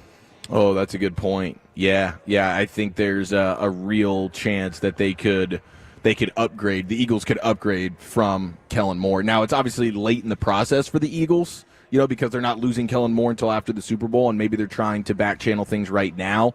But I don't know exactly who would be available for them. But yeah, it is. That is an interesting way to look at it. Here's my bold statement. I think I could call plays in Philadelphia. You know what I'm Barkley saying? right, Barkley left. Barkley, the receivers. Goddard screen. Yeah, the screens. Deep the shot to Brown. I mean, hey, Brian, keep the quarterback out of having to make a lot of plays unless he's running with the ball, maybe some design runs. But, yeah, I think that if Kellen Moore moves on, whoever gets that opportunity, that's going to be – and my hope is they don't get somebody that's even, more dynamic. Right, all of a sudden, like a Cliff Kingsbury guy shows up all of a sudden in Philadelphia, and you've gone from Kellen Moore kind of using the offense this way, and then all of a sudden you get a dynamic Joe Brady kind of guy or somebody. Dude, I'd be trying to go get Chip Kelly out of Ohio State potentially. He was head coach at Philadelphia. I know that'd be an interesting reunion. I just probably doesn't add up. I don't think that would happen. But that would be an upgrade. Well, see, that's the thing about it. Like Chip and Howie just did not get along at all.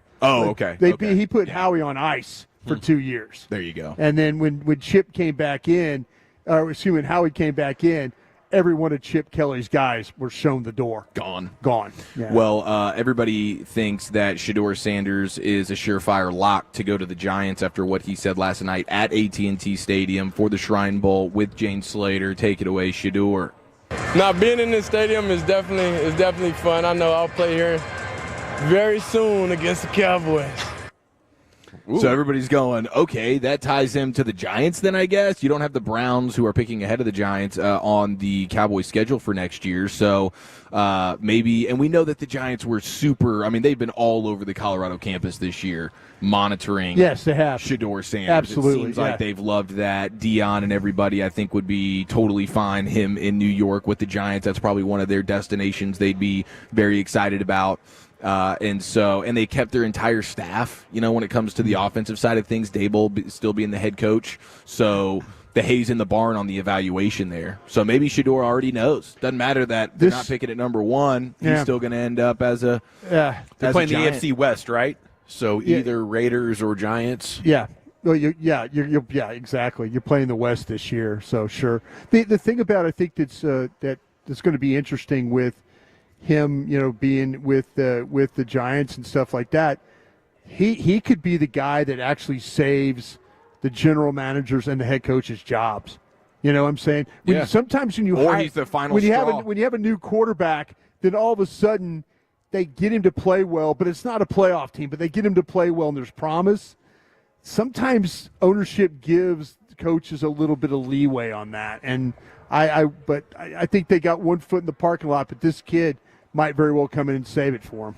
How about the potential depoy in the NFL this year, Patrick Surtain, Broncos corner, saying, put me at receiver let me make a couple plays here and there. Yeah. I could do it. Whatever route you need me to, whatever you need me to do, I'm there. Me at receiver is very dynamic. We're already seeing the Travis Hunter impact. He hasn't even made it to the NFL yet, and you're having guys talking about how, hey, I could be a two-way guy. And especially if you see Travis Hunter find success doing it in the NFL the same way he's had it so far throughout his entire football playing days, I think you're going to see not only guys throughout the draft process trying to maybe get something like that going, but just already established dudes on either side of the ball in the NFL going, hey, I can do that too, bro. I mean, especially if you're talent needy, some of the most great athletes are at corner. They were high school receivers. They were running backs.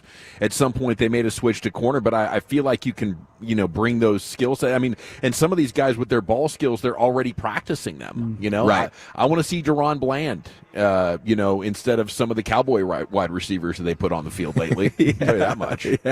Yeah, that's true. There's certain scenarios where you're like, just get Bland the ball. Yeah, he's going to make guys miss. Yeah, he's got hands. Okay, you had Peyton Manning on the McAfee show today, and he's gearing up for the Pro Bowl games, Peyton versus Eli. You saw some of it last night. Did they take an L? I think the AFC took an L last night in the skills challenge part of things. Is that? I didn't even see what the final scores were. I think the only thing they might have won was trivia. Oh, okay. I'm right about that. That's pretty embarrassing. Yeah. Well, Peyton Manning coaching the AFC squad for the Pro Bowl games this weekend. He was on with the McAfee show talking about just his plan here. Like, would I like to beat Eli in this Pro Bowl? Very much so. He's 2-0. He's talking about a three-peat. That's annoying. It's offensive. And I'm afraid if we don't win, they'll fire me and I won't get to come back. So, look, did I have 10 Bud Lights with George Kittle last night? Yes, I did. But I'm still studying film and putting in a good game plan. Taking it very serious, but also boozing with George Kittle is something I'm very passionate about as well. Boozing and watching film, how often is that something you could potentially see? One of the greatest scouts I ever was with was a guy named Scott McCloughan. Scott McCloughan, and you could give Scott a list of 10 quarterbacks, college quarterbacks, and a case of Dos Equis, and by the end of the dose, by all the time 24 beers were gone, you would have the best list of quarterbacks you could ever imagine. Give you a little bit of conviction, give you a little bit of confidence. Give you a little courage to talk about it. Yeah. I know a lot of people feel like they play their best poker, which is definitely an academic type of mental processing game while, significantly inebriated. Man, 10 beers with Kittle. That's a guy who he just seems like gets very rowdy. He's just getting warmed up at 10, Yeah, exactly. George Kittle. Yeah, he like Peyton was like, all right, thanks, man. It's been a good time. He's going to go up in the room, and Kittle was like, I could see Peyton trying to leave, and Kittle won't let him leave. No, stay, man. You got to stay, bro. Stay. Come on. When are we ever going to do this again? Is 10 beers the perfect amount of beers? By the way, if you're hanging out with a buddy talking football for like 3 or 4 hours, if you're talking like a Bud Light kind of, or like a Stella Artois, like you meet up at happy hour. The next thing you know, it's 10:30 at night. I mean, you had the most fun at 10 beers. You're probably not going to get sick. But you really didn't leave any meat on the bone. You know what I'm saying? Yes. You right there. You approached the line. You didn't cross it. Yeah. And you look you're back not driving. You're not driving home. Definitely not driving home. Definitely not driving home. But you're also not puking in your backyard at 4 a.m. like there was that guy doing in my backyard recently. Right. That's still trying to figure out. That's always embarrassing. I was trying to figure out how many beers it took for me to hit a 5-iron out of the parking lot at the Inwood Tavern. A guy bet me I couldn't drive a golf ball over the top of Wolf's nursery, and I looked at him, and we were both walking out. It was we closed it down at 2 a.m. Yeah, that's definitely on the other side of 10, Brian. And he looks at me, and goes, "I bet you $100 you can't hit a golf ball over the top of Wolf's nursery." You said, "Bet, bitch." I opened my trunk. I got my 5-iron out. I smashed that damn thing. You did it? Yeah, but my club got scarred up pretty bad because I hit the concrete. You did? Yeah, but I got it over. You get it in the air? Right over the top of Wolf's nursery. I had a little draw on it too.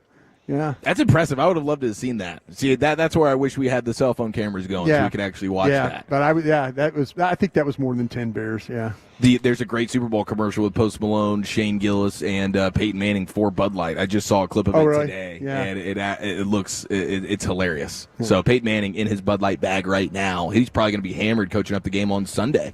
Probably. You'd have to imagine. I would hope so. All right. And it is the G-Bag Nation here on the Fan, and we're having ourselves a beer afternoon. It's brought to you by our friends at Stella Artois, a proper Anheuser-Busch bevy. So that's a perfect segue. And today they're supporting Francis Tiafoe in the Dallas Open, which is going to take place right next door here at the Ford Center at the Star.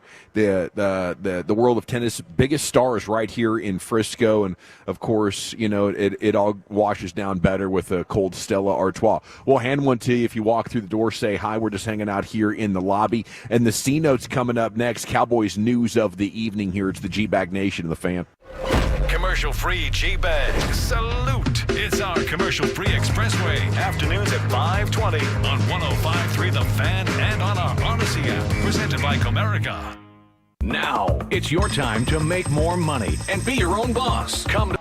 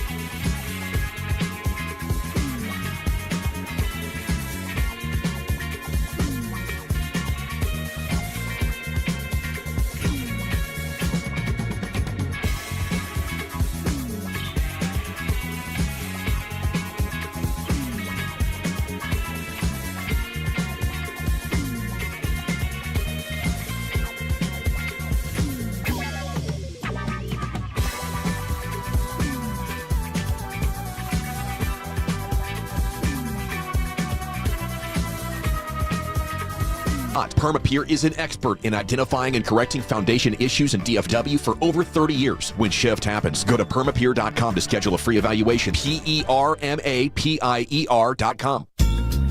Yeah, buddy, welcome back. We're live at the Omni here in Frisco, thanks to our friends at Stella Artois.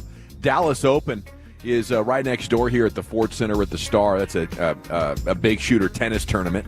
So we're supporting that and having a good time. Francis Tiafoe, the official tennis player of the Stella Artois brand. A lot of good stuff going on here. Tolo just asked us out of the show who would win at pool. And I don't know if any of us are claiming to be good. Lucius, are you good at pool? Man, so many drinks I've had. Yeah. The more drinks I've had, the better I am. Yeah, I feel like I don't have a lot of pool confidence, but if you gave me 3 or 4 cold beers, I might feel good. But I feel like I'm the kind of pool player that hits about 2 or 3 good shots, and then the remaining 3 or 4 balls will be out there until the other guy runs the table. I kind of thought you were good at bar games, darts, pool, that kind of stuff. Trivia. I might be decent at shuffleboard. You ever do one of those bar shuffleboard games? Shuffleboard's a blast. That's fun. It's a lot of fun. Did you guys come up with like a pool table in your house? No. Never had one. We definitely did. Pop still has a pool table. It's one of the first meeting spots you get to in the house. So yeah, I can hold my own. I ain't saying I'm great. Yeah.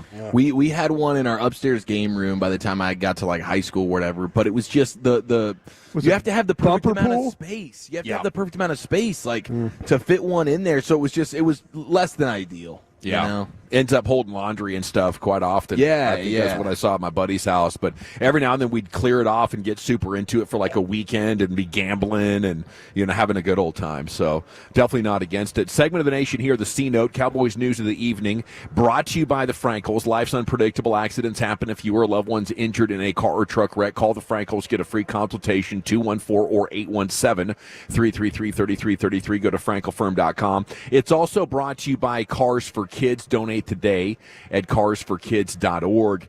Yeah, Cowboys are looking to tackle the tennis business, basically, is what we're looking at right here. And other than the Cowboys coaching search, it's in the headlines. I'm reading this story here off Bloomberg. It's a big deal. In the big sports business community. Cowboys expanding into tennis with this Dallas Open, which is a $2.8 million tournament at the Ford Center. $1.5 billion development here in Frisco. Houses the team's practice facility, part of its world headquarters and all that. But this is the first ever ATP tournament that's happened here. And Charlotte Jones, along with John Isner, the Australian Open legend who played that 3-hour marathon or whatever that was back in the day, are kind of the faces of this deal and, bringing tennis to DFW. I know it's, one of those things that's being celebrated by your local tennis community folks. But the other thing happening big that's next door is the second interview with the offensive line coach Clayton Adams for the OC spot. And, we're trying to, get a handle on everything this guy's bringing to the table, trying to infuse some sort of optimism here into this offseason. And I think the shoe fits here. I don't think we're forcing this one or reaching for this one at all. I think it's a big positive. The Cowboys are no longer in denial about who their quarterback is, because this guy Clayton Adams is going to bring you some run game emphasis and some run game diversity. As Chiafalo has talked about the multiple different ways that he likes to run the ball. They're no longer in denial about their own ability to find the right coaches that can bring this stuff to fruition. So I think this is a potential shifting of the gears for the Cowboys in the offseason. Number one, how they're looking at their quarterback. We're going with Shoddy, and we're pairing him up with an OC who knows how to implement a better running game, and we're not thinking like we know best when it comes to hiring coaches. Right. So I think this is overall good. Yeah. I mean, it's typical Cowboys being sort of late to the party on something Sure. that we've talked about and people have talked about for a long time, and then finally getting around to it. But hey, I'm really, really glad they're here. I'm sure they're sick of every single coach and every single play caller talking about how they want to run the ball, but never really, unless they had the Great Wall of Dallas on the offensive line and a top 5 pick at the running back position, could they really accomplish it. And at some point you're going, what's the deal here? Everybody wants to talk about it, but nobody wants to actually find the ways to do it. They just want to keep doing it. They want to talk about it, and then they just want to keep doing it the exact same way they've done it since the 90s. That's Garrett, that's Linehan, that's McCarthy. And now it's finally going, okay, if we actually want to achieve the goals that we're talking about, and Schottenheimer laid it out beautifully in the presser, then he has the self-awareness to understand, I know what I want, I can see it, but I've never done it before. So let's finally get somebody on the sideline that knows what the fat they're doing. And they didn't have it with Romo, and they haven't had it with Dak, and they just want to try and speak it into existence without doing the things necessary. It's like, yeah, I'm just going to go get my old Philbin offensive line guy that I've been doing it for forever. No forward thinking at all, no nuance. Just give me the guy that I've always done it with. Yeah. No, I think those are great points. And, you know, Garrett had a good run from 14 to 16. When that was happening, it was obviously on the heels of drafting Tyron Smith and Zach Martin and Travis Frederick, and then having Ron Leary and Doug Free still there. But it was a great offensive line coach in Bill Callahan that it was allowing that to come together, you know, in the way that it did. And you know, he leaves, I think, after the 15 season. You had 16 with Zeke, but then it starts to fall apart and deteriorate. So maybe they're getting some expertise back in here. Like you're seeing with this guy Clayton Adams with average personnel on the offensive line and dealing with plenty of injuries as well. It's not like, hey, if Clayton Adams has just 5 super beasts on the offensive line, you can put a rushing attack together. He's doing it. No one talks about the Cardinals having a good offensive line because they don't. Yeah. You know, and it's the key. I think Mark Schlereth told us about it on Tuesday night. With these shifts and schemes, what you're doing is giving your offensive linemen 8 to 10 inches of space to work with that they otherwise wouldn't have. You know, you're asking for years to just go bully that defensive lineman and move him over.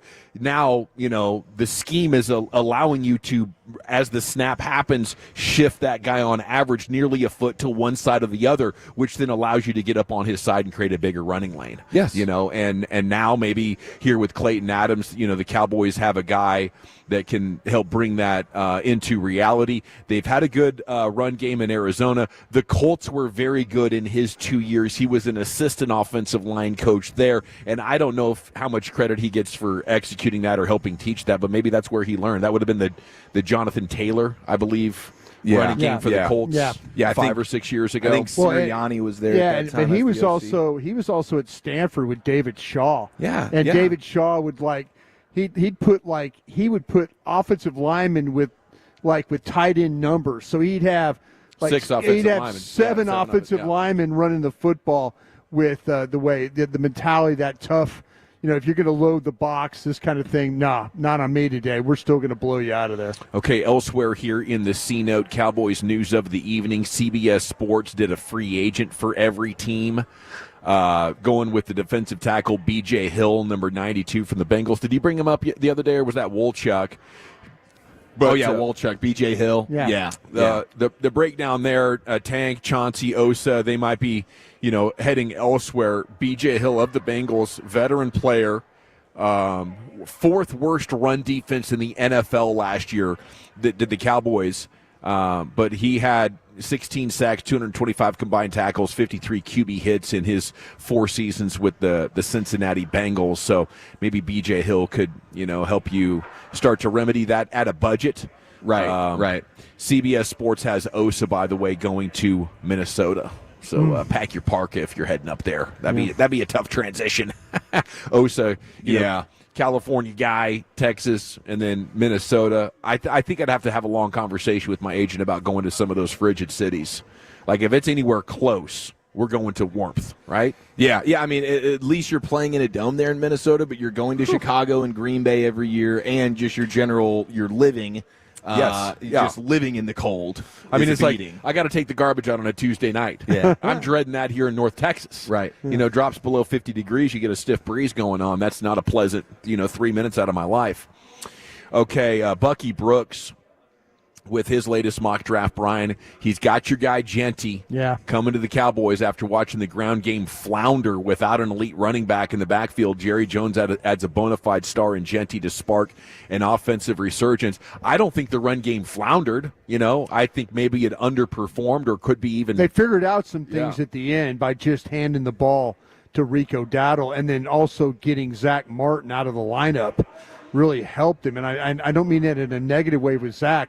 He just wasn't healthy enough to help you. Yeah. So they kind of figured some things out there. And then you also had, Steele playing better at right tackle. The point of attack tight end blocking got a little better as well. Yeah, and I would still prefer to avoid taking that position in the first round. But if you tell me I have a Clayton Adams that is designing a top-tier rushing attack, I am much more interested in bringing in an absolute monster at the position and trying to create something like what the Eagles have, where you've paired good offensive linemen, of course, but a great rushing attack from a conceptual standpoint and a scheme standpoint, and then now you put a monster in Saquon Barkley behind it, and you take a really awesome rushing attack and you make it a team that is literally running their way to a Super Bowl playing good defense. I'm glad you brought up Saquon Barkley, Brian, because I think it's an important consideration at 12. Like, when we do open the big hole and you're on the next level, and now you're looking at defensive backs on your left and right,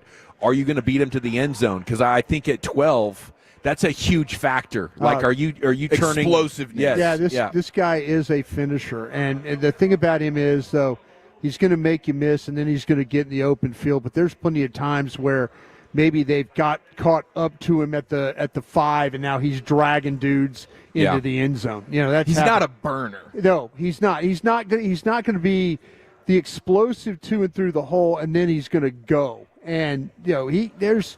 Like I say, the things that he does, the catching of the football, blocking, the running of it, the make people miss, complete back, not coming off the field. He could be a workhorse back. We're going to talk about some backs in this draft that are going to need somebody to help them split the load. I think you're going to have like 4 or 5 guys that are that way, but maybe 2.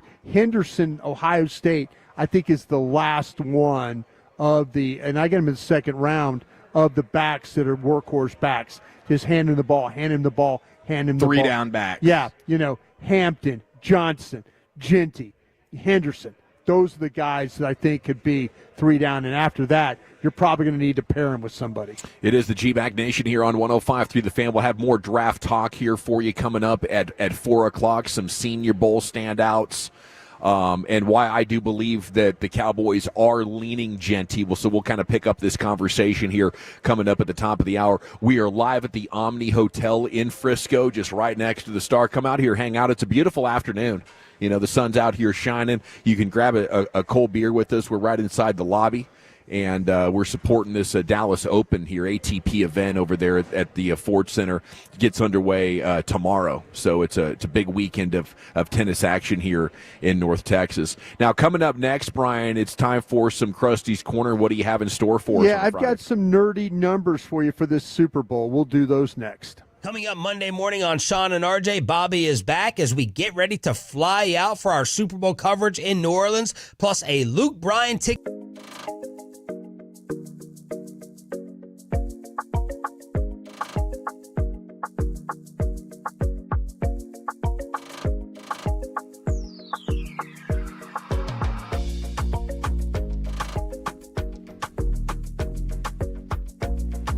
Uber Eats has Lola V products? I gotta remember that. Well, they say in order to remember something, you have to forget something else. Okay, now that is a very cute haircut. That's like a little shag. I've never seen it before. Well, of course you have. It's the Rachel. Oh, is that your name? No, I mean like your name. No, I'm Jen. My name's Jen. Right, but I just mean like this is your haircut. But that's hair on your head. I'm not saying this is your hair. Okay, freak me out a little bit.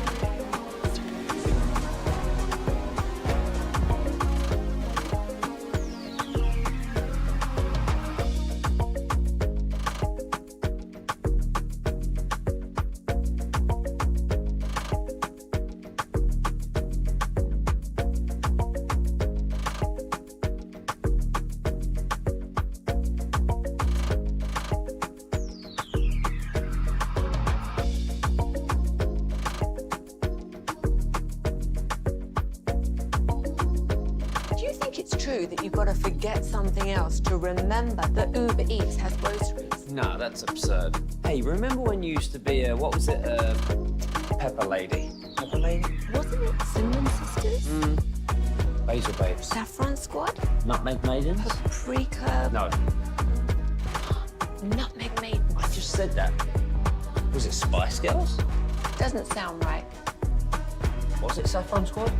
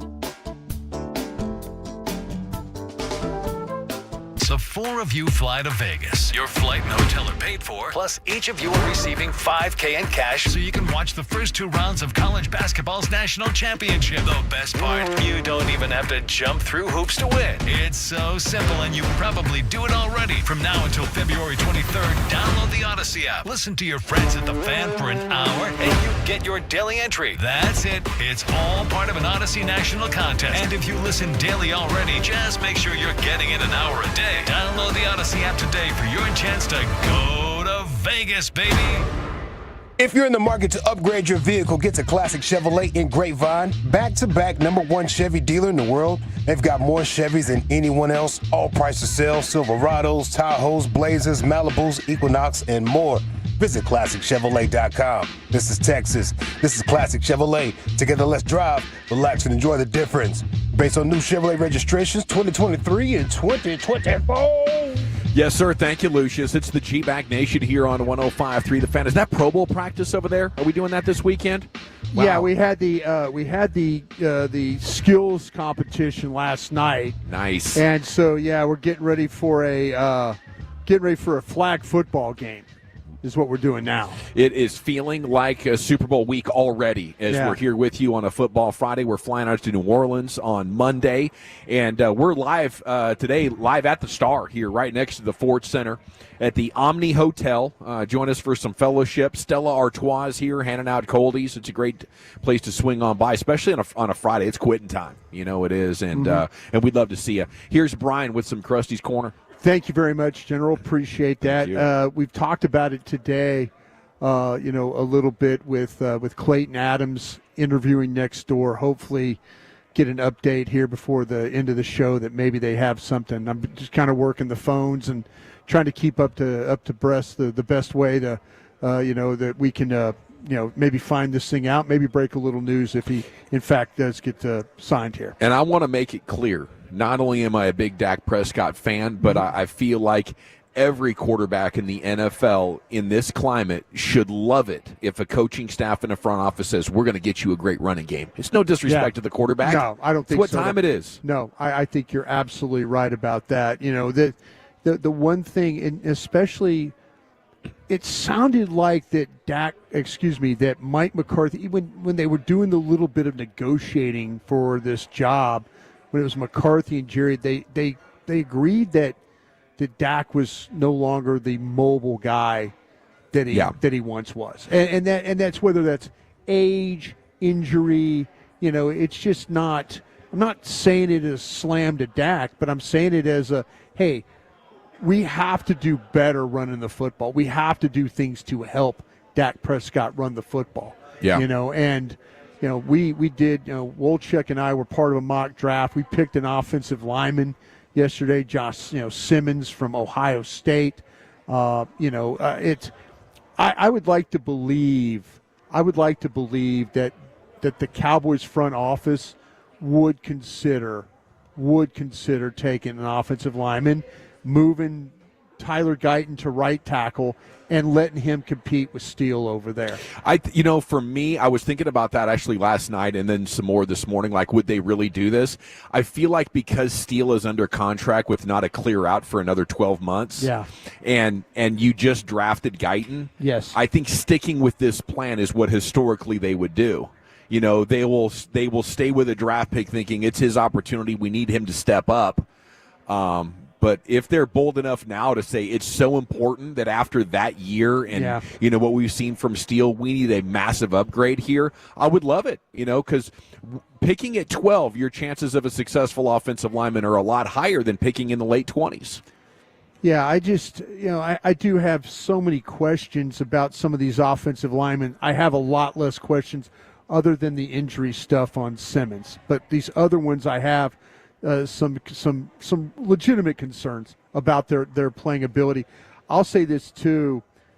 Maybe if they can get Adams signed up as the O-line coach, that maybe that will help Guyton. And I say this because my sources who know Adams well as a coach talk about how he's willing to work with rookies or veteran players.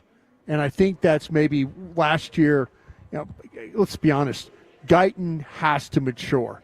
It has to become important to him. The work ethic, all those things have to change. And if they do, well, then you'll probably get to the player that you evaluated. But there's a lot to learn. But I think the fact that maybe Mike Solari wasn't on board with okay, he's making mistakes, we got to pull him out of there. Instead of maybe working with him, coaching him, they just kind of pushed him aside, put a Doga in there, and then they said, "Here we go."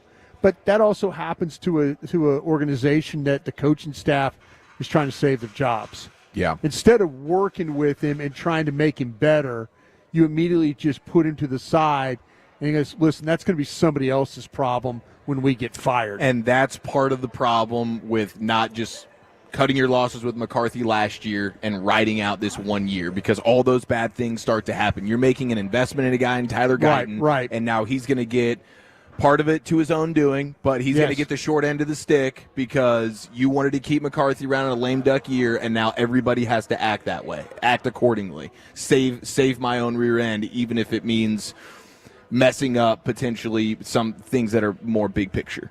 Yeah, that's my hope, that maybe a fresh start for him. Just that. Now, what sucks for him also, though, is second year, his second new line coach. Another new line coach to deal with. To have to deal with. You kind of say the same with Micah Parsons. All the defensive coordinators he's now having to play through as well. But Mike is further down in his game, than where Guyton is. But this offensive line has to improve, and I think the start of it would be if they could get Adams signed up. And I think, honestly, as much as I would love for them to take Genty, if Simmons was on that board, I think they have to consider that. Yeah. I think they absolutely have to consider it, not only for their running game, but for Dak Prescott and protection and things like that going forward. That kid at Ohio State's ready to play. I mean, with as many needs as you have, getting redundant at tackle with a premium pick. Yeah. But better be a hell of a player, Brian. I hate it. I hate to because we've gotten so accustomed to plug and play here. Yeah. And last year, your center, you plugged him in. Kid hadn't played center in forever, and I don't think he let you down. Well, you definitely don't want to pass on Michael Jordan because you have Jim Paxson at two guard. You know what I'm saying? Yeah. Well, it's going to take a lot for me personally to move off Genty for me personally, but I would consider it for Simmons. I would absolutely talk about that for It's a Simmons. strong endorsement. I would consider that, and I absolutely love Genty. All right, I promise you some nerdy numbers and stuff like that. This comes from my friends over at the Next Gen. This is what's provided to the teams. This is not, hey, the fans get this. No, the teams get this type of information. So just want to go through. I want to talk about a little bit about Steve Spagnuolo versus Jalen Hurts. And these are some of the notes that they put in their packet here for their teams. The Chiefs rotated their safeties after the snap, i.e. disguised coverages, 37% of the snaps during the regular season. That's 14th highest in the league. But they have done so on 46% of those snaps through 2 playoff games. Yeah. So they're going through more disguise. You can't grade the Chiefs on what they do in the regular season on either side of the ball. They get to the postseason, and now this is a completely different animal that you have to deal with. Well said. The AFC Championship game, they disguised coverage on a season-high 56% of the snaps. Wow. That's their third highest rate in the game under Steve Spagnuolo. Now, here's the matchup they call. The Chiefs have disguised their coverage on shells 41% of the dropbacks against the Eagles over their 3 matchups since Hurts has become the starter in 2021. This is the highest rate among any of their opponents with multiple matchups. Mm-hmm. Against all other opponents, the Chiefs have disguised their coverage on 33% of their dropbacks. What do you think they're trying to do with Hurts? They're trying to slow him down. He's known for being a slow processor, hanging on to the ball too long. He takes plenty of sacks because of it. And so that's one of the biggest knocks on Jalen Hurts is just his inability to process at a quick, high-speed level like what you're seeing with Jaden Daniels right now, and that virtual reality helping him out a little bit. Jalen Hurts is like one of the first guys you think of that could really benefit from that virtual reality stuff. Blitz. We're going to talk a little bit about the blitz and where it hurts. Jalen Hurts faced an off-ball blitzer 25% of his dropbacks this season, which is the third highest in the NFL, including 61 dropbacks with an off-ball blitzer. Okay, like an off-ball linebacker, safety, secondary player. From the right side of the offensive line. Across those 61 dropbacks, Hurts was pressured 44% of the time while being sacked on 15% of those dropbacks. When not facing an off-ball blitzer from his right, Hurts was pressured just 31% of the time, including an 8% sack rate. So the matchups. The Chiefs blitz an off-ball defender at the fourth highest rate in the NFL this season. That's 27%. Primarily doing it from the offense's left side. That's right at 16%. However, across Steve Spagnuolo's 3 matchups against Hurts, he has sent an off-ball defender from the offense's right side 18% of the time compared to 12% on the other quarterback since 2021. These analytics are very important, man. You just hope you have a coach that's paying attention to it as much as Steve was, or I know Belichick has. You know, the coaches that are prioritizing this in their preparation are harvesting gold, Brian. Absolutely, and I think that you have to when you dive into these numbers and stuff, when they talk about, how do they stop the tush push? Do they run it to the left? Do they run it to the right? There's trends and things like that you can dive into and kind of get an idea of like, okay, this coordinator, like Kellen Moore, is not adjusting. He's doing it this way, and he's continually doing this way. Now it's up to Kellen Moore to be able to, but like Steve Spagnuolo, who's really smart, Steve will keep something at the end of the game right that they haven't seen. Yes. I mean, he will show them like they did with Buffalo, the last play. He shows them the blitz off the edge, and he kept showing it and showing it and showing it. It's to the point where they weren't bringing anybody. Then Buffalo immediately just slides the line away from it. Well, what happens? The last time he needs it, he brings it, and he gets a free rusher home, and they're off the field on 4th down. He's thinking 3 or 4 moves ahead. That's the difference of the greats. Yeah, they're setting you up, and they do it on both sides of the ball as well. Yeah. Do you feel like which group do you feel like, and we'll get into it like when we get to New Orleans to talk about which group though do you feel like which coordinator has to be on it for Kansas City? Is it Spagnuolo or is it Andy Reid? Oh, I think it's Spagnuolo because there's the big opportunity. If you can figure out a way to stop that run and pressure Hurts, then I think you got him. You know, where I think a relatively generic offensive game plan can get the job done if Steve's in his bag. And one final thing, if I could, this is on Saquon Barkley. And this is talking about Saquon Barkley where he runs the football. Saquon Barkley has gained 344 yards on 37 carries. That's a 9.3 yard per carry average right there, outside the tackles this postseason. His 344 yards and 5 touchdowns are each the most by any player in the postseason in the next-gen era. And his 185 yards are over expectations, are over plus 100% more than any other player since 2018. So how well that Kansas City is able to play the edges. We know they can play the inside with Bolton, the linebackers and stuff like that, but how well they can play on the edges is going to be key. Mm-hmm. With Karlaftis and those guys, they are going to have to be on it because that ball, I think, is going to go on the outside, especially with the way Barkley's having some success. Yeah, there's no doubt about it. Barkley's the guy that he's their explosive playmaker. Yeah. Yep. Thank you, Brian. Thank you. Krusty's Corner every afternoon, 3:40 here in the G-Bag Nation. We are live at the Omni in Frisco. Join us. It's presented by Stella Artois, supporting Francis Tiafoe in the Dallas Open this weekend. The Ford Center at the Star right next door, where we understand they are talking with Clayton Adams.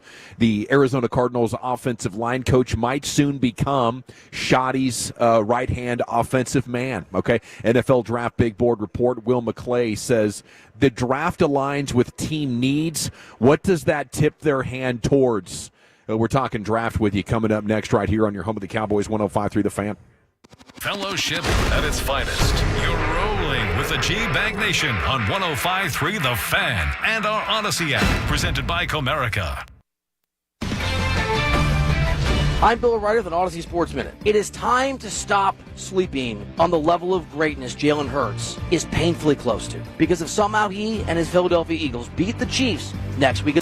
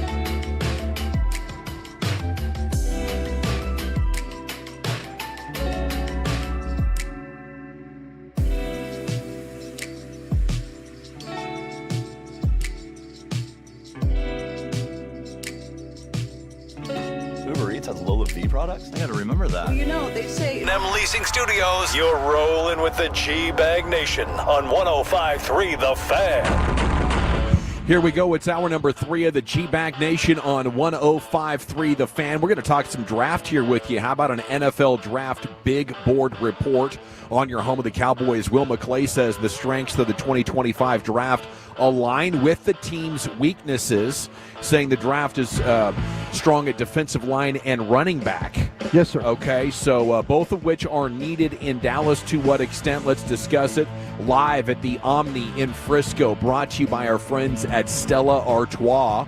Come on by, crack some coldies, maybe hang out on the couch. I mean, hotel lobby is just a great place to hang out on, especially on a Friday with the sun shining out there. The Dallas Open, and just right next door. I mean, you're right smack dab to the Cowboys' process of finding a new offensive coordinator, which could break at any time. Clayton Adams. Yeah. It might be the most triumphant celebration we've had live on the air since the Mavs traded for Kristaps Porzingis 4 or 5 years ago. It was kind of ill-fated. Yeah, it's going to get real buck wild in here when we break the Clayton Adams hired as Cowboys OC news. Broadus, you should text the powers that be there with the Cowboys and just say, hey, when you guys get this deal finalized, have our guy Clayton over here get a Stella or two. Come kick it with us. Little what you drinking, what you thinking. He's thinking he just got a new gig, new promotion. Yes. He's going to be ready to booze. If you are cracking them, coming up at 5:20, we'll be looking for your phone calls. Okay, so maybe set a reminder, something like that. That'd be a good idea. You don't want to miss your opportunity to call in and tell us what you're drinking and what you are thinking. And I know Clayton Adams is one of those names that maybe not a lot of Cowboys fans were familiar with. We got news? It's done. Let's go. It's done. It's all right. Are you serious? Is this? Who broke are you being real right now? Ian Rappaport. I literally just text. I'll see if I can confirm it. Hey, let's get the victory beers in order. Send the text now. We got the Stella. Bring them on over here. I'm sure Jerry wants him to be drinking that Miller Lite, but it's a Stella Football Friday here at the Omni with the Nation. That is right. And if Rap Sheet is breaking it, you can lock that in. Wow, boys, this is great. Clayton Adams, I'm trying to get that confirmed. I'm working on it right now. Okay. This is the best move of the offseason. I don't care what happens next. Yeah, I mean, tell us why, Chief, just for anybody that's tuned in. I think, again, Clayton Adams isn't one of those names that a lot of Cowboys fans were familiar with in the lead-up to this process, but over the last couple of days we've been talking about him and, being one of those guys that might be able to bring Schottenheimer's vision of a dominant running game into reality here for America's team. Yeah, this is a guy who's been there, done that with the Cardinals over the last 2 seasons. He's been bouncing around in college football for some years. Stanford, Colorado. He played at Boise State, and now he's been with the Cardinals as their O-line coach and run game coordinator. He gets credited for being the architect behind one of the most impressive rushing attacks in the NFL over the last couple of years, getting it done with average to slightly above average offensive linemen, overcoming injuries to the offensive line, and still giving up the 5th least amount of sacks this past season, 3rd least amount of pressures this season. And over the last 2 years since he's been their O-line coach, they're 3rd in rushing yards, only behind Philadelphia and Baltimore, 2nd in yards per carry. And this is a guy who's got a diverse rushing attack. He's coached tight ends before, running backs and offensive line. He's well-rounded. This is the guy you want to come implement what we've been talking about for years here, which is just a consistent, bona fide, week in, week out rushing attack that doesn't depend on having Hall of Fame talent on the offensive line and in the backfield, a guy who's getting it done with James Conner and a really average offensive line. And if you're the Cowboys and Shoddy wants to bring in shifts and splits and motions, but your player condensed offense too. Offense. Yeah. You need guys that have a mastery on the angles and how to coach all of those different techniques, especially with players that A, aren't that familiar with it, and B, as they've tried over the last couple of years to add motion to the running game, it's fizzled. You can't afford that. You cannot afford an off season of investing and teaching in that and then not be more efficient on the ground than you were with a more traditional approach. So this gives you the opportunity to have a more sustained rushing attack than just snapping your fingers and getting a superstar running back in the backfield and keeping things status quo with a McCarthy kind of offense or anything Schottenheimer's really done throughout the course of his career. This gives you the opportunity to say, hey, our star running back got hurt this week. Oh, no, does everything come crashing down? downer. Our best offensive lineman's out for this game. Oh, no, does everything come crashing down? No, this is a guy that can sustain you with an awesome rushing attack that's diverse, and the personnel groupings and all of it are just awesome. Which is a good segue into the content of which I teased. Will McClay talking that the strengths of the draft align with their needs, and then talking about defensive linemen and running backs. What does that mean for the 12th pick, for the 44th pick, Brian? Do you think they're leaning in that direction? Would you like a defensive lineman at 12 and a runner at 44 if that's what they decided to do? Yeah, I think it's easier to get the runner at 44 than in the past. And I think the quality of the runner at 44. I was interested in the mock draft yesterday that we did. I was hoping that we passed on the running back and saw all the way to the third round what was available. Let's take this thing all the way to the third, and let's see how much do we really like the guy that's on that board as compared to the others. So Will's absolutely right. The running back's very deep. The defensive tackle room, especially those one technique guys. Now, depending on what you think, but it's going to set up for them pretty well. If they pass on Genty, they've got so many needs. They can go a lot of different directions. The wide receivers fit. Everything kind of fits for them right there. But I'm excited about the Adams hire. I really am, because I feel like he brings an element of toughness. And just listening to people who's worked with him before, how intense, how committed, how he's able to coach both the veterans and rookies and get the absolute most out of them. So very, very excited about that aspect of it. Yeah, I'm excited to see where this run game goes here, really. Yeah. The scheme and the player. It feels like maybe a major facelift coming to your scheme and possibly your personnel. But that's interesting. You're talking about the strength of a draft. Maybe that suggests we can not take this position, in the first round, because we're going to have multiple chances. Yeah, your coach will probably make up for maybe some of the, if you feel like you got a strong coach, you might feel like, we could take a guy in the second or third round and be okay, because this guy is going to make it work. You said it earlier, though, Dawson. Man, they keep throwing stuff at this offensive line. They've thrown picks at this offensive line. They threw a first-round pick at this offensive line last year. Yeah. And so it needs to. They need to get back on that train. But I'm totally with you on this about having to help Dak with the running game, and then whether it's a quality back or one of these offensive tackles. I'd love for it to be Josh Simmons. If they're going to look for and he's there, I would love for them to be able to pick him at 12. I think that would be an outstanding pick. Do you need a home run hitter at running back? I mean, with this is a really good group, and you've got some guys. You've got some guys that are home run hitters. Some of the home run hitters in this draft will need somebody else to come along with them and share the load. To be short yardage and pass pro and exactly. Stuff. Yeah, I mean, the one thing that I really love about, say, a guy like Henderson from Ohio State is there are some complete back elements to his game.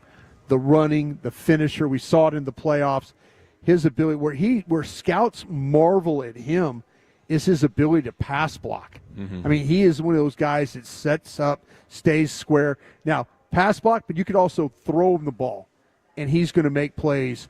We've seen him be able to do that as well in this playoff stuff. So, if you don't get a Genty, there are guys that you could be clearly, you should be very happy that you have the opportunity to potentially pick one of those guys. Again, to reset the breaking news here, the Cowboys have a new offensive coordinator to go with Brian Schottenheimer. Rap Sheet and Mike Garafolo, I believe, kind of get the credit for this. I saw Fowler as well. Okay. Jeremy Fowler, ESPN. Yeah, I reached in to try and confirm it with some people in the organization. Let's see if they get back to us here, make sure that's good. But I said about it at the top of the show, Tolos, are you willing to maybe reconsider your position on what this front office and Schottenheimer have done so far? I mean, I know no games have been played. There's a lot of negative momentum. Free agency is coming up, and it might very well turn out to be another downer.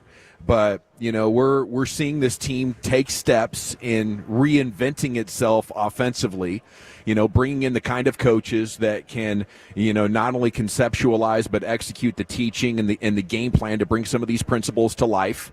And, kind of for the first time, turning away from, traditional offense in a meaningful way. They try to do it with Kellen Moore early on in his career as offensive coordinator. Even when Jason Garrett was around, it looked like it might be shaping into form, the kind of offense that brings excitement and creativity and added efficiency.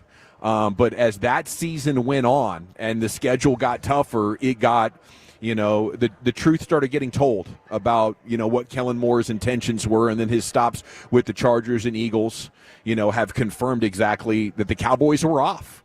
And I just hope that this is, we heard a couple of days ago Will McClay say, I was involved in the entire coaching process and I was in on those interviews and it was important for me to be here.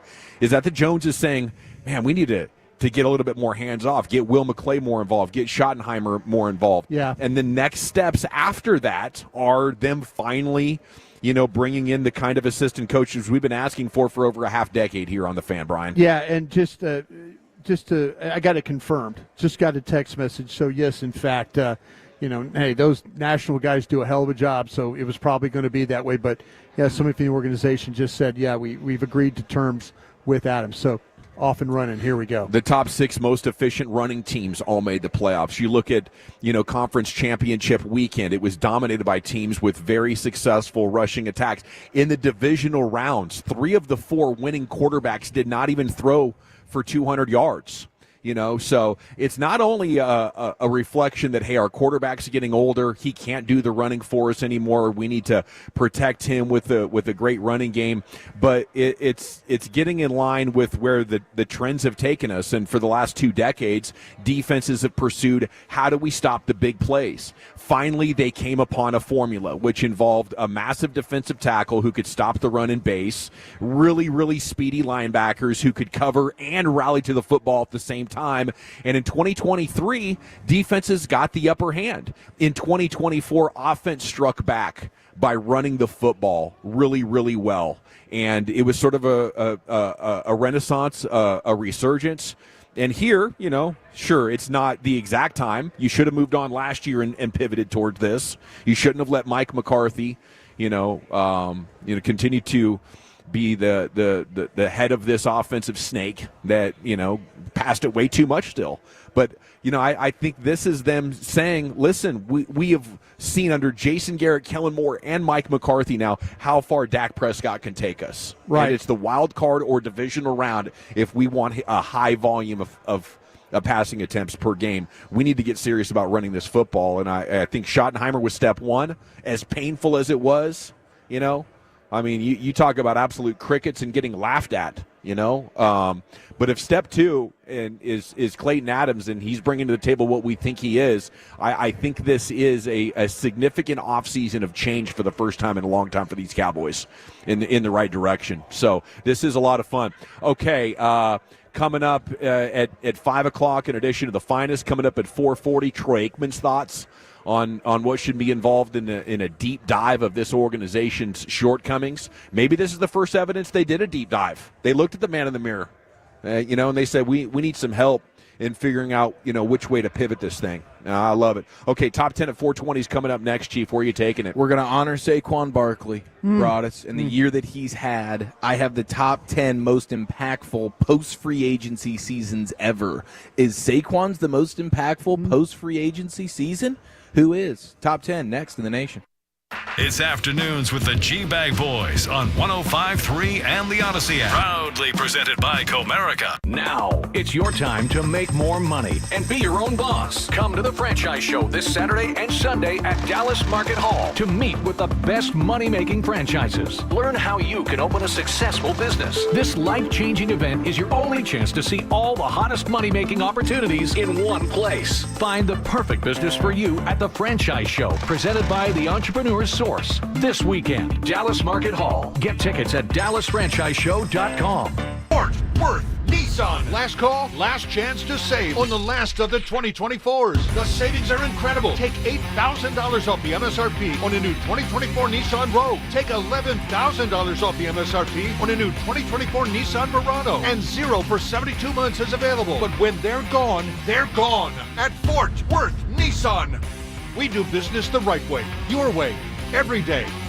Call 866-244-1321 for details. When you're unsure about your morning commute, NBC5 will get you on the right path. Once you get to 205, you can get back onto I-30. When you know it's going to be one of those North Texas weather days, we help you plan ahead. To watch out for any high water on the roads. When you need to start your day with a smile, we share a little something. Okay, now that is a very cute haircut. That's like a little shag. I've never seen it before. Well, I mean, of course you have. It's the Rachel. Oh, is that your name? No, I mean like your name. No, I'm Jen. My name's Jen. Right, but I just mean like this is your haircut. But that's hair on your head. I'm not saying this is your hair. Okay, freaking me out a little bit.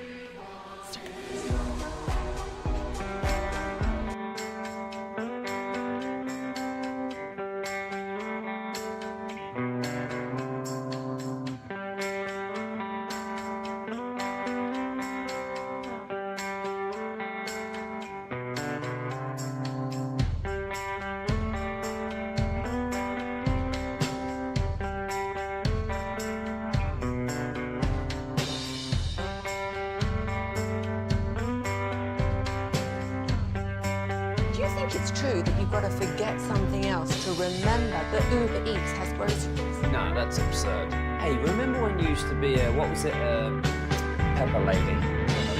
Was it Cinnamon Sisters? Basil Babes. Saffron Squad? Nutmeg Maidens? Pre-curd? No. Nutmeg Maidens. I just said that. Was it Spice Girls? Doesn't sound right. Was it Saffron Squad?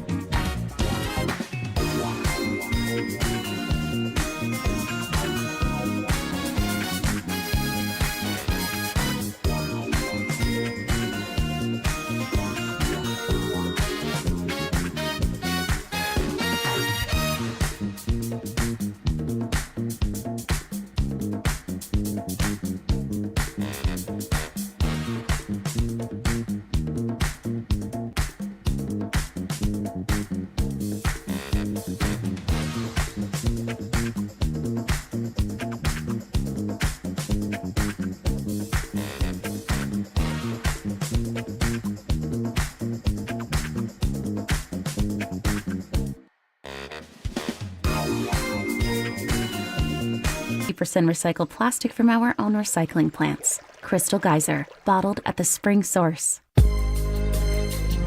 Yeah, buddy, welcome back. We are live here at the Omni in Frisco, G-Bag Nation. It's brought to you by Stella Artois. Come see these lovely ladies. Ask them for a cold beer. They have some chapstick. They have some T-shirts. They're going to get you taken care of right here at the Omni in Frisco, where it looks like we're having a burger and some wings delivered. What a massive win here on a Friday. Join us with Stella Artois celebrating the Dallas Open. And Francis Tiafoe, the official tennis player of Stella Artois. Look at those wings. Those are crispy wings. Oh, dude. Yes. Those look incredible. I believe the phrase you were looking for would be divine. Divine. Or maybe to die for. Not quite sure, but I'm going to definitely dig into these while we learn about Saquon Barkley's amazing season. Segment of the Nation brought to you by the Frankels. Life's unpredictable. Accidents happen. If you or a loved one's injured in a car truck wreck, call the Frankels. Get a free consultation, 214 or 817-333-3333. Hit frankelfirm.com. Okay, coming up in about 15, 20 minutes, I'm going to talk some hoop with you. Can the Mavs buck this historical trend on their way to the championship? Okay. Bucking yo. That'll be a fun one. Here's the Chief with some top 10 at 420. So Broadus got the BLT. I think that should be the LTB based on the ratios. Look at the ratio on that. I think your L. I mean, that leads the league in lettuce right there. It does. Is that a full tomato? That's a full tomato? Don't be a hater. And then you got a couple of bacon bits in there. Don't be a hater. I like the way you order, man. Don't be a hater. Who's got the most envy right now? Because I'm looking at Dawson's Wings, and I'm thinking to myself, should I have gone with Dawson's Wings? I, of course, went with the Butcher Burger. I ordered exactly what I wanted. Wow. Yeah. Your burger looks the best. Better than your wings? I think so. I don't know if it tastes better. It's I just had a bite. That's outstanding. Really impressive. I'm sorry. No, you got it. Yeah, I think Broadus was trying to get a little lettuce today. Respect on that. I think it's perfect. I think it's a beautiful sandwich. Jump onto @Gavin Dawson, and you tell us. I mean, both of their items are in this picture. Is it the bacon, lettuce, tomato, and avocado? Avocado, yeah. Avocados. Or is it really Chief's good. amazing burger? Yeah. Lettuce, tomato, bacon sandwich is what Broadus has. He's going to crush it. We'll see how much football analysis. I'm going to need him here because we have the top 10 list of the day, and we're honoring Saquon Barkley with this one. Saquon Barkley being a free agent and in year one with his new team in Philadelphia having a giant impact, an MVP candidate, and in some eyes should be the MVP, right, Broadus? Should be. So, but idiots like you won't let it happen. That's right. He's going to look great with that Opoy trophy, though. Offensive Player of the Year. Give it to him. He deserves it. Hey, he's earned the hell out of that. The reason why they're in the Super Bowl is because of him. I think Dick Fangio and company would have something to say about that. Dick Fangio's happy they have that guy toting the rock. First play of the game, they hand it to him for a touchdown. We're up 7-0. That's a good point. And Dick Fangio is going, all right, here we go, boys. Playing from a lead. Let's go. Here we go. I don't think they're in the Super Bowl with any other running back, Chief. What do you think about that? Ooh, you don't think Derrick Henry is he had a chance this way? He had a chance. You don't think Broadus' guy Bijan Robinson, Barry Sanders? Maybe Bijan. Maybe. But I don't know if Derrick Henry does what Saquon has done. I mean, what is it, 5 touchdowns and 300 yards in 2 games? Man, a lot of hate in your life. I'm honoring Saquon right now. I just gave him the Offensive Player of the Year award. What are you talking about? Hey, dude. Dawson, you know what's about to happen here? He's going to take this segment and he's going to make it something where it's like it makes Barkley look bad. It's going to be genius. No, this is courtesy of Lindsey Jones at The Ringer. She's the one who has put together the top 10 free agents who in year one with their none new of them are going to team. be running backs. None of them are going to be running backs. Okay, spoiler alert, Saquon's on the list. Okay. Where do you think he's going to be on this list in the top 10? He's probably going to be number 2. Number 2? Okay. Dawson, where do you like Saquon on this? I can't imagine anybody being more important. More important, number year one. one. Yeah. We just saw Tom Brady go from free agent to Super Bowl champion with the Bucs. Like, that was in year one? Let's be honest about everything here. I said number 2, bro. You did. Was Deion a free agent? Yeah, Deion. Hey, Deion might appear on this list more than once. Ooh. We start in 1995 with the Buffalo Bills. Nobody circles the wagons like the Buffalo Bills. Bryce Paup? Bryce Paup. Pop. P-A-U-P. God dang, let's do this right if we're going to do it. Bryce Pop, I only know that because he was with us in Green Bay. So he leaves Green Bay, he goes to Buffalo. Yeah, exactly. And he has a career season. Yep. Yeah, at 27 years old, he, Mr. Bryce Pop, who spells his name inexplicably. P-A-U-P. Yeah. Come on, man. For no good reason. Jackson Smith and a good Juba. Yeah. What'd I go with? Palp? I think I started with Palp. I tried to save you because I knew you were going down the wrong path. I appreciate that. In his first season after being a free agent from Broadus's Packers, he goes to Buffalo in 95, and he racks up 17.5 sacks. That led the league. Good player. He also had 2 interceptions that year. He was a first-team All-Pro. He was DPOY, and the Bills win the division, and they go 10-6, and they, of course, lost in the divisional round that year.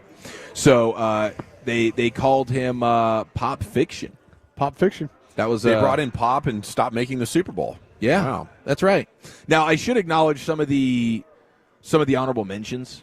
Wolchuk would because he's a professional at this. Simeon Rice in 2001 with the Bucks. Oh, he went from Arizona to the Bucks. Shannon Sharp with the Ravens in 2000. Shannon Sharp went from the Broncos to the Ravens. Yes, he did. Curtis Martin in 1998 went from to the Jets. Patriots to the Jets, yeah. Ding, ding, ding. 2019, you had Tyrann Mathieu going to the Kansas City Chiefs. From the Arizona Cardinals. Yeah. Boom. DeMarcus Ware. Cowboys to Denver 2014. He is an honorable mention. Number 10 was Bryce Pop, 1995, Sackmaster, DPOY with the Bills. Coming in at number 9 is 2001, Priest Holmes, all-time fantasy running back. Won me it. Touchdown monster. Yeah. Age 28, free agent, goes to Kansas City, racks up almost 1,600 rushing yards, over 2,000 yards from scrimmage. And those were both first in the league that year, first-team All-Pro. Chiefs were not very good that season, but his base salary that year was under $500,000. Yeah. He was a beast, though. Coming in at number 8, the best free agent player, joining his new team in year 1 in honor of Saquon Barkley. Did you lose it? I lost it a little bit. Did you lose Joe it? Montana. Deion Sanders, 1995 Dallas Cowboys. Yeah. 28 years old. He had he only played 9 regular season games that year. He had 2 picks. Dallas, of course, wins the Super Bowl. It's a good get. And, you never forget that 47-yard catch he had in the Super Bowl versus Pittsburgh. Getting a little two-way action out of Deion that year. Yeah. So he comes in at number 8. Still haven't seen Saquon yet. Number 7, we have this year's version of Derrick Henry. Going from Tennessee to Baltimore. Mm-hmm. Almost 2,000 rushing yards himself. 16 touchdowns rushing. Tied for first in the NFL this year. Second-team All-Pro. Ravens, of course, had a great season. So Cowboys didn't have enough pie. Not enough pie. Reggie White comes in at number 6. There you go, Broadus. That should have been a lot higher. That should have been a lot higher. He, in 1993, goes from Filthy to Green Bay. Yeah. 13. He was 32 years old as well. He was. No spring chicken. Nope. Still gives you 13 sacks, 3 forced fumbles, second-team All-Pro, second in the DPOY voting that year. And they won a playoff game, did those Packers. Coming in at number 5, Peyton Manning, 2012, Denver Broncos. Yeah. Age 36. The neck thing messed everybody up. Yeah. Cowboys should have got him. Except Denver. Denver didn't get messed up on the neck. Threw for like 50 touchdowns, right? This year he had 37. That was the 37 touchdown season. He had 4,700 yards passing and an NFL best 69% completion percentage. Very nice. Comeback player of the year, first team All-Pro, second place in the MVP voting. They were the 1 seed in the AFC, but they ended up losing to the Ravens in overtime in the divisional round. That was a crazy. Oh, did Tebow get him? Yeah. No. It was Flacco with the Ravens. And I think wasn't it Jacoby Jones on the deep just ball? A Hail Mary pass. Inexplicably, the Broncos defensively giving that up. That was heartbreaking for them. Sorry, you scrambled your wires there with the Tebow line. No, I don't know what I was thinking. It's all good. Okay, here's where we get your guy, Broadus. Number 4, all-time season after being a free agent, 27 years old, Saquon Barkley with the Eagles this year. Number 4? Number 4. Sound like an MVP type of category to me. 2,005 rushing yards, 13 touchdowns. And, in the postseason, almost 500 rushing yards and 5 touchdowns. He's first-team All-Pro, finalist for MVP. and Offensive Player of the Year. He'll get that one for sure. And, of course, the Eagles are now in the Super Bowl. So this list is because of him. That. He's a Mount Rushmore. You got to feel good about that. Number 3 is also Deion Sanders, but it's the previous year. The 95 Cowboy version of him already made an appearance. Now we get the 1994 San Francisco 49ers version of Deion Sanders at 27 years old. And he had 6 interceptions in 14 games, 3 pick sixes, 1 recovered fumble, 2 more picks in the postseason. He was the depoy that year, first team All-Pro, and he was 3rd in MVP voting that year. Pretty sure he returned punts as well. Yeah, all 3 phases. Much to the dismay of the personnel department. They of course win the Super Bowl that year. Do the Niners? Yeah, I don't think that they do. If you could have got him that year, I remember watching in the papers that going back and forth, like where's he going to end up? And if Cowboys had just done it that time around, then they probably would have won 4 in a row. Yeah, he had 2 returns of 90-plus yards that year as well, and had the interception in the Super Bowl as well. So just an outstanding – he was just going mercenary style. Go win the Super Bowl with you guys. Jerry, sure, let's go ahead. And back then, if you won the NFC, you were going to win the Super Bowl. I think that was a boat race against the Chargers, wasn't it?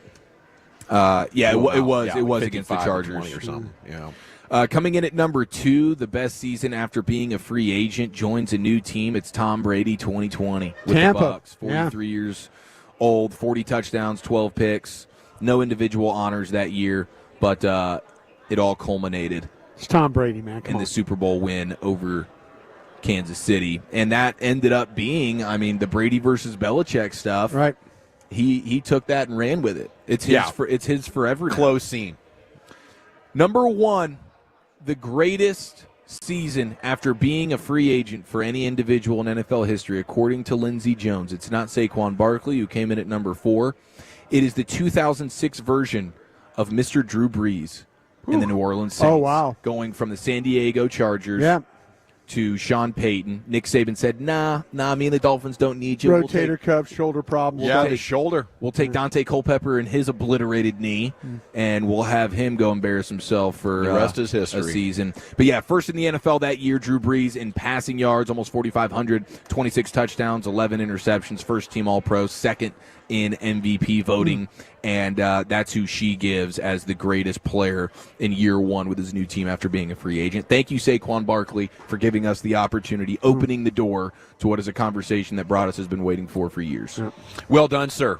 Filling in for Zach Wolchuk, who is he's taking a long weekend, so send some love to Wolchuk on social media. Let him know that he is loved and missed. We're live at the Omni Hotel in Frisco, right next to the Ford Center at the Star, where if you missed it last hour, or maybe just at the top of this hour, the hiring of Clayton Adams, their new offensive coordinator, has been broken by Jeremy Fowler, Mike Garafolo, Ian Rappaport, amongst others. So, they definitely have their coaching staff mostly filled out now and starting to give us an idea that they're heading for, an attempt of establishing the run in a big way, and we'll see if it works out and what other plans they have in store. We're only about a month away from free agency really getting to rock and rolling, and we're just a couple of more months from that till the draft. So it's going to be an exciting springtime. We're 12 days away now from pitchers and catchers reporting here on your home of the Rangers. But we're back with some basketball talk. Can the Mavs buck the historical trend on their way to becoming champs? It's next in the nation. Coming up on the next KNC Masterpiece, it's our last show in the Metroplex before heading to Radio Row. Plus, we'll give you some Wanker of the Weekend. Join.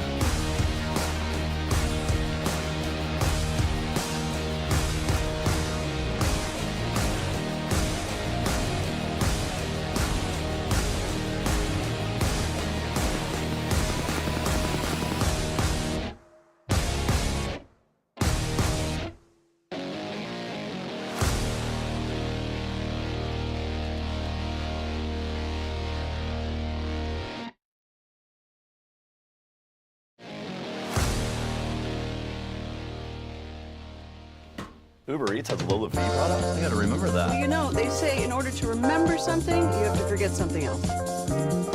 Okay, now that is a very cute haircut. That's like a little shag. I've never seen it before. Well, I mean, of course you have. It's the Rachel. Oh, is that your name? No, I mean like your name. No, I'm Jen. My name's Jen. Right, but I just feel like this is your haircut. But that's hair on your head. I'm not saying this is your hair. Okay, freak me out.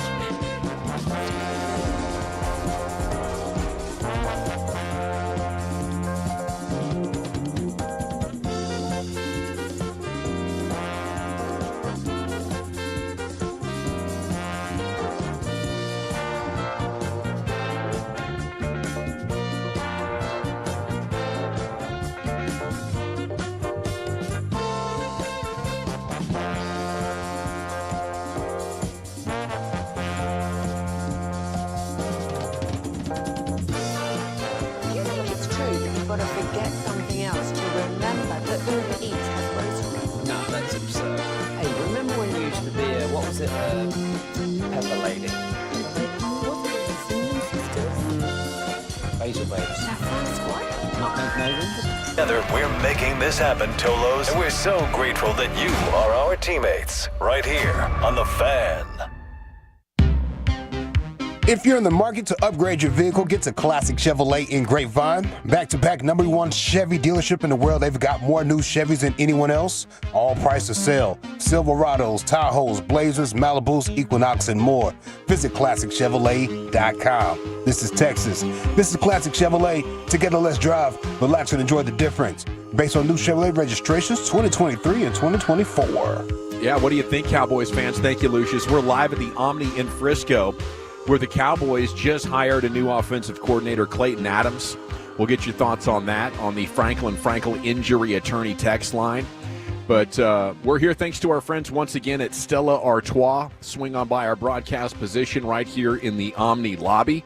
Maybe ask our Stella Artois ladies for a cold beer, and have yourself a time. Let's fellowship. Let's enjoy the Friday vibes and the Football Friday as well, as we'll talk some Mavs here with you.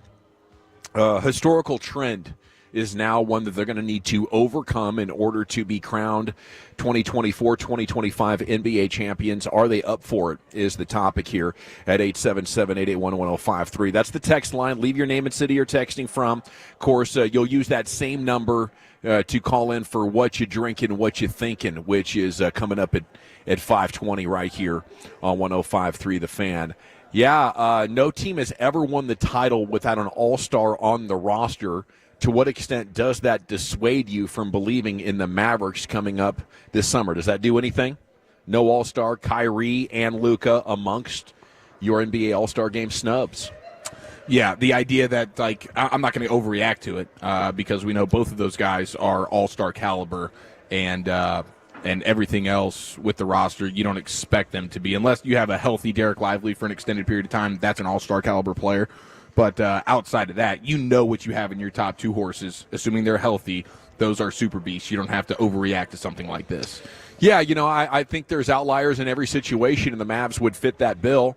I mean, up until 15 months ago, Brian, nobody had won a World Series with the worst bullpen in baseball. Right. Use the Rangers for motivation. Right. Up until that fateful ninth inning, the Rangers hadn't won a game all year when trailing going into the ninth. Yeah, Things happen. Yeah, it absolutely does.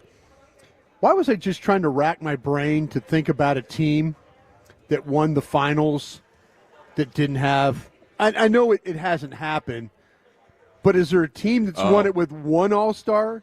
I mean, is there some – and you guys are far more basketball – followers and experts than me, but I was just trying to think: have we had a team in modern times that maybe had one all-star that won it? NBA champions with fewest all-stars type of situations. Yeah. The Nuggets won recently with just Jokic. Maybe Murray was, but I think it was. See, just we all know Jokic. if we all know that if Luka was playing, he would be likely an all-star, right? Yeah, I think there's a bunch of teams throughout time that have won the title and only had one all-star. Maybe the Celtics last year, as I'm looking right now. Maybe it was just Jason Tatum. There you Denver. go. All right. Well, yeah, it didn't discourage me. Golden State's last one, just Steph Curry. Yeah. The Bucks with just Giannis. See, that's what I was thinking. I was thinking, well, how many of these teams have I seen here in recent times that didn't have? And I think Dallas's problem has been the injury. Of course, that's why they don't. That's why they don't have any All-Stars. Now Kyrie, I said it earlier. I think the league has got a little vendetta against him. Maybe they're like, okay, let's not. If it's close, let's not go there with this one. That's just. That's the unfortunate thing about, let's be honest, when he was coming here, everybody was like, oh, what a terrible idea. This guy's going to blow up, blah, blah, blah, blah, blah. Yeah, he's been nothing but a guy that's tried to recruit and play at a high level. And, everybody that said this was a terrible idea about him, you need to, they're the Homer Simpson's going back into the bushes bit. I do forget about that, where the Kyrie Irving controversy was so strong up until the Mavs traded for him a couple of years ago. Right, and that's what I'm saying. That all that has been put to bed for one reason or another. But maybe there still are, coaches or executives or sponsors around the league that just don't want to see him in the hallmark. That's what I worry about. Event. That's what I worry about. That Kyrie, is doing everything he can to keep this team, relevant. And, here's somebody in the league saying, we really don't need Kyrie into this. Let's think about something else here. But, I think, Kyrie and Luka are all league type of players. I mean, these guys are all NBA. You don't even have to consider whether they're all-star worthy. I think in a lot of situations, P.J. Washington is, a better good player or a better star player than a guy like Evan Mobley or Tyler Hero if you want to win a championship. I think there's multiple guys on the Mavs, so I would feel a little bit snubbed. But, sometimes things happen. They want to get new young players on, teams that might appear in the finals out there. I think it's definitely time for the NBA to consider, like, our television ratings are down. Maybe it's because we're not doing a good enough job marketing the next generation of stars, and they want to sort of push that. I don't think Luka is a really likable player outside of DFW. If you're just an objective NBA observer, and you're watching Luka, like, I think number one, his game isn't like having a lot of eyeball to it. It's not like above the rim. It's really cool at times. Like, his step back threes are great, but it's not an all-star game type of performance that he's going to put out there. And then the likability, with the way that he's interacted with the refs and opposing fans. I think as a Mavs fan, maybe we have a blind spot towards that because we're just, so busy rooting for him and appreciating his greatness. Mark Cuban's response on social: those TV ratings for All-Star are going to be crazy, he said. LOL. NBA's going to NBA. It's just insane Luka and Kai aren't going. I think it's easy to see why Luka is not going because of the game's played factor. Right. We can talk about the complicating things on his likability, but I don't think that there's been 48 games played and you've missed 26 of them. Anybody is going to the All-Star game unless it's like your final season and they're giving you a career, a body of work type of accomplishment situation there. So, that's that. They're in action tonight, by the way, against the Detroit Pistons, who are going to be a little bit shorthanded. Not sure if you saw this, but center Isaiah Stewart suspended one game without pay, picked up his 6th flagrant foul point of the season, the NBA announced today. Flagrant 2 and ejected with 8:45 remaining in the second quarter of their loss to the Pacers the other night at Gainbridge Fieldhouse. Stewart will serve a suspension tonight. Pistons had planned to honor Stewart by giving away a bobblehead on his likeness. No to way. Fans attending tonight's game. Tonight, that is great, dude. So do you have to hold that back? Do you have to, or do you just run that? Now you got to hold it back. You got to hold it back. They're going? They plan to go through with the giveaway as the promotional schedule is locked in once the schedule's released. Yeah, you can't be stopped. I mean, we've seen that plenty of times where they have giveaway night for like the Rangers, but the players injured or whatever, but they had this has been in the car. No. We've had the one where the player's supposed to sing the national anthem and then gets cut. Haven't we? Didn't we have that? Didn't we have someone was supposed to sing a national anthem, or their family member was supposed to sing? I can see it. That was with the Braves, though. I don't think that was with the Phillies? Rangers. No, I think it was with the Braves. Oh, it was the Braves. Who was the guy? He was a former Ranger. handsome devil. Cannot remember his name. Let me see. Justin Grimm? No, it wasn't Justin Grimm. Where did you pull that name from? You said handsome. That's a trigger for Dawson. That was what KNC Masterpiece used to call him. Lucy, you should have seen. Yeah, Dawson was just kind of thinking, handsome baseball player. Let me see here. Let me see here.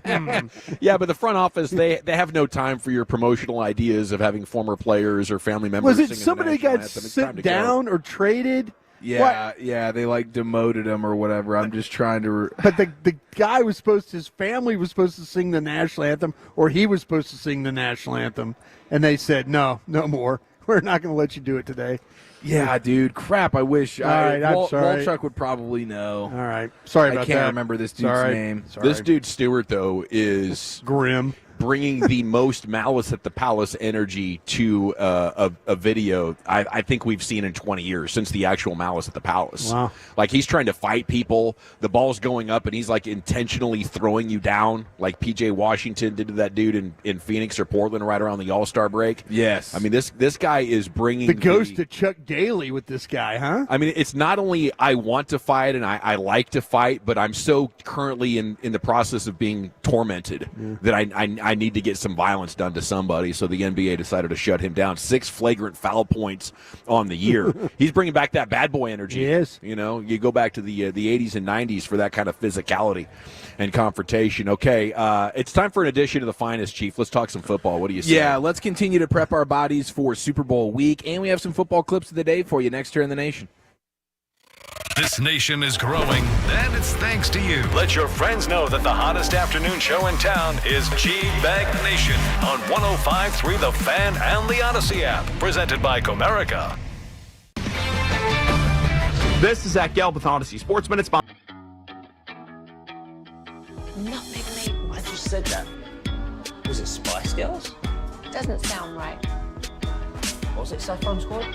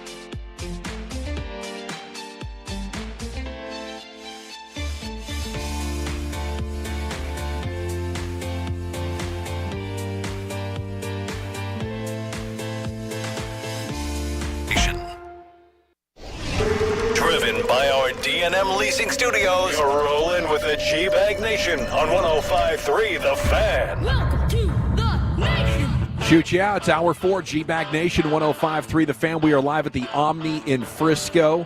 All sorts of tennis celebrities cruising around the lobby. Some Cowboys coaches as well. A Mavericks executive earlier. This is the place to be in DFW Sports. And we are here, of course, with our friends at Stella Artois, supporting the Dallas Open, and Stella's official tennis player, Frances Tiafoe, superstar for the world of tennis right here, as the Cowboys making a big investment into the tennis world right across the street here, or right really across the walkway, with this ATP Dallas Open coming up this weekend. So what you drinking, what you thinking Friday? We're looking for your phone calls coming up in 20 minutes. A lot to react to here. And for more on the big football news of the day, here's the Chief. Yes, and before we can move forward, we have to look back for just a moment. Broadish, you were talking about the former Rangers player that was supposed to have a wonderful national anthem moment for the Braves, and then he got sent down on that same day. We couldn't remember the guy's name. Shout out to the hockey hawk Gavin Spittle, who is channeling his inner baseball hawk. Dude. Baseball guy of the day. Killed it. Texting us, Charlie Culberson. That is the man. His dad was scheduled to throw out the first pitch. That's what the story was. That's his right. dad's supposed to throw out the first pitch for the game. Freaking heartless. But hours before that moment's supposed to take place, the son is getting. That's when you knew Chris Young down. had what it took. You know? Yeah. Well, this is when he was with the Braves. He wasn't actually with the Rangers when it happened. So a lot of things. I still give CY credit that we had to qualify. Yeah, always. You when in doubt, give it to CY. And shout out to a handful of texters as well. 828-575. Thank you, folks, for doing that. Appreciate you. Yeah. Giving us the goods on Charlie Culberson. Okay, now I do have some football clips for you that we will enjoy together. That's right. I'll tell you what, dude. Celebrate. We are celebrating Clayton Adams. Yes. This is the best move of the offseason for the Cowboys. It really is. This provides sustainability. Any one player will be exciting if they do something from a draft standpoint. Perhaps they shock us all and do the craziest thing ever and bring in a talented free agent. But this right here, having a guy who can architect a rushing attack for you the way that Clayton Adams has proven to be able to do at the college level and most recently the last couple of years in Arizona with the Cardinals, I think this is the biggest and best move that they will be able to make this season, because this will provide sustainability all season long. It doesn't matter if you have moving parts on the offensive line. Maybe you didn't hit the home run Ashton Genty running back move. And you can still crank out what has been a top 3 to 5 rushing attack, depending on how you look at it, for the Cardinals over the last couple of years. So that is great news. Let me add to that real quick. If it goes well, maybe it's the turning point for this organization, thinking, man, instead of us trying to trust our relationships and P-Poor network of trying to assign assistant coaches and coordinators, maybe we just find a head coach that's got a great vision for where this thing should be going, and then let him go from there, picking out his own assistants. Yes, especially if you're going to be a team that is only draft and develop, and there's going to be years where there's a little bit of a drought of talent on your roster, perhaps, because you're not swinging for the fences in free agency and via trades. It's like you can't have an average roster and then subpar coaching as well. No. You have to make up for that somewhere. Yes. So this is going to help go a long way towards that. So love this hire for the Cowboys right now. Clayton Adams bounced around college football and was a part of some really good rushing attacks. Coaches tight ends, coaches running backs, coaches the offensive line. This is a well-rounded individual, and he's been on the come up as a young assistant coach on those big lists that NFL insiders put together year after year. For the last couple of years, this is a name that you will find on that list. He's well respected. Super, super happy that Schottenheimer and the Cowboys went ahead and made sure this thing got done, especially when you consider the other option, which was a twice fired in the last 2 years, Ken Dorsey. Seemed like that was sort of the plan B based on the interviews, and maybe Ken Dorsey ends up on the staff in a different role. That's where I was going with this thing.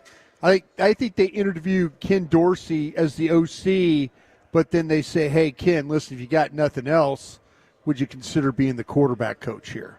Okay. Well, So, that's how you do it. That's smart. He was around as Josh Allen was ascending. I know at one point he was given credit for helping develop him. Well, we talked Cam Newton as well. We talked about the places he had been with Cleveland, with Buffalo, Carolina as a QB coach. So, maybe you come in as a quarterback coach and you kind of have some ideas. Hey, kid, get up on the board and let's talk about some of these things. And maybe he could give you some ideas that he might have had that they use with the Bills and also the teams he's been with. Okay, the Arch hype is moving at a rapid rate right now. He's getting all sorts of flowers for the way that he's leading the off-season charge of workout dominance and competitive spirit with the Longhorns. Mm-hmm. But I saw a video of him windmill dunking. Did you see this? No. Like, the athleticism here, we're not used to seeing it from a Manning, where they're actually a bit explosive. That's Cooper's kid right there. We know that's Cooper's kid. That's right. And Cooper was the wide receiver. And so this is a quarterback brain in a wide receiver, to some extent, a wide receiver athletic body. We know about his mobility and his wheels. We've seen it firsthand. But goodness gracious, dude, I didn't know he was windmill dunk guy. How could you know that as Sarkisian and elect to not get him in the game first and goal? That's just all-time head scratcher to me. Don't think he'll make that mistake again. No. Yeah, I don't think you will. Let me ask you guys this. College football guys, will he be the most hyped player, say, in the last 15 years for college football? Yes. Will he be more hyped than Travis Hunter? More hyped than just name any guy in college football. Jadeveon Clowney was pretty hyped. I mean, I remember watching ESPN. I think I was watching First Take years ago, and he was standing with like Stephen A. Smith and announcing where he was going to college as a high school player. Like that one got pretty amped up. But the position, the name, and the school, like you check all the boxes of headline. And right off the jump, they play at the shoe. Right off the jump. But it's going to be awesome. I will say, I'm going to make it, and this is really not even a prediction because I think it's going to happen. He will be the most hyped player this summer in college football. Yeah. It won't even be close. For sure. I mean, we already have Cam Newton talking about the Cowboys tanking for him. Yeah. Even though he's probably not even going to be coming out into the draft next year, even though he will be eligible. Right. I mean, Trevor Lawrence was super hyped. Vince Young, Terrell Pryor. Remember Jimmy Clausen and Mitch Mustaine? Yep. Yeah. Those were fun. Adrian Peterson had a ton of hype. Matt Barkley. There was a run of USC quarterbacks after Palmer and Leinart who just couldn't quite live up to it, but they were winning 11. Spencer Rattler was a really hyped guy. Yeah. Like at Oklahoma, man. They were talking about him. That's and true. then he transferred to South Carolina, but he was like super hyped. But this is larger than life. This almost feels like Tebow coming back level of hype after he'd already done that's it. I was asking. He might be the most hyped. Could he be the most hyped player in college football history? I think so. He very well could be, especially for a guy that you haven't really gotten to see too much of yet. That's what I'm saying. Because like Johnny Manziel coming back. Oh, there you go. That's a huge one. You mentioned Tebow. That's huge. There you go. But then you got to add the Longhorn factor in a university that's excelled on hype for 4 decades. Definitely. Yes, the Longhorn factor as well. The Manning factor, all of it. It's huge. A couple people texted in Trevor Lawrence as well. Trevor Lawrence, being a guy that everybody was pretty hyped up about. But yeah, Arch Manning, he's definitely the talk of the town right now, and he is windmill dunking on a basketball court. It's pretty impressive. And Broadus was telling us yesterday how when he met, because Broadus' son Bennett is good buddies with Arch at UT. They're in the same club together, the Cowboys club. The guys at the Cannon Fires. Arch is part of that. Like he is Cannon Fires. He's like a Texas Cowboy. So that's the organization that Bennett belongs to. Except Arch is like giving him the reasons to fire the Cannon, but he's part of that group. And getting to meet him, like I said. Broadus was looking up at him. He was, He's a full-fledged 6'4". I was looking up. I was definitely looking up at him. Yeah. Vice grip for a handshake. Nice. Yeah. Hand size. Hand size is good. Just good-looking athlete. Yeah. Dang right he is. Okay, is this going to be on y'all's Christmas wish list? Or this is going to actually be released in the summer, so maybe you throw it on the summer reading list. The Art of Winning Lessons from My Life in Football, brought to you by Bill Belichick. The book is coming out in May. I'll read it. Yeah. Or I won't read it. I'll listen to it. How about that? I'll listen to it. I'll look for some of the cool excerpts. And I don't know. You know, some of these coaching books are pretty generic with their distilled lifelong lessons, you know, from some self-help author. He's kind of co-writing it. He's going to have a chapter titled "Low Man Wins." yeah, you know what it is. So, I don't know. Some of these coaching books can be really good, you know, but they got to be genuine, and they got to give you a bunch of inside scoop and dirt. You know, that's what's going to sell it. Yeah. I mean, this is going. I think I'm not going to lie and say I'm going to buy this book or even listen to it. But the Cliff Notes, you know, some of the little screen grabs of people. You know, I'll glance. I'll tell you what I've got hooked on the TikTok stuff, like Julian Edelman, his podcast. Yeah, he's been interviewing Matt Patricia, and he's been asking him about all the famous plays, like Super Bowl plays. Malcolm Butler, like tell me what was going on. Give me the call. And Patricia. Like, he will walk you through exactly what was going on the sidelines and, like, what they were trying to do to get personnel in. They're worried about timeouts. I mean, it's pretty fascinating when you have somebody that's lived these huge plays in NFL history. Yeah. And then for him to describe them, it was like listening to a pro golfer talk about, well, what'd you hit there at 6? Well, I took a 3-iron and cut it around the tree, had a pitch about, golfers are able to kind of recite everything that happened to them in a round. Yeah. But listen to Matt Patricia talk about famous plays, like in Patriot history or NFL history, is actually pretty impressive.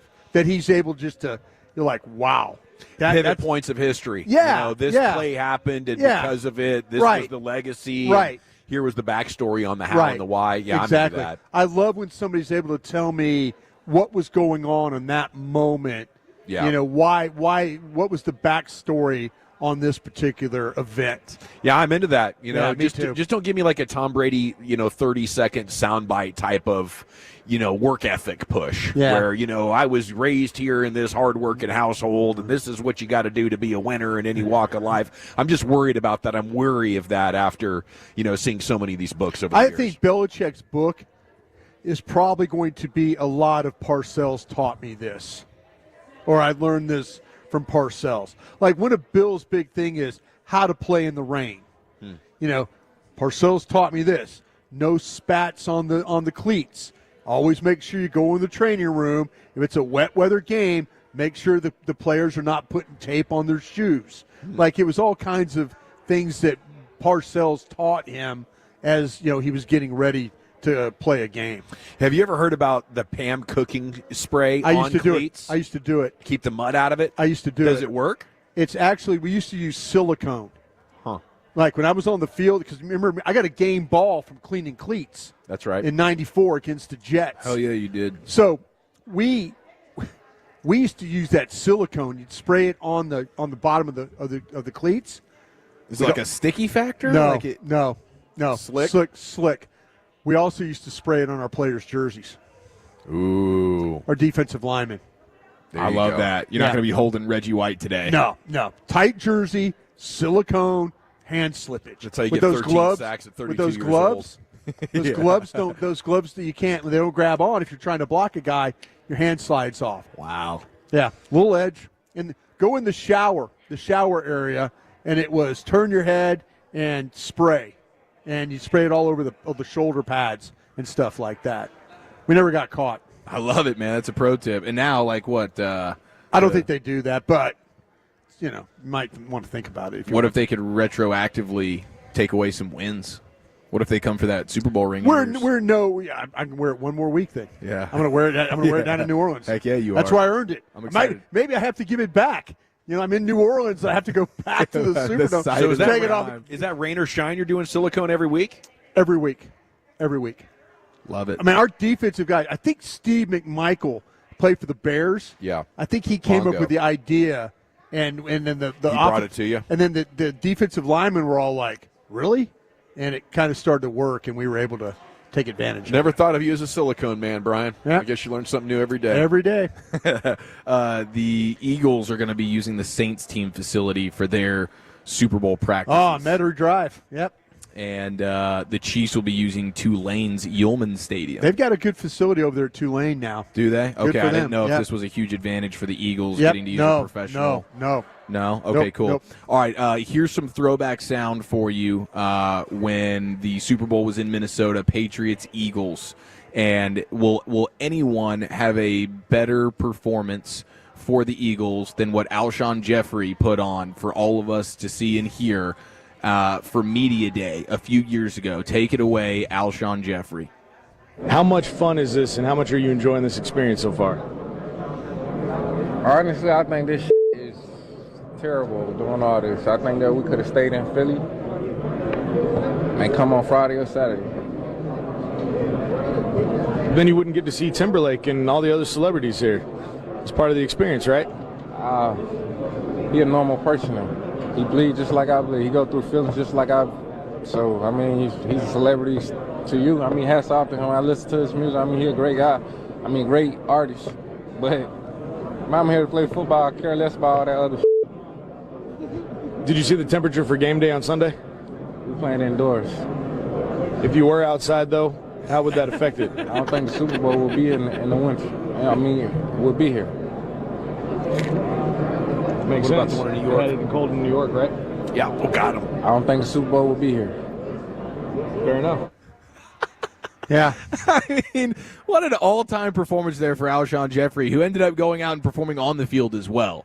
But nothing he did on the field that Super Bowl Sunday was better than that performance right there. Just Was that the 60 Minnesota seconds. game? Just actively playing defense against everything that reporter was trying to do. Awful question, by the way. Yeah. About the weather. Yes. Oh, horrible. Yeah. He was scrambling at that point.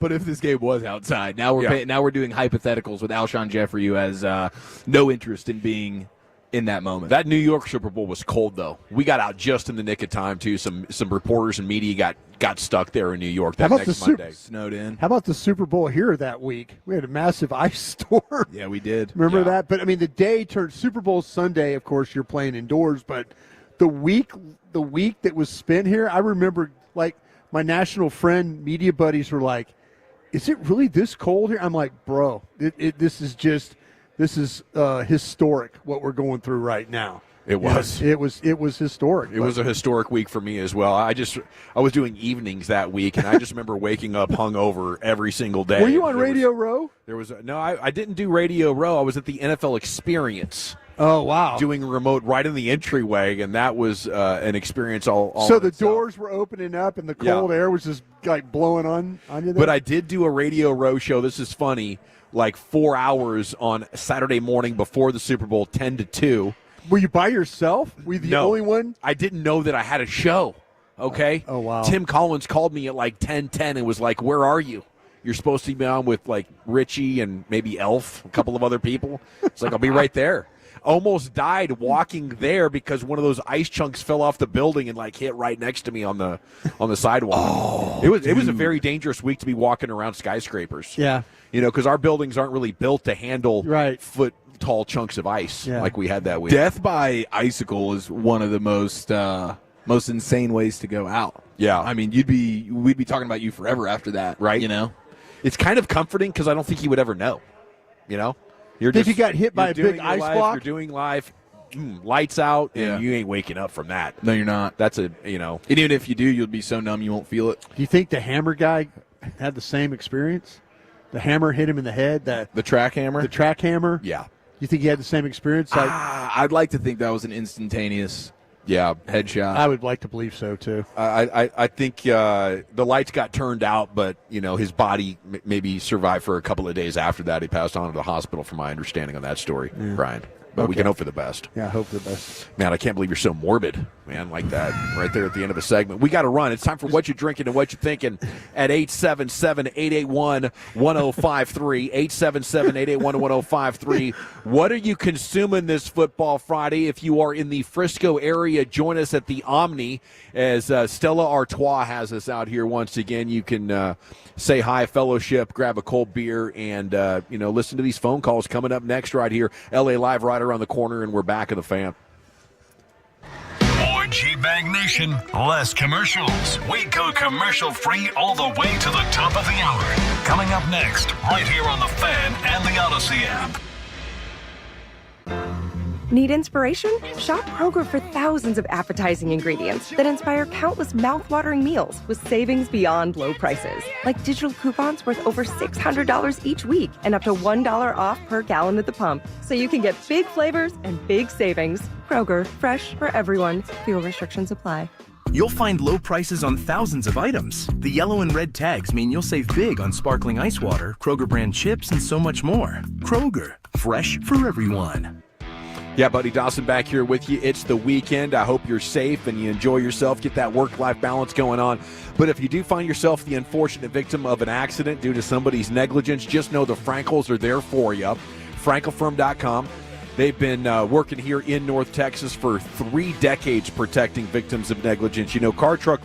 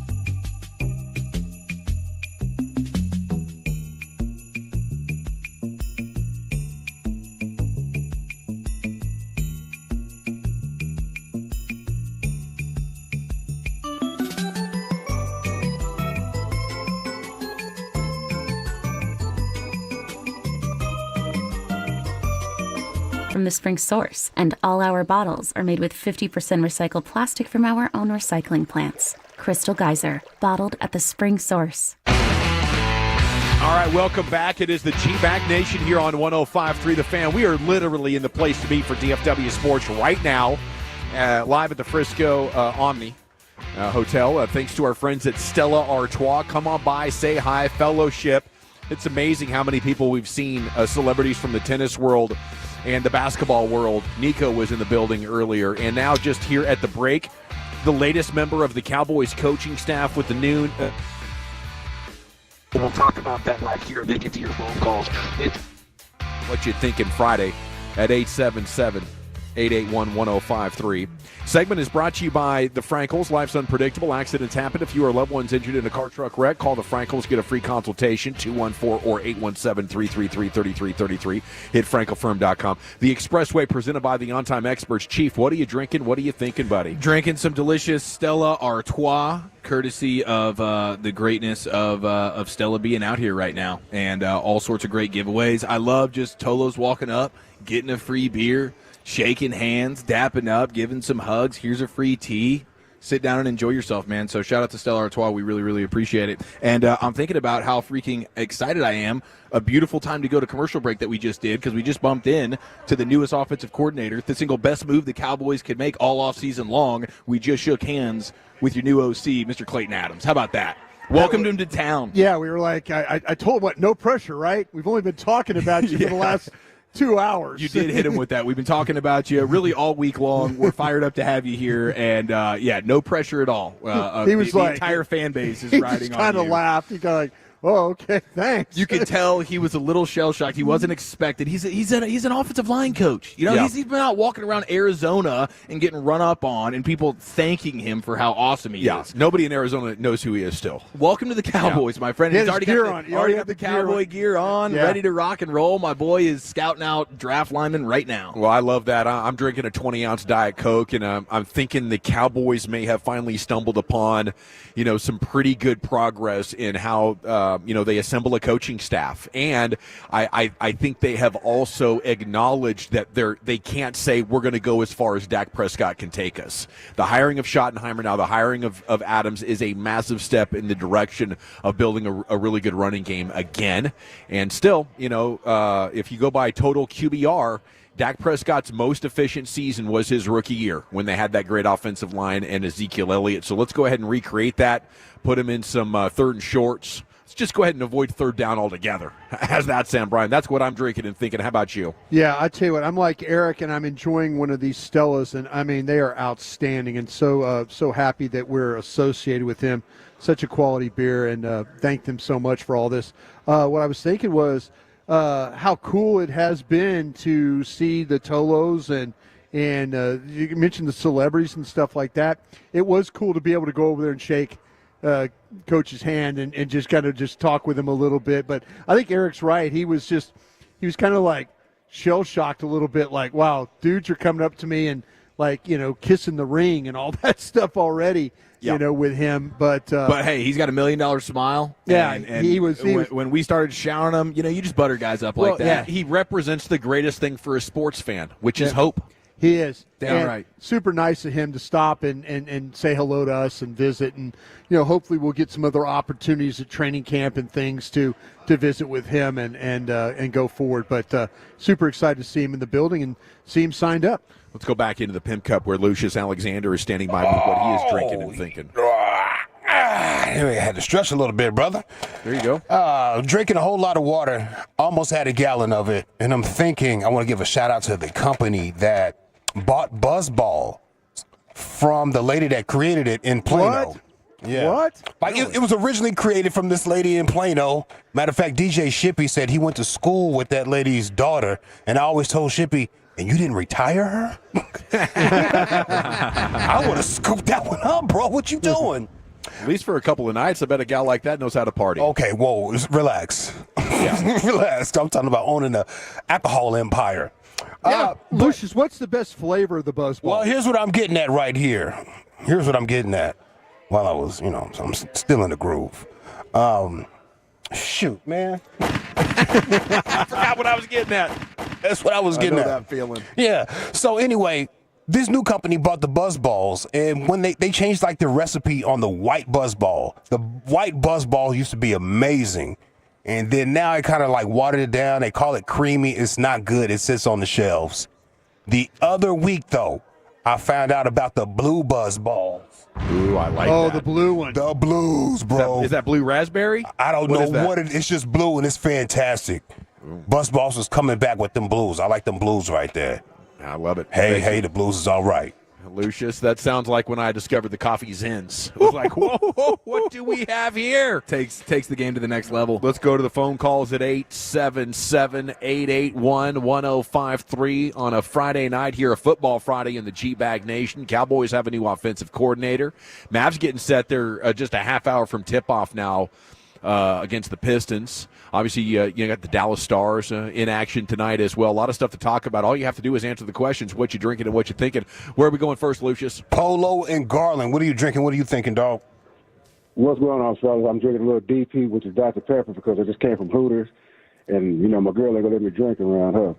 But what I'm thinking is that the Rooney Rule in Dallas is as funny as people thinking that Lee Harvey Oswald killed Kennedy, by himself. And to think about that right now, I know y'all sick of my top 10s, but I got a top 10 anyway. This is my top 10 movie. Damn. What are you doing, bro? Oh, jeez. What are we Give doing? me a top three. Yeah. Give me a top three, bro. Yeah, what are we I'll give you my top 3 of movies where brothers and sisters just ain't got a chance. It's Radio, Jungle Fever, Malcolm X, Mississippi Burning, and Life. Reason I say Life, because somebody tells me I got to go 35 miles for a pie. I don't need a pie. Bye. There he goes. Have a great weekend, Polo. Polo is good. Polo is good. He's got good subject matter. He does. He absolutely does. Hey, Life is a fantastic movie, but it's really sad when you think about it. Yeah, it is. It's a great movie. It got a little bit of everything, but it's damn sad that they had to sneak out at the very end of it, and the whole time they were innocent. No, you guys never seen it? Jesus. No, it's hilarious. I've seen it never many seen times. it. I've never My seen God. Yeah. Oh, my 'Cause God. I'm a nasty mother bleeper. Yeah, all right. Let's go to Dope Sick Dave here in the nation. What are you drinking? What are you thinking, Dope Sick? What's going on, fellas? Just drinking a water right now. First off, I made a heinous comment about Dak Prescott a couple weeks ago about his hamstring tear. My apologies to Dak. Not that that really means anything to him. He's never going to hear that comment. Second thing and third thing, I want to hear y'all's. I know y'all have talked about Will McClay a little bit past, a few weeks or so, and obviously during the year. I just want to know your honest thoughts on whether he's to blame at all for some of the woes of the Cowboys, and also what you think about Mickey completely glazing him in his article the other day. And 3, hot take: Ohtani may never play a game again. I don't know if you guys see the federal attorney's investigation about his assistant or Mizihara or whatever his boy's name that supposedly had a gambling addiction that stole the money. They said there's no signs of any gambling addiction, nothing like that. It's all a bunch of BS. He's just covering for Ohtani. Thanks, guys.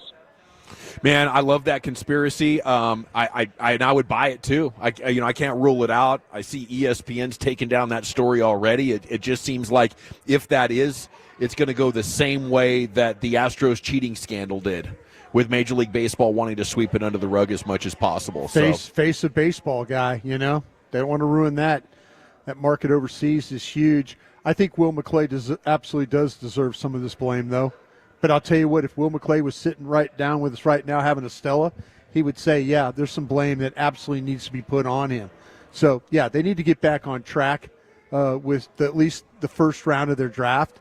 And if they're going to do some things differently in free agency, I hope it's Will McClay's the one that's standing up there and telling them, what direction it is, because they've done some good things when it comes to some bottom fishing guys. We've seen it before. Let them have a crack at getting some of these top guys, and maybe your team will be a little bit better. But he absolutely deserves some of the blame, and he'll admit it, that some of the problems that they've had were things that he was directly responsible for. I don't think anybody's going to go 10 years in this league and not have a miss in the first round. No. And maybe you got a couple in a row, but I'm a body of work guy more than a what's happened lately. And I think Will McClay is about as good as you could hope for. And I would not imagine the Cowboys would find better if they went looking for it. Who's next, Lucius? Let's go to Ryan in Richardson. What are you drinking? What are you thinking, Ryan? All right. Well, I'm just drinking some water because I'm not home yet.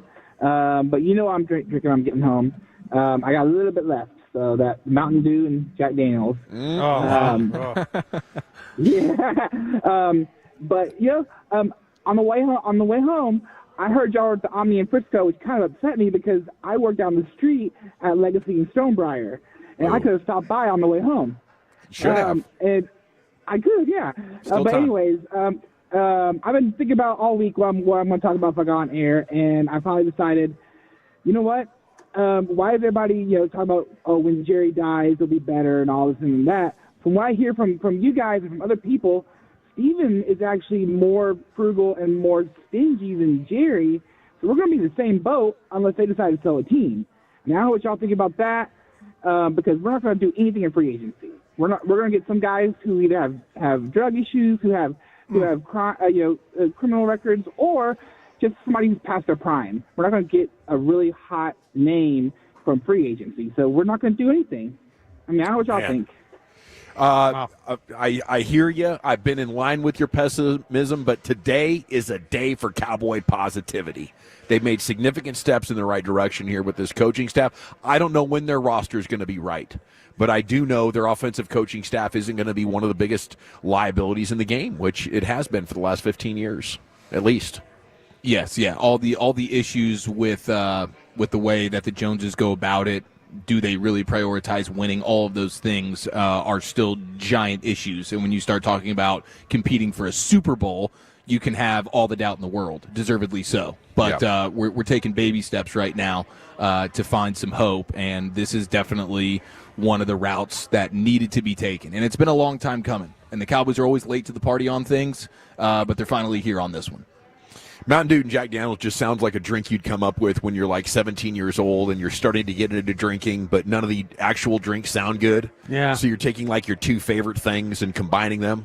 It just sounds like something that my guys in the pit crew would drink. The Mountain Dew and then on a dare. On a dare. Yeah, absolutely. Who's next, Lucius? Let's go to Joe in Georgia. What are you drinking? What are you thinking, Joe? I'm drinking a little water. What's up, guys? I've been sober 26 months now. Congratulations, sir.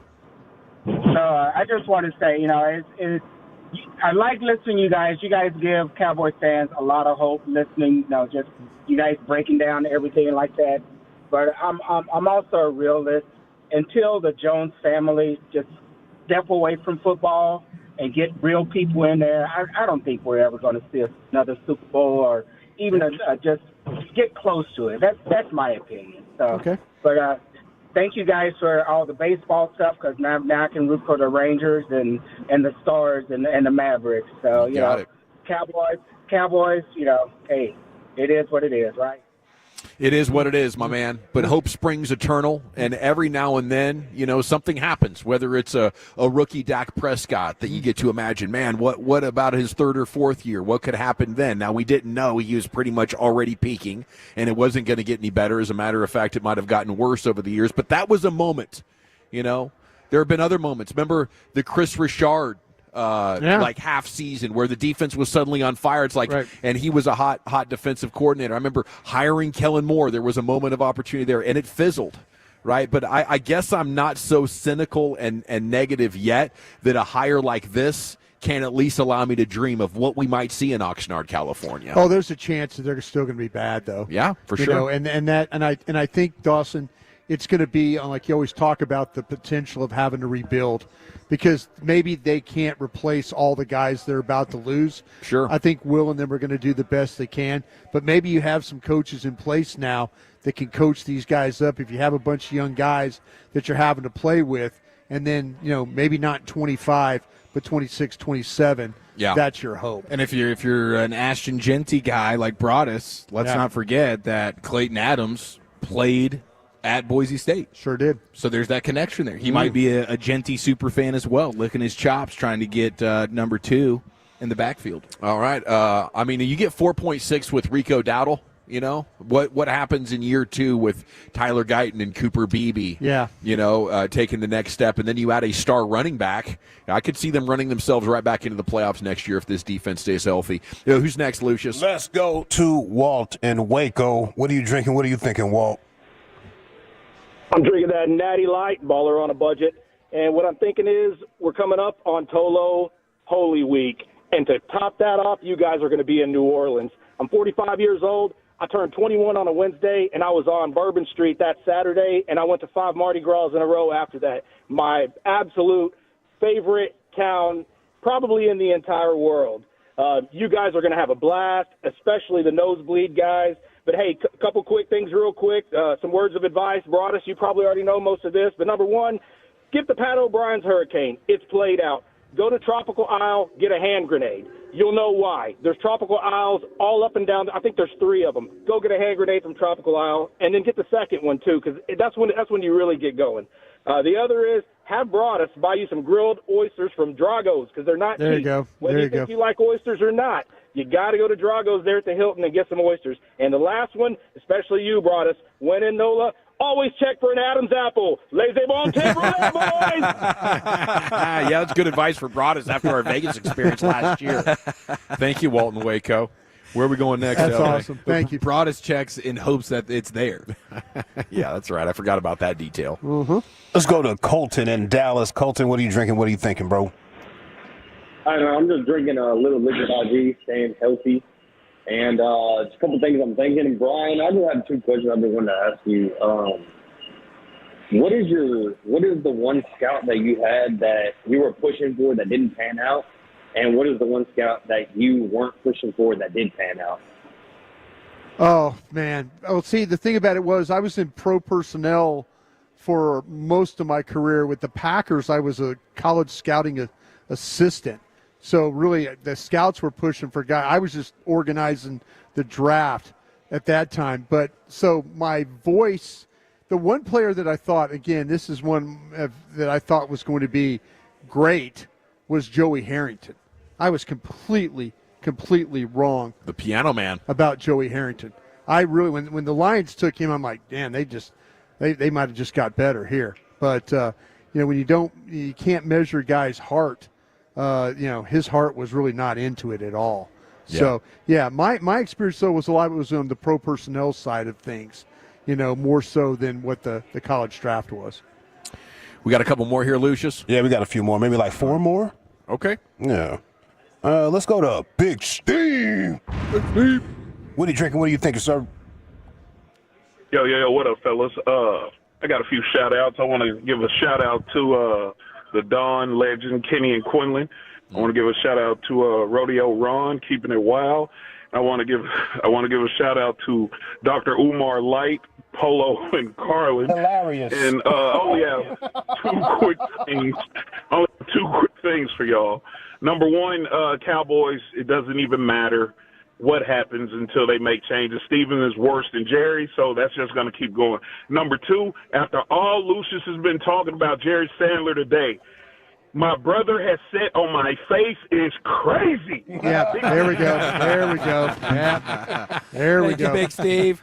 I mean, a big part of the crap with these Cowboys has them been trying to put coaches on the staff. It appears they backed away from it. They did. They've acknowledged we can't have Dak throw us to a Super Bowl. I think this is significant change, and the change that you want is happening in real time. Yep. I think you got to be flexible enough to acknowledge at least they deserve the benefit of the doubt here if we're going to be Cowboys fans moving forward. Who's next, Lucius? Hold on, I got to play this drop for Big Steve. Hold up, dog.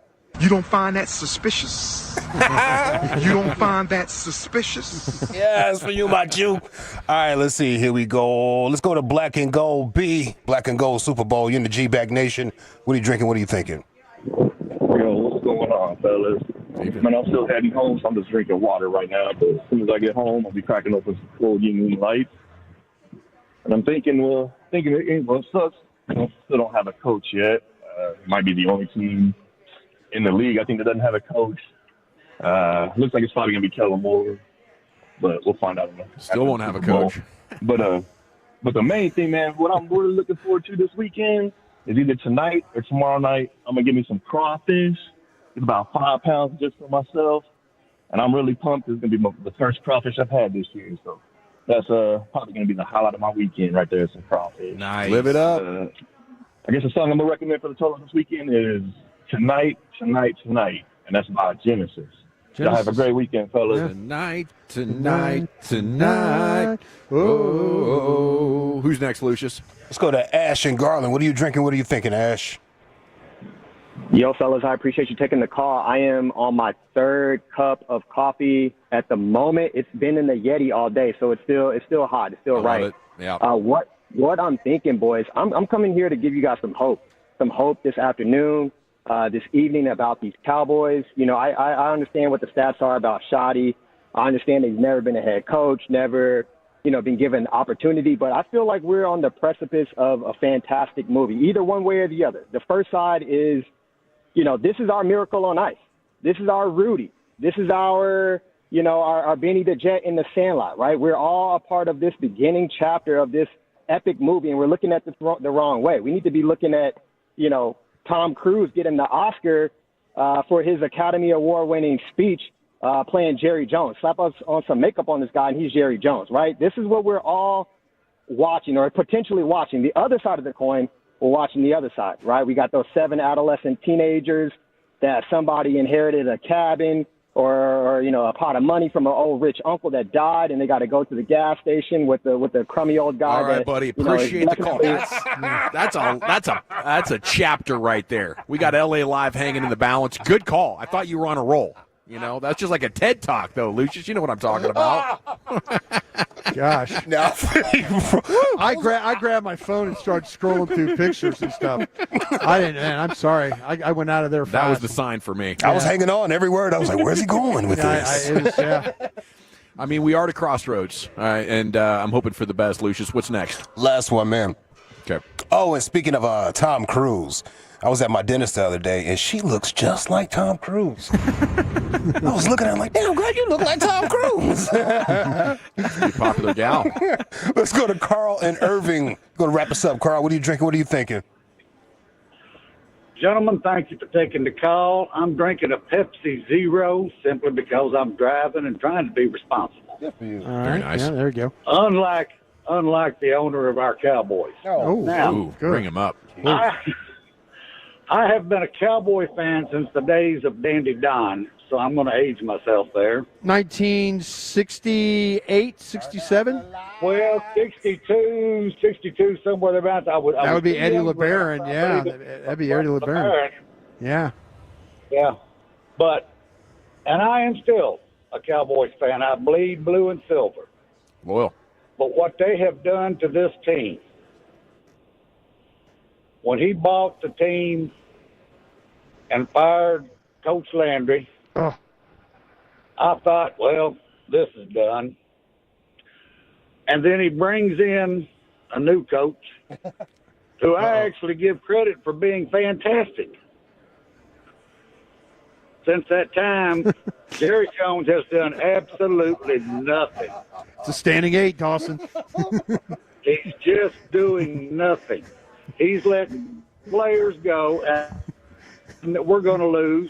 And I know he wasn't all season. Micah Parsons. Mm-hmm. And then what? I hate to see that. Well, and then the defense is just going to suck. Yeah, there we go. That's okay? right. Yes, sir. Micah brings an energy to that defense that maybe he doesn't get all the sacks, but because of everybody watching him, it lets people like Odigizua get back there. Yeah. So okay. You nailed it. I just want to say, gentlemen, Yes, sir. I will be a Cowboys fan. I will never root for another team. The only reason I'm watching the Super Bowl this year is because of the commercials. All right. Yeah, there you go. There he goes. And that wraps up a Friday night edition of What You Drink.